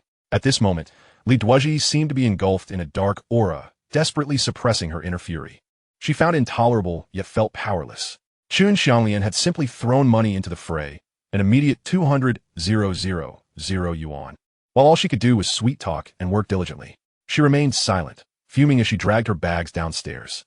Wang Renyong was capable of getting out of bed and walking unassisted, yet Chun Xanglian still proactively supported one of his arms. Wang Chuan smiled silently, following behind them as they descended. Outside the hospital, Lee Duaji hailed a taxi, loading their belongings into the trunk. Chun Xanglian pointed to a black Audi. Uncle, ride in my car. It cools faster, has better shock absorption, and is far more comfortable. Beside her, Lee Duaji seethed with jealousy. Was this not a blatant attempt to steal the spotlight? She eagerly looked at Wang Renyong, waiting for him to make a choice. Old Wang hesitated. He glanced at his wife, Wu Min, who closed her eyes, her expression slightly pained. Then he looked at Wang Chuan, hoping his son would decide which vehicle would avoid offending anyone. Wang Chuan gazed skyward, lost in thought. Old Wang certainly preferred a ride in the Audi. However, Xiao Ji had worked hard throughout the day, and to not accept her offer felt like a betrayal. Finally, he made his choice. Xiao Yan, please understand. Uncle has never ridden in a luxury car. While it is indeed comfortable, it feels rather awkward. Let Xiao Chuan ride with you. Aunt, and I will take the taxi back. Without waiting for Chun Xanglian to protest, he promptly hopped into the taxi, with Wu Min following suit. Lee Duoji shot Chun Xanglian a victorious glance, her lips curling into a subtle smile. As the taxi slowly pulled away, Chun Xanglian stomped her foot in frustration. Chuan, who is that girl? Is your relationship with her truly just that of classmates? She's so obnoxiously poor. Calm down, Wang Chuan replied. I am not lying. Xiao Ji and I were classmates before and will be again. We both got accepted into the same university. In 2 months, school will start, and we will likely see each other daily for the next 4 years. Ugh. Chun Xanglian was both exasperated and anxious, feeling as though she might lose Wang Chuan's affection, completely overshadowed by that little girl with the bear-like thighs. Why are you crying? Wang Chuan gently patted her shoulder, comforting her softly. A dignified chairman is about to make a name for himself in the Feiqing commercial circle. How can you be outdone by a little girl? You mean? Chun Xanglian stopped crying. You support me in dealing with Lee Duoji? I do not support or oppose you, Wang Chuan stated earnestly. However, remember this. No matter how you compete, do not resort to deadly tactics or underhanded schemes. Understood. Chun Xanglian opened the car door, asking, shall I drive or will you? You drive, Wang Chuan said. I had a rather tiring breakfast and could use a nap in the car. You know what tiredness is? Chun Xanglian was furious. If we're talking about exhaustion, I'm far more fatigued than you. Just think about it. Who spends 40 minutes out of every hour completely still? I find myself spinning like a top, rotating endlessly in a full 360 degrees. Is it easy for me? It has been arduous. Wang Chuan reclined. I will make it up to you in the future. Hurry and drive. Can we catch up at the taxi ahead? A piece of cake. Chun Xanglian accelerated, soaring ahead. At Wang Chuan's home, it was yet another scene of chaos. Lee Duoji bustled about like a diligent housekeeper, and once everything was in order, she turned to Wu Min and said, Aunt Wu, there are many guests today. Please stay home with Uncle while I run downstairs to buy some rice and vegetables. Otherwise, we won't have enough to eat. All right, Thank you, little Ji, Wu Min replied, pulling out her phone to send her money, but Lee Duaji shook her head in refusal. Just as they were at an impasse, Chun Xang interjected, "Aunt, there's no need to transfer any money. I have already reserved a private room at Xuanyang Tower, with all the finest signature dishes ordered. We can go straight to dining. It's too much trouble to cook at home, with 5 adults' appetites. It would take quite a while to manage. Wouldn't you agree?" Wu Min was momentarily taken aback. This girl from the Chun family had a point. Cooking at home took time, and she also thought about how joyful it was that old Wang was recovering and returning home.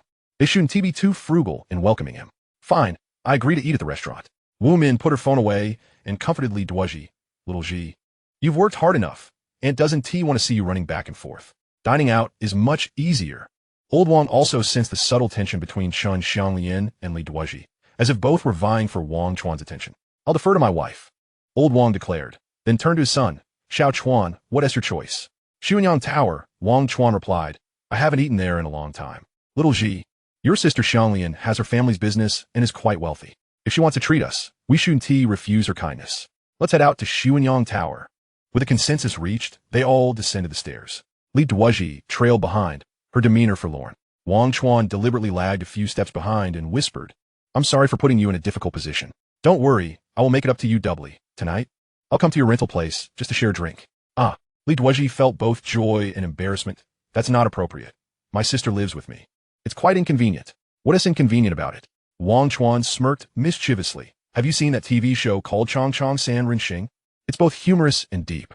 The key is it's relatable and incredibly engaging." Chapter 66, A Sudden Announcement. Lee Duoji understood Wang Chuan's insinuation, her face turning crimson. "No nonsense," she chided softly. "I can accept any humiliation directed at me, but you must not involve my sister. She is a very proper person and should not be subjected to any jest." Wang Chuan nodded in agreement, but secretly chuckled. "Is Lee Duoji truly proper? I hardly think so. The so-called propriety seems to emerge only in front of her sister or colleagues and friends, but she is quite wild when alone with me." Of course, these thoughts were not something I could share with Lee Duoji at this stage. At Xuanyang Tower, in a private room on the 2nd floor, Chun Xang displayed her generosity by ordering a lavish spread of delicacies. She acted as the gracious host, warmly attending to Wang Chuan's parents while completely neglecting the quietly seated Lee Duoji. Lee Duoji, however, was unperturbed. She had come to terms with the situation. After all, she wouldn't be the one footing the bill, so she might as well enjoy the feast. As for the future, her thoughts were clear. Chun Xang was a wealthy heiress, belonging to a different social stratum than Wang Chuan. In terms of family lineage and wealth, Wang Chuan simply did not measure up to her. The only reason they mingled was for novelty's sake. Sooner or later, she would come to look down upon Wang Chuan, this impoverished youth. Moreover, with college approaching, she and Wang Chuan had 4 years to gradually adapt to one another, foster understanding, and cultivate feelings. As a company owner, Chun Xang was busy with her affairs and could hardly be expected to cling to a penniless student. Thus, she believed her future was bright. And the only one who could truly succeed with Wang Chuan was herself. During the meal, Chun Xang curiously inquired, "Aunt Wu, I heard you have 2 sons. Why is it that we only see Wang Chuan and not his younger brother?" Wu Min hesitated. "Xiao Shan, Chuan's brother, is 3 years younger and in the 3rd year junior high. He attends a boarding school with strict management, and he isn't allowed to leave campus except on weekends." "But," Chun Xang pressed, "isn't at summer break now? Almost all schools are on vacation." "Indeed," Wang Chuan's father interjected. "Xiao Shan has a somewhat introverted personality. We let him come home, but he refuses. Moreover, our home is a bit cramped. Usually, Xiao Shan and Xiao Chuan share a room. After Xiao Chuan graduated high school and returned home, Xiao Shan was even less inclined to come back. It's not that the brothers have a bad relationship. Rather, Xiao Shan is at that rebellious age and prefers solitude when not at school. You understand what I mean, right?" "Of course," Chun Xang smiled subtly, hitting the nail on the head. "Xiao Shan thinks he has grown up and doesn't want to live with his brother. The question is, where has he gone now that school has been out for so long?" "He is at my 3rd uncle's house," Wang Chuan replied, popping a piece of tender meat into his mouth. "Xiao Shan is around the same age as my cousin, and they get along well. Plus, my 3rd uncle's home is spacious. There is plenty of room." Chun Xang asked, puzzled, "Is your 3rd uncle wealthy?" "Not particularly," Wang Chuan replied after a sip of liquor. "He lives in the suburbs, renting 100 acres of land to run a breeding farm. He raises several thousand rabbits. The annual income is decent, but after expenses, it doesn't yield much profit. My 3rd uncle's family lives at the farm, so when Xiao Shan goes there, he has no worries about lodging or food. At least there's plenty of rabbit meat. At that moment, Lee Duaji stood up gracefully, dabbing her mouth, and addressed everyone. Uncle Wang, Aunt Wu, I'm finished eating. Please enjoy your meal. I must head to the supermarket to check on the shop. Business has been slow, and even a little income is better than none. Wang Renyong and Wu Min were deeply touched. Wu Min grasped her hand, urging, Little Ji, it's been barely 10 minutes since you arrived. And the dishes aren't even fully served yet. How can you say you're full? I haven't seen you eat much at all. What's the rush? Did someone upset you? Was it Xiao Chuan? Wang Chuan felt the pressure, overwhelmed by the situation. This had nothing to do with the amount of alcohol he had consumed. Rather, it was simply the exasperation of dealing with these relentless women. Chun Xang and Lee Duoji were already contentious enough to assert their presence or showcase their merits in front of Wang Chuan's family. They exchanged barbs, unwilling to yield. Even his mother didn't help. She clearly knew that Lee Duoji's rival was Chun Xang across the table, yet she chose not to expose it, instead directing her focus toward her son. All right, it's all my fault. Wang Chuan raised his glass to apologize to Lee Duoji. It's entirely my error. I take full responsibility. I'll drink 3 cups as penance. With a series of 3 shots of liquor down the hatch, Wang Chuan felt a fire igniting in his stomach. This has nothing to do with you. Lee Duoji insisted on leaving. I'm really full. I won't disturb you any longer. Goodbye. This girl's stubbornness had ignited, and none of the Wang family could hold her back. At that moment, Chun Xang let out a cold laugh, delivering a final blow. Miss Lee, it wouldn't hurt to wait for me to announce some news before you leave. What news? Lee Duoji was taken aback. Wang Chuan's heart sank. He couldn't help but wonder if this enchanting girl was up to some mischief again. It seemed imperative for him to intervene. Xiao Yan, let us discuss matters privately. We must not bring this to light. Do not speak recklessly, or calamity may ensue. You worry too much, Chun Xang replied, her crimson lips hinting at a burgeoning intoxication. I have an announcement to make.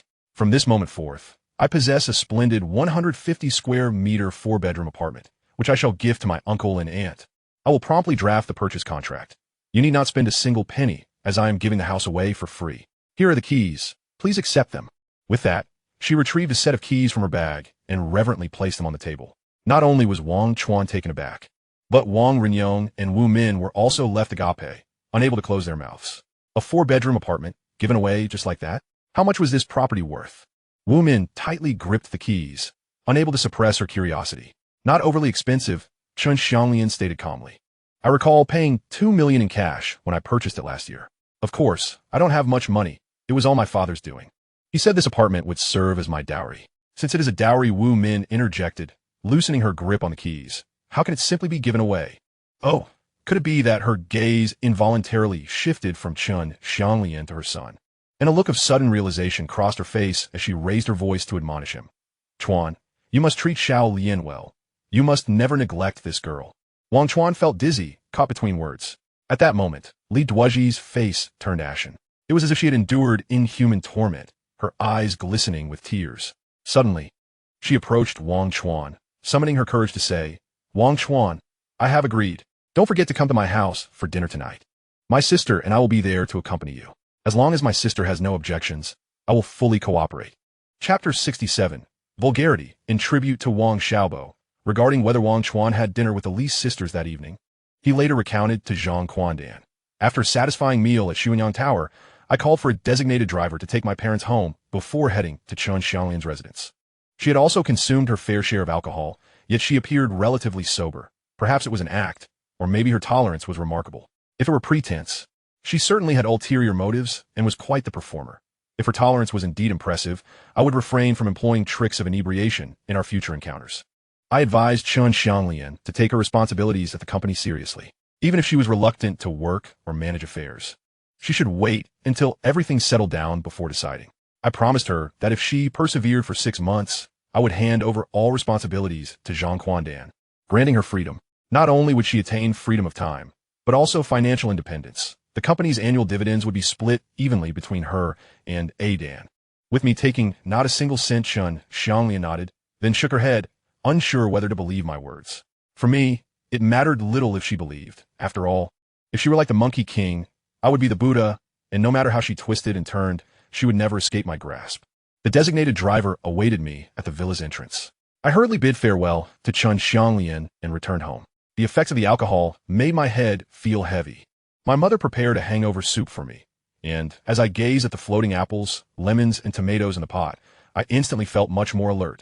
Having consumed not a single bite, my father inquired about the black Audi parked downstairs. I chuckled and told him, I've hitched my wagon to that wealthy girl. Chun Xang. She gifted it to me. My father sat in thought on the sofa for a long while before coming to my room, ruffling my hair as he said, Why does this feel like a dream? Ever since you met Chun Dajwang's daughter, she has been showering us with gifts, money, a house, and now a car. It feels surreal. I countered, Dad, do you think all of this is a conspiracy? Is Chun Xang sent by Chun Dajwang to harm our family? My father nodded. When things seem out of the ordinary, there must be something amiss. Chun Xianglian's various actions inevitably lead one to think ill of her. Rest assured, I reassured my father. As long as Chun Dajwang is not in Feiqing, his daughter alone cannot stir up trouble. I settled down for peaceful sleep. My mother prepared dinner and called me to wake up. I quickly washed up and concocted a reason about having urgent matters to attend to, then dashed downstairs. I drove to Lee Duoji's residence. She was home alone. Her sister, Lee Duozhi, had yet to return, claiming she was working late and wouldn't be off until at least 9 p.m. Whether that was true, I couldn't say. As I entered, I found Lee Duaji lying on her bed, engrossed in a book that looked quite new, likely just purchased. I glanced at it, expecting a literary classic, only to find titles such as How to Spend $5 Over 3 Days, How to Win the Favor of a Tycoon, 108 Tips for Wooing the Wealthy, Young Man. I didn't expect you to be a scoundrel, and the world is so vast. Why am I so fortunate? What on earth was this? I casually picked up one of the books and flipped through it, then, with a hint of insincerity, remarked, quite nourishing. At least more practical than the 4 great classics. Lee Duaji shot me an incredulous glance, snatched the book from my hands, and asked, Do you think I've changed? No longer aloof, no longer looking down on others, but rather becoming mundane and calculating, perhaps just a little, I replied with a faint smile. People must grow and change, whether for better or worse. Nothing remains static, save for death and decay. Let's not delve into such philosophical matters. Have you had dinner? I inquired. Were you not waiting for you? Lee Duoji sat up, pointing to the kitchen. It's ready. Should we eat now or wait for my sister? Are you hungry? I asked. Not really, Lee Duoji replied. But I am, I said, patting my stomach and feigning the expression of someone who hadn't eaten in 3 days. What delectable dishes have you prepared? Let me sample them. Just home-cooked meals, Lee Duoji began, but suddenly her expression soured. I am the child of a poor family.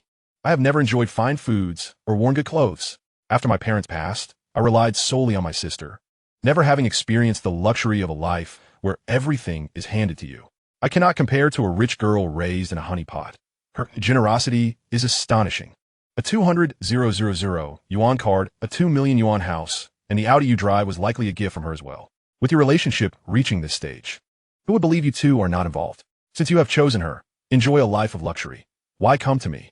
I am destitute, lacking everything. Even buying a roast chicken is a luxury I must weigh carefully. With that, Lee Duoji fixed her gaze on mine, pressing, Why do you not disdain my poverty? I gently patted her head and smiled. It's quite simple. I like you. I admire your mountains and streams, your ponytail and school uniform, everything about you.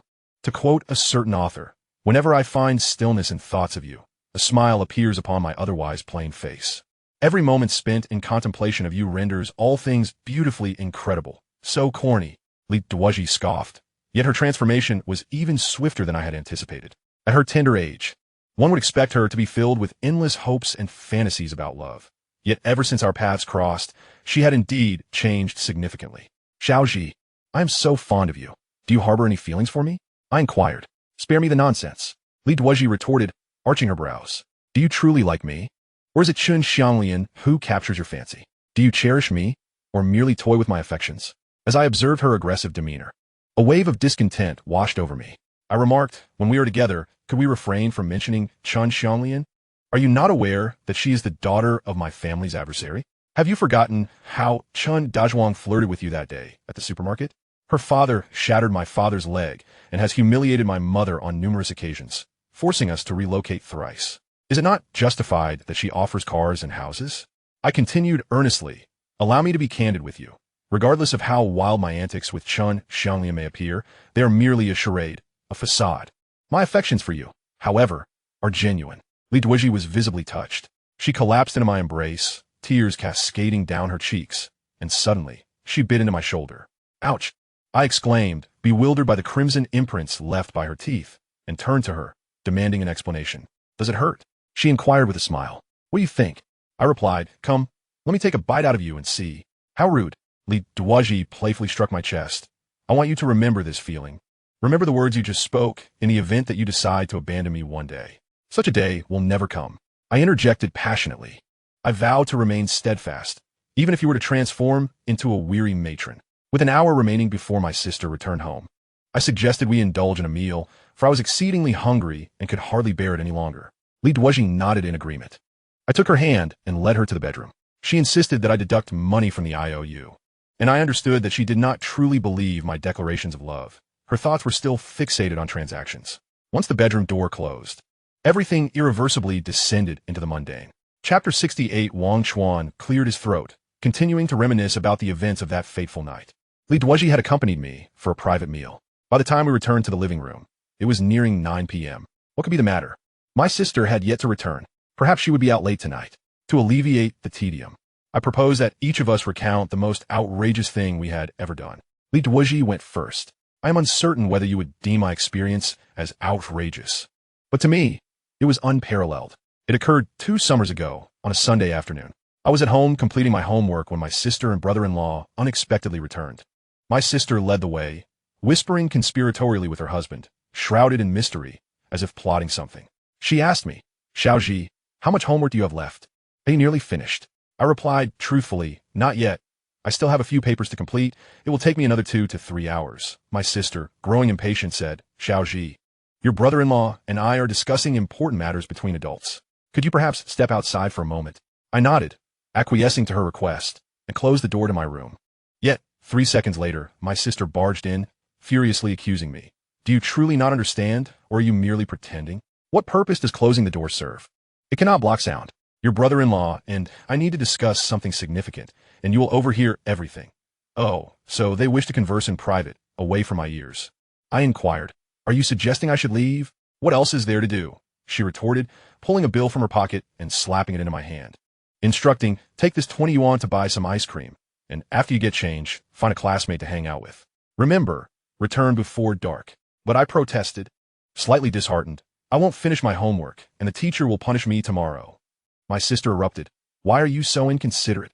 Do you not realize how desperately your brother-in-law and I desire a child? Can you not complete your homework later? Staying up a couple of hours won't kill you. Raising you has been no small feat. Why can't you be a little more understanding? To be honest, I was quite frightened of my sister's wrath, so I ceased to argue, silently changing my clothes and shoes before stepping out. The moment I took my first step, I heard the heavy slam of the door behind me. As I reached the stairwell, I suddenly realized I had forgotten my phone. Without it, how could I contact my classmates? Thus, I turned back. As I raised my hand to knock, a wild thought took root in my mind. I crouched down slowly, pressing my ear against the door to eavesdrop on their conversation. The wooden door indeed lacked soundproofing. I could hear every word exchanged between my sister and brother-in-law, even the sounds of water being poured and objects tearing. My sister's tone was unusually gentle, a stark contrast to just moments before. She cooed, Lao Wu, I believe this time it should work. This old Chinese doctor may not have a grand reputation, but he is genuinely skilled. Well, my colleague Yuan Boshi recommended him. She mentioned that he is nicknamed the modern-day Li Shizhen, claiming his medical skills could outshine BNK and Hua Ta. The medicine he prescribed is a bit pricey, but it has cured many patients, and those who have taken it speak highly of it. Lao Wu seemed somewhat reluctant. How many medicines have you made me take over the years? Chinese medicine, Western medicine, a hodgepodge of all sorts, yet what has it accomplished? We are still childless. That Yuan Boshi from the factory can't even have kids herself. Can we trust her words?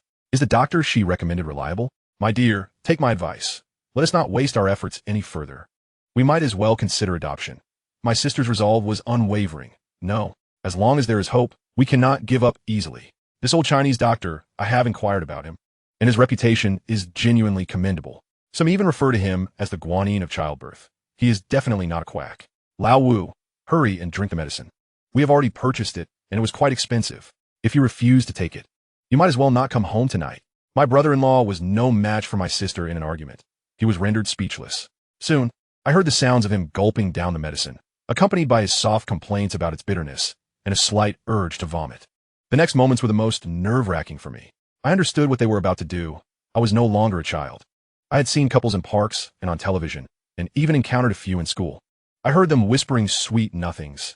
Though it was not my first time hearing such things, it still filled me with embarrassment.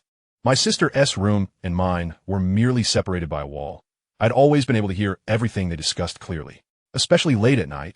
When they thought I was asleep, my sister would gently push open my door to check if I was truly slumbering. I would feign sleep, tightly closing my eyes and occasionally letting out a few snores. I did not know if my sister genuinely believed I was asleep, but once she returned to her room, those intimate conversations would resound clearly in my ears, inescapable. Initially, I felt a bit shy and would block my ears with cotton balls before sleeping. Eventually, I deemed it inconsequential, for those sounds quickly faded away, like sinking to the ocean floor, as if they had never been uttered. I often heard my sister's grievances. I knew she was not leading a happy life. My act of eavesdropping this time was not born from mere curiosity, but rather a desire to know the outcome. Or rather, I was eagerly anticipating a conclusion. Sister has failed again. The doctor's efforts were in vain, the money spent on medicine wasted, and my brother-in-law's hopes dashed once more. Ha ha! Deep within my heart, there exists a rather excessive thought that I harbor. I do not wish for my sister to bear children. Should she become a mother, I would inevitably assume the role of a caretaker. She has never treated me kindly, and after the arrival of a baby, it is highly likely that she would compel me to abandon my studies to assist her in rearing the child. My sister is not a person endowed with patience for young ones. My experiences growing up have bestowed upon me a profound understanding of her character. The sole opportunity one possesses to alter my fate lies in diligent study, gaining admission to university, and subsequently departing from this household.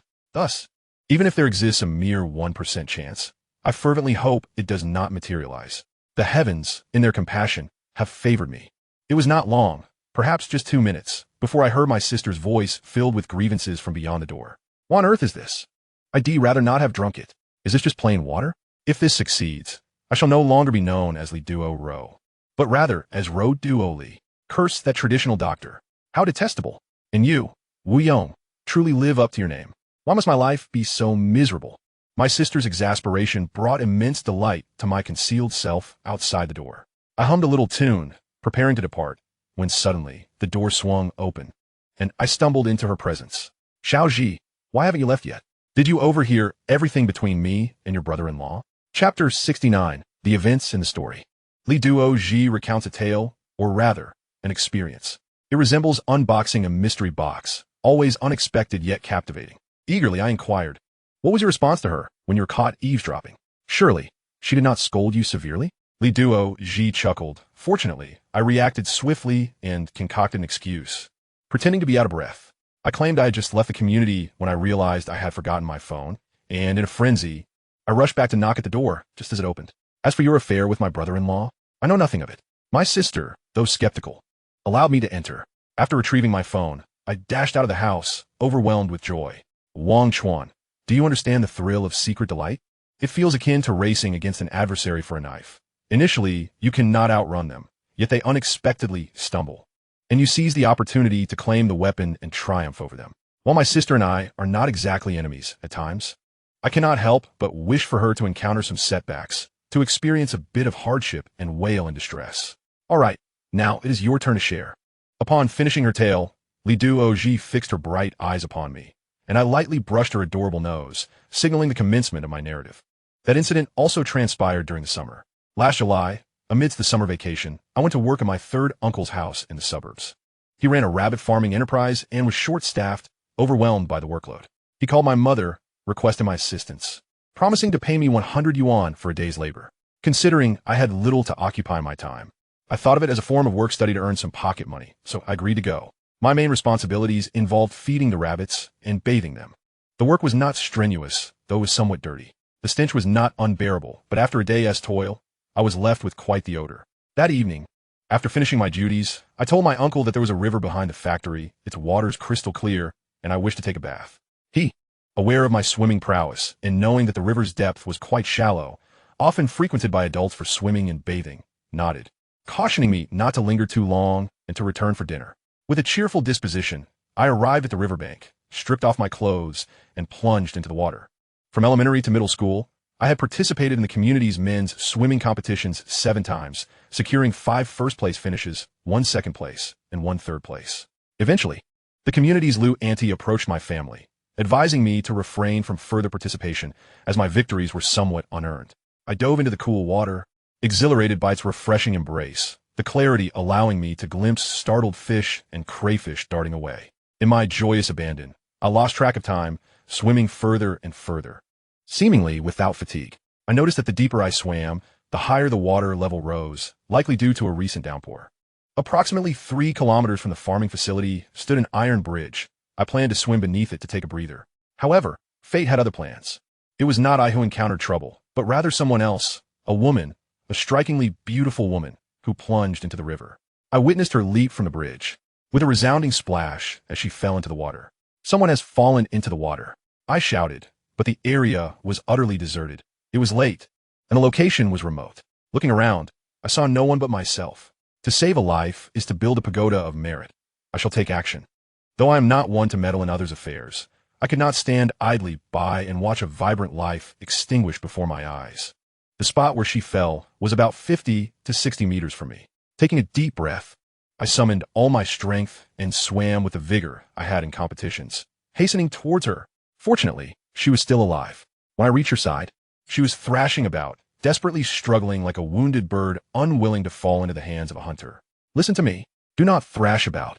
I will take you to shore. In her moment of utmost helplessness, she saw her savior and clung tightly to my neck, terrified of losing me.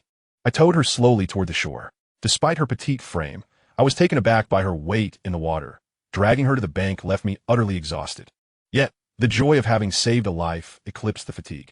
I did not expect rewards for my good deed, but at least I was performing an act of kindness, saving a young and beautiful woman. Once I laid her on the ground, I contemplated whether to administer artificial respiration or something similar when she coughed up a few mouthfuls of water and then began to cough violently. I promptly patted her back. Before long, her breathing stabilized and she regained full consciousness. She was exceptionally lovely, appearing to be around 25 or 26 years old, with a figure that was quite admirable. When my hand brushed against her skin, I felt no inappropriate thoughts. My focus was wholly on the act of saving her. However, when she became fully alert and our eyes met, we both gasped in surprise. The front of her clothing had been torn, likely by something in the water or perhaps during her desperate struggle for survival, compelling me to avert my gaze. In that moment, I realized I had swum all the way here and my clothes were still 3 kilometers away in the bushes. She stood up, prepared to flee, but I intercepted her, indignantly exclaiming, "I went through all that trouble to save your life, and you can't even muster a word of thanks? Without my timely intervention, you might have become a floating corpse, drifting in the river, at the mercy of fish and sharks." Upon realizing her error, she quickly covered her chest and bowed in gratitude. "Thank you, young brother, for saving my life. I shall never forget this great kindness. I will surely repay you when the opportunity arises." With that, she turned to leave. I scoffed. "You didn't even ask my name. How do you plan to repay me in the future?" "How absurd." "Ah," she paused, hesitatingly asking, "What is your name, noble benefactor? How can I contact you?" "Now, that's more like it," I replied, feigning a weary expression. "I'm parched. May I come to your home for a drink?" "That is permissible. But how should I explain this to my family?" She pondered for a moment before nodding. "All right, follow me. My home is in the village just ahead." She walked ahead while I followed closely behind. On the way, she confided in me that her decision to leap into the river stemmed from her husband's infidelity, which he brazenly brought into their home. Following a quarrel with the mistress, her husband and the other woman colluded to assault her. In a fit of sorrow and desperation, she impulsively jumped off the iron bridge. I had been married to my husband for less than a year when he grew weary of me and began an affair with a younger, more alluring woman. He even declared his intention to divorce me and marry her. Aside from being a few years older, in terms of figure and appearance, how do I fall short? Are all men destined to seek novelty, gazing at other pots while eating from their own? Unsure of how to respond, I opted to change the subject, asking her, "What if your husband misunderstands and takes me back? Perhaps we should forget it." "Do not worry," she exclaimed, her voice rising. "My husband is not at home." Before I left, he rode off on his motorcycle with the mistress for a carefree day in the city. He specifically instructed me that he wouldn't return for the next few days, claiming I vex him. I thought to myself, that is quite fortunate. I would rather not be mistaken for the other woman while trapped in her house. Thus, I stepped inside with ease. She fetched 2 of her husband's old shirts for me to wear, which fit surprisingly well. Just as I was about to take my leave, she tethered her dog near the yard gate. It was a hunting dog, which began barking loudly as I approached. "You cannot leave now," she said with a flirtatious smile, looking truly enchanting. "Brother, I find it quite dull to be alone at home, and it easily breeds negative emotions. To save a life is to ensure its completion. To escort a Buddha is to guide him to the West. Please stay and chat with me. Don't you enjoy drinking water? Although my home is humble and I cannot lavish you with grand feasts, I assure you there will be plenty of water. Chapter 70. Salvation. This truly is an unforgettable memory, Lee Duaji remarked. One day, I shall visit the countryside, swim once, and rescue a charming young man. Just thinking about it brings me joy. She then, filled with curiosity, inquired, based on my understanding of you, you did not return that night, did you? Of course not. I chuckled. I am not as aloof as you. I am a pragmatic individual. These past 2 years have been a time of intense curiosity about the world. A rare opportunity not to be missed. Could you share what transpired? Lee Duaji pinched my broad palm, inscribing 2 characters in my palm. Annoying. We were merely chatting. I smiled slightly. What else could we do? It's tiresome. Lee Duaji stuck out her tongue. Can't you just speak some truth? What is there to hide in front of me? Words can lead to trouble. I teased. Some matters are best left unsaid. For once spoken, they lose their charm. Go away. Lee Duaji frowned in displeasure. Speak if you wish, but don't speak at all. I truly wonder where your so-called madness lies. I can only tell you, I said seriously, that I was quite tired and thirsty that day, having consumed copious amounts of water. I met that lady by chance. Oh no, I mean by water. Chance. Had she not fallen into the water and I not jumped in, we would never have crossed paths. Our bond was forged through water. She offered me a drink, which was only natural. However, she did not anticipate my thirst. Oh. Lee Duaji suddenly slapped my arm a few times, playfully chiding, let us stop here. This is becoming rather dull. How can normal words sound so peculiar when they come from your mouth? Ha ha ha. I couldn't help but laugh. It's your imagination that's at play, not my fault. Hey, Lee Duaji said, let me ask you, after spending an entire night chatting, didn't you even remember her name? Lee Duaji's expression turned serious. There was no need to. I shrugged, shaking my head. We are both wanderers in this world. Why must we have known each other beforehand? Ah, dear Duozhi, perhaps you do not understand. It feels as if we've known each other for ages, a reunion after a long separation. There's so much to say, endless conversations to be had. I was reluctant to leave. Besides, how could we part without discussing everything thoroughly? Lee Duaji remained unimpressed. You are just beginning to navigate the world. What do you truly know? Do not think of yourself as a romantic sage. Chatting away, why are you suddenly so boastful? I was about to share my insights with Lee Duaji when the door swung open. Sister Lee Duru returned home from work. Upon seeing me engaged in conversation with her sister, her expression shifted slightly, and she feigned a cough. I received her unspoken cue, immediately distancing myself from Lee Duaji as if I'd been burned. Sister, you must be exhausted. I greeted her with a forced smile. It's past 10. Why are you back so late? Did you not tell Duozhi you would be busy until 9 at the latest? Oh. Lee Duaji removed her hat and placed the keys down, collapsing onto the sofa with a sigh. It's beyond my control. What happened? I inquired. A vixen. Lee Duru recounted. We have a new female employee in our department, strikingly beautiful and in her 20s, fresh out of vocational school. Ordinarily, with her qualifications and experience, she would start at the bottom as a clerk in our company. Yet, she has the audacity to assume the position of deputy director, sitting on equal footing with me. After 10 years of toil, I finally achieved a mid-level position. And you think I wouldn't be irked? The issue, however, does not end there. Although I may disapprove, I can understand, for that little fox has caught the eye of our superior. Others may be oblivious, but I saw it clearly. After work yesterday, I purposely returned to the office and quietly entered. Sure enough, I witnessed that fox whispering intimately with the old bull, as if they had been longing to meet, which was utterly nauseating. I did not wish to disrupt their affair, so I quietly withdrew, choosing to ignore it. The office has its own set of unspoken rules, which I comprehend. However, what transpired today truly infuriated me. While compiling reports, that fox mistakenly recorded a set of figures. This was a grave error that necessitated accountability. Due to my prior coldness towards her, she harbored resentment and informed the old bull that she completed that report under my guidance. Despicable, entirely fabricated.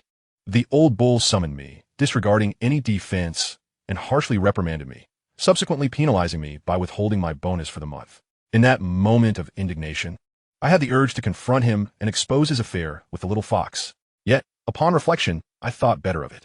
That old man has held a high position for years, with tangled connections and powerful figures backing him. I cannot contend with him. If I were to provoke him, I would surely suffer, possibly losing my job.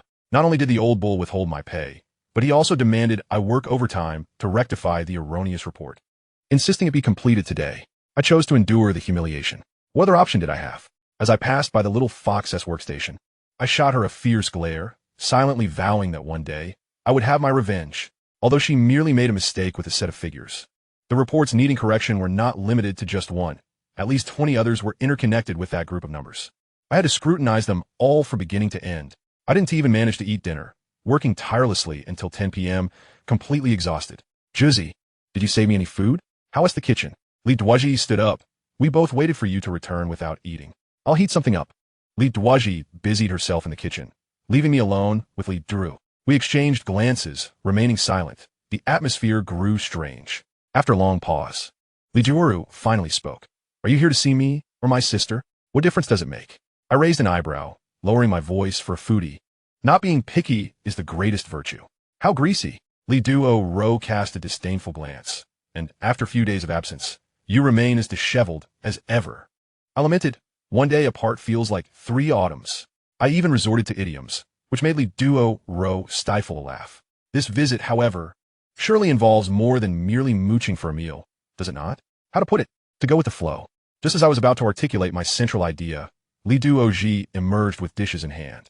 She casually inquired, were you two discussing behind my back? I quickly tidied the dining table and replied, Sister and I were pondering why there are foodies in this world. Lee Duozhi chuckled. What's so perplexing about that?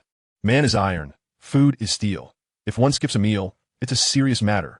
You two certainly aren't discussing this.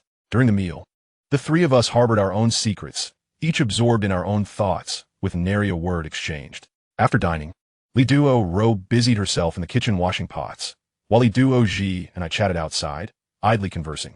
Xiaoji, I said in a teasing tone, didn't you promise to watch the show Chun Xang with me last time? It's truly captivating, and that host with the surname Do is particularly humorous. Did you mention this to sister? My bashfulness prevented me from voicing my thoughts. Lee Duozhi kicked me playfully. The idea originated from you. So it's up to you to say it. I don't want sister to scold me. To broach the subject directly would surely lead to rejection. I gently reassured her. Every journey begins with a single step. One must take that first leap. Moreover, promises made to others must be honored. All right, Lee Duozhi nodded. Finally resolute, wait a moment, I'll go ask. What is the worst that could happen? Chapter 71, Sleeping Beauty. Wang Chuan narrated a story much like a traditional storyteller, deliberately leaving suspense to draw Zhang Quan Dan's incessant questioning. Brother Chuan, honestly, did you get to enjoy any delicious food that day? How was it? Hurry up and tell me. I'm dying of curiosity. Ha ha ha. Wang Chuan laughed. The emperor isn't anxious. It's the eunuchs who are dying of worry. I can only tell you that I did eat, but I wasn't satiated, as it turned out quite differently from my expectations. How was it different? Zhang Quan Dan pressed eagerly. Was it an issue of the environment, or perhaps timing? The environment was splendid, and the time ample, but someone failed to cooperate. Not exactly a lack of cooperation. It was more like partial cooperation. They only cooperated at the beginning, but not until the end. To put it plainly, deep down, Lee Duo could never accept that her sister and she shared an affection for the same man. Look at Lee Duozhi, outwardly aloof, yet fervently passionate within. Once her heart is unlocked, she is willing to heed your every word and accomplish anything. Conversely, sister remains an enigma to me. She appears fiery and enthusiastic. Yet when it comes to certain matters, she remains inflexible.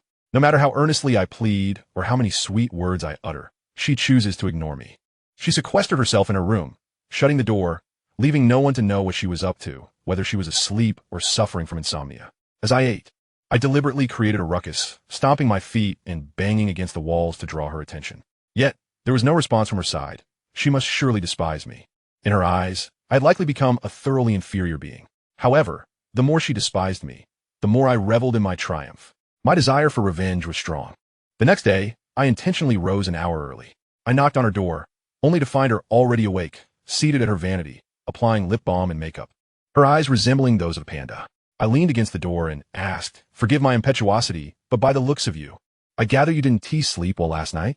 Lee Duo scoffed in silence, her fingers tapping against the wall, and I understood her intent. Xiaoji is still sound asleep, sleeping quite deeply, indeed too exhausted, I remarked. Wang Chuan, she slowly began, you are nothing short of a demon. With your presence, our household shall surely be ruined, and you will harm our sisterhood. What leads you to say that? I queried, bewildered. Have I wronged you? Or has your sister been deceived by me? I have opened my heart to you both, offering my utmost assistance. What more can I do? Lee Duo turned to face me, her gaze piercing. Ever since you came into our home, my sister has ceased to be sincere with me. 8 out of 10 of her words fall on deaf ears. Wu Yong divorced me.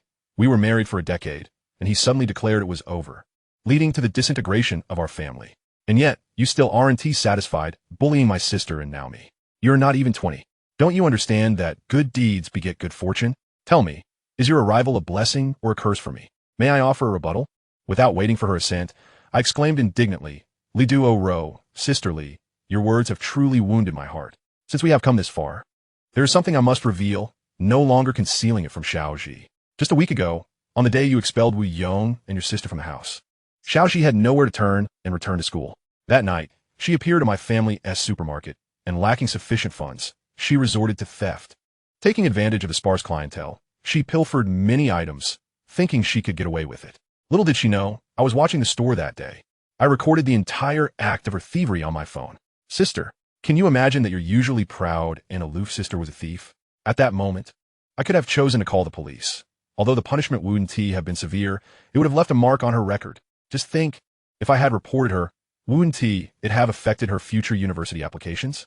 Certainly, including her job prospects and civil service exams after graduation. But I chose not to report her. I buried that incident deep within my heart, and didn't even tell mom and dad. So, have I not treated Xiao Ji well enough? And you, Li Duo Ro, your quarrel with Wu Yong, your divorce, what does that have to do with me? Isn't it true that you wish to divorce because Wu Yong has been useless, unable to provide you with children after a decade of marriage? Isn't it also true that Wu Yong has concealed his extramarital affair with that widow from your factory, Yuan Pashi, leading to your fury and heartbreak, which prompted your desire for divorce? How can all of this be laid on my doorstep? I am but a passerby, a mere observer. Li Duo Ro. What do you think I stand to gain?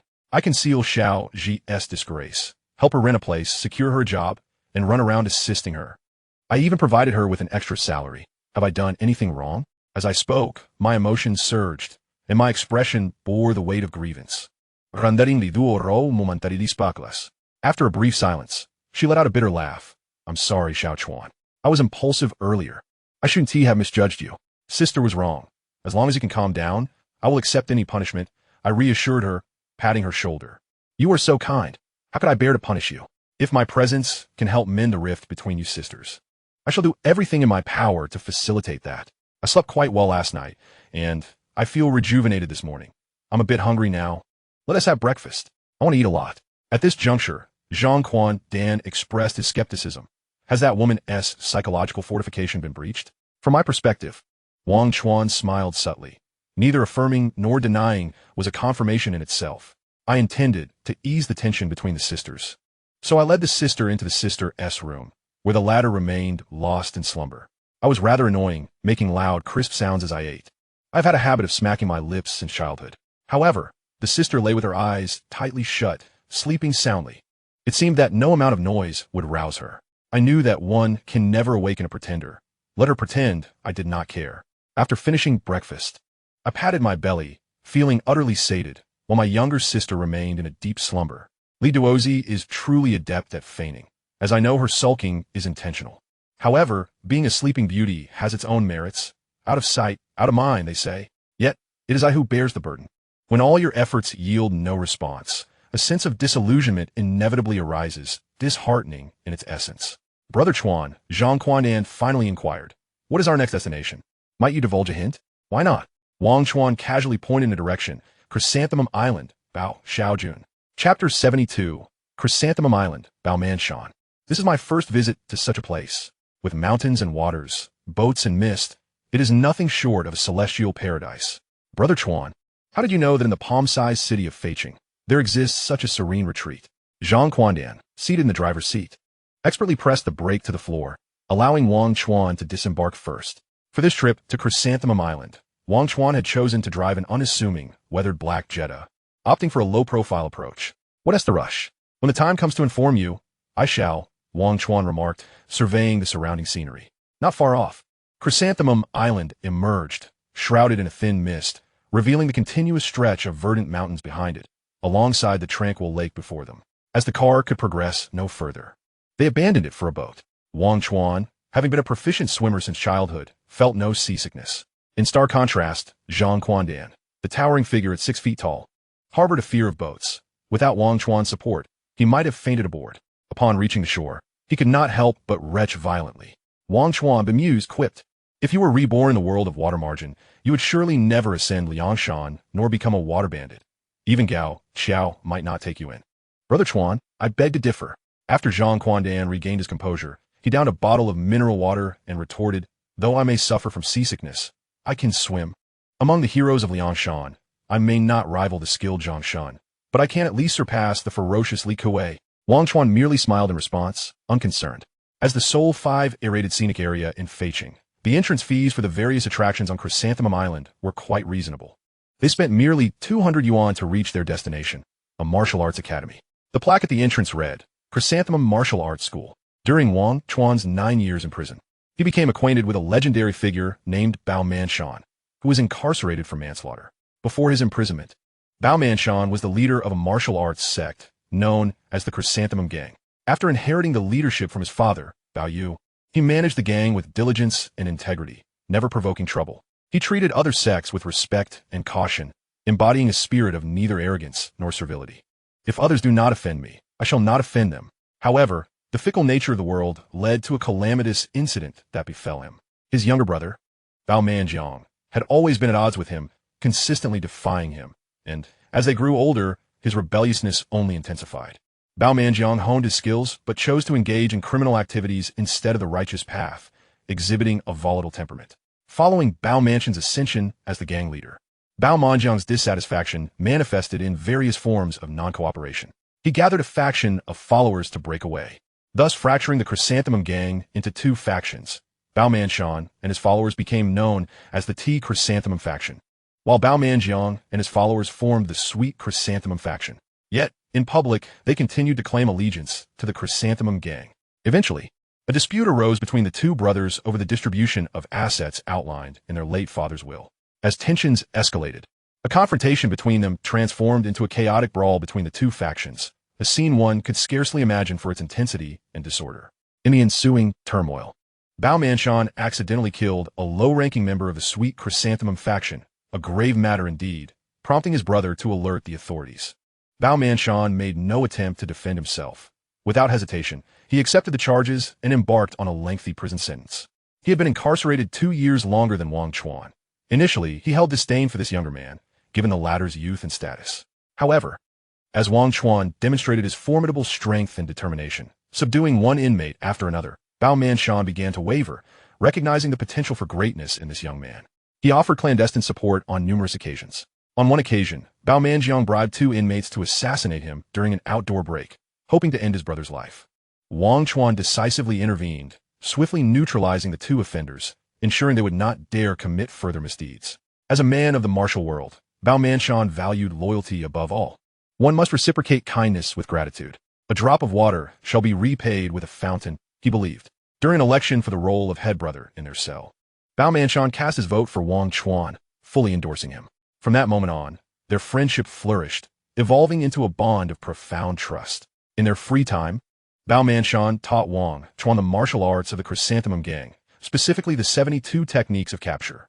However, Wang Chuan, possessing a degree of laziness, practiced only 21 techniques before abandoning the endeavor. Later, Wang Chuan inquired, "Is there a particular martial art within your sect that promotes longevity and enhances masculinity?" Initially hesitant, Bao Manshan eventually revealed the truth after persistent questioning. "Indeed, our treasured manual, the Chrysanthemum Scriptures, is a legacy passed down from an ancestor exclusively to males. The founding ancestor stipulated that the scriptures should only be handed down to the next leader and never disclosed to outsiders, lest it disrupt the martial world and invite calamity. The unfortunate truth is," Bao Manshan sighed, "it is my inadequacy that I have not left a male heir for the Bao family. After years of effort, my wife bore me only a daughter. Before his incarceration, he had no choice but to entrust the manual to his daughter, Bao Xiaojun, cautioning her to safeguard it. I earnestly implored her, being a daughter, never to open the scriptures or study the martial arts within. His daughter had always been exceptionally well behaved, though somewhat tomboyish. She would undoubtedly adhere to his wishes. Brother Wang," old Bao spoke earnestly, as if entrusting a legacy, "if you ever have the chance to be released, please look after my daughter. You are of similar age, and if by chance, though I say if, she takes a liking to you and wishes to marry, I hope you will not refuse her. For my sake, take her as your wife, and you shall become the leader of the chrysanthemum gang. Of course. If by the time you are released, Xiaojun is already wed, consider my words as never spoken, and do not harbor any ulterior motives. The chrysanthemum scriptures are the sole possession of the leader, so it is all contingent on your fortune. After Wang Chuan's unexpected rebirth. Although preoccupied with dealing with the school belle Lee Duoji and the villain Wang, he did not forget Bao Mansion's request during their time in prison. Moreover, his curiosity regarding the manual surpassed all interest in beautiful women. Done. Wang Chuan pointed to the plaque above the door, exclaiming grandly. These 4 characters were penned by an old friend of mine, the founder of this martial arts school, Bao Mansion. He is currently serving his sentence in prison. The miraculous martial arts manual should be in the hands of his daughter, Bao Xiaojun. We must devise a plan. How do you know my name? A delicate yet piercing voice emerged from behind, and Wang Chuan turned abruptly, beholding a spirited young woman. Are you Bao Xiaojun? Bao Xiaojun. Upon first encountering Bao Xiaojun, Wang Chuan was utterly captivated. Her height is approximately 1.65 meters, clad in a cerulean robe, her hair elegantly gathered atop her head, adorned with a remarkably unique Tai Chi hairpin. Her features are exquisitely refined, her complexion fair and flawless, leaving no room for criticism. Even more astonishing is her figure. Although she is dressed in a loose-fitting long robe, anyone who lays eyes upon her would undoubtedly perceive her as having an exceptional physique, a consensus beyond dispute. So, where lies the dilemma? Wang Chuan retracted his greedy gaze, feeling an exhilarating thrill within, as if he had stumbled upon a rare treasure. Not that he had yet claimed it. Merely caught a glimpse. How might one encapsulate the beauty of Bao Xiaojun? Completely distinct from Lee Duoji's proud innocence, Li Juru's voluptuous maturity, Ku Ye's resplendent allure, and Chun Xanglian's fiery wildness. She emanates an untamed aura that instills a formidable sense of pressure, yet simultaneously draws one closer, like a magnetic field. Wang Chuan characterized her with a single word, magnificent. In 4 words, both beautiful and magnificent. Is our esteemed leader's name something to be casually spoken? Behind Bao Xiaojun stood 7 or 8 individuals, all donning attire embroidered with the words Chrysanthemum Martial Arts School, with only one young man, resembling her, in a robe, sporting slanted eyes and a bulbous nose. He indignantly accused Wang Chuan. Wang Chuan scoffed dismissively, unperturbed. A mere child, still wet behind the ears. Was not worth his time for a debate. Xiao Du, stand down, Bao Xiaojun commanded sharply. Guests must not be treated with disrespect. My name is rather ordinary, nothing remarkable. Anyone may utter it. The young man called Xiao Du bowed and retreated. Bao Xiaojun clasped her fists towards Wang Chuan, inquiring, May I ask the esteemed name of this gentleman and the purpose of your visit? I heard you mention my name, as well as my father's. Do you happen to know my father? Not merely acquainted, Wang Chuan responded, half seriously. I am an old acquaintance of your esteemed father, even before his incarceration. We had numerous profound discussions, thus your name is not unfamiliar to me. Faced with such a celestial beauty, Wang Chuan felt compelled to suppress his usual playful demeanor, adopting a decorous and solemn facade. How curious, Bao Xiaojun replied with a cold laugh. My father has few close friends, and I know them all. How is it that I was unaware of a young man such as yourself? Judging by your age, you cannot be much older than I, and you are from an entirely different era than my father. How could you possibly be friends? I advise you to speak truthfully, for should I discover any ulterior motives. Do you believe you could ever leave Chrysanthemum Island? Wang Chuan also chuckled coldly. Miss Bao, every word I speak is sincere. My name is Wang Chuan, a local of Feiqing. By chance, I became acquainted with your father. We met as if old friends, sharing our thoughts freely. Within this very Chrysanthemum Island, we pledged brotherhood. He as my elder brother, I as his younger brother, sworn in loyalty and solidarity. When your Chrysanthemum gang was embroiled in internal strife, I was not in Feiqing. Hence I missed the opportunity to assist. When I returned, it was too late. The night before your brother was taken by Uncle Mauzi, we met by the Feihe River.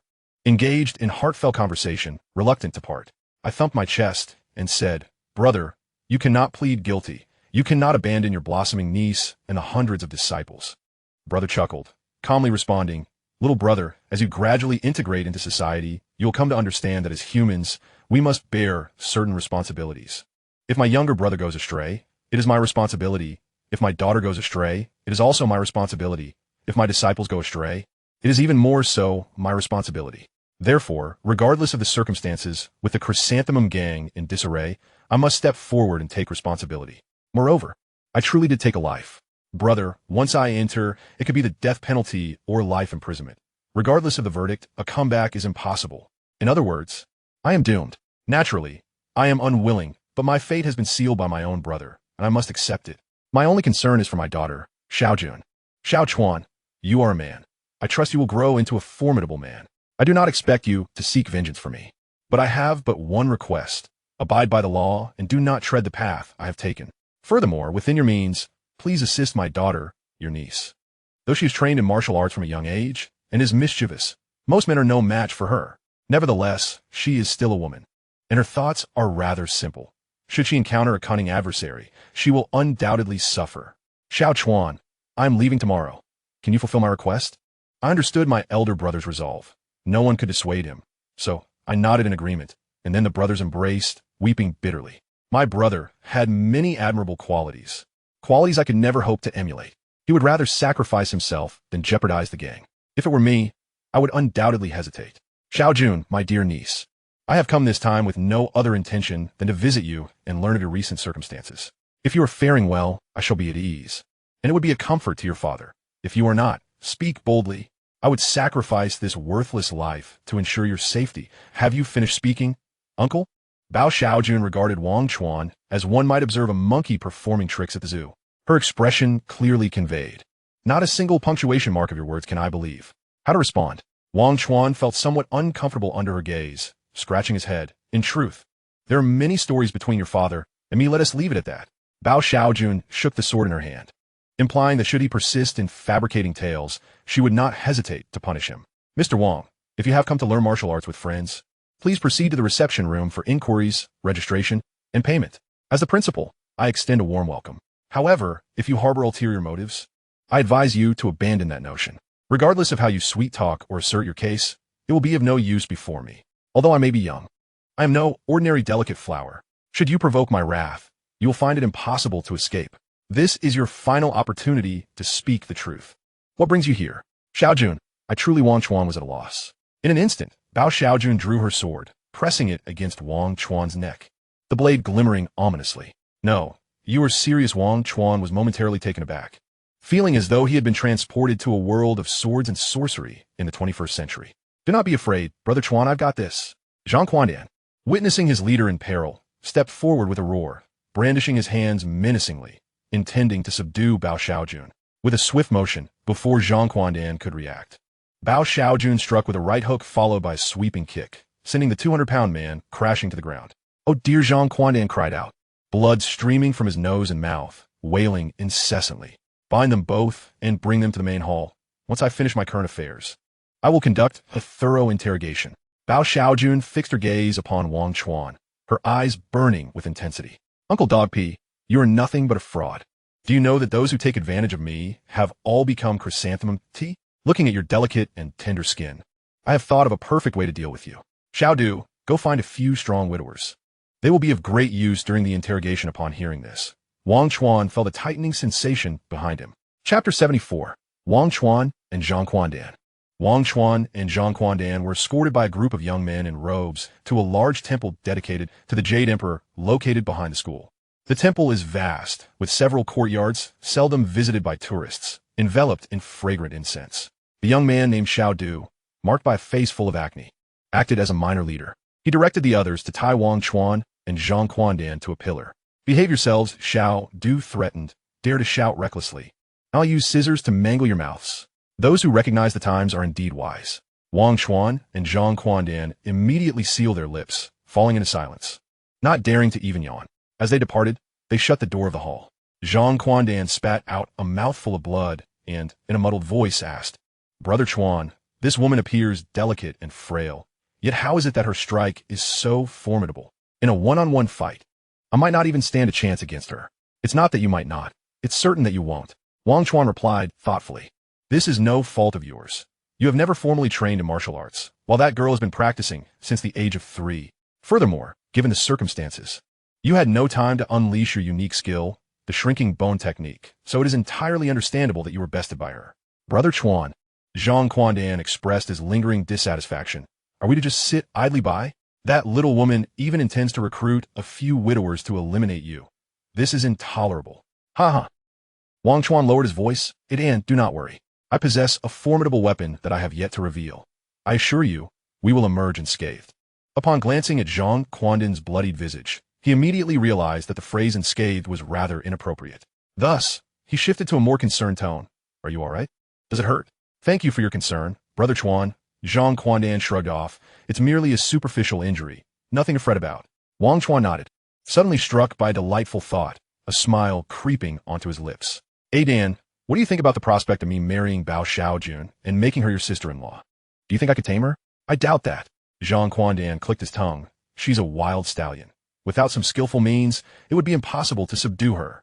Moreover what?" Wang Chuan inquired. "I'm unsure if I should speak of it. Just let out. Brother Chuan, have you heard about a news story? There was a man in a mountainous area, over 40 years old, who remained single for a long time. Eventually, through an introduction, he married a beautiful widow. This woman was fierce, with an eccentric temperament and a quick temper. The crux of the matter is, she was incredibly brutal. Her first husband, having read some dubious books, insisted on sparring with her. The woman, who was already quite aloof, outright refused. There was no room for negotiation. Her husband, being stubborn, pressed on, which only served to provoke the fierce woman. Brother Chuan, guess what happened? The furious woman engaged her husband in a fight, leaving him questioning his very existence.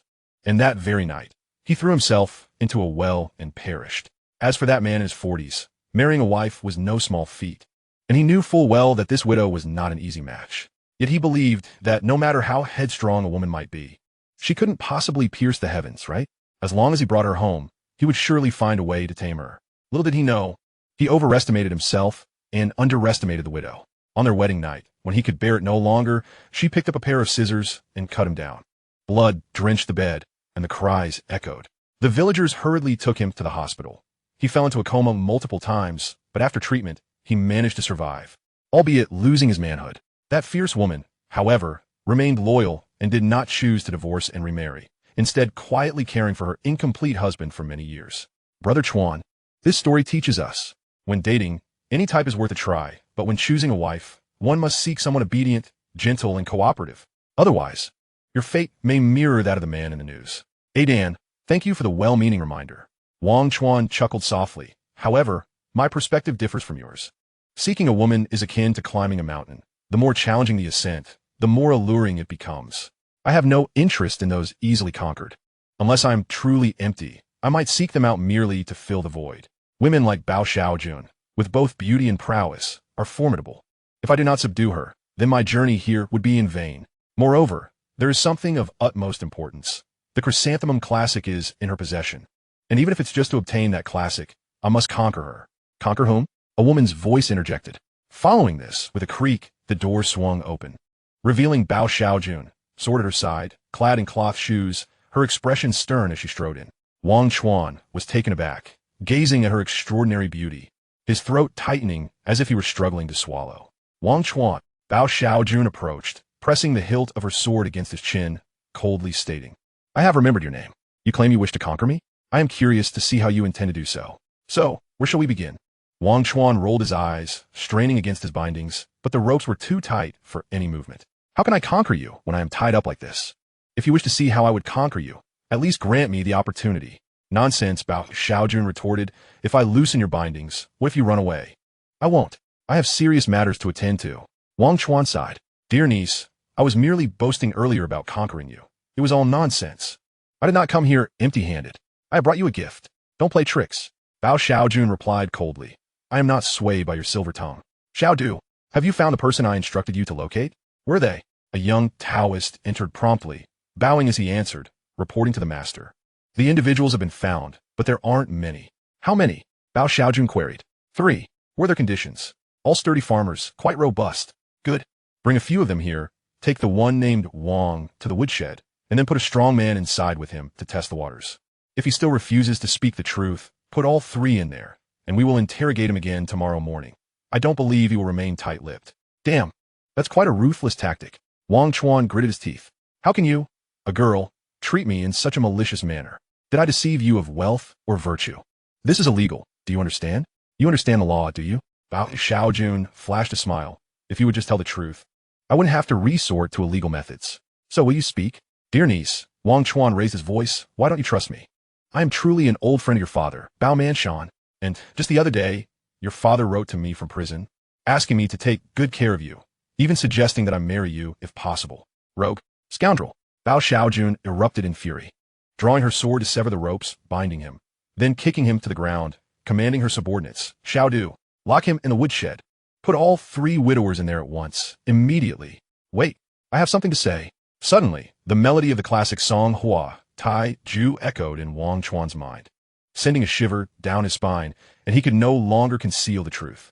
Xiao Ju, I have a precious item from your father that he entrusted me to bring to you. You will know whether I speak the truth upon seeing it. It's in my pocket. Bao Xiaojun hesitated for a moment, gesturing for her subordinates to pause. Are you trying to deceive me? Do you think I want to hire 10 more strong men? At this critical juncture, Wang Chuan feigned a severe injury. Why would I lie to you? I'm injured, and you can see the item for yourself. Best not let me down. As she spoke, Bao Xiaojun skeptically reached into his pocket for the so-called token. Indeed it's there. What the hell?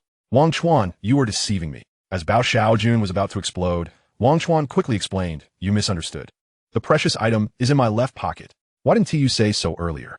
Bao Xiaojun recalled something, feeling somewhat embarrassed, but quickly regained her serious demeanor, pretending nothing had occurred as she reached for the other pocket.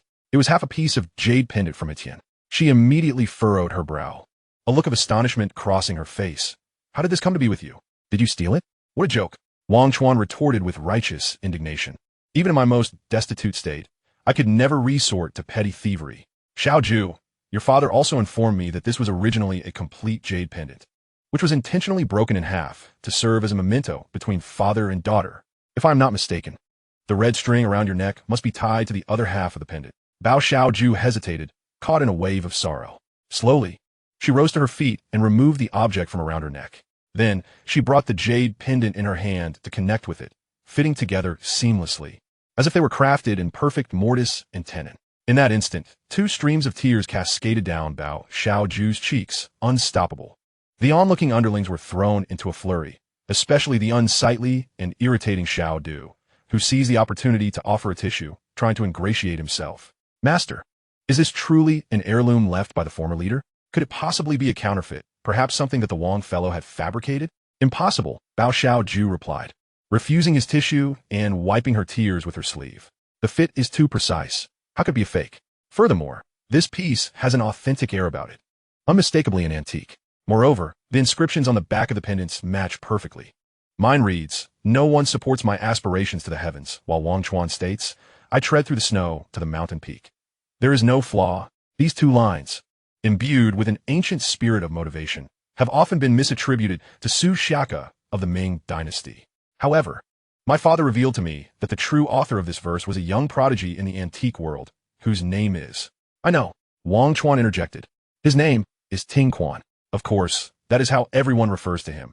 His true name has long since lost its significance. This was also something my brother, your father, conveyed to me. He mentioned that Ting Quan was an outstanding student in the archaeology department at Peking University, one of his closest friends. This jade pendant from Hetian was a precious gift from Ting Quan to him, since you and my father shared everything. I find this half of the pendant insufficient as a measure. Bao Xiaoju continued to probe. Do you know what wine my father most enjoys? Ha ha ha, Wang Chuan exclaimed, his pain forgotten as he sprang to his feet, facing Bao Xiaoju's inquiry head-on. Are you trying to set a trap for me? As a disciple of the Tao and a leader of the sect, your father has always respected his masters and adhered to the sect's rules. He abstains from meat and does not touch a drop of alcohol. He only drinks tea, and specifically chrysanthemum tea. Bao Xiaoju was taken aback. At that moment, her suspicions about Wang Chuan considerably diminished. She thought to herself, if he could pass this final test, then I would trust him. My father harbors a secret that he has never shared, even with those of our own sect. If he considers you a confidant and truly entrusts me to you, he would undoubtedly disclose that secret to you. Is it related to a small booklet? Wang Chuan chuckled. Aside from the chrysanthemum scripture, I cannot think of anything else. Bao Xiaoju gasped in surprise. At this juncture, the evidence was irrefutable, and all the pieces of information aligned. She could not help but believe that Wang Chuan was indeed sent by her father to look after her. Wang Chuan, no, Uncle Wang, Bao Xiaoju said, her face filled with remorse as she bowed deeply. I am sorry. I misjudged you. Your niece, Xiao Ju, apologizes. Please, please, please. Wang Chuan protested, though he remained unmoved. Relishing the moment, after enduring so many trials, he finally heard her acknowledgement and apology, calling him uncle repeatedly. Could there be a greater joy? Recognizing that the moment was ripe, he refrained from being overly triumphant, lest he be seen as disrespectful to his elders. He helped Bao Xiaoju to her feet, taking her hand like a caring elder and earnestly stating, Xiaoju, I am not a petty person. This slight inconvenience means nothing to me. As long as you are happy, I am content. Xiaoju, Wang Chuan continued, send those farmers back. Now that we have acknowledged each other as uncle and niece, the clouds in the sky have dispersed, and their services are no longer needed. Why waste money on them? I'll follow your lead. Bao Xiaoju signaled to Xiaodu, who immediately understood and dispatched someone to handle the matter. Uncle, I still have a few questions I wish to ask you. As she spoke, Bao Xiaoju forcefully withdrew her hand from Wang Chuan's grasp, her face betraying a hint of embarrassment as she slowly inquired, How has my father been faring inside? Has he been mistreated? I have heard that the inmates there are all heinous criminals. If one does not obey, they are punished and taught a lesson. Is that truly the case? Dear niece, Wang Chuan maintained a composed demeanor. Rest assured, my elder brother is doing quite well. Just the other day, I visited him in prison, and he told me that no one dares to bully him. Firstly, my brother is a man of integrity, filled with righteous spirit. Any wrongdoer who encounters him instantly feels diminished. Secondly, with his extraordinary martial arts skills, the Chrysanthemum 72 techniques, who would dare to challenge him? My dear niece, Wang Chuan gestured to Zhang Quandan. Let me introduce you to my friend, Zhang Quandan. Hello, Uncle Zhang. Bao Xiaoju bowed again, apologizing. I'm sorry for startling you. My strike was too forceful. I hope you can forgive me. Very well, very well. Zhang Quandan was somewhat dazed and at a loss for words. Xiaodu, take my Uncle Zhang to the infirmary immediately and get him bandaged up. No, no, no. His refusals were in vain, as the loyal Xiaodu quickly led Zhang Quandan away. Go on, Wang Chuan gave his brother a look that said, Don't worry about me. The other underlings followed suit and exited. At this moment, the grand hall of the temple was left with only the two of them, of similar age. Shi Yayu, Wang Chuan said gently, What do you think of me? Very good. Bao Xiaoju raised her gaze to assess him, insincerely praising, handsome and dashing, with an air of elegance. Given time, in 3 to 5 years, you will undoubtedly achieve great things. Ah, I love hearing the truth, Wang Chuan suddenly asked Xiaoju. Since you find me commendable and worthy of trust, do you still wish to heed your father's words? What words? Bao Xiaoju inquired, puzzled. Your father wishes for you to allow me to take care of you. He entrusted you to me, Wang Chuan added. Rest assured, I will not look down upon you. Moreover, you will find happiness, for I am an exceptionally outstanding person, with admirers in droves. The longer you spend time with me, the more you will discover my virtues. Bao Xiaozu. The air suddenly thickened. Chapter 76, Beyond Reach, in tribute to Jin Yong. Bao Xiaoju's face flushed, and, after a long silence, Wang Chuan said, My dear niece, please understand your father's affection. He only wishes for your lifelong happiness, which is why he has betrothed you to me. You may not know, but I have always been handsome and gifted, loved by all. Since I was 15, suitors have come to my door incessantly, much to my parents' chagrin. During my studies, both teachers and classmates, especially female teachers and classmates, adored me, considering it an honor to exchange a few words with me. I'm not made of stone. Being human, I have my emotions and desires. However, until now, I have yet to meet a woman who truly captivates me. Before your father was imprisoned, he entrusted you to me, and I readily agreed. For it is my duty to care for my niece in the absence of my elder brother. However, when he mentioned, if possible, marry my daughter, I found myself in a dilemma. He showed me your photograph, which indeed confirmed his words. Your beauty is ethereal. When I finally saw you in person, I realized you surpassed the photo 100-fold. Like a mountain camellia kissed by morning dew, like a flowering tree adorned with snow. In the depths of my heart, I pondered that mere mortals could not possibly possess such beauty. My niece, you are either a water deity or a celestial fairy. Conventionally, given your exquisite form, it would be more than sufficient for me to acquiesce immediately, kneel, and address your father as esteemed father-in-law. However, your father remarked, My daughter is inherently unruly, and coupled with her martial prowess, she has been solitary and aloof since childhood, keeping others at bay. She has little inclination towards the company of men. There are often those ignorant of their own limitations who, upon beholding my daughter's snow-white skin and unparalleled beauty, harbor ill intentions and seek to take liberties. My daughter detests men who are ugly yet vain. If she does strike, she does so with purpose, and frequently, my disciples report, Miss has once again injured someone. Pray, go and address the matter. As a father, I find myself at a loss, wondering what sort of family my daughter should seek to become more docile and reserved. After hearing your father's words, a tinge of concern arose within me. If I were to marry you, would the household be under your dominion or mine? Typically, the man governs the external affairs while the woman manages the internal. Yet, what should I do if you refuse to heed my counsel? An even worse scenario looms. Should disputes arise between us, what if you were to overpower me? I possess only a rudimentary understanding of martial arts and would be no match for you. Would I then be condemned to endure a life of silent suffering, swallowing my grievances? Little chrysanthemum, despite my myriad doubts, I nonetheless consented to your father's wishes. After all, in the realm of martial heroes, loyalty takes precedence over etiquette.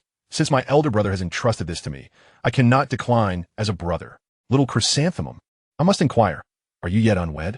You must answer truthfully. Bao Xiaoju's expression was complex, a medley of emotions. Suddenly, an uncle appeared, of similar age, perhaps even slightly younger, bearing her father's jade pendant, to claim kinship, a most absurd situation. Referring to him as uncle and treating him with courtesy was the utmost of her capabilities. To her astonishment, this Uncle Wang even insisted on marrying her, which was laughably preposterous. Bao Xiaoju thought to herself, I've never met this man, nor do I possess any acquaintance with him. To be bound for life after less than an hour of our first encounter is utterly unacceptable. My father's words must be heeded, yet I cannot accept them blindly. Though this young man is somewhat presentable, his tongue is slick, and he is both frivolous and disrespectful. Upon our first meeting, his gaze fixated on my bosom, unwavering. Clearly, he is a libertine. Father, I am unfilial this time, for I shall not heed your words. I shall determine my own fate in matters of love. Gathering her resolve, Bao Xiaoju said, in response to Uncle Wang, I remain unwed, yet I already possess a beloved. Wang Chuan inquired, what is the name of this individual? Is he a comrade or a rogue? Speak his name, and your uncle shall ensure your safety. Bao Xiaoju replied, there is no need for your concern, uncle. I have known him for years, sharing my innermost thoughts. Last August, we made a pact to grow old together, pledging mutual respect. And we have even set a date for our wedding. Wang Chuan was taken aback. On what date? Bao Xiaoju answered, in March of next year. During the season when the winds warm the willow and the flowers intoxicate the air. If you have leisure on that day, I invite you to Chrysanthemum Island to grace my wedding with your presence. Wang Chuan, reluctant, retorted, are you completely disregarding your father's words? Do you not understand the importance of parental command and the matchmaker's role? Bao Xiaoju laughed. Uncle Wang, your memory is rather poor. Have you forgotten how my father described me? I am inherently unruly. If I am unruly, I shall not obediently comply, especially when he is confined and lacks freedom. Should I ever demolish this temple, he would be powerless to intervene, his reach too far. Wang Chuan snorted coldly. Even if you refuse to marry me, must you fabricate lies to dismiss me? Dare you utter the name of your beloved? Bao Xiaoju replied, why not? You have met him. He was the one who bound you. He is the young Taoist beside me, Xiaodu. Wang Chuan burst into laughter. So does he. What sort of youth is this? With his youthful visage, he seems scarcely of age. How could you possibly be enamored with him? Bao Xiaoju's displeasure was evident. Uncle, your words are misguided. Though Xiaodu may not be conventionally handsome, his inner beauty shines, and he is compassionate and attentive, ever adhering to my wishes without dissent. Furthermore, he merely appears young. In truth, he is already 23, well into adulthood. My affection lies not in his appearance, but in his heart. Wang Chuan sighed, finding the situation utterly absurd. He thought to himself, clearly, she seeks to hastily dismiss me and shield her beloved Xiaodu. I shall not take my leave. What can she do about it? Bao Xiaoju said, Uncle, you have come at my father's behest, tirelessly seeking me. I appreciate your sentiment. However, regarding marriage, I must ask that you refrain from further discussion. The Taoist school is divided into two major sects, Xuanjin and Jingyi. We of the Jingyi sect can reside in temples or at home. Among the 10 rules, none prohibit marriage and procreation. As a young woman, it is only natural for me to desire a worthy partner and enter the sanctity of marriage. Yet being still young, with a fiery temperament, and my sex regulations consuming most of my time and energy, I shall not consider such matters for the next 3 years. Uncle, let go of this notion. Should you wish to linger at my abode for a few days, I shall ensure you are well fed and entertained. If you have other matters to attend to, we shall part ways here. If fate allows us to meet again in the martial world, let's share a cup of wine then. Wang Chuan, disheartened, was about to take his leave when he suddenly heard someone rushing outside. He clasped his fists and bowed. Addressing Bao Xiaoju, Master, there is grave news. Bao Xiaoji replied sternly. Calm yourself. We have esteemed guests present. This is hardly the time for such commotion. The newcomer said, the situation has arisen abruptly. Please forgive me, master. Bao Manjiang, the head of the sweet chrysanthemum faction under our chrysanthemum gang, has stormed into the martial school with a band of ruffians, wreaking havoc and violence. Bao Xiaoji was taken aback, drawing her sword to leave. Wang Chuan intercepted her, smiling. Dear niece, let us make a deal. Rest assured, I shall not mention marriage. I will assist you in subduing Bao Manjiang if you agree to be my girlfriend for 3 days. It is quite a bargain. Bao Xiaoji scoffed, with your meager skills. How could you possibly contend with the formidable Bao Manjiang? You are dreaming. Wang Chuan taunted. You, who fear nothing, do you dare to wager? Bao Xiaoji steeled herself. Very well, I shall wager. Even if I lose, it is but 3 days as your girlfriend. Can you consume me? The brothers of the chrysanthemum gang have turned against each other, engaging in mutual slaughter. What concern is that of others?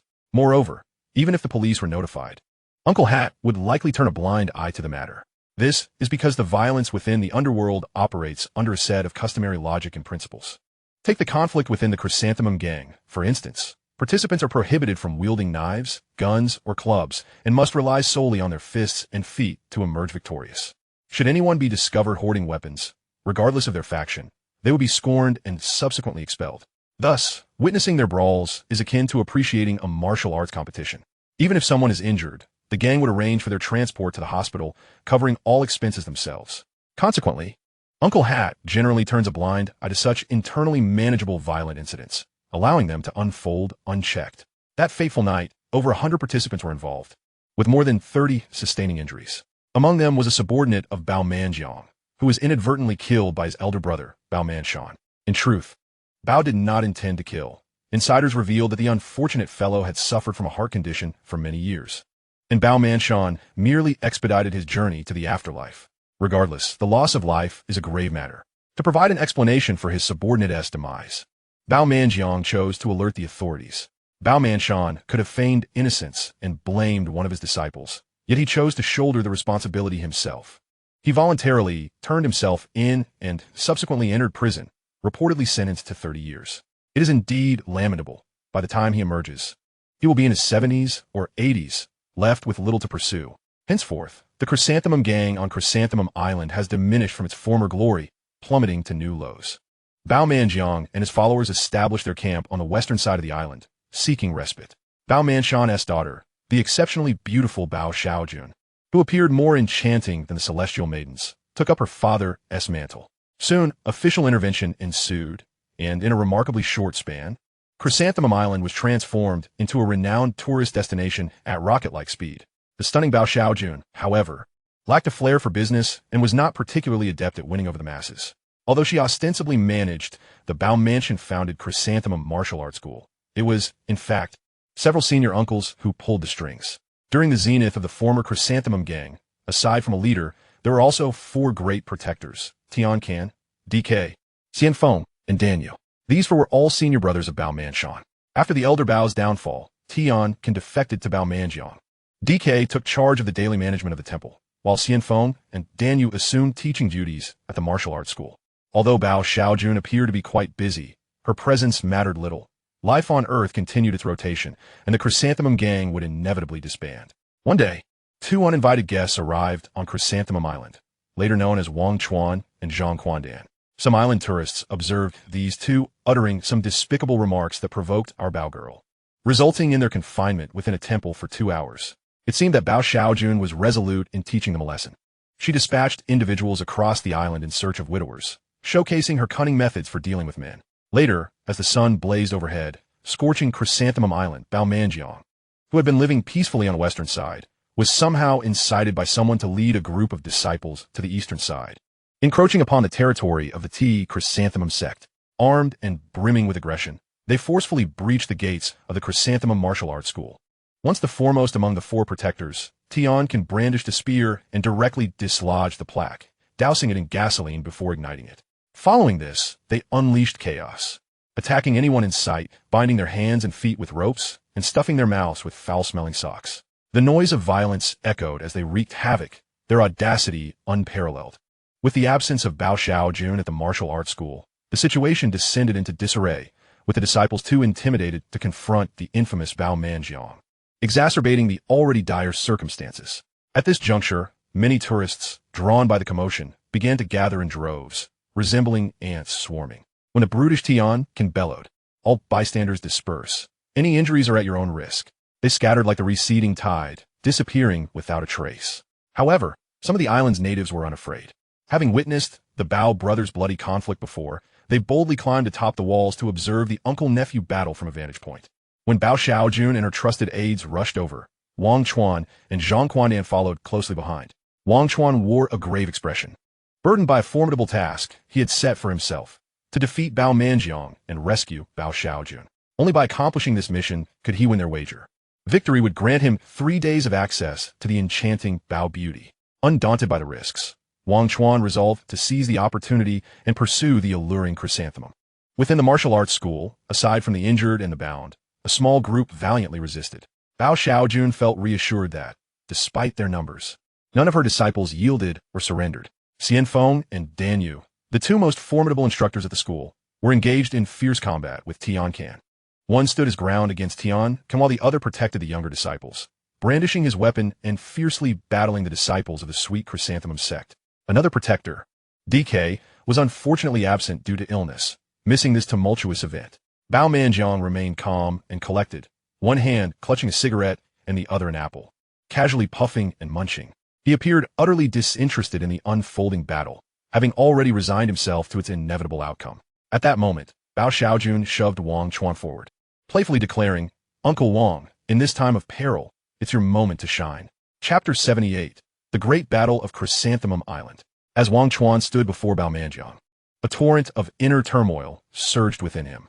He had wagered with Bao Xiaojun to subdue her eccentric uncle, ensuring he would no longer dare oppose her or disrupt the Chrysanthemum gang.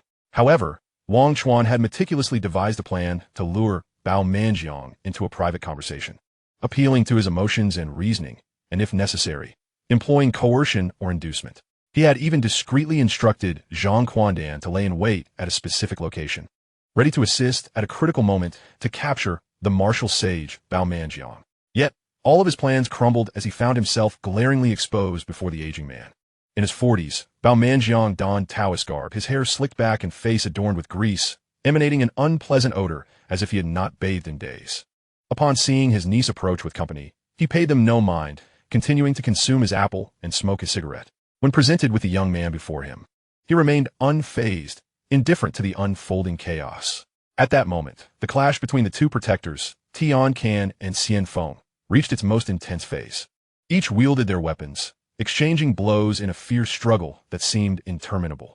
Bao Manjiang, unable to bear it any longer, displayed a hint of impatience on his face. After taking another bite of his apple, he called out to Tian Can, "Old Can, your skills have deteriorated significantly. In the past, you would have subdued Xianfeng in no more than 20 moves. But now, after over 50 exchanges, you have yet to gain the upper hand and have even found yourself at a disadvantage. What a disgrace to my reputation. Step aside, let me take over." Upon hearing the chief's rebuke, Tian Can wore an expression of deep remorse, casually deflecting Xianfeng, as sore before letting out a long sigh and retreating gracefully. Wang Chuan observed as Bao Manjiang sprang forward like a startled rabbit, appearing before Xianfeng in a flash. His speed was astonishing. With a cigarette clamped between his lips, he confronted one of the four guardians, Xianfeng, with bare hands. He darted and evaded, moving like a shadow, skillfully countering each attack with poise and composure. Wang Chuan was left dumbfounded. As one of the two esteemed instructors of the martial arts school, Xianfeng was formidable enough, yet in the presence of Bao Manjiang, he resembled a novice facing a master, utterly eclipsed and rendered insignificant, unable to land a hit, nor escape. Even if he moved like the wind, his sword is swift as a rainbow. "Ma," Zhang Quandan remarked from behind Wang Chuan, "today has truly opened my eyes. I have witnessed a genuine master of the martial arts. Brother Chuan, I feel that in this world, the only one who could defeat Bao Manjiang in a one-on-one duel is his brother, Bao Manshan. Alas, if only old Bao were here. He could not bear to watch his own disciple being so thoroughly trounced by his brother." Wang Chuan initially intended to correct Zhang Quandan, arguing that trounced was an exaggeration. Xianfeng was not so weak as to be trounced. However, in the next moment, Bao Manjiang unleashed an unknown technique, closely tailing Xianfeng. When Xianfeng moved left, he followed suit, When Xian Feng veered right, he mirrored the movement. In short, he clung to Xian Feng like a piece of chewed gum. Moments later, Bao Manjiang transitioned from defense to offense, launching an assault. His arms coiled around Xian Feng, his neck like iron chains, while his feet anchored to the ground like wooden stakes, rendering Xian Feng immobile. Then, with a commanding shout, he exclaimed, "Old Xian, you better take a breather."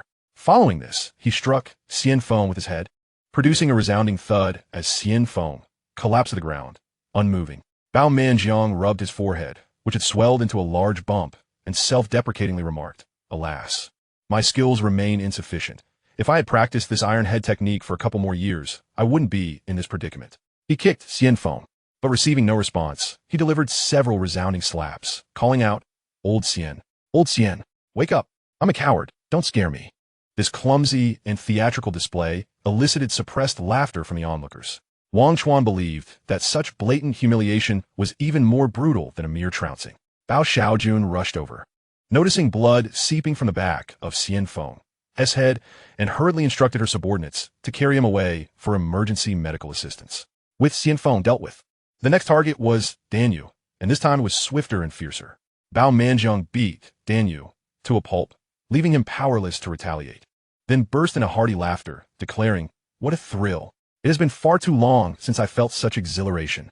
Xiaojun, do you have anyone else who can fight? Where is DK? Have him come out, if he dares. If my master is ill, let him face me." After Bao Xiaojun spoke, she drew her precious sword, shielding herself as she cautiously approached Bao Manjiang. As she passed by Wang Chuan, she shot him a disdainful glance and quipped, "If you lack the skill of diamond, don't take on delicate tasks. Uncle Wang, it's not that your niece looks down on you. It's simply that you are far too weak. You even had the audacity to claim you could defeat Bao Manjiang in one move and then expected me to be your girlfriend for 3 days. How naive of you. Don't blame me for not giving you a chance. It is you who is inadequate." Wang Chuan smiled wryly, choosing to remain silent. Internally, he recalibrated his strategy, contemplating how to deal with Bao Manjiang. "Xiaojun." Bao Manjiang kicked Dan Yu aside and, taking a leisurely drag from his cigarette, remarked, "I have watched you grow up. As your uncle, I cannot bear to see you battered and bruised. Such a beautiful face. What if I were to mar it? How would you find a partner or get married afterward? Xiaojun, heed your uncle's advice. Do not challenge the impossible. Simply concede. As long as you are willing to surrender the treasured seal of the Juhua gang and hand over the property deeds under your father's name, including this Juhua martial arts school, I guarantee I will not harm you in the slightest. Furthermore, I will introduce you to a fine partner, handsome and wealthy. What do you say consider it? Bao Manjiang." Bao Xiaojun called out his name with icy disdain. "Ever since you betrayed my father and imprisoned him, our ties have been severed. If you wish to seize what is mine, it will not be so easy. If you want to fight, then let us fight. If not, be gone."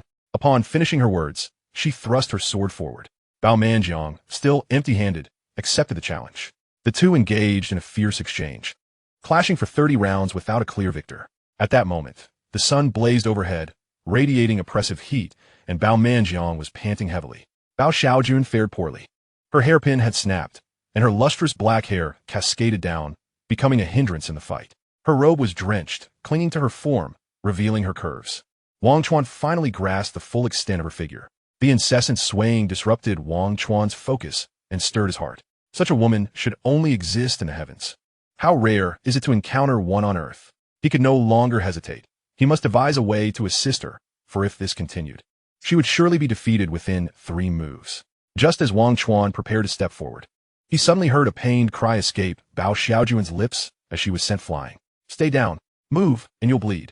Bao Xiaojun attempted to rise from the ground to confront Bao Manjiang once more, but sharp blade pressed against her neck. "Xiaodu, what are you doing?" She gazed incredulously at the person threatening her, then pointed at Bao Manjiang. "You must be mistaken. The enemy is over there." "Humph." Xiaodu sneered, "I'm sorry, Miss Bao, but you are my enemy. I have awaited this moment for far too long. Today, it is either you or I who shall perish." Chapter 79, 3 Trials, in tribute to the legend of the Condor Heroes. "Xiaodu, why? You have always listened to me." Bao Xiaojun could hardly believe Xiaodu's sudden change. A traitor had emerged from among her trusted confidants. She would have preferred anyone else. "Miss Bao." Xiaodu pressed the dagger closer to her neck and grinned ominously. "Silence and listen to me. For over a decade, I have harbored a multitude of words to express. And today, I can finally open my heart and speak freely." Bao Xiaojun nodded, indicating her willingness to listen, though she was somewhat taken aback. She did not feel particularly afraid. She understood that Xiaodu's martial skills were not formidable. If she found an opportunity, even the slightest opening, she could undoubtedly strike back and successfully subdue him. She had that confidence. What perplexed her was why the ever-loyal and obedient Xiaodu had come to this point. What was his intention? What would he possibly achieve? The onlookers, including Bao Manjiang, were filled with curiosity regarding Xiaodu's betrayal. Even Wang Chuan and Zhang Quandan held their breath, eagerly awaiting the story from this young Taoist named Xiaodu. Xiaodu gazed up at the sky and sighed deeply before slowly recounting. My name is Xiaodu. I am 23 years old. At the age of 10, my father sent me to Jiihua Island, and I have remained here for 13 years. My father is Du Yinshan, and Bao Xiaojuan's father is Bao Manshan. They were once sworn brothers. In the martial world, they were renowned as the moonlit twin mountains, known for their chivalry, robbing the rich to aid the poor. Wherever they went, they were held in high esteem.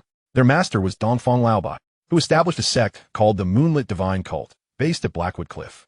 However, its reputation in the martial world was rather poor. Outsiders referred to it as a demonic cult. My father and Bao Xiaojuan's father were once so close they shared everything without secrets. Yet, as time passed and they grew up, their once open relationship began to sour, and grievances slowly emerged. It all began with a woman named Dongfang Furong. She was the sole daughter of the esteemed Dongfang Laobai, possessing beauty that could rival the legendary figures of ancient lore. Her grace was such that even the fish would sink and the swans would hide in shame. Young hearts, both male and female, found themselves irresistibly drawn to her. When love blossomed among the youth, it often spiraled out of control. Faced with the simultaneous affections of two suitors, Furong found herself at a crossroads, uncertain of whom to choose. She appreciated both Du Yinshan and Bao Manshan equally, leading her to confide in her father.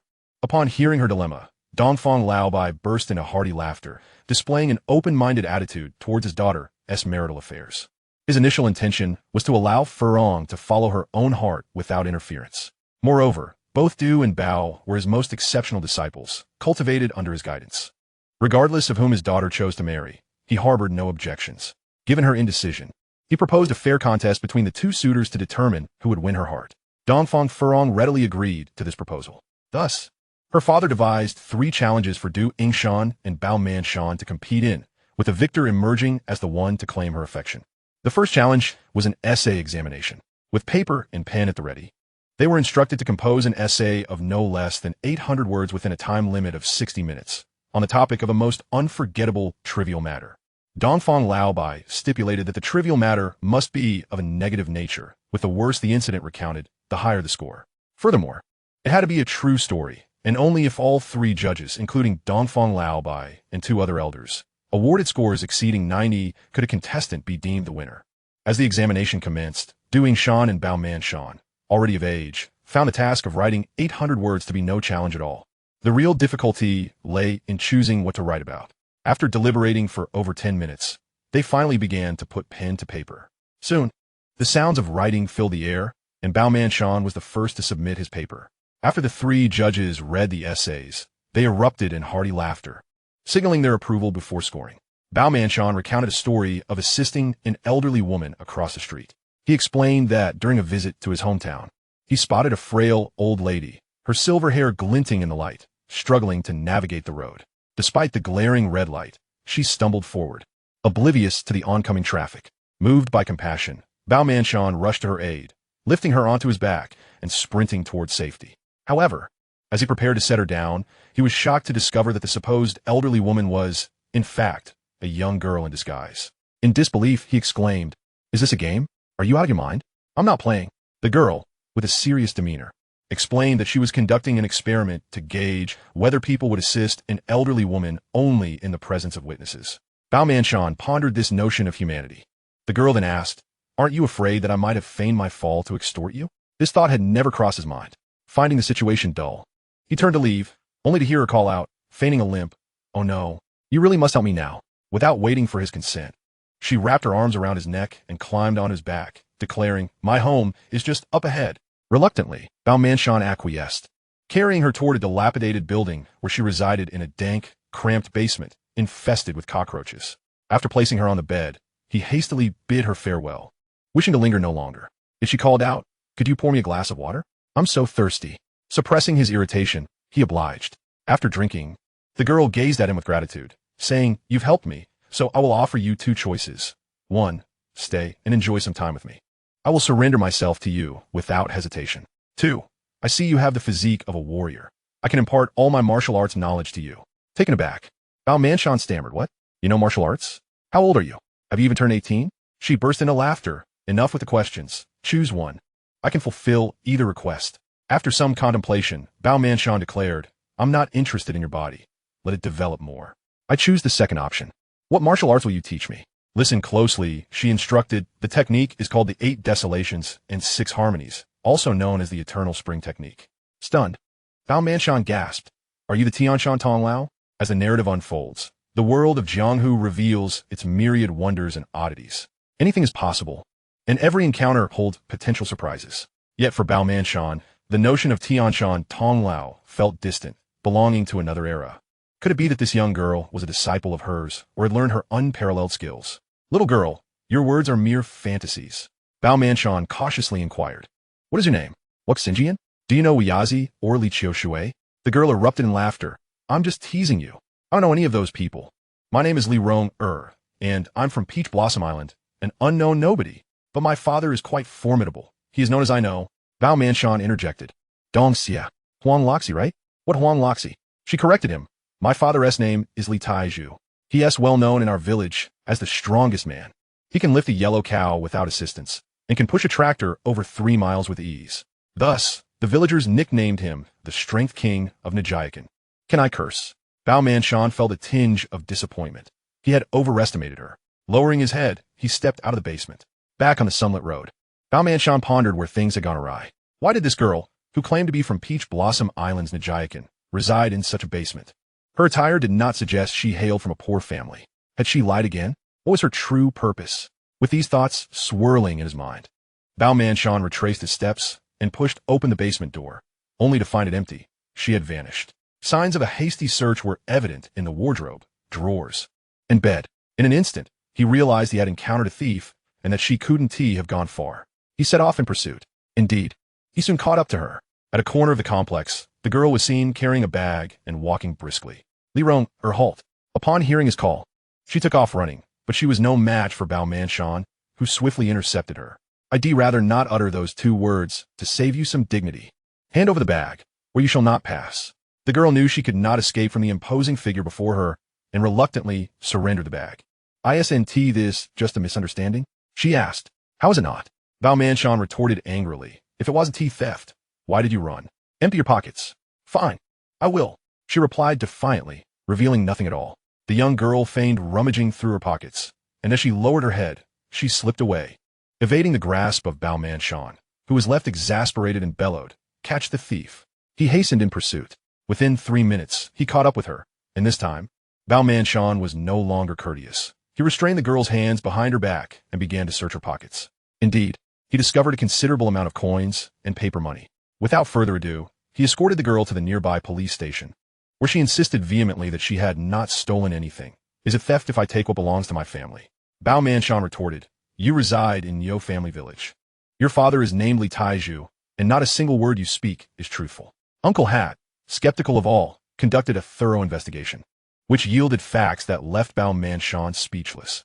The basement in question indeed belonged to the girl, as it was her father's residence. Li Taiju worked as a mason in the city, and due to the distance from home, he rented a basement for temporary accommodation.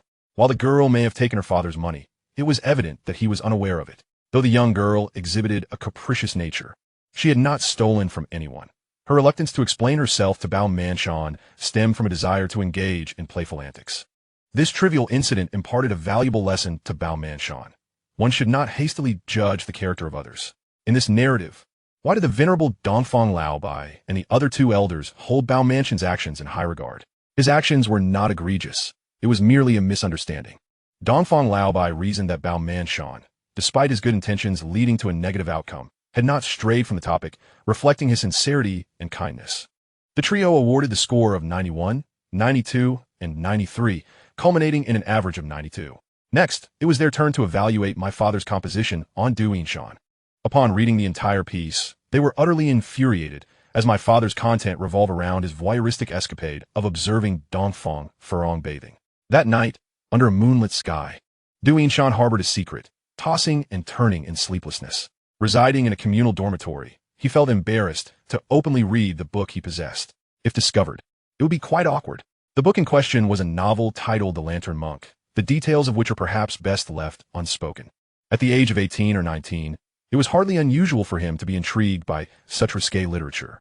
He had saved his living expenses for several days to procure it at a premium from a second-hand bookstore, cherishing it as a treasure, with every page igniting the fervor of youth. Once the dormitory's occupants had succumbed to slumber, Du Yinshan slowly opened his eyes, then, shrouded in his quilt, he stealthily switched on a flashlight he had prepared in advance, striving to remain as silent as a thief. He read through several pages before he could continue no longer. It was not that the story lacked excitement. Rather, a fire ignited within him, compelling him to seek an outlet for his pent-up emotions. Resolutely, he donned his clothes, descended from his bed, and slipped out of the dormitory. It was a sultry summer night, with mosquitoes buzzing around the rear mountain, occasionally colliding with his exposed skin. Before long, his bare flesh was covered in welts, and each scratch only intensified the itch. Suddenly, he recalled the nearby stream, its crystal-clear waters inviting him to immerse himself for a refreshing respite. He strolled over, but just shy of 5 meters from the stream, he suddenly halted. He heard the sound of youthful laughter emanating from the water. Instinctively, he crouched low, moving with the stealth of a cat, inching closer to the stream. He concealed himself behind a rather stout willow tree, scanning the water, and to his delight, there was his senior sister, Furong. He noticed Furong's clothing piled in a basket on the shore, and a mischievous thought crossed his mind. Fashioning a simple straw hat from willow branches, he crawled on the ground, inching toward the basket without being detected. He reached out, snatched his sister's garments, tucking them under his arm before retreating to the willow tree to continue his voyeuristic endeavor. The water level was quite low, barely submerging Furong's knees as she sat in the stream, humming a tune while splashing water over herself. His sister was truly beautiful. Previously, he had only abstractly perceived her attractiveness, but now he fully appreciated her allure. If only he could marry her. How blissful it would be to hold her close each day, whispering sweet nothings and indulging in intimacy. Sister, I truly admire you. But do you feel the same about me? These sentiments could only reside within his heart. Before Dongfang Furong, Du Yinshan lacked the courage to voice them. It was not cowardice, but rather the fear of the humiliation that would ensue if he were to be rejected. Approximately 10 minutes later, the graceful Furong stood up and began to walk towards the shore. Only then did Du Yinshan behold her in full, his eyes nearly bulging from their sockets. Where are my clothes? I distinctly placed them in a basket. How could they have vanished? The girl flitted about in distress, unable to scream, should she attract attention. It would be embarrassing for her if others, especially boys, were to witness her predicament. In the Moon God sect, my father, Dongfang Laobai, had nearly all male disciples. Within the entirety of Haimu Cliff, only a handful of servants were female. Hidden behind the tree, Du Yinshan watched his anxious and helpless senior sister. A wicked grin forming on his lips. Ha! Is my time to shine. Chapter 81. The Battle for Sister Furong. Clutching his sister's intimate garments, Du Yinshan savored the moment before stepping out from his hiding place. He feigned a casual stroll, leisurely approaching his sister from behind, and called out, "Sister, is that you?"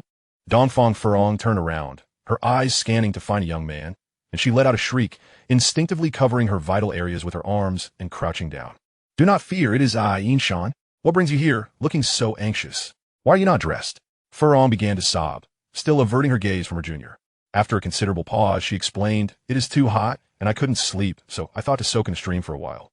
But my clothes have gone missing. Sister, do not cry." Du Yinshan crouched down as well, gently brushing aside Furong's damp hair. "Look, what is this?" Furong instinctively glanced up, her eyes lighting up with joy as she exclaimed, "These are indeed my lost clothes." However, suspicion quickly clouded her expression as she added, "How did they come to be in your possession? Were you spying on me while I bathed? I thought you were so earnest and straightforward. Yet you harbor such lewd intentions. Sister, you have misunderstood me."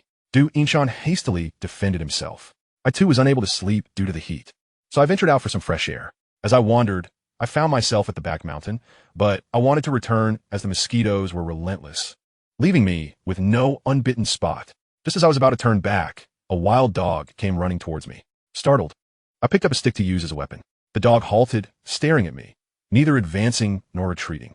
I noticed it was carrying some clothing in its mouth, and I had a sudden inspiration. I reached into my pocket and tossed it a sausage I'd kept from dinner. A stroke of luck, as I had been unable to eat it.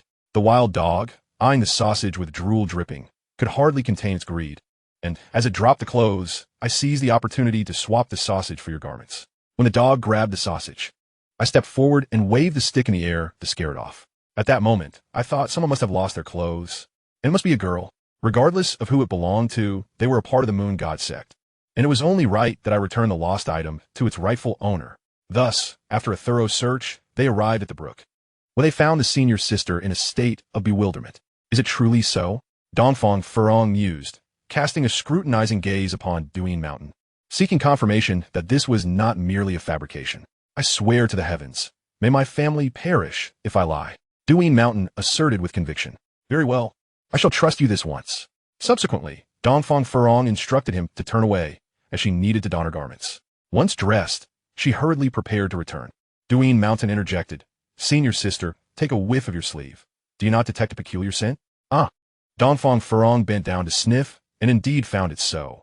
Upon closer inspection, she could faintly discern a row of dog-like bite marks. Why not wear mine? I just washed it the day before yesterday. Duin Mountain offered, swiftly removing his own clothing to lend to her. Enough, enough, Dongfang Furong waved her hand. I appreciate your kindness, but I simply cannot accept it. 3 days without washing is as distasteful as being gnawed upon by a dog. She added with a serious tone. Ashen, I hope today's affair remains a secret between us. Do not disclose it to anyone, understood? Of course, senior sister. Duin Mountain nodded. I shall keep my lips sealed. What a good junior brother you are. With that, Dongfang Furong embraced Duin Mountain, then picked up her basket and vanished into the vastness of the night. Duin Mountain stood rooted in place, as if immobilized, savoring the exquisite moment he had just experienced. His senior sister was so warm. This incident lingered in his memory for a long time, never shared with anyone, not even with his closest junior brother, Bao Shan. However, it found its way into his diary. From that day forth, he developed the habit of journaling. After reading my father's account, the most incensed was, of course, Dongfang Furong's father, the irascible Dongfang Laobai. He seized his disciple by the collar, demanding, is this a fabrication of your own making, or a recounting of personal experience? Master. Duin Mountain protested, his face a mask of grievance. This is unjust. You set the topic and define the criteria. I merely transcribed the story I wish to tell with sincerity. I ask you, did it surpass 800 words? Is it not sufficiently wicked, sufficiently vile? Did it not address the theme? Since it fully complies with the requirements, as the chief examiner, you must evaluate it fairly and impartially. You wretched boy. Dongfang Laobai exclaimed in exasperation. I have raised a thankless wretch. Just as he was about to admonish his inept disciple, he was intercepted by 2 other examiners and had no choice but to sit down a grade. Duin Mountain received scores of 0, 90, 90, leading to an average of 45, with the 0 being awarded by Dongfang Laobai himself. Setting aside all else, any father would hardly forgive a man who took advantage of his daughter. To refrain from immediately expelling him from the sect and banishing him from the Duozhi divine sect was already a display of extraordinary leniency. Another examiner, a trusted brother, counseled him, Dongfang sect leader, one must show mercy where it is due. The youth is brimming with passion. It is inevitable that he may act improperly in the presence of the opposite sex. This lad, Adu, is not a bad character. He did not engage in lewdness. It was merely an unfortunate accident that he stumbled upon Furong bathing, and after returning her clothes, he departed. Thus, his actions cannot be deemed lewdly audacious, nor can they be classified as maliciously wicked. A few private reprimands will suffice. Sect leader, let us consider it from another angle. If, in this contest of 3 questions, Duin Mountain were to triumph over Bao Shan, he would thereafter be Furong's husband. Thus, what would be deemed a petty advantage would be inconsequential. Indeed, that is a valid point. Dongfang Laobai nodded, then solemnly declared, the first test has concluded. Bao Shan scored 92, Duin Mountain 45. Bao Shan emerges victorious. Bao Shan beamed with joy, his lips curling into a smile, while Duin Mountain wore a furrowed brow, silently grumbling. What happened to fairness and justice? If I were to change the name of the girl in my story from Dongfang Furong to something else, would I not score higher? The second test commenced. Dongfang Laobai cleared his throat. What we just had was a literary examination. Now we shall proceed to martial combat. Allow me to explain the rules. Listen carefully. 18 types of weapons may be chosen at random, with no limit on quantity. Within 1 hour, you must compel your opponent to concede defeat. What if neither side yields? That is easily resolved. After time expires, we shall inspect the injuries sustained by each. The one who is more gravely wounded or bleeds more will be deemed the loser. Both of you remember this. In martial exchanges, do not take lives. Do not leave your opponent in a state of peril. Dongfang Laobai led them to the armory, chuckling. Only time will reveal who is the stallion and who is the mule. After selecting their weapons, the timer commenced. In the initial phase, my father, Duin Mountain, chose a long spear. His junior brother and rival, Bao Manshan, selected a short blade. Without further ado, they engaged in combat. After 10 exchanges, Duin Mountain called for a halt. He discarded the spear in favor of a heavy sword forged from dark iron, prompting Bao Manshan to follow suit and switch to a dragon's hammer. They fought for another 10 rounds, with neither gaining an advantage. Neither had managed to secure any leverage over the other, as they had trained for an equal duration, practicing similar techniques. Moreover, both were diligent, with their talents not greatly differing. As the final 10 minutes approached, both combatants ceased their concealment. Bao Manshan cast aside his weapon and unleashed the 72 techniques of capture, taught to him by his father, Bao Yu. Duin Mountain responded in kind, discarding his weapon as well, executing a series of 99 and 81 bone claws, opening the energy gates and channeling his vitality through his 10 fingers. Each move was lethal, infused with a sinister and ruthless aura, terrifying in its execution. The situation swiftly turned. Gradually, Bao Manshan found himself on the defensive. After a few more moves, he made a critical error, resulting in a dislocated arm. Overwhelmed by pain, he could no longer continue fighting. Duin Mountain erupted into maniacal laughter. His 5 claws aimed at his junior brother's crown, poised to deliver a fatal blow. At that critical moment, Dongfang Laobai intervened, hurling a needle tipped with poison. The needle pierced Duin Mountain's palm. An instant of excruciating numbness ensued, and soon the sensation spread throughout his arm. "Master, spare me," Duin Mountain pleaded, realizing that within a minute he would be completely paralyzed. "Unworthy disciple, do you wish to slay your junior brother?" In a fit of rage, Dongfang Laobai chastised him. "Instead of mastering your own craft, you resort to the techniques of that wretched Mei family, seeking to drive me to madness?" As he scolded, he acupressured a few points on his disciple's body, halting the spread of the poison. "Master, I do not understand. What harm is there in learning a few techniques from Teacher Mei?" Duin Mountain questioned, bewildered. "You know not what you speak," interjected Dongfang Furong, who had been observing the battle. "That wretched Aunt Mei, named Mei Chaofeng, once shared a deep bond with my father and was betrothed to him. Yet, on the eve of their wedding, she betrayed him, eloping with her senior brother, Chun Xang, and vanished into the distance. In his fury, my father dispatched 18 experts to pursue them. Ultimately, they fled into the desert, buried in obscurity, honing their martial skills. Aunt Mei mastered the 99 and 81 bone claws. Her lover, Chun Xang, developed his own formidable techniques, naming them 36 paths of the most radiant ethnic style. Later, they offended the Chuanjin sect and fell under the siege of the 7 disciples of Chuanjin, both sustaining grievous injuries. Aunt Mei miraculously survived, but lost her sight, becoming blind, while Chun Xang met his demise. In his final moments, he bequeathed his lifelong achievement, the most radiant ethnic style of the 36 routes, to his disciple, Phoenix Legend. A year later, Phoenix Legend ventured into the Central Plains, wielding the most radiant ethnic style of the 36 routes, and emerged as an undefeated force within the realm of square dancing, becoming the most popular martial arts ensemble. After the passing of her lover, Aunt Mei experienced a profound awakening and returned to Blackwood Cliff, pleading for my father's forgiveness. Time had passed, and circumstances had changed. My father had wed my mother and welcomed my birth, rendering any reconciliation with Aunt Mei impossible. Moreover, my father had an affinity for beauty, while Aunt Mei was now blind, aged, and unattractive. Despite my father's repeated attempts to send her away, she remained resolute, refusing to leave, even returning after each dismissal. My father, exasperated, chose to turn a blind eye to the situation. Aunt Mei's tenacity was remarkable. She constructed a thatched hut in a secluded valley in the northwest corner of Blackwood Cliff, dedicating herself to rigorous training without respite. My mother, moved by her plight, arranged for someone to deliver meals to her daily, watermelons during the sweltering heat and quilts in the cold, even providing her with a semiconductor radio out of concern for her hardships. The servant responsible for these deliveries once informed me that Aunt Mei had 2 favorite programs, Mr. Shan's storytelling and the matches of the Dragon Country women's volleyball team. Her steadfast presence at Blackwood Cliff seemed less a testament to her affection for my father and more a means of evading calamity. Although the 81 white bone claws was formidable, it lacked the finesse required to counter the heavenly polar Big Dipper formation of the 7 true ones.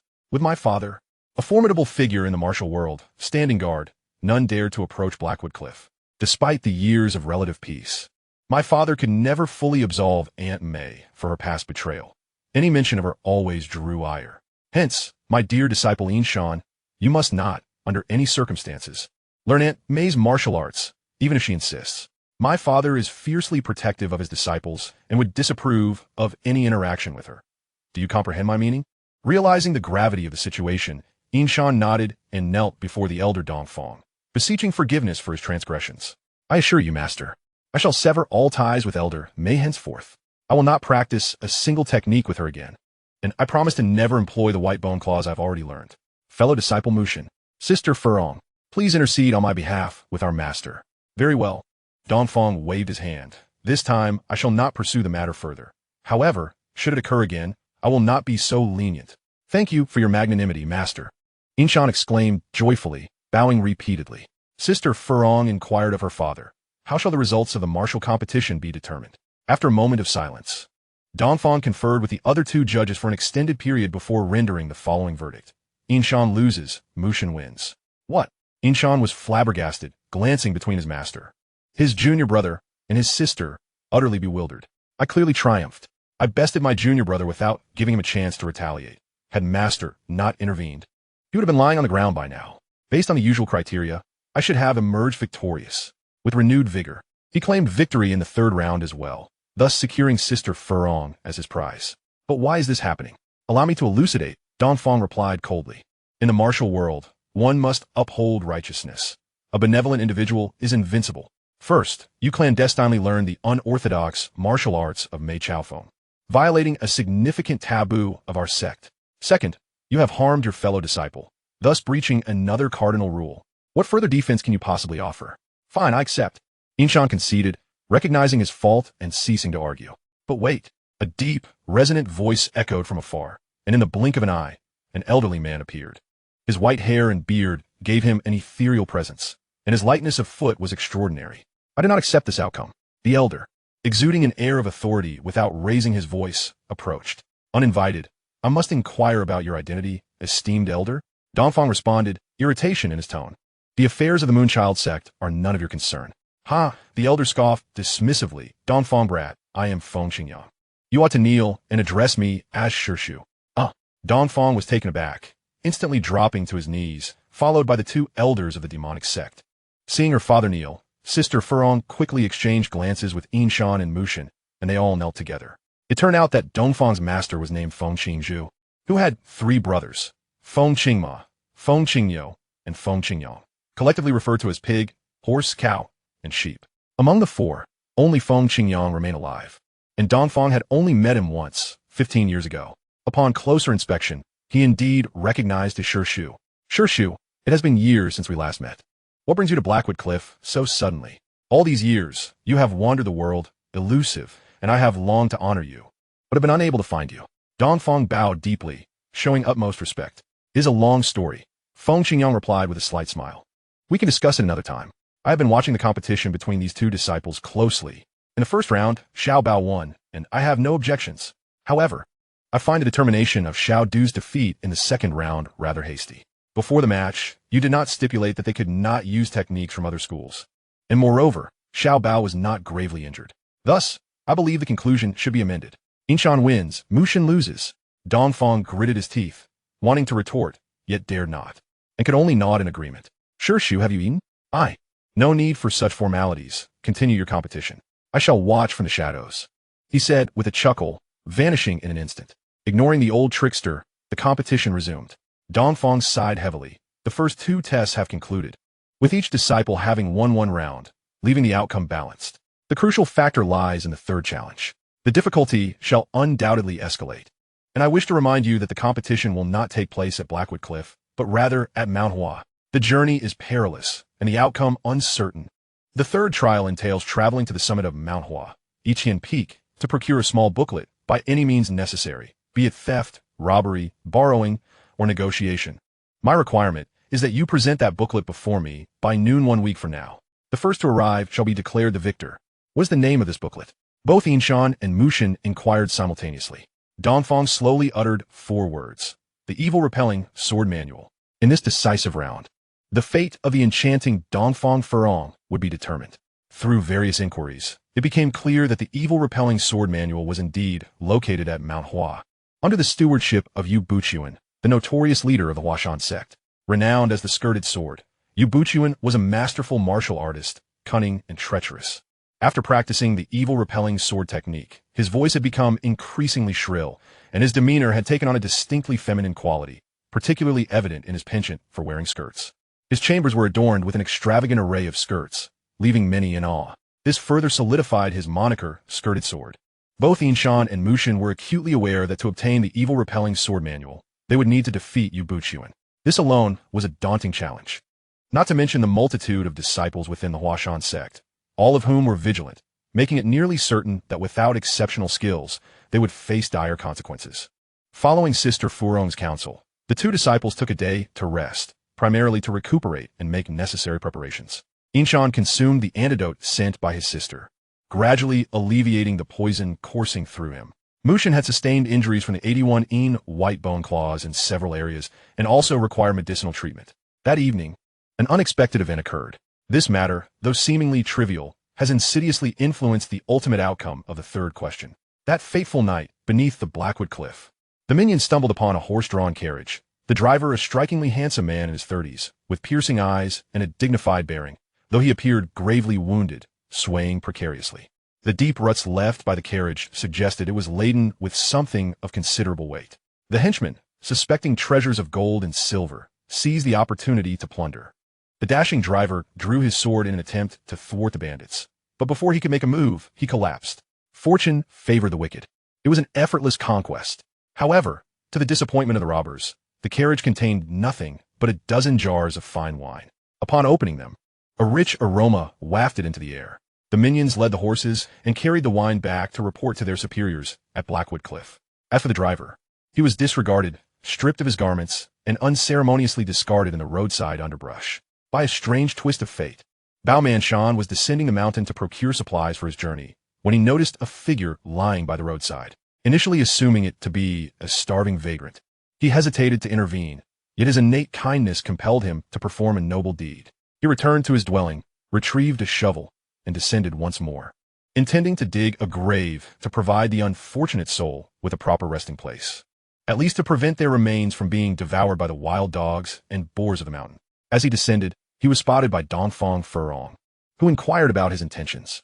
Wang Chuan recounted the truth of the situation, with her beauty matched only by her benevolence. Dongfang Furong resolved to assist him. Digging a grave is laborious. It will be easier if we take turns. Wang Chuan nodded in agreement. Upon reaching the foot of the mountain, the man still lay motionless by the roadside. A glance from Dongfang Furong caused her to shyly avert her gaze. Wang Chuan hastily broke several leaves from a turtleback bamboo plant to cover the handsome stranger, signaling to his senior sister that all was well. They then commenced digging. As his junior brother toiled, curiosity got the better of Dongfang Furong, and she approached to scrutinize the corpse. Unable to suppress a remark, she mused, "What a remarkably handsome man. Alas, what a pity he is a short-lived soul." Then, reaching out to check for signs of life, she recoiled in shock, exclaiming, "He is still alive." Her junior brother came over, confirming that the man was indeed breathing. "Is that so?" Wang Chuan replied, a hint of surprise in his voice as he crouched down to check for himself. It appeared the man had merely lost consciousness, likely due to his grave injuries. Yet he showed a remarkable will to live. "Senior sister, what shall we do? Shall we abandon him, or attempt to save his life?" Wang Chuan suggested. "It is better to avoid trouble, especially given our ignorance of his identity. What if he is an enemy of our moon god sect? Saving him could mean inviting danger into our midst. Let us depart." "Absolutely not," Dongfang Furong declared resolutely. "To save a life is to build a pagoda of merit. It is one thing to be unaware of his existence, but now that he lies before us, how can we simply turn our backs?" With that, she grasped one of his arms, hoisting it over her shoulder, and slowly began to rise, inching forward. Though a young woman seasoned in martial arts, she found it quite a struggle to carry an unconscious man up the mountain. "Senior sister, allow me." Wang Chuan gritted his teeth and offered to take the burden, instructing her to keep watch for any familiar faces. Thus, Dongfang Furong, wielding the shovel, led the way, while Wang Chuan carried the unconscious man behind her. After an arduous effort, they finally returned to Blackwood Cliff. He placed the man in a shed and found some clothing to cover him. Dongfang Furong dispatched someone to summon a physician from the mountain to check his pulse and diagnose his condition. After a flurry of activity, the physician proclaimed, "This man is not gravely ill, he is merely—" "What?" They both inquired simultaneously. "He is drunk," the physician concluded. Coughing in disbelief, they exchanged incredulous glances. "Are you perhaps puzzled by the fact that the wine he consumed possesses a different fragrance than ordinary spirits?" "It appears so." "Baoman-san, Zipli?" "No wonder I couldn't detect it." "Doctor, do you know what kind of wine it was? Well, might I procure some? I am eager to taste it." The physician shook his head. "The world is vast and filled with wonders. What he drank is beyond my knowledge, an area of ignorance for me. Once he awakens, you may inquire. Miss Dongfang, Brother Bao, simply provide him with some sobering soup, and he will soon regain consciousness. I also have some sobering medicine left here. I bid you farewell." With that, the physician departed. Inside the room, only Dongfang Furong and Bao Manshan remained. Furong instructed, "Junior brother, administer the medicine to him while I prepare the soup." 2 hours later, the man stirred awake, finding himself clothed in unfamiliar garments and in a strange place. Faced with two strangers, he exhibited neither haste nor astonishment, as if indifferent to the circumstances. Stretching languidly, he sat up and clasped his hands in gratitude. "Thank you for your assistance. I owe you a meal should the opportunity arise." Observing the man's extraordinary demeanor, Bao Manshan asked, "How did you deduce that we were the ones who aided you? Why not inquire as to our identities or the location of your current predicament?" "There is no need," the man replied with a smile. "Earlier today, I was toasting with an old friend. When one is with a kindred spirit, 1,000 cups are but a meager offering. In my revelry, I may have indulged a bit too much. At parting, my generous friend insisted on gifting me some fine wine, knowing my fondness for drink. He specially gathered various types from across the realm, filling an entire carriage. Unable to refuse, I set off home. However, as I passed Blackwood Cliff, I was ambushed by a band of petty thieves who took my horse, my carriage, and my wine. With my martial prowess, how could I idly watch as my belongings were stolen? Alas, the effects of the alcohol overwhelmed me, and I lost consciousness, collapsing to the ground. And then I knew nothing more, until I awoke to find you two here." From a man's attire and demeanor, it was evident that he belonged to the same ilk as the bandits. "I am correct in my assumption," he pointed at Bao Manshan. "You are a disciple of the Eastern sect's leader, though I do not know your name. You must surely be one of great favor." Turning to Dongfang Furong, he bowed deeply. "Miss Furong, I am eternally grateful for your assistance. Your kindness shall never be forgotten." After a brief moment of surprise, Dongfang Furong gently inquired, "Might I ask your name, sir?" The man smiled faintly. "I am but a disciple of the Huashan sect, my master being Yubuchuan, and my surname is Linghu."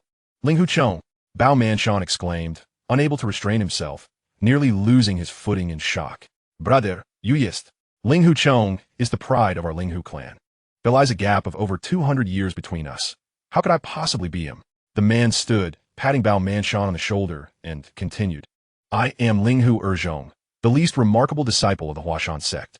Linghu Chong is my ancestor and my idol. May I inquire your esteemed name?" "Oh," Bao Manshan replied earnestly, "I am Bao Manshan. I would like to ask you, Linghu sir, what kind of wine did you drink that has no trace of alcohol? Are you not concerned about being caught for drinking and driving, as it cannot be detected?" "Ha ha ha," Linghu Erzhong laughed, "though I have a penchant for wine. I would never engage in unlawful activities. The wine I consumed was brewed by a friend. As for what he added, he would not disclose. Nor did I press the matter. I can only tell you, even this brew can lead to intoxication. Otherwise, I wouldn't be lying here, causing you both such concern. Brother Linghu, I must confess, I shall set forth for Huashan tomorrow, as my master has entrusted me with a task that I must fulfill." Bao Manshan pondered for a moment and suggested, "If you are returning, it would be prudent for us to travel together. It is always pleasant to have company on the road." He refrained from disclosing the true purpose of his journey to Huashan. Would Linghu Erzhong turn hostile upon learning that he sought the evil-repelling sword manual? He had no certainty. Very well, Linghu Erzhong readily agreed. That evening, Bao Manshan invited him to stay in his dormitory. A fellow resident, Duyen Shan, inquired about this newcomer, to which Bao Manshan merely claimed he was a personal friend, fabricating a name on the spot. Linghu Erzhong chuckled at this and paid it no heed. At dawn the following day, Duyen Shan departed first, and 2 hours later, Bao Manshan and Linghu Erzhong finally left Blackwood Cliff. Before their departure, they shared a meal, courtesy of Dongfang Furong. "Mr. Linghu, as we part ways, I wonder when we shall meet again. We have feasted and imbibed. Do you wish to impart anything to me?" "Aye." Linghu Erzhong smiled and replied, "I wish you joy and safety, May each year bring forth this day, and each season this morning. May I pose a question?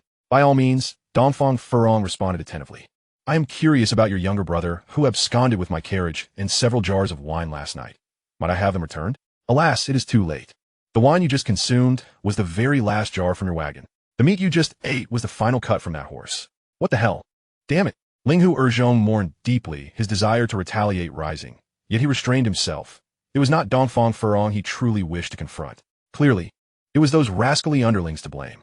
Mr. Linghu, I extend my apologies on behalf of my brother for Blackwood Cliff. I am truly sorry. Dongfang Furong bowed slightly, adding, to make amends, I will personally compensate you with 2,000 yuan as your travel expenses. Am I not kind?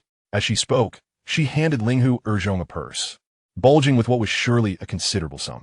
In that era, during the 1990s, 2,000 yuan was indeed a significant amount. Very well, I shall accept it, Linghu Erzhong conceded. You are a good girl, and shall surely find happiness in the future. Amidst a somewhat awkward atmosphere, Bao Manshan and Linghu Erzhong departed Blackwood Cliff and set off for Huashan. After a tumultuous 14 to 15 hours on a bus, with 2 transfers, they finally arrived at Huashan, one of the 5 Great Mountains. Their arrival was smooth, and through Linghu Erzhong's introduction, Bao Manshan met the leader of the Huashan sect, the skirted sword Yu Buchuan. He indeed resembled the legends, increasingly resembling an elderly woman, undoubtedly due to her practice of the evil-repelling sword manual. Bao Manshan stayed at the Huashan sect for 3 days as a guest, yet he could not find an opportune moment to inquire about the whereabouts of the sword manual. On the 4th day, while Yu Buchuan was away on business, Bao Manshan stealthily infiltrated her quarters. After rummaging for quite some time, he found nothing. Just then, intense sounds of combat erupted from the back mountain Sigua Cliff. Bao Manshan hurriedly rushed over to witness the spectacle, only to see Yu Buchuan wielding a sword in one hand and a small booklet in the other, addressing a young man surrounded by her disciples. You, with your meager skills, dare to invade Huashan and seize the sword manual? You are overestimating yourself. Since you have come, there is no return. Children, subdue this treasure thief. With her command, chaos erupted. Bao Manshan recognized that the one in peril was Du Yinshan. It turned out he'd been tirelessly searching for the manual in the shadows. Today was indeed unfortunate. He had already stolen the sword manual, which Yu Buchuan had concealed in Sigua Cliff, but was discovered just as he was descending the mountain. Surrounded and trapped, during the confrontation with Yu Buchuan, the manual was seized from him. Du Yinshan realized that he must resort to ruthless measures, or he would perish there. Seeing Du Yinshan fighting like a cornered beast, Bao Manshan felt a surge of urgency. He unleashed his ultimate technique, the 99 and 81 in white bone claw. And in an instant, he was unstoppable, wounding several Huashan disciples. Even Linghu Erzhong was no match for him. Seizing the momentum, Du Yinshan launched a relentless attack, claiming the evil-repelling sword manual back from Yu Buchuan's grasp. He was exhilarated, shouting like a madman as he dashed down the mountain like a deer. This is a disaster. Bao Manshan lamented, realizing he had lost. He hadn't even touched the manual, yet his senior brother had secured it. Was this fate? Did the heavens conspire to keep him from attaining his heart's desire, Dongfang Furong? Dismayed, he departed without a word. Just before the competition deadline, he returned to Blackwood Cliff, where he found his master, his senior sister, and his senior brother, who was as ecstatic as someone who had won the lottery, already waiting for him in the main hall. Without any suspense, Dongfang Laobai announced in the 3rd round of the competition, the result is Du Yinshan wins. Bao Manshan loses. Yet, Dongfang Laobai's expression was not one of joy. Bao Manshan understood that in his master's heart, he secretly wished to choose him as a son-in-law. Accepting defeat, what else could he do? From that moment on, Bao Manshan took a step back, refraining from excessive interaction with his senior sister, Dongfang Furong. Whenever they crossed paths, he reminded himself, it is best not to engage. She was now Du Yinshan's girlfriend, and would eventually become his wife, his sister-in-law.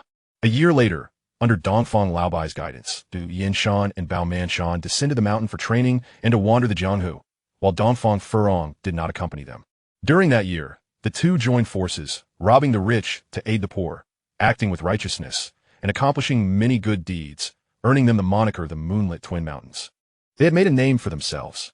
Upon their return to Blackwood Cliff, Du Yinshan proposed marriage and sought the opinions of his senior sister and master.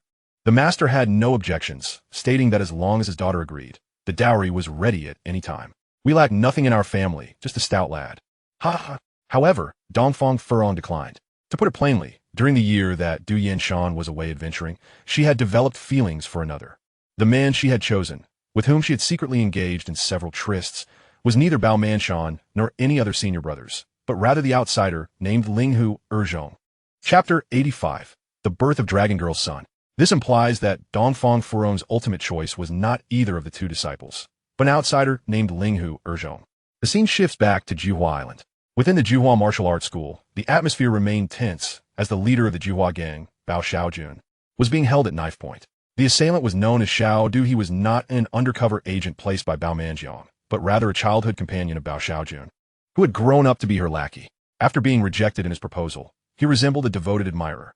As Bao Xiaojun engaged in a fierce battle with her uncle and was on the verge of defeat, Xiao Du seized the moment, feigning concern to assist her, and then ambushed her with a knife at her throat.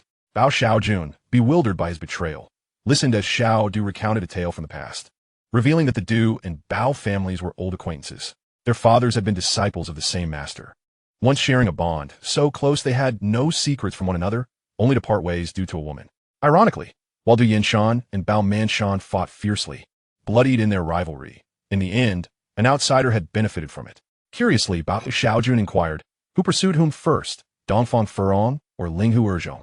After a moment's contemplation, Xiao Du replied, according to my father, ever since he obtained the Huashan sect's treasured evil-repelling sword manual and triumphed in the competition. On the surface, Dongfang Furong acquiesced to a relationship with him, but her heart had already been captured by another, Linghu Erzhong, a dashing man with a penchant for drink. For her, it seemed that neither Du nor Bao, after years of close companionship, offered any allure, lacking the thrill of novelty. In stark contrast, Linghu Erzhong hailed from distant lands, older, seasoned, and formidable in martial prowess, with wealth aplenty and, notably, an attractive visage. One could count his virtues endlessly. To Linghu Erzhong, Dongfang Furong appeared as the daughter of a demonic sect, yet she was no delicate flower, radiant as a celestial being. She possessed a kind heart and had once rescued him, even gifting him 2,000 yuan for travel expenses before he departed from Haimu Cliff. Thus, with mutual affection blossoming, their union seemed inevitable, and the question of who pursued whom became trivial. After the evil-repelling sword manual went missing, the leader of the Huashan sect, Yu Buchuan, was in a frenzy, dispatching numerous disciples to gather information. Eventually, it was discovered that the culprits were affiliated with the Moon God sect. Consequently, he commanded his disciple Linghu Erzhong to retrieve the sword manual, a task no disciple could defy. Thus, Linghu Erzhong found himself once more at Haimu Cliff. Dongfang Furong, overjoyed, extended a warm welcome, and he stayed with her. As time passed, their feelings deepened and romance blossomed. Only after their bond had solidified did Linghu Erzhong reveal his true intentions. Enraptured by love, Dongfang Furong complied with her beloved's wishes without hesitation. She rushed to her father's chamber, rummaged through his belongings, and ultimately discovered the small booklet, albeit under a different title. No longer was it the evil-repelling sword manual, but rather the sunflower scripture. Regardless, having secured it was all that mattered. After handing it to Linghu Erzhong, the pair descended the mountain together, vanishing from sight. They did not venture to Huashan, and the martial manual was reduced to ashes. It is said they secluded themselves in the mountains, living beyond the worldly realm, playing melodies on the guqin and xiao, laughing freely amidst the rivers and lakes. As for Dongfang Furong, Bao Xiaoju remarked that I ought to refer to her as aunt. As a fellow woman, I deeply admire her courage. In pursuit of true love, she forsook her father and abandoned a life of comfort to wander the world with her beloved. How romantic! I truly envy her. Isn't it absurd? Xiaodu interjected sharply. They may be romantic, becoming celestial companions, but what of my father, who has considered his feelings? For the woman he cherished, he endured 3 rounds of trials, the final one nearly costing him his life at Huashan. He ultimately triumphed over his fiercest rival, Bao Manshan. Yet Dongfang's father forced him to leave Haimu Cliff and roam the martial world. For an entire year, he did not return. For a year, he battled his inner demons, and to alleviate his longing, he committed 100 good deeds. And what was the outcome? The duck he had cooked flew away, and the wife he had hoped for eluded him. Gazing at Dongfang Furong's empty boudoir, my father, Du Yinshan, was heartbroken, utterly dejected. He descended the mountain, leaving without a word. Troubled by love, he resolved to escape the bustling city. He retreated to Zhongnan Mountain, renouncing the world to become a Taoist, adopting the name Du Jiping. One day, while gathering firewood, he encountered a maiden named Lin who exuded an ethereal elegance, transcending the mundane. He found himself believing in love once more, his tranquil heart stirred. On one occasion, As Longer practiced her martial arts, she found herself unable to move, as if ensnared. Trapped in place, Duozhi happened to pass by, and unable to restrain himself, drew near to the goddess of his dreams. Unbeknownst to Long, she mistook him for her beloved, her heart racing with excitement. She murmured the name of her love, "Girl, my dear girl."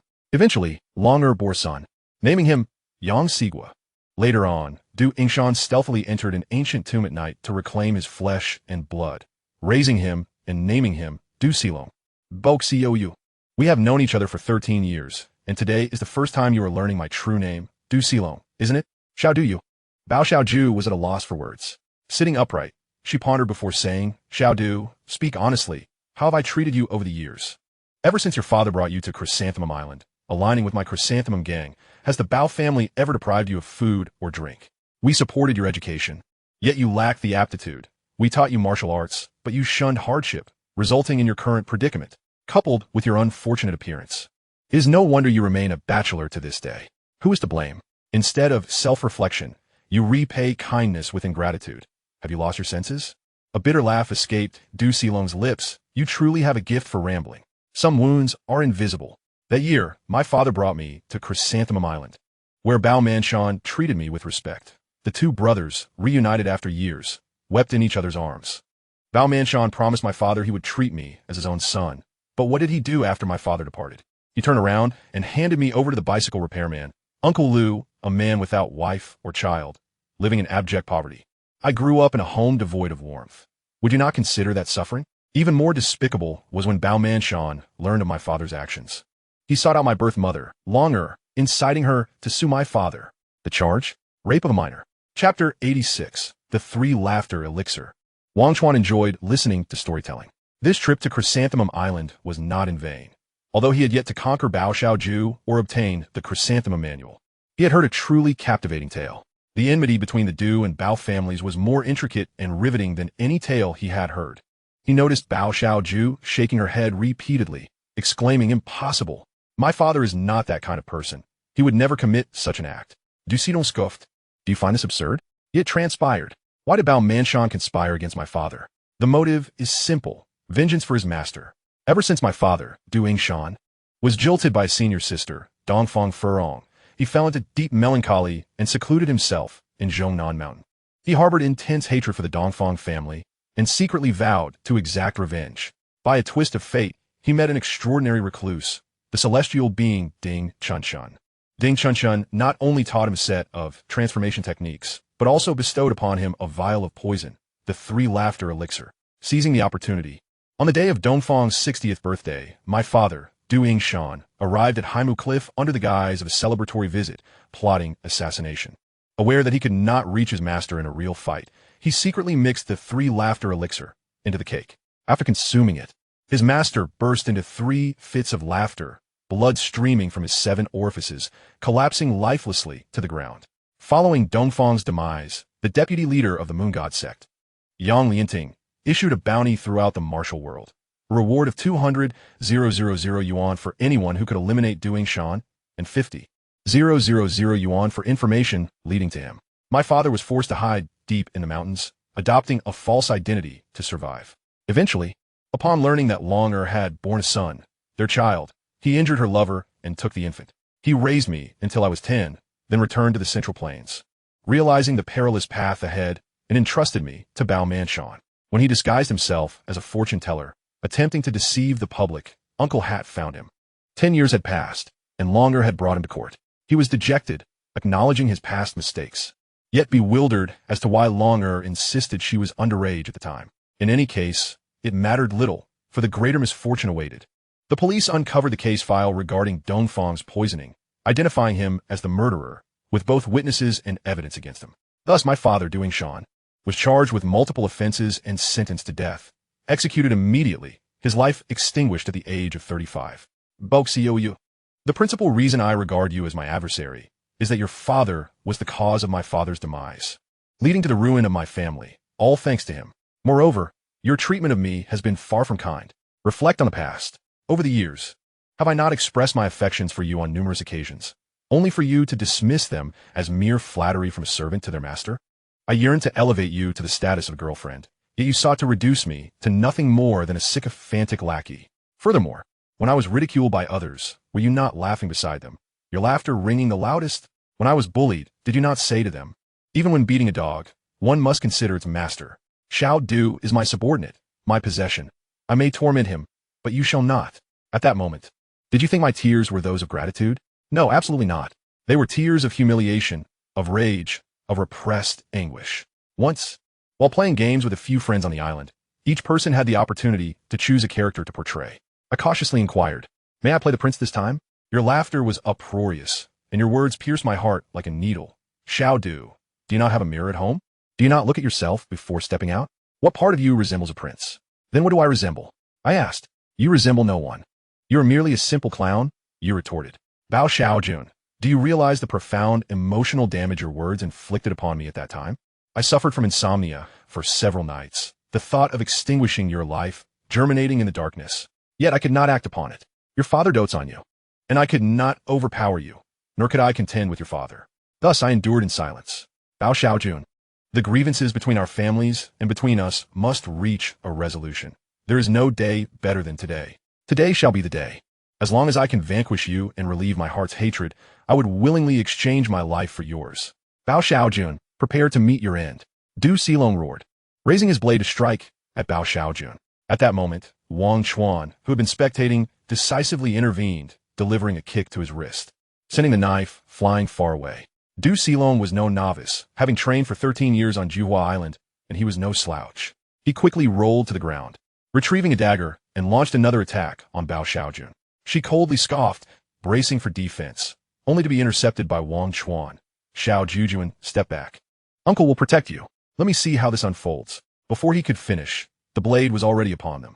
In a moment of urgency, Wang Chuan employed the 72 techniques of Juhua capture hands he had learned from Bao Manshan in prison. He executed a series of maneuvers, pressing the head, locking the hands, twisting the waist. Then he seized the throat, bent down, and maneuvered like a swift horse.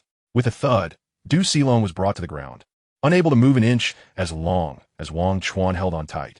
Bao Xiaojun stared in astonishment. Uncle Wang, this is my family's martial arts routine. Where did you learn it? Hey. Wang Chuan chuckled. Of course, it was taught to me by your father, my brother. Otherwise, how could I possibly know it? Xiaodu, do you submit? I do not submit. Du Silong rasped from his throat. Even if you do not submit, I shall not release you. Wang Chuan turned to Zhang Quandan. Hey Dan, fetch a rope and bind him tightly. Got it.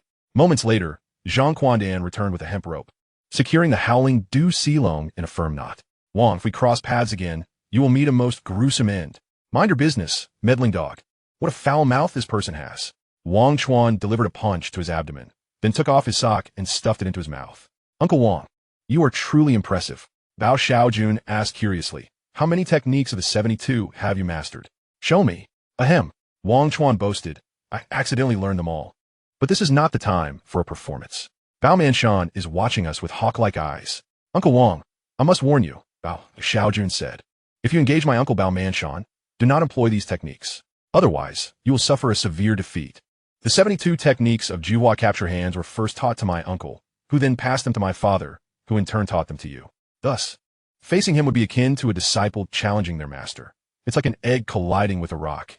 Any misstep, and you will shatter to pieces. Upon hearing this, Wang Chuan felt a chill in his heart. He only possessed this limited skill set, and now was rendered useless. How could he cope? Xiao Jujuan. Enough. The formidable Bao Manshan declared. My patience has its limits. I allowed you leniency earlier, but now I shall not hold back. Come, make your move. He assumed a fighting stance, ready to engage. Wait. Bao Xiaojun pointed at Wang Chuan, then turned to Bao Manshan, saying, I shall not fight. Let him contend with you. His name is Wang Chuan, a sworn brother of my father, and a martial artist of exceptional prowess, rarely defeated. Wang Chuan cursed under his breath, bracing himself to confront the martial sage Bao Manshan. Chapter 87. Challenge of the 18 Copper Men of Shaolin. Wang Chuan was acutely aware of his own limitations. The 72 techniques of Juhua capture hands he had learned from Bao Manshan were merely superficial. They sufficed against Du Silong, but were wholly inadequate for a duel with the renowned martial sage Bao Manshan. Engaging him in earnest combat would be akin to courting disaster. Furthermore, his training had only scratched the surface. Thus, he had no choice but to adopt an unorthodox approach.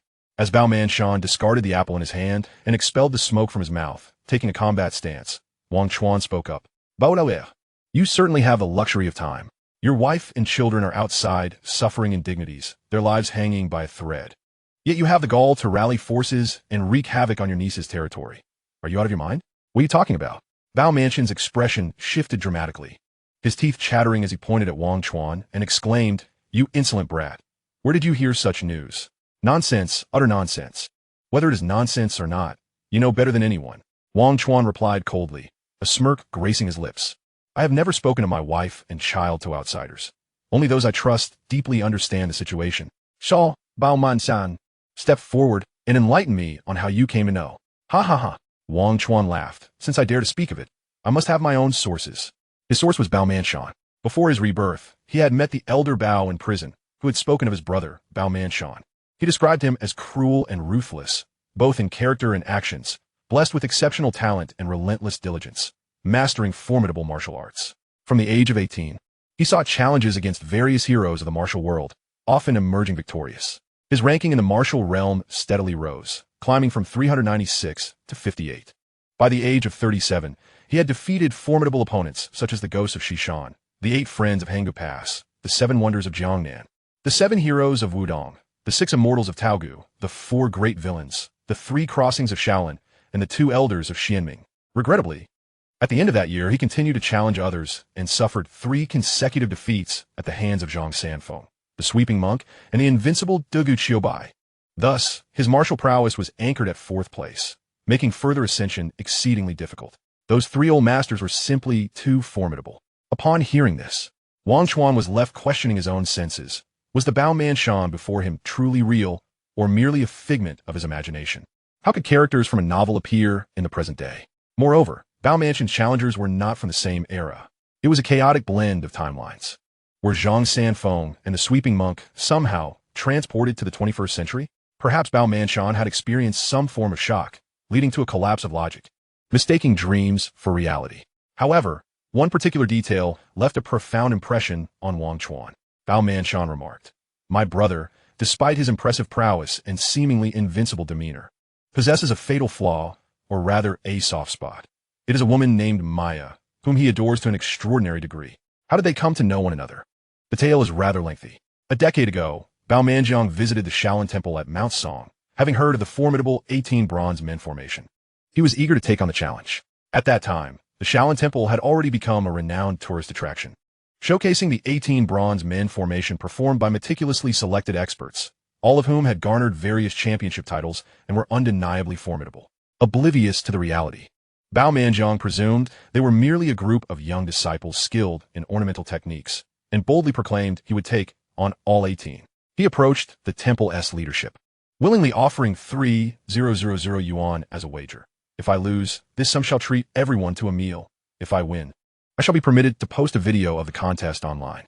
Without hesitation, the leadership agreed, confident that the 3,000 yuan was as good as 1.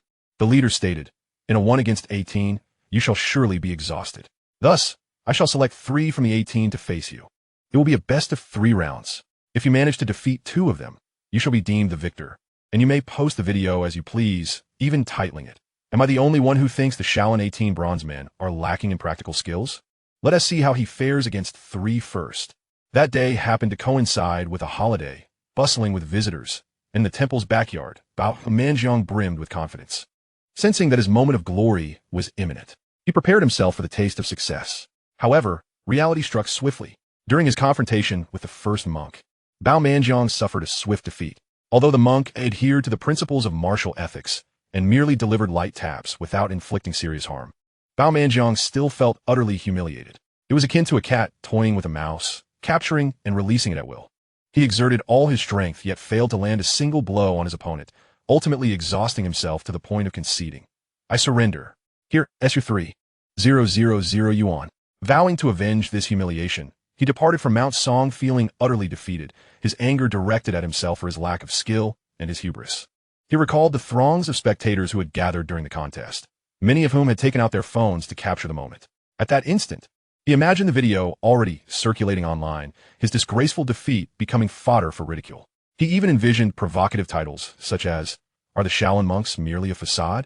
Witness the Bao challenger, utterly vanquished, treated like a fool. How could he ever show his face again after this? The more he reflected, the more despondent he became, contemplating a leap from a nearby cliff to end it all. He was not typically one to succumb to despair, but perhaps the circumstances had driven him to such thoughts. The scenery was too beautiful, and he felt too unworthy to live on, merely inviting further anguish. By a twist of fate, Bao Manchuan wandered into an otherworldly trance. Inching closer to the precipice, just as he was about to leap, a female voice called out from behind him, "No, you are certainly no coward." He turned to find a petite, fashionable young woman with striking beauty, exuding an air of grace. "Who are you, and why do you concern yourself with me?" he asked. "I am Maya," she replied with a sweet smile. "I have been following you as a mere tourist. I was among the spectators during your battle with the Shaolin monk. I saw you give it your all, yet your opponent was truly formidable, and it pained me to witness your defeat. I noticed your despondency afterward, and feared you might succumb to negative emotions and despair. Therefore, when you descended the mountain, I followed you. And as you approached this perilous area, I trailed behind. As I suspected, you truly intended to. I do not wish to lecture you. I know it would be futile. I simply want to say, based on my impression of you, you are certainly no coward. Only a coward would abandon hope. Look into my eyes and tell me, are you a coward? Are you?" At that moment, as Bao Manjiang met the gaze of the beautiful girl before him, his heart softened, and he seemed to perceive the essence of two words: love. "I'm not a coward. Never have been," he declared aloud. The thoughts of self-harm vanished, replaced by a hopeful yearning for the future. "Maya, where do you hail from, and where do you intend to go?" "I'm a local from Hunan," she replied with a smile. "I come from Nanyang, born into a family of martial artists. My father is the master of the Huanyuan Xingyi Taijiquan school, and his specialty is the lightning five-linked whip. His name is Ma Baohua." Bao Manjiang admitted he had never heard of it. However, since they were both martial arts practitioners, a bond was swiftly established. Maya mentioned that she was on a trip and would be returning home in a couple of days. Seizing the opportunity, Bao Manjiang animatedly shared his preferences, family background, and aspirations. Maya expressed a keen interest in visiting Chrysanthemum Island to experience its culture. The two continued to converse, gradually losing track of time. As night fell, Bao Manjiang said, "Maya, I'm not familiar with this area. Do you know any good places to eat? I'm feeling a bit hungry." "Come with me," she replied. Maya guided Bao Manjiang down the mountain, and they took a ride into the city, dining at a restaurant before strolling through the park. Before they knew it, it was already 11 o'clock at night. "I know of a home and that is quite affordable. Let us rest there for the night," Maya suggested boldly. "Is that appropriate?" Bao Manjiang hesitated, feeling somewhat shy. "We have only just met. Is this advancing too quickly? This is fate bringing us together across miles." Maya linked her arm with his, smiling. Some people spend a lifetime together, yet remain strangers in heart, while others, with just a glance, share a deep connection. "Ah, Jiang, I like you. Do you like me?" she asked directly. Bao Manjiang nodded excitedly, wiping his nose as he replied, "I do." "Then that settles it." Maya pointed towards the direction of the home inn. "Let us go." That night, the two confirmed their romantic relationship. As young lovers discovering the joys of love, they naturally became inseparable, spending 7 delightful days at the home inn. After a week, Maya made an unexpected decision, not to return home, but to accompany Bao Manjiang to Chrysanthemum Island. Thus they went, staying there for half a month before reluctantly returning to her hometown in Nanyang. 3 days later, unable to bear the pangs of longing, Bao Manjiang took a bus to Nanyang, reuniting with the girl he cherished and meeting her future father-in-law, expressing his desire for marriage. However, Ma Baohua did not dislike Bao Manjiang. Rather, he disapproved of his daughter marrying him. As a martial artist with only one daughter, he wished for her to marry a cultured man, preferably a scholar or poet, someone refined. It was clear that Bao Manjiang did not meet these criteria. He was, in fact, the antithesis of what Ma Baohua envisioned. Even his daughter's earnest pleas could not sway her father's standards for a son-in-law. In time, Maya became resolute, willing to go to great lengths to compel her father to acquiesce to their union. In her room, she gathered a pile of dry wood and doused it with gasoline, dramatically declaring to her father, "We shall meet again in the next life." With that, she struck a match. Initially, Ma Baohua was furious. "Burn away. Do as you please. You ungrateful daughter. What use have I for you?" It was only when the flames began to spread that he finally panicked. "I commanded you to ignite, and you ignited. Truly, you are a dutiful daughter." In haste, I called for assistance to extinguish the flames. Maya, yearning for an escape from her plight, was met with a long sigh from her father, Ma Baohua. "Very well. I can agree to your association with that lad from the Chrysanthemum gang, surnamed Bao. However, I have a condition. What condition? Maya inquired urgently. Let's engage in a duel. If I prevail, you may proceed with your marriage at your leisure. Should you lose, do not blame me for not providing an opportunity. Father, you must not renege. Maya nodded and promptly contacted Bao Manjiang to convey the matter. Bao Manjiang was overjoyed. This was a surefire victory. The old man was over 50, while he himself was not yet 30, and over the years, he had roamed far and wide, seeking opponents for combat. It could not be said that he won every bout, but out of 100 matches, he could certainly claim victory in 70 or 80. And importantly, he possessed a wealth of practical experience. From what he understood, although Ma Baoguo was a sect leader, the skills he possessed were merely for show, designed to deceive. The so-called lightning 5 whips was little more than a jest, and his most formidable techniques, receive, transform, release, were but hollow titles. When it came to the arena, he would be utterly defenseless. 3 days later, a simple stage was erected in the park for the impending confrontation. Bao Manjiang versus Ma Baoguo, a contest between father-in-law and son-in-law, poised to commence. The atmosphere was electric with the sounds of gongs and firecrackers. Ma Baoguo donned a plain white outfit, exuding an air of calm as he assumed his stance. Bao Manjiang, on the other hand, wore boxing gloves, his demeanor tinged with nervousness, fearful of injuring the elderly man. Among the audience, Maya was awash with conflicting emotions. She was certain that A Jiang would triumph, yet she dreaded witnessing her father suffer harm. Injury was a minor concern. The true catastrophe would be the loss of face. As the referee signaled the start, Ma Baoguo reacted swiftly, performing a series of 5 animal exercises before formally engaging. With a sudden shift of his form, he unleashed a right whip kick, followed by a left straight kick, and then a succession of 5 whips. Bao Manjiang deftly evaded them all, and with a single punch, the elderly man collapsed. Young man, you lack martial ethics. As the referee helped the dazed Ma Dingwa to his feet, the old man, clutching his panda-like eyes, exclaimed in exasperation, I was careless. I refrained from striking you with full force. Why did you hit me so hard? Young man, you are a coward. No sooner had he uttered those words than he fell once more, unable to rise. Father, why must you endure this? Maya rushed to the stage, shaking her unconscious father while instructing Bao Manjiang to call for emergency assistance. Bao Manjiang, Wang Chuan pointed an accusatory finger at him, coldly stating, years ago, your heavy punch left my father-in-law, Ma Baoguo, hospitalized for 3 months, yet Maya bore you no grudge. 6 months later, against the wishes of her relatives and friends, she resolutely married you. Pray tell, where would one find such a commendable girl?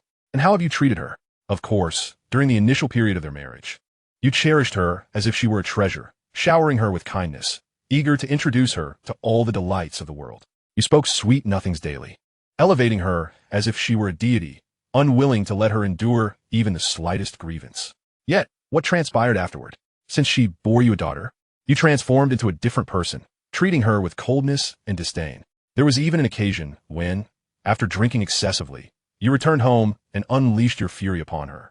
When she merely retorted, you struck her. You grasped her collar, yanked her hair, and choked her. You had the audacity to slap her in front of your innocent child, rendering her breathless and unconscious. Bao Manjiang, do you possess a conscience? Do you even know how to write the character for human? Answer me. Wang Chuan's agitation grew, his words spilling forth with fervor. Ha ha! Bao Manjiang let out a few bitter chuckles. You know nothing. One cannot understand another's suffering without experiencing it oneself. Why would I strike Maya? Because I discovered her clandestinely consorting with a man I know well, a man you are familiar with too. My own brother, Bao Manjiang. Chapter 89, A Fabrication. When Bao Manjiang uttered the name of his brother, Bao Manjiang, everyone present was left agape, especially Bao Xiaojun. She could not fathom that her usually honest, gentle father could commit an act so contrary to morality. It was simply impossible. Bao Manjiang, you speak falsehoods. My father is of impeccable character. The entire Chrysanthemum Island, indeed, all who have interacted with him, are well aware of his integrity. Such slander is uncalled for. Xiaojun, Bao Manjiang waved his hand. Do not be so agitated. Allow me to explain.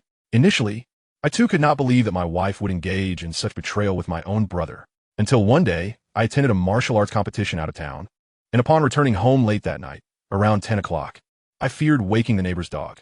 How I loathed the sound of barking, so I refrained from knocking and instead scaled the wall. Later, I learned that the gate had been left ajar that evening. When I gently pushed open the slightly ajar door, I was startled to discover someone inside. I recalled a friend's words, who mentioned that my brother had been frequently visiting my home. A chill ran down my spine, and I quickly retreated to the yard. Crouching behind the chicken coop, my eyes wide as I peered into the room. Indeed, I saw my wife, Maya, cradling a child, and next to her stood a man. One glance sufficed for me to ascertain that he was not my brother, Wang Chuan, but who else could he be? In that moment, rumors transformed into reality. I was filled with regret and self-reproach, wishing I could pluck out my own eyes. How could this be? This was utterly absurd. I continued to observe, my heart racing. It was not fear of my brother. I had never bowed to him, and he was not to be feared in a true fight. I might not even be at a disadvantage. My concern lay in the possibility that if my suspicions were indeed confirmed, what would I do? Divorce Maya?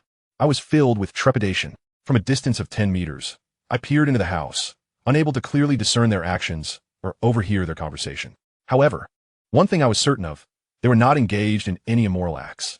Perhaps 5 or 6 minutes passed before my brother emerged from the house. Beads of sweat dotting his forehead and his shirt torn. I was taken aback. Had I misjudged the situation? Were they truly unable to contain myself? I leaped forward, blocking my brother's path, and, in a fit of rage, demanded, "What have you two shameless individuals been up to?" My brother, startled to see me, stammered in response, "Xiaojiang, why are you back? That is none of your concern." I seized his collar. "You must tell me truthfully, why are you sweating? And why is your shirt torn? Fabricate a story, and you shall meet a dire fate." "Jiang, you misunderstand your brother." Just as Wang Chuan was about to defend himself, the door swung open. My wife, Maya, emerged, her anger flaring upon witnessing the tense standoff between us brothers. "Jiang, what are you doing? Release him at once. You cannot treat your elder brother this way. He is here to assist me." Before Maya could finish her sentence, I swiftly advanced, raised my hand, and struck her hard across the face, cursing, "You wretched woman, you have humiliated me. I can no longer tolerate your infidelity. Even more intolerable is the fact that this man is none other than my own flesh and blood. You were caught in the act tonight. What defense do you have?" "Jiang, it is not as you think." Maya was in a state of distress. Her cheeks flushed as she earnestly explained, "Brother truly came to assist. These days, with you absent from home, I have been left to manage everything alone. Caring for the child has been exceedingly tiresome and overwhelming, especially these past couple of days. Little Bao fell ill unexpectedly, and I found myself juggling cooking, laundry, and administering medicine to him, utterly swamped. Though Orchid Island is not extensive, I have few acquaintances here. Who could I possibly turn to for help? The only person who came to mind was brother. After I informed him of our dire situation, he immediately set to work without a second thought. Even when fatigue left him aching, he refused to pause for a meal. Without him, I truly would have been a loss these past few days. Jiang, tonight was no different. Little Bao fell ill again, crying incessantly, compelling me to summon brother once more. He carried little Bao to the nearby hospital for N4, and afterward he patiently lulled the baby to sleep just moments ago. As soon as little Bao drifted off, to avoid any misunderstandings, brother turned to leave. I poured him a glass of water, but he didn't take a sip. "Jiang, I have no idea when you returned. You did so quietly that even the neighbor's dog didn't bark. Jiang, you must have misunderstood us, or else you wouldn't have obstructed brother's departure." Furious enough to strike him. After hearing Maya's words, I remained skeptical. I pointed at brother and asked, "Why is he sweating, and what happened to his collar?" "Jiang, you are truly overthinking this." Maya recounted. "Brother's been running back and forth carrying little Bao for such a distance. How could he not sweat? In the hospital, when little Bao was receiving his injection, he was frightened, crying and thrashing about, scratching and biting. Brother's clothes were torn by little Bao. I don't know what nonsense you have in your head. Filled only with ridiculous thoughts. Can't you think of others good?" Maya's retort left me speechless. Her reasoning was flawless, and I found no loopholes to exploit. I dashed back inside to conduct a thorough inspection, uncertain whether to feel joy or disappointment. The bedding on the bed was neatly arranged. There were no signs that anyone had been there. Not a tissue nor a strand of hair was found, while little Bao slept soundly in the cradle beside the bed. Peaceful and serene. It seemed I had indeed misjudged. "Xiaoya, I apologize. I should not have doubted your involvement with brother." Before I could finish my sentence, a sharp slap resounded as Maya retaliated, her spirit unyielding. "You misunderstand me. I am indifferent. As a woman who married far from home, I must follow the whims of my husband, but you cannot tarnish brother's reputation. He is a man and the head of his family, after all. Hurry and apologize to him." Realizing my fault, I turned to brother Wang Chuan, who sighed, pointedly gesturing at me before turning away. After this incident, my suspicions did not abate. In fact, they intensified. I often pondered why brother, with so many disciples at his disposal, would personally attend to my wife instead of assigning someone to assist her. The more I thought about it, the more uneasy I became. For a time, I was consumed by paranoia, doubting Maya's fidelity. After all, she was young and beautiful, the most exquisite woman on Orchid Island, easily attracting attention. Once thoughts spiral into a dead end, one can become extreme. Yes, I confess that on several occasions, I drank to excess and struck Maya, even engaging in acts against her will. I later reflected on whether I was unwell or if our marriage itself had become ill. How could two people who once loved madly become so estranged, almost adversarial? Deep down, I understood that brother publicly claimed I was the most devoted husband to preserve my dignity and uphold the Bao family's honor. Alas, had it not been for the subsequent events, Maya would not have left with our child. I rue it deeply. As for what transpired thereafter, Wang Chuan scoffed coldly. Shall I reveal it, or will you confess? Chapter 90. I will narrate. Bao Manjiang inhaled deeply, his gaze toward Wang Chuan filled with wariness. You may be young, but your heart is malicious. Whatever comes from your lips may be distorted. Regardless, many years have passed, and I am unafraid of ridicule. I admit my infidelity in marriage. However, this occurred after rifts had formed in my relationship with Maya. I had a junior sister, 5 years my junior, with whom I became involved when she was just in her 20s, in the bloom of youth. Her name is Lee. It sounds masculine. Yet she is a stunning young woman, and I believe, aside from my wife Maya, she is the most beautiful woman on Orchid Island, bar none. Once, after drinking excessively, I took my frustrations out on Xiaoya. Although I did not resort to violence, I did hurl some unkind words at her. This only fueled her temper. She seized a kitchen knife, intending to confront me. I resorted to my family's technique, the 72 techniques of the chrysanthemum, and after besting her, I confiscated the knife and tossed it aside. I scolded her. I didn't hit you. You were the one trying to kill me. Stop your weeping and don't slander me. Besides, if we truly came to blows, you wouldn't stand a chance. Think of your father, Ma Baohua. His lightning-fast whip techniques would be ineffective against me. Maya, I warn you, don't think you can escape consequences just because you left no evidence. I'm not easily deceived. While I am away, there are dozens of eyes around keeping watch over you, including how many times you visited his home, what time you went, and how long you stayed. Even brother has visited our home several times. People have noted the times of his arrivals and departures. Since I have no evidence to confront you with, I will not press further. Asking would yield no answers. I seek only one truth. When you sought his assistance, why did he not send someone else, but come himself? With hundreds of people in the Chrysanthemum gang, with so many matters to attend to, how could he find the time to accompany you? If you are innocent, I shall write my name backward from now on. Maya faced my interrogation with a cold laugh, casting a disdainful glance at me as she emotionlessly stated, to accuse without evidence is to fabricate charges. No matter how I defend myself, your doubts will remain. I can only prove my innocence in death. With that, she bent down to pick up the knife, attempting to take her own life. I was taken aback and hurried to stop her. If a life were lost, there would be no way to remedy the situation. If she were to die before me, even if I escaped legal ramifications, I would still be tormented by sleepless nights. I wrested the knife from her grasp once more, not discarding it but taking it with me, as I left saying, there are many ways to die. There is no need to perform such theatrics before me. Furthermore, I remind you, you may have the charm to attract men, but I also possess the ability to find women. After uttering this, I departed from home. I heard Maya spit in my direction, igniting my determination to prove myself. Prove what? Prove that Bao Manjiang is not a man without competence. Not one who merely revolves around his wife, nor one devoid of admirers. I wandered outside for quite some time, uncertain of where to go, and by a twist of fate, I found myself entering the Ruan's tavern. While drinking alone, my thoughts simmered with anger and dissatisfaction. As I continued to drink, I became inebriated once more. This was my second bout of drinking that day. Raising my glass to drown my sorrows only deepened them. I lost track of time, eventually dozing off with my head on the table, only to awaken to the sight of a young woman. She was preparing a hangover soup for me. Being in such close proximity, I could detect a unique fragrance emanating from her. This intoxicating aroma captivated my senses, and when our eyes met, I noticed a bewitching light glimmering in her gaze. Of course, I recognized her. You, junior sister, how could it be you? I inquired, bewildered. Did you bring me to this room? How long have I been asleep? Junior sister Wan Delay smiled softly. Brother Bao, how could it not be me? You came to my family's tavern to drink, got intoxicated, and it is only natural that I look after you. You have been asleep for 3 hours. The outside is already shrouded in darkness. Let me check the time. Oh, it is already the latter half of the night. I felt much more alert and slowly lifted the covers, surveying my surroundings. It was evident that this was junior sister Ruan Delay's personal chamber, adorned in shades of pink. I felt somewhat awkward and said, "Delay. I should return home." In this situation of a lone man and a woman, we mustn't ignite sparks. I am indifferent. But for your reputation, it wouldn't reflect well if word got out. Moreover, you know your sister-in-law well. She's a fierce woman, quite petty, and exceedingly jealous. Whenever I exchange a few words with any woman, if she finds out, she will probe relentlessly, like a detective unraveling a case. I fear that if any rumor were to reach your sister-in-law's ears, who knows what chaos might ensue. All things considered, I cannot stay here. For your reputation and safety, I must return home. Ha ha, junior sister laughed, her charm intensifying. Second senior brother, do you think I'm a girl who cares about reputation?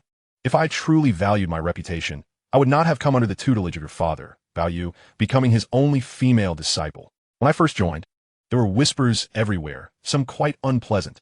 Did not everyone on Chrysanthemum Island say that your father did not take on a female disciple, but rather a female secretary? It was even worse. Some ignorant junior brothers, influenced by hearsay, secretly called me little mistress behind my back. If I had been narrow-minded and let those rumors affect me, I might have ended up as a mere pile of bones by now. I detest those fragile-hearted women who, burdened by baseless stigmas, choose to fall into depravity or even take their own lives. How foolish. Brother, to be candid, I have liked you for many years. Upon hearing this, it felt as though my heart had been squeezed by a vice. Junior sister actually had feelings for me? How had I remained oblivious? I was left dumbfounded, gazing at her in disbelief. The season was deep autumn, yet she was dressed quite lightly. Her allure was akin to a powerful vortex, radiating waves of magnetism that drew me towards oblivion. Brother, to speak frankly, among the hundreds in the Chrysanthemum gang, 90% are men. Yet none have caught my eye, except for you. Of course, many of those boys may surpass you in appearance or charisma, but none possess your tenacity. When I learned that every time you left Chrysanthemum Island, it was not for merriment or indulgence, but to challenge one martial arts master after another, your image in my heart grew grander. You have never flinched in the face of formidable foes, nor have you faltered when confronted with difficulties. I asked myself, isn't this precisely the kind of man I have admired and revered since childhood? Brother, did you know? There was a time when I would stand vigil at the entrance of Chrysanthemum Island every night, sometimes for 2 or 3 hours, sometimes all night long. I awaited your return. If you came back safe and sound, smiling, it meant you had triumphed, and I would rejoice for you. But if you returned with a frown, bruised and battered, I would silently shed tears at your retreating figure. When I learned that you had married the woman from afar, Maya, I wept for 3 days beneath my covers. I pondered what I lacked in comparison to her, wondering if perhaps my failure to be more proactive, too reserved, was the reason you chose not to marry me. Brother, there are some regrets that can still be remedied. For instance, tonight, when fate has brought you to my side, I shall no longer be reserved. Brother, may I inquire, does sister-in-law's cooking taste good? Well, it's all right, I replied, somewhat confused by her meaning. My culinary skills are rather decent. Junior sister smiled. I assure you, they are not inferior to sister-in-law's. Do you believe me? In our Chrysanthemum gang, finding someone who excels in both martial arts and cooking is indeed rare. I remained skeptical. Brother, will I have the chance to taste your dishes? Of course. Since I have some free time, I shall demonstrate my skills for you. With that, junior sister turned and entered the kitchen. I knew then that the flowers of happiness were about to bloom beside me. Chapter 91. The sky has fallen. In fact, Wang Chuan interjected in your marriage. It was you, Bao Manjiang, who strayed first. Miss Maya has always upheld her virtues. Her relationship with your elder brother, Bao Manshan, is untainted. Indeed. Bao Manjiang nodded in acknowledgement. I only realized this later, but it was too late. Xiao had already left me. After enjoying a meal prepared by junior sister, which truly suited my palate, I became addicted, unable to resist the allure of her cooking. I found myself returning repeatedly to Ruan's tavern. I appreciated her gentleness and thoughtfulness, while she admired my warmth and charisma. We acted like clandestine operatives, pretending to be indifferent during the day, even deliberately avoiding one another. However, come nightfall, especially in the deep of night, I would frantically rendezvous with her. There is no wall that does not let the wind through. Eventually, there came a time when Maya feigned sleep, and after I left, she got up. Quietly, she followed me all the way to the tavern, even managing to procure a ladder to scale the wall. Initially, she hid outside the window, eavesdropping for a while before entering. Her thoughts were meticulous. When the lights in the room were extinguished, she unexpectedly made her move. She had a foundation in martial arts, so she chose to break in through the window, which was quite alarming. That night, the moon was large and round. After the window shattered, moonlight poured in, illuminating junior sister and me, all witnessed by Maya. Though I was bold and never flinched in the face of martial arts masters, that moment indeed startled me. Suddenly, I felt overwhelmed and dazed. I pushed junior sister aside and confronted the descending Maya, saying, if there is an issue, direct it at me. It has nothing to do with delay. She is merely a naive girl. Do not trouble her. At this point, you still protect her. Just how much do you love her? Maya scoffed, Bao. Do you think you have found true love? Do you think the Won family has a pristine daughter? I wrapped myself in a bedsheet and shielded junior sister behind me, then pointed a finger at Maya, declaring, you are nothing but a shrew. What are you laughing about? Regardless, this household is finished. It will crumble sooner or later. So I shall speak my truth. Why have I not liked you for over a year? It's not due to a lack of capability. I am powerful enough to frighten myself. To put it plainly, I find you repulsive. You no longer belong to me. Every time I face you, I cannot help but envision you and Bao Lauda in intimate moments. Disgusting. It's revolting. I even question whether Xiao Bao is truly my biological child. Some say she resembles me, but the more I look, the more I feel she resembles Bao Manshan. Speak. How many unspeakable things have you hidden from me? In response to my inquiries, Maya laughed heartily, perhaps out of rage, as she brushed aside my fingers and retorted, Bao Manjiang, are you out of your mind? Who did I meet first? You or your elder brother? Before arriving at Chrysanthemum Island, I had no inkling of such a desolate place, where not even a bird would sing, nor a chicken lay an egg. I had never even heard of the dog, Chrysanthemum Gang. Furthermore, unless you share no blood ties with Bao Manshan, and your elder brother is indeed your biological sibling while you are merely a love child, it is utterly implausible that your daughter would bear a striking resemblance to your elder brother. Jiang, has your mind been squeezed by a door? It is only natural for a niece to resemble her uncle, given the continuity of lineage. I perceive you are merely grasping at straws, seeking to fill the silence. Let's not dwell on trivial matters. Let us focus on how to resolve tonight's predicament. At this juncture, my junior sister interjected, brother. He has long ceased to harbor affection for you. He has grown weary of your incessant prattle, remarking that you resemble a lifeless fish when engaged in tasks. This remark incensed Maya greatly. With a furious roar, she seized a hot water bottle and hurled it at me. Fortunately, I managed to catch it. Otherwise, the consequences would have been dire, for it contained boiling water. Maya, further enraged, picked up an ashtray as a weapon and brought it down upon me. In a moment of panic, I disregarded my surroundings, released the bedsheet, and executed a sweeping kick. Maya, caught off guard, fell to the ground with a thud. Ouch! She cried, clutching her knee in agony. Seizing the opportunity, I hastily donned my clothes and slipped on my shoes. As I attempted to flee, Maya reacted swiftly, grasping my ankle and unleashing a torrent of unfinished words. Jiang, you have been deceived. I have inquired, and this junior sister is not a pure maiden. Her father passed away early, leaving her mother to raise her alone. Thus, she has always understood how to leverage external forces to empower herself. To put it bluntly, she uses her beauty to barter with men for resources. Many have informed me that the old leader insisted on taking her as his disciple, not due to her abilities or talents. What abilities or talents does she possess? She merely won the old leader's favor with her pretty face, becoming his sole female disciple. Even more astonishingly, the old leader funded the construction of this Wonguan's tavern so that the two of them would have a place to reside. So, consider this. Why do some junior brothers privately refer to her as little sister-in-law? There is no smoke without fire, and flies do not buzz around an egg that is not rotten. Absolutely impossible. I was taken aback, pondering whether I had been too naive. I had never believed the gossip surrounding my father. Could it possibly be true? Or was Maya fabricating lies to provoke me? I shuddered at the thought of such scandals occurring on Chrysanthemum Island. Yet, I sensed that Maya's words were not entirely unfounded, for I had previously heard whispers of such rumors. Junior sister, is what your sister-in-law said true? I turned to Ruan Daily Eye. I wish to hear it from your own lips. False. My junior sister vehemently denied. How could that be? When my master took me in, he was 67 and I was but 15. He could have been my grandfather. Even if we entertained the notion that he lacked affection and took me in for his own desires, given his health, he required a cane to walk. What could he possibly do? Brother, my master is a well-respected figure in the martial world. As his son, would you consider him flawed? Brother, do not heed her nonsensical ramblings. She is envious of my youth and beauty, having captured your heart, and resorts to slander against me. Am I so desperate for sustenance that I would engage in such behavior? If you do not trust me, can you not trust the old leader? Enough, all of you. I bellowed. I trust neither of your words. I only believe my own eyes. I have grown weary of Chrysanthemum Island. I shall take a stroll to clear my mind. With that, I departed. I left Wonguan's tavern in Chrysanthemum Island, retreating to a renowned mountain where heroes roamed, returning only a month later. Upon my return, the world had collapsed. I was engulfed in sorrow, contemplating death as a means of atonement. Chapter 92, Atonement by Death. Why contemplate such an end? Wang Chuan proclaimed. Allow me to elucidate, for the one embroiled in turmoil is often blind to the truth, while the observer sees clearly. Haha. Bao Manjiang. Upon your return from wandering, you presumed that Chrysanthemum Island would remain as tranquil as it was before your departure. Yet, in reality, it had long been tumultuous and transformed.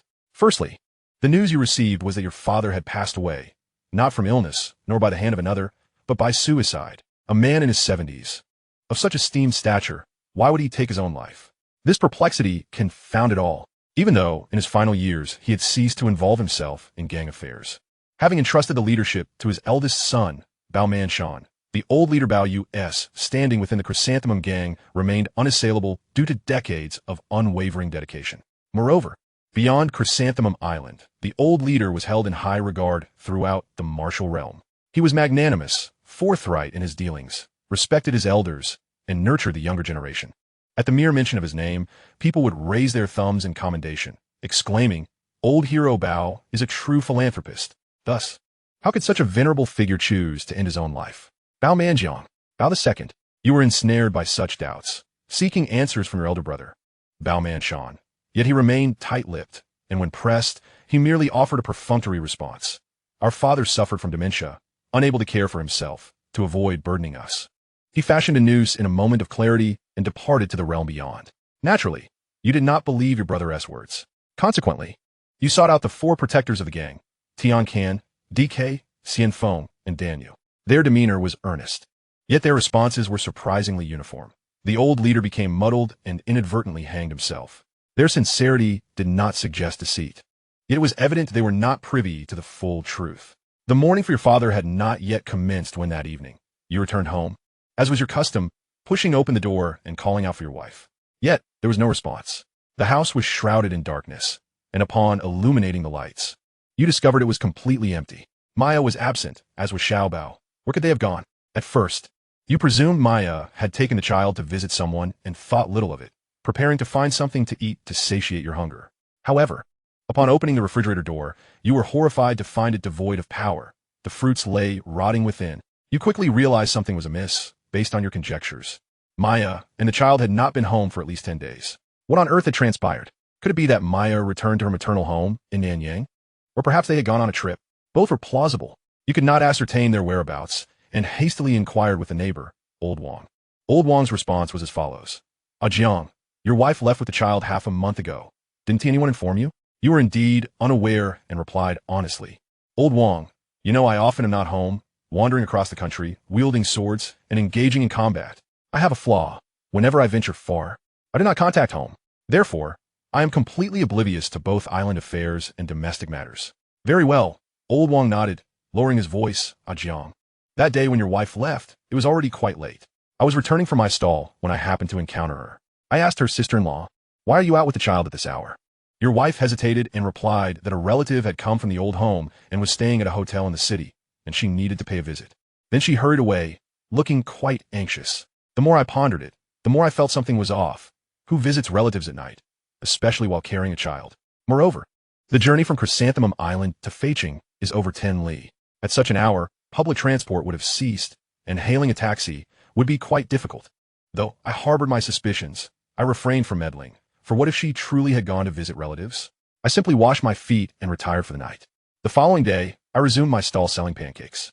As I set off in the morning, I noticed your front door firmly shut, confirming that your wife had not returned home the previous night. Upon my return that evening, the situation remained unchanged. This continued for the third and fourth days, with your wife and child conspicuously absent, and an ominous feeling began to take root within me. I relayed the entire matter to your elder brother, who was understandably distressed. He gathered a multitude of people and journeyed to Feiching, organizing them to search for Maya and Xiaobao. Days of searching yielded no results. Maya's family even dispatched individuals to seek her out, but she had not returned home. Eventually, a report was filed with the police. Yet days turned into weeks with no trace of the mother and child. Upon hearing Old Wang's words, your face turned ashen. How could your wife and child vanish without a trace? Like shooting stars, two living beings had simply ceased to exist.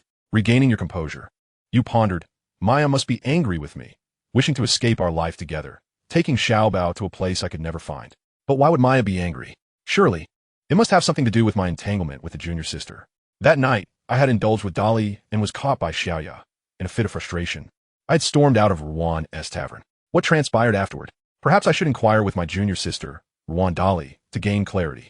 With this thought, you bid farewell to your neighbor Old Wang and headed to Ruan's tavern. On the way, you meticulously planned what to say and what not to say upon encountering your junior sister. Would their bond remain as intimate as before, or would it maintain a certain distance? However, all your concerns were for naught, for Ruan's tavern had closed down. As you forcefully pushed open the tavern door, the scene that greeted you stirred a myriad of emotions. The place was desolate, with tables and chairs haphazardly strewn about, a thick layer of dust blanketing the floor. Truly, a testament to abandonment. Dullen, are you here? Annie, are you around? You called out several times, but no response came. Continuing into the backyard, you found no one in your junior sister's room, nor in her mother's. Every room was orderly, as if its occupants had embarked on a long journey. Unable to suppress a curse, you thought, what the hell? Maya and her daughter have vanished, and now my junior sister and her mother have too. Is the universe conspiring against me? My head aches. I feel I'm on the brink of madness. Baomanjiang, it has been 5 or 6 years since those events transpired, and the key figures are no longer on Chrysanthemum Island. Now, I shall reveal the truth. Wang Chuan cleared his throat and surveyed the assembled crowd. Why did such an extraordinary occurrence transpire? 2 pairs of mothers and daughters vanished almost simultaneously from Chrysanthemum Island. The reason is that one pair is composed of victims, while the other pair comprises perpetrators. One is innocent, and the other a demon. Everyone can speculate who the innocent is and who the demon is. Chapter 93, The Second Sister-in-Law. The answer is becoming evident. Wang Chuan continued, indeed, the perpetrators are Ruan Dali and her mother, while the innocent ones are Maya and Xiaobao. The story begins on the night Baomanjiang departed from Chrysanthemum Island. Baylor left quietly, taking nothing with him. Yet he left behind a mess. Who would clean it up? And how? Maya was furious and spat at Ruan Dali, who lay in bed, cursing her with 3 words. Wretched woman. Unyielding, Ruan Dali retorted, do you think you are so pure? Don't think I'm unaware of your affair with my senior brother, Baoman Mountain. Once, I passed by your house and saw you embrace Baoman Mountain from behind, inviting him to stay for dinner. I'm not a child. I understand what that implies. And your cheeks were flushed. Being a woman, I know what that signifies. You and Baoman Mountain must have just been together. Otherwise, why would your face be red? I suspect you weren't satisfied. Hence your wish for him to stay for another meal, am I right? In any case, you were the one who wronged Jiang first, prompting him to seek solace in me. Jiang's feelings toward you are quite clear. 2 words, disdain. In a marriage, once one party harbors suspicion, even if it's a misunderstanding, it becomes exceedingly hard to dispel. Therefore, I advise you to be sensible. If Jiang returns and proposes divorce, do not create a scene.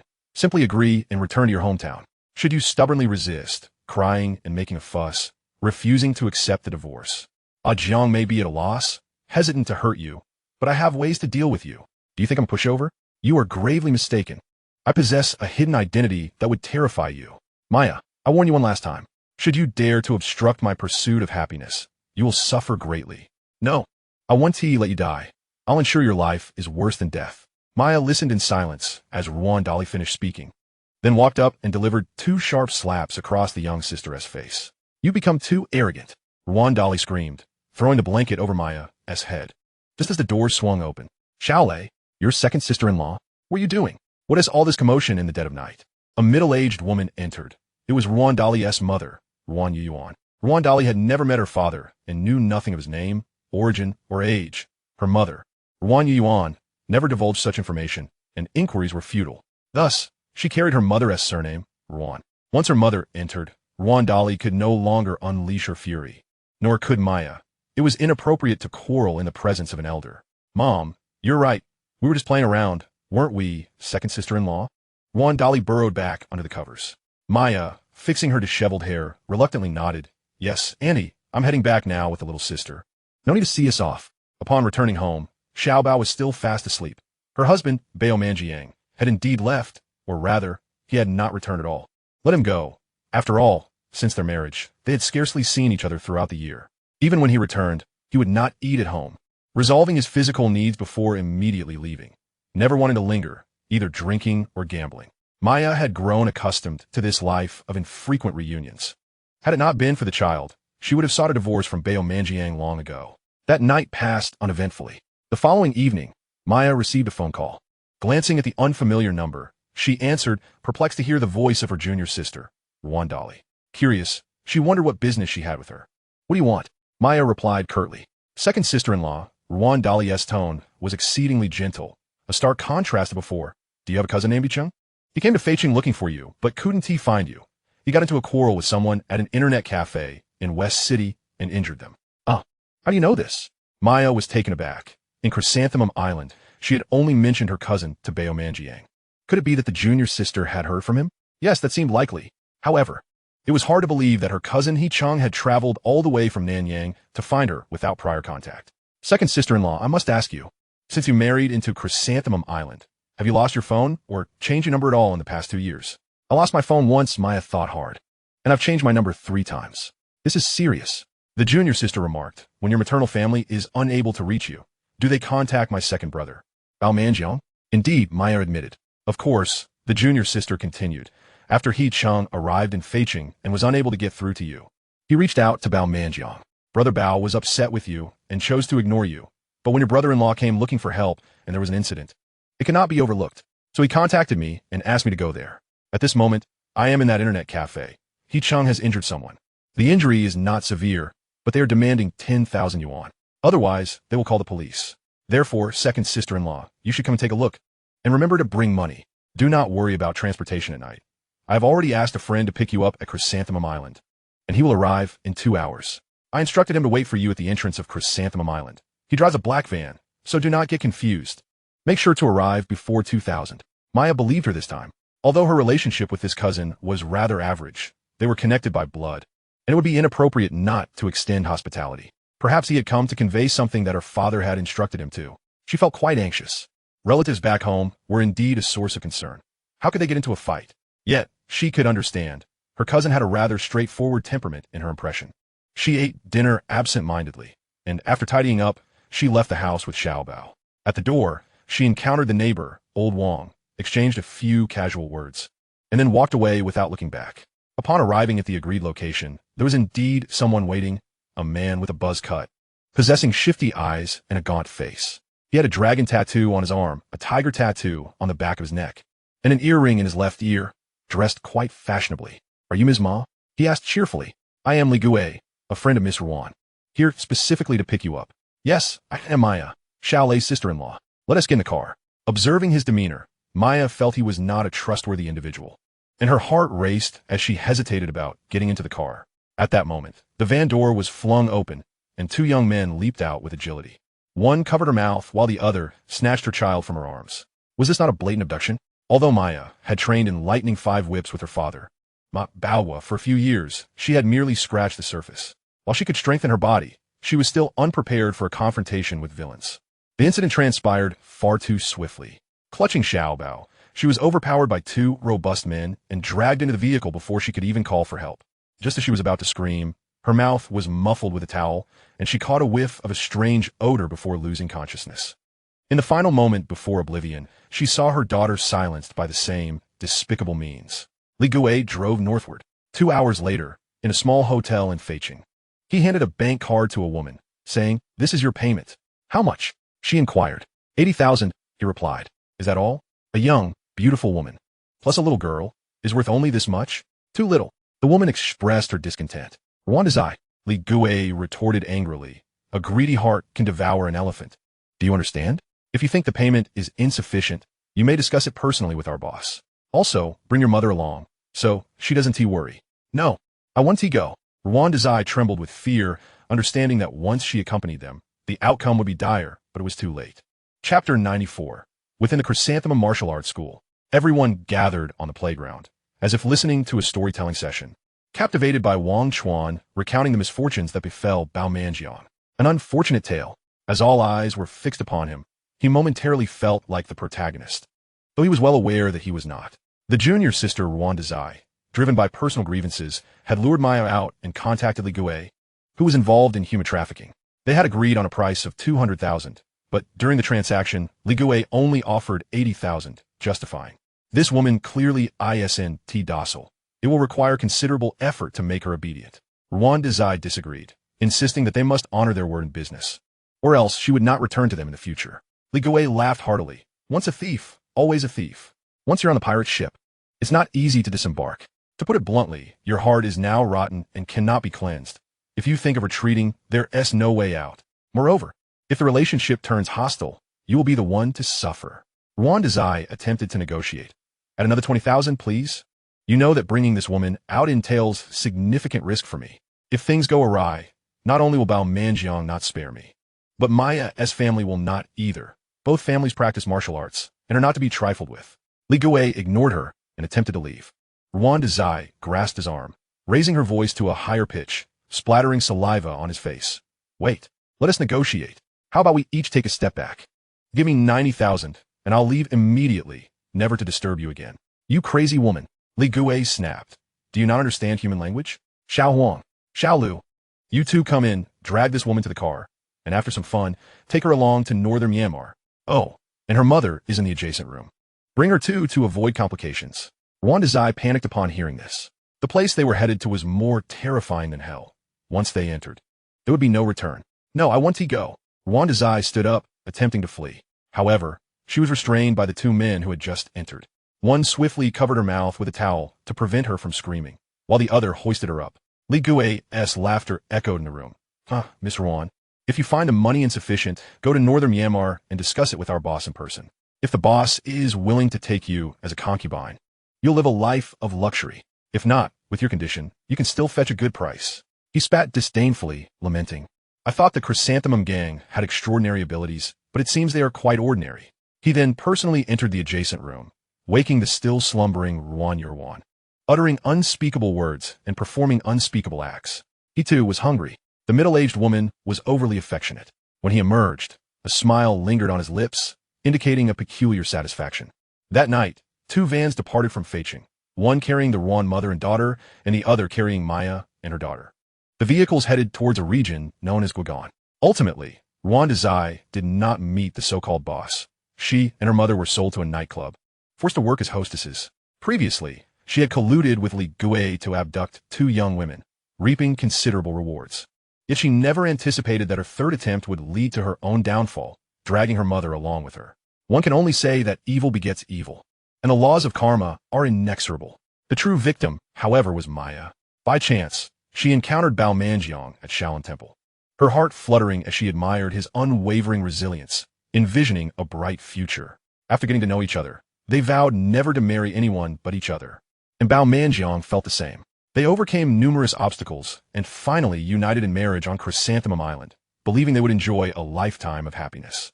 Little did she realize that men were unreliable, fickle, and prone to seek novelty. Additionally, Bao Manjiang had always yearned for a son and harbored a distinct aversion towards daughters, which led to his increasingly disdainful demeanor towards her. He was seldom at home, and when he was, it was merely a matter of routine. His once steadfast resolve had waned. He had grown weary of Maya. When Maya caught Bao Manjiang in a clandestine meeting with his junior disciple, Ruan Dali, she was keenly aware of the shattering of the idyllic life she had envisioned, as her marriage reached a dismal conclusion. Upon regaining her clarity, she fought back with fervor. Yet her efforts proved futile. She was swiftly subdued by a jolt from a stun gun, rendering her unconscious once more. Initially, she found herself sold to a factory to perform menial tasks, but upon the owner's realization of her beauty, she was exploited and subsequently sold to a nightclub. In a cruel twist of fate, she became colleagues with the Ruan mother and daughter. This irony weighed heavily upon her. She attempted to escape several times, yet each endeavor ended in failure, resulting in perverse and malicious punishments that haunted her dreams. After enduring such torment repeatedly, she ultimately capitulated, resigning herself to the harsh reality and ceasing her futile struggles. She began to toil diligently, striving to earn money. Due to her striking appearance and commendable service, she quickly ascended to become the star performer of the nightclub, with her fees rising correspondingly. When the Ruan mother and daughter encountered her, they would greet her with a forced smile, addressing her as Sister Ma.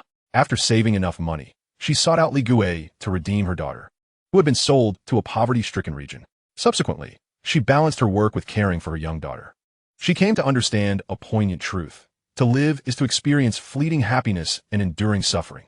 Suffering prepares one for joy, while happiness is ephemeral and misery is boundless.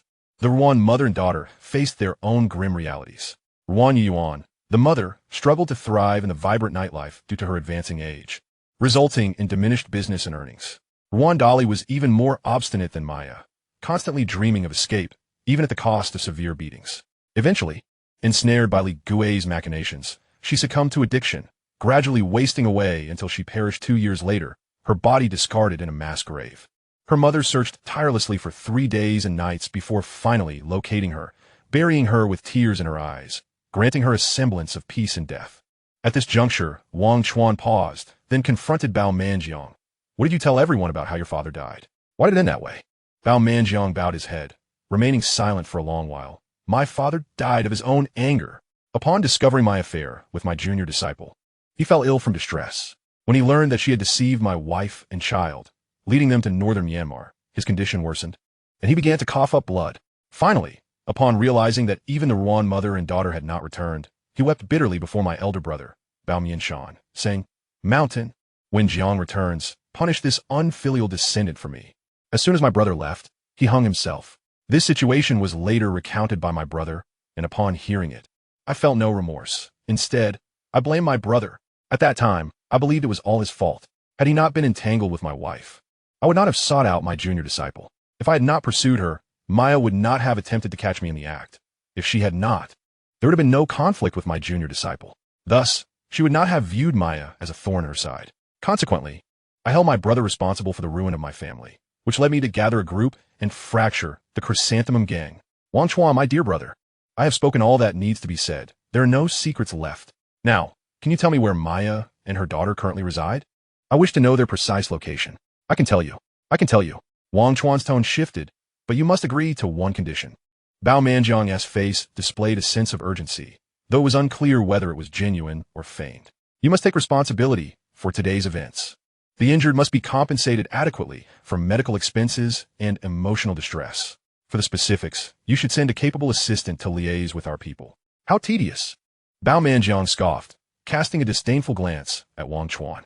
Tian Can, you stay behind to negotiate, calculate the compensation needed, and report back to me. And I shall transfer the funds. The leader of the 4 protectors, Tian Can, assented and stepped back into silence. Xiao Ju, today's event stemmed from my uncle's rashness, and I extend my apologies to you. He bowed slightly to Bao Xiaojun. No, I cannot bear it. Bao Xiaojun moved aside as if electrified, the pain from her injuries suddenly feeling less pronounced. Wang Chuan, is this acceptable? Bao Manjiang inquired, his demeanor markedly more humble. If I were to request a written guarantee to ensure that you will not trouble Xiaoju in the future, it seems unnecessary. Wang Chuan smiled supli, Mr. Bao. Having traversed the world for many years, you value promises more than life itself. And with your esteemed reputation as a martial sage, you cannot afford to be untrustworthy. Come closer. Wang Chuan beckoned.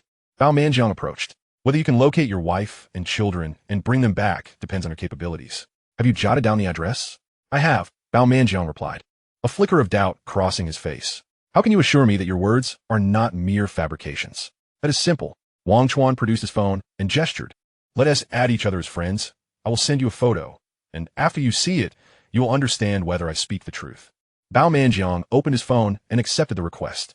Wang Chuan sent him a photograph, a picture of Maya and her daughter together. Maya, with her long hair cascading down her shoulders and fiery red lips, donned attire that unmistakably indicated her current lifestyle, starkly contrasting with his memories of her. She appeared more beautiful, yet more worn. She embraced a little girl, approximately 5 or 6 years old, who bore a striking resemblance to his elder brother, yet more so to himself. The features were reminiscent of the little treasure he once knew. The expressions on their faces were solemn, devoid of any semblance of joy. It was unclear what they had endured over these years. Xiaoya, Xiaobao, my wife, my child, gazing at the photograph for several moments. Bao Manjiang could no longer contain his anguish. Tears of regret streamed down his face. He sank to the ground, weeping openly, disregarding his pride. The henchmen he had brought with him, including the formidable Tian Can, who had been so arrogant just an hour prior, now stood dejectedly, watching their leader in despair, wishing they could vanish into thin air.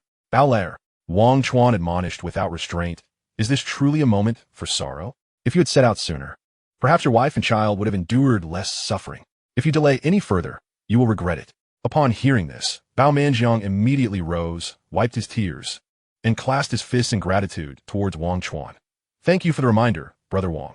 I shall depart at once. With that, he whistled, and a throng of followers followed him out, leaving behind 5 or 6 to handle the aftermath, led by Tian, Can Xiaoju. Wang Chuan instructed in a tone befitting an elder, find someone trustworthy to negotiate with. Tian can also ascertain the number of injured. Those severely wounded should go to the hospital. Those with minor injuries can visit a clinic for treatment. Finally, estimate the total cost, multiply it by 3, and report it to Tian Can. Bao Xiaoju nodded obediently. She pointed to one of the 4 protectors. Uncle Danyu, you heard what Wang uncle instructed. Proceed accordingly. Understood. I will give my all, Danyu replied. Taking his leave, Xiaoju, Wang Chuan naturally took her hand and placed it upon his own, speaking earnestly. Are you satisfied with what your uncle has done? I am, replied Bao Xiaoman, feeling a tinge of embarrassment as she slowly withdrew her hand, little by little. Ah, Xiaojun. Wang Chuan, unfazed, offered a faint smile. As for Duozhi, how shall we deal with him according to the guild rules? There is no way to deal with him. Bao Xiaojun crossed her arms, rubbing her sore shoulders with a bittersweet smile. To hold the leader at knife point is akin to betraying one's master and annihilating one's ancestors. Not only should he be beaten to death, but his disgrace must be broadcasted to the world for all eternity. Yet, to kill is simply out of the question. In this new era, no matter how formidable the martial codes may be, they cannot supersede the laws of Wonguan, a truth I am well aware of. Therefore, I allowed him to leave, free to go wherever he pleases, and from henceforth, he shall have no ties to me or to the Chrysanthemum gang. Are you not concerned? Wang Chuan cautioned. What if he seeks vengeance upon you in the future? It is wise to guard against such treachery. One can never know when he might lurk in the shadows, suddenly emerging to stab you in the back. I am unafraid, Bao Xiaojun scoffed. I have already made my position clear. Any man seeking revenge should confront me directly. I detest the cowardice of those who scheme behind my back. It is utterly contemptible. Well said, a true heroine, Wang Chuan remarked, before turning to Zhang Quandan. Hey Dan, are you hungry? I'm starving, my stomach is growling. Zhang Quandan indeed felt the pangs of hunger. After all this commotion, he was beginning to feel overwhelmed. Upon arriving at Chrysanthemum Island with Wang Chuan, he was initially delighted by the beautiful scenery, thinking it a vacation, only to be thrown to the ground by Bao Xiaojun and subsequently bound within the temple. Wang Chuan, with his silver tongue, managed to persuade Bao Xiaojun to assist him in dealing with the invader Bao Manjiang, which ultimately granted him his freedom. After Bao Manjiang departed, the Chrysanthemum gang managed to navigate through this crisis, albeit not without its challenges. Zhang Quandan's impression of the events was that he had listened to 2 captivating tales. One recounted the rivalry between Du Yinshan, father of Duozhi, and Bao Manshan, father of Bao Xiaojun, over the exquisite beauty Dongfang Furong. The other was a tale of love entangled in tragedy involving Bao Manjiang, his wife, and his junior disciple. For hours had elapsed by the time the last story was told, the sky darkening as the external threat was finally dispelled. The storyteller remained unwearied. While the listener felt the weight of fatigue, Zhang Quandan mused. Ah, Xiaojun. Wang Chuan smirked mischievously. I have fulfilled what your uncle promised. The formidable Bao Manjiang has been persuaded to leave in disgrace. When will you fulfill your promise to me? She inquired. To be your boyfriend for 3 days, is it? Bao Xiaojun shrugged, pouting slightly. First, I shall treat you all to a delightful meal as a reward. After dinner, I shall present my wager. I will indeed be your girlfriend for 3 days. It will merely involve watching a movie and strolling about. It won't cost me a single hair. Sister, you underestimate the complexity of the role. Wang Chuan fixed his gaze upon her, his eyes ablaze. Being a competent girlfriend entails far more than just that. Dining and watching films are merely the initial steps.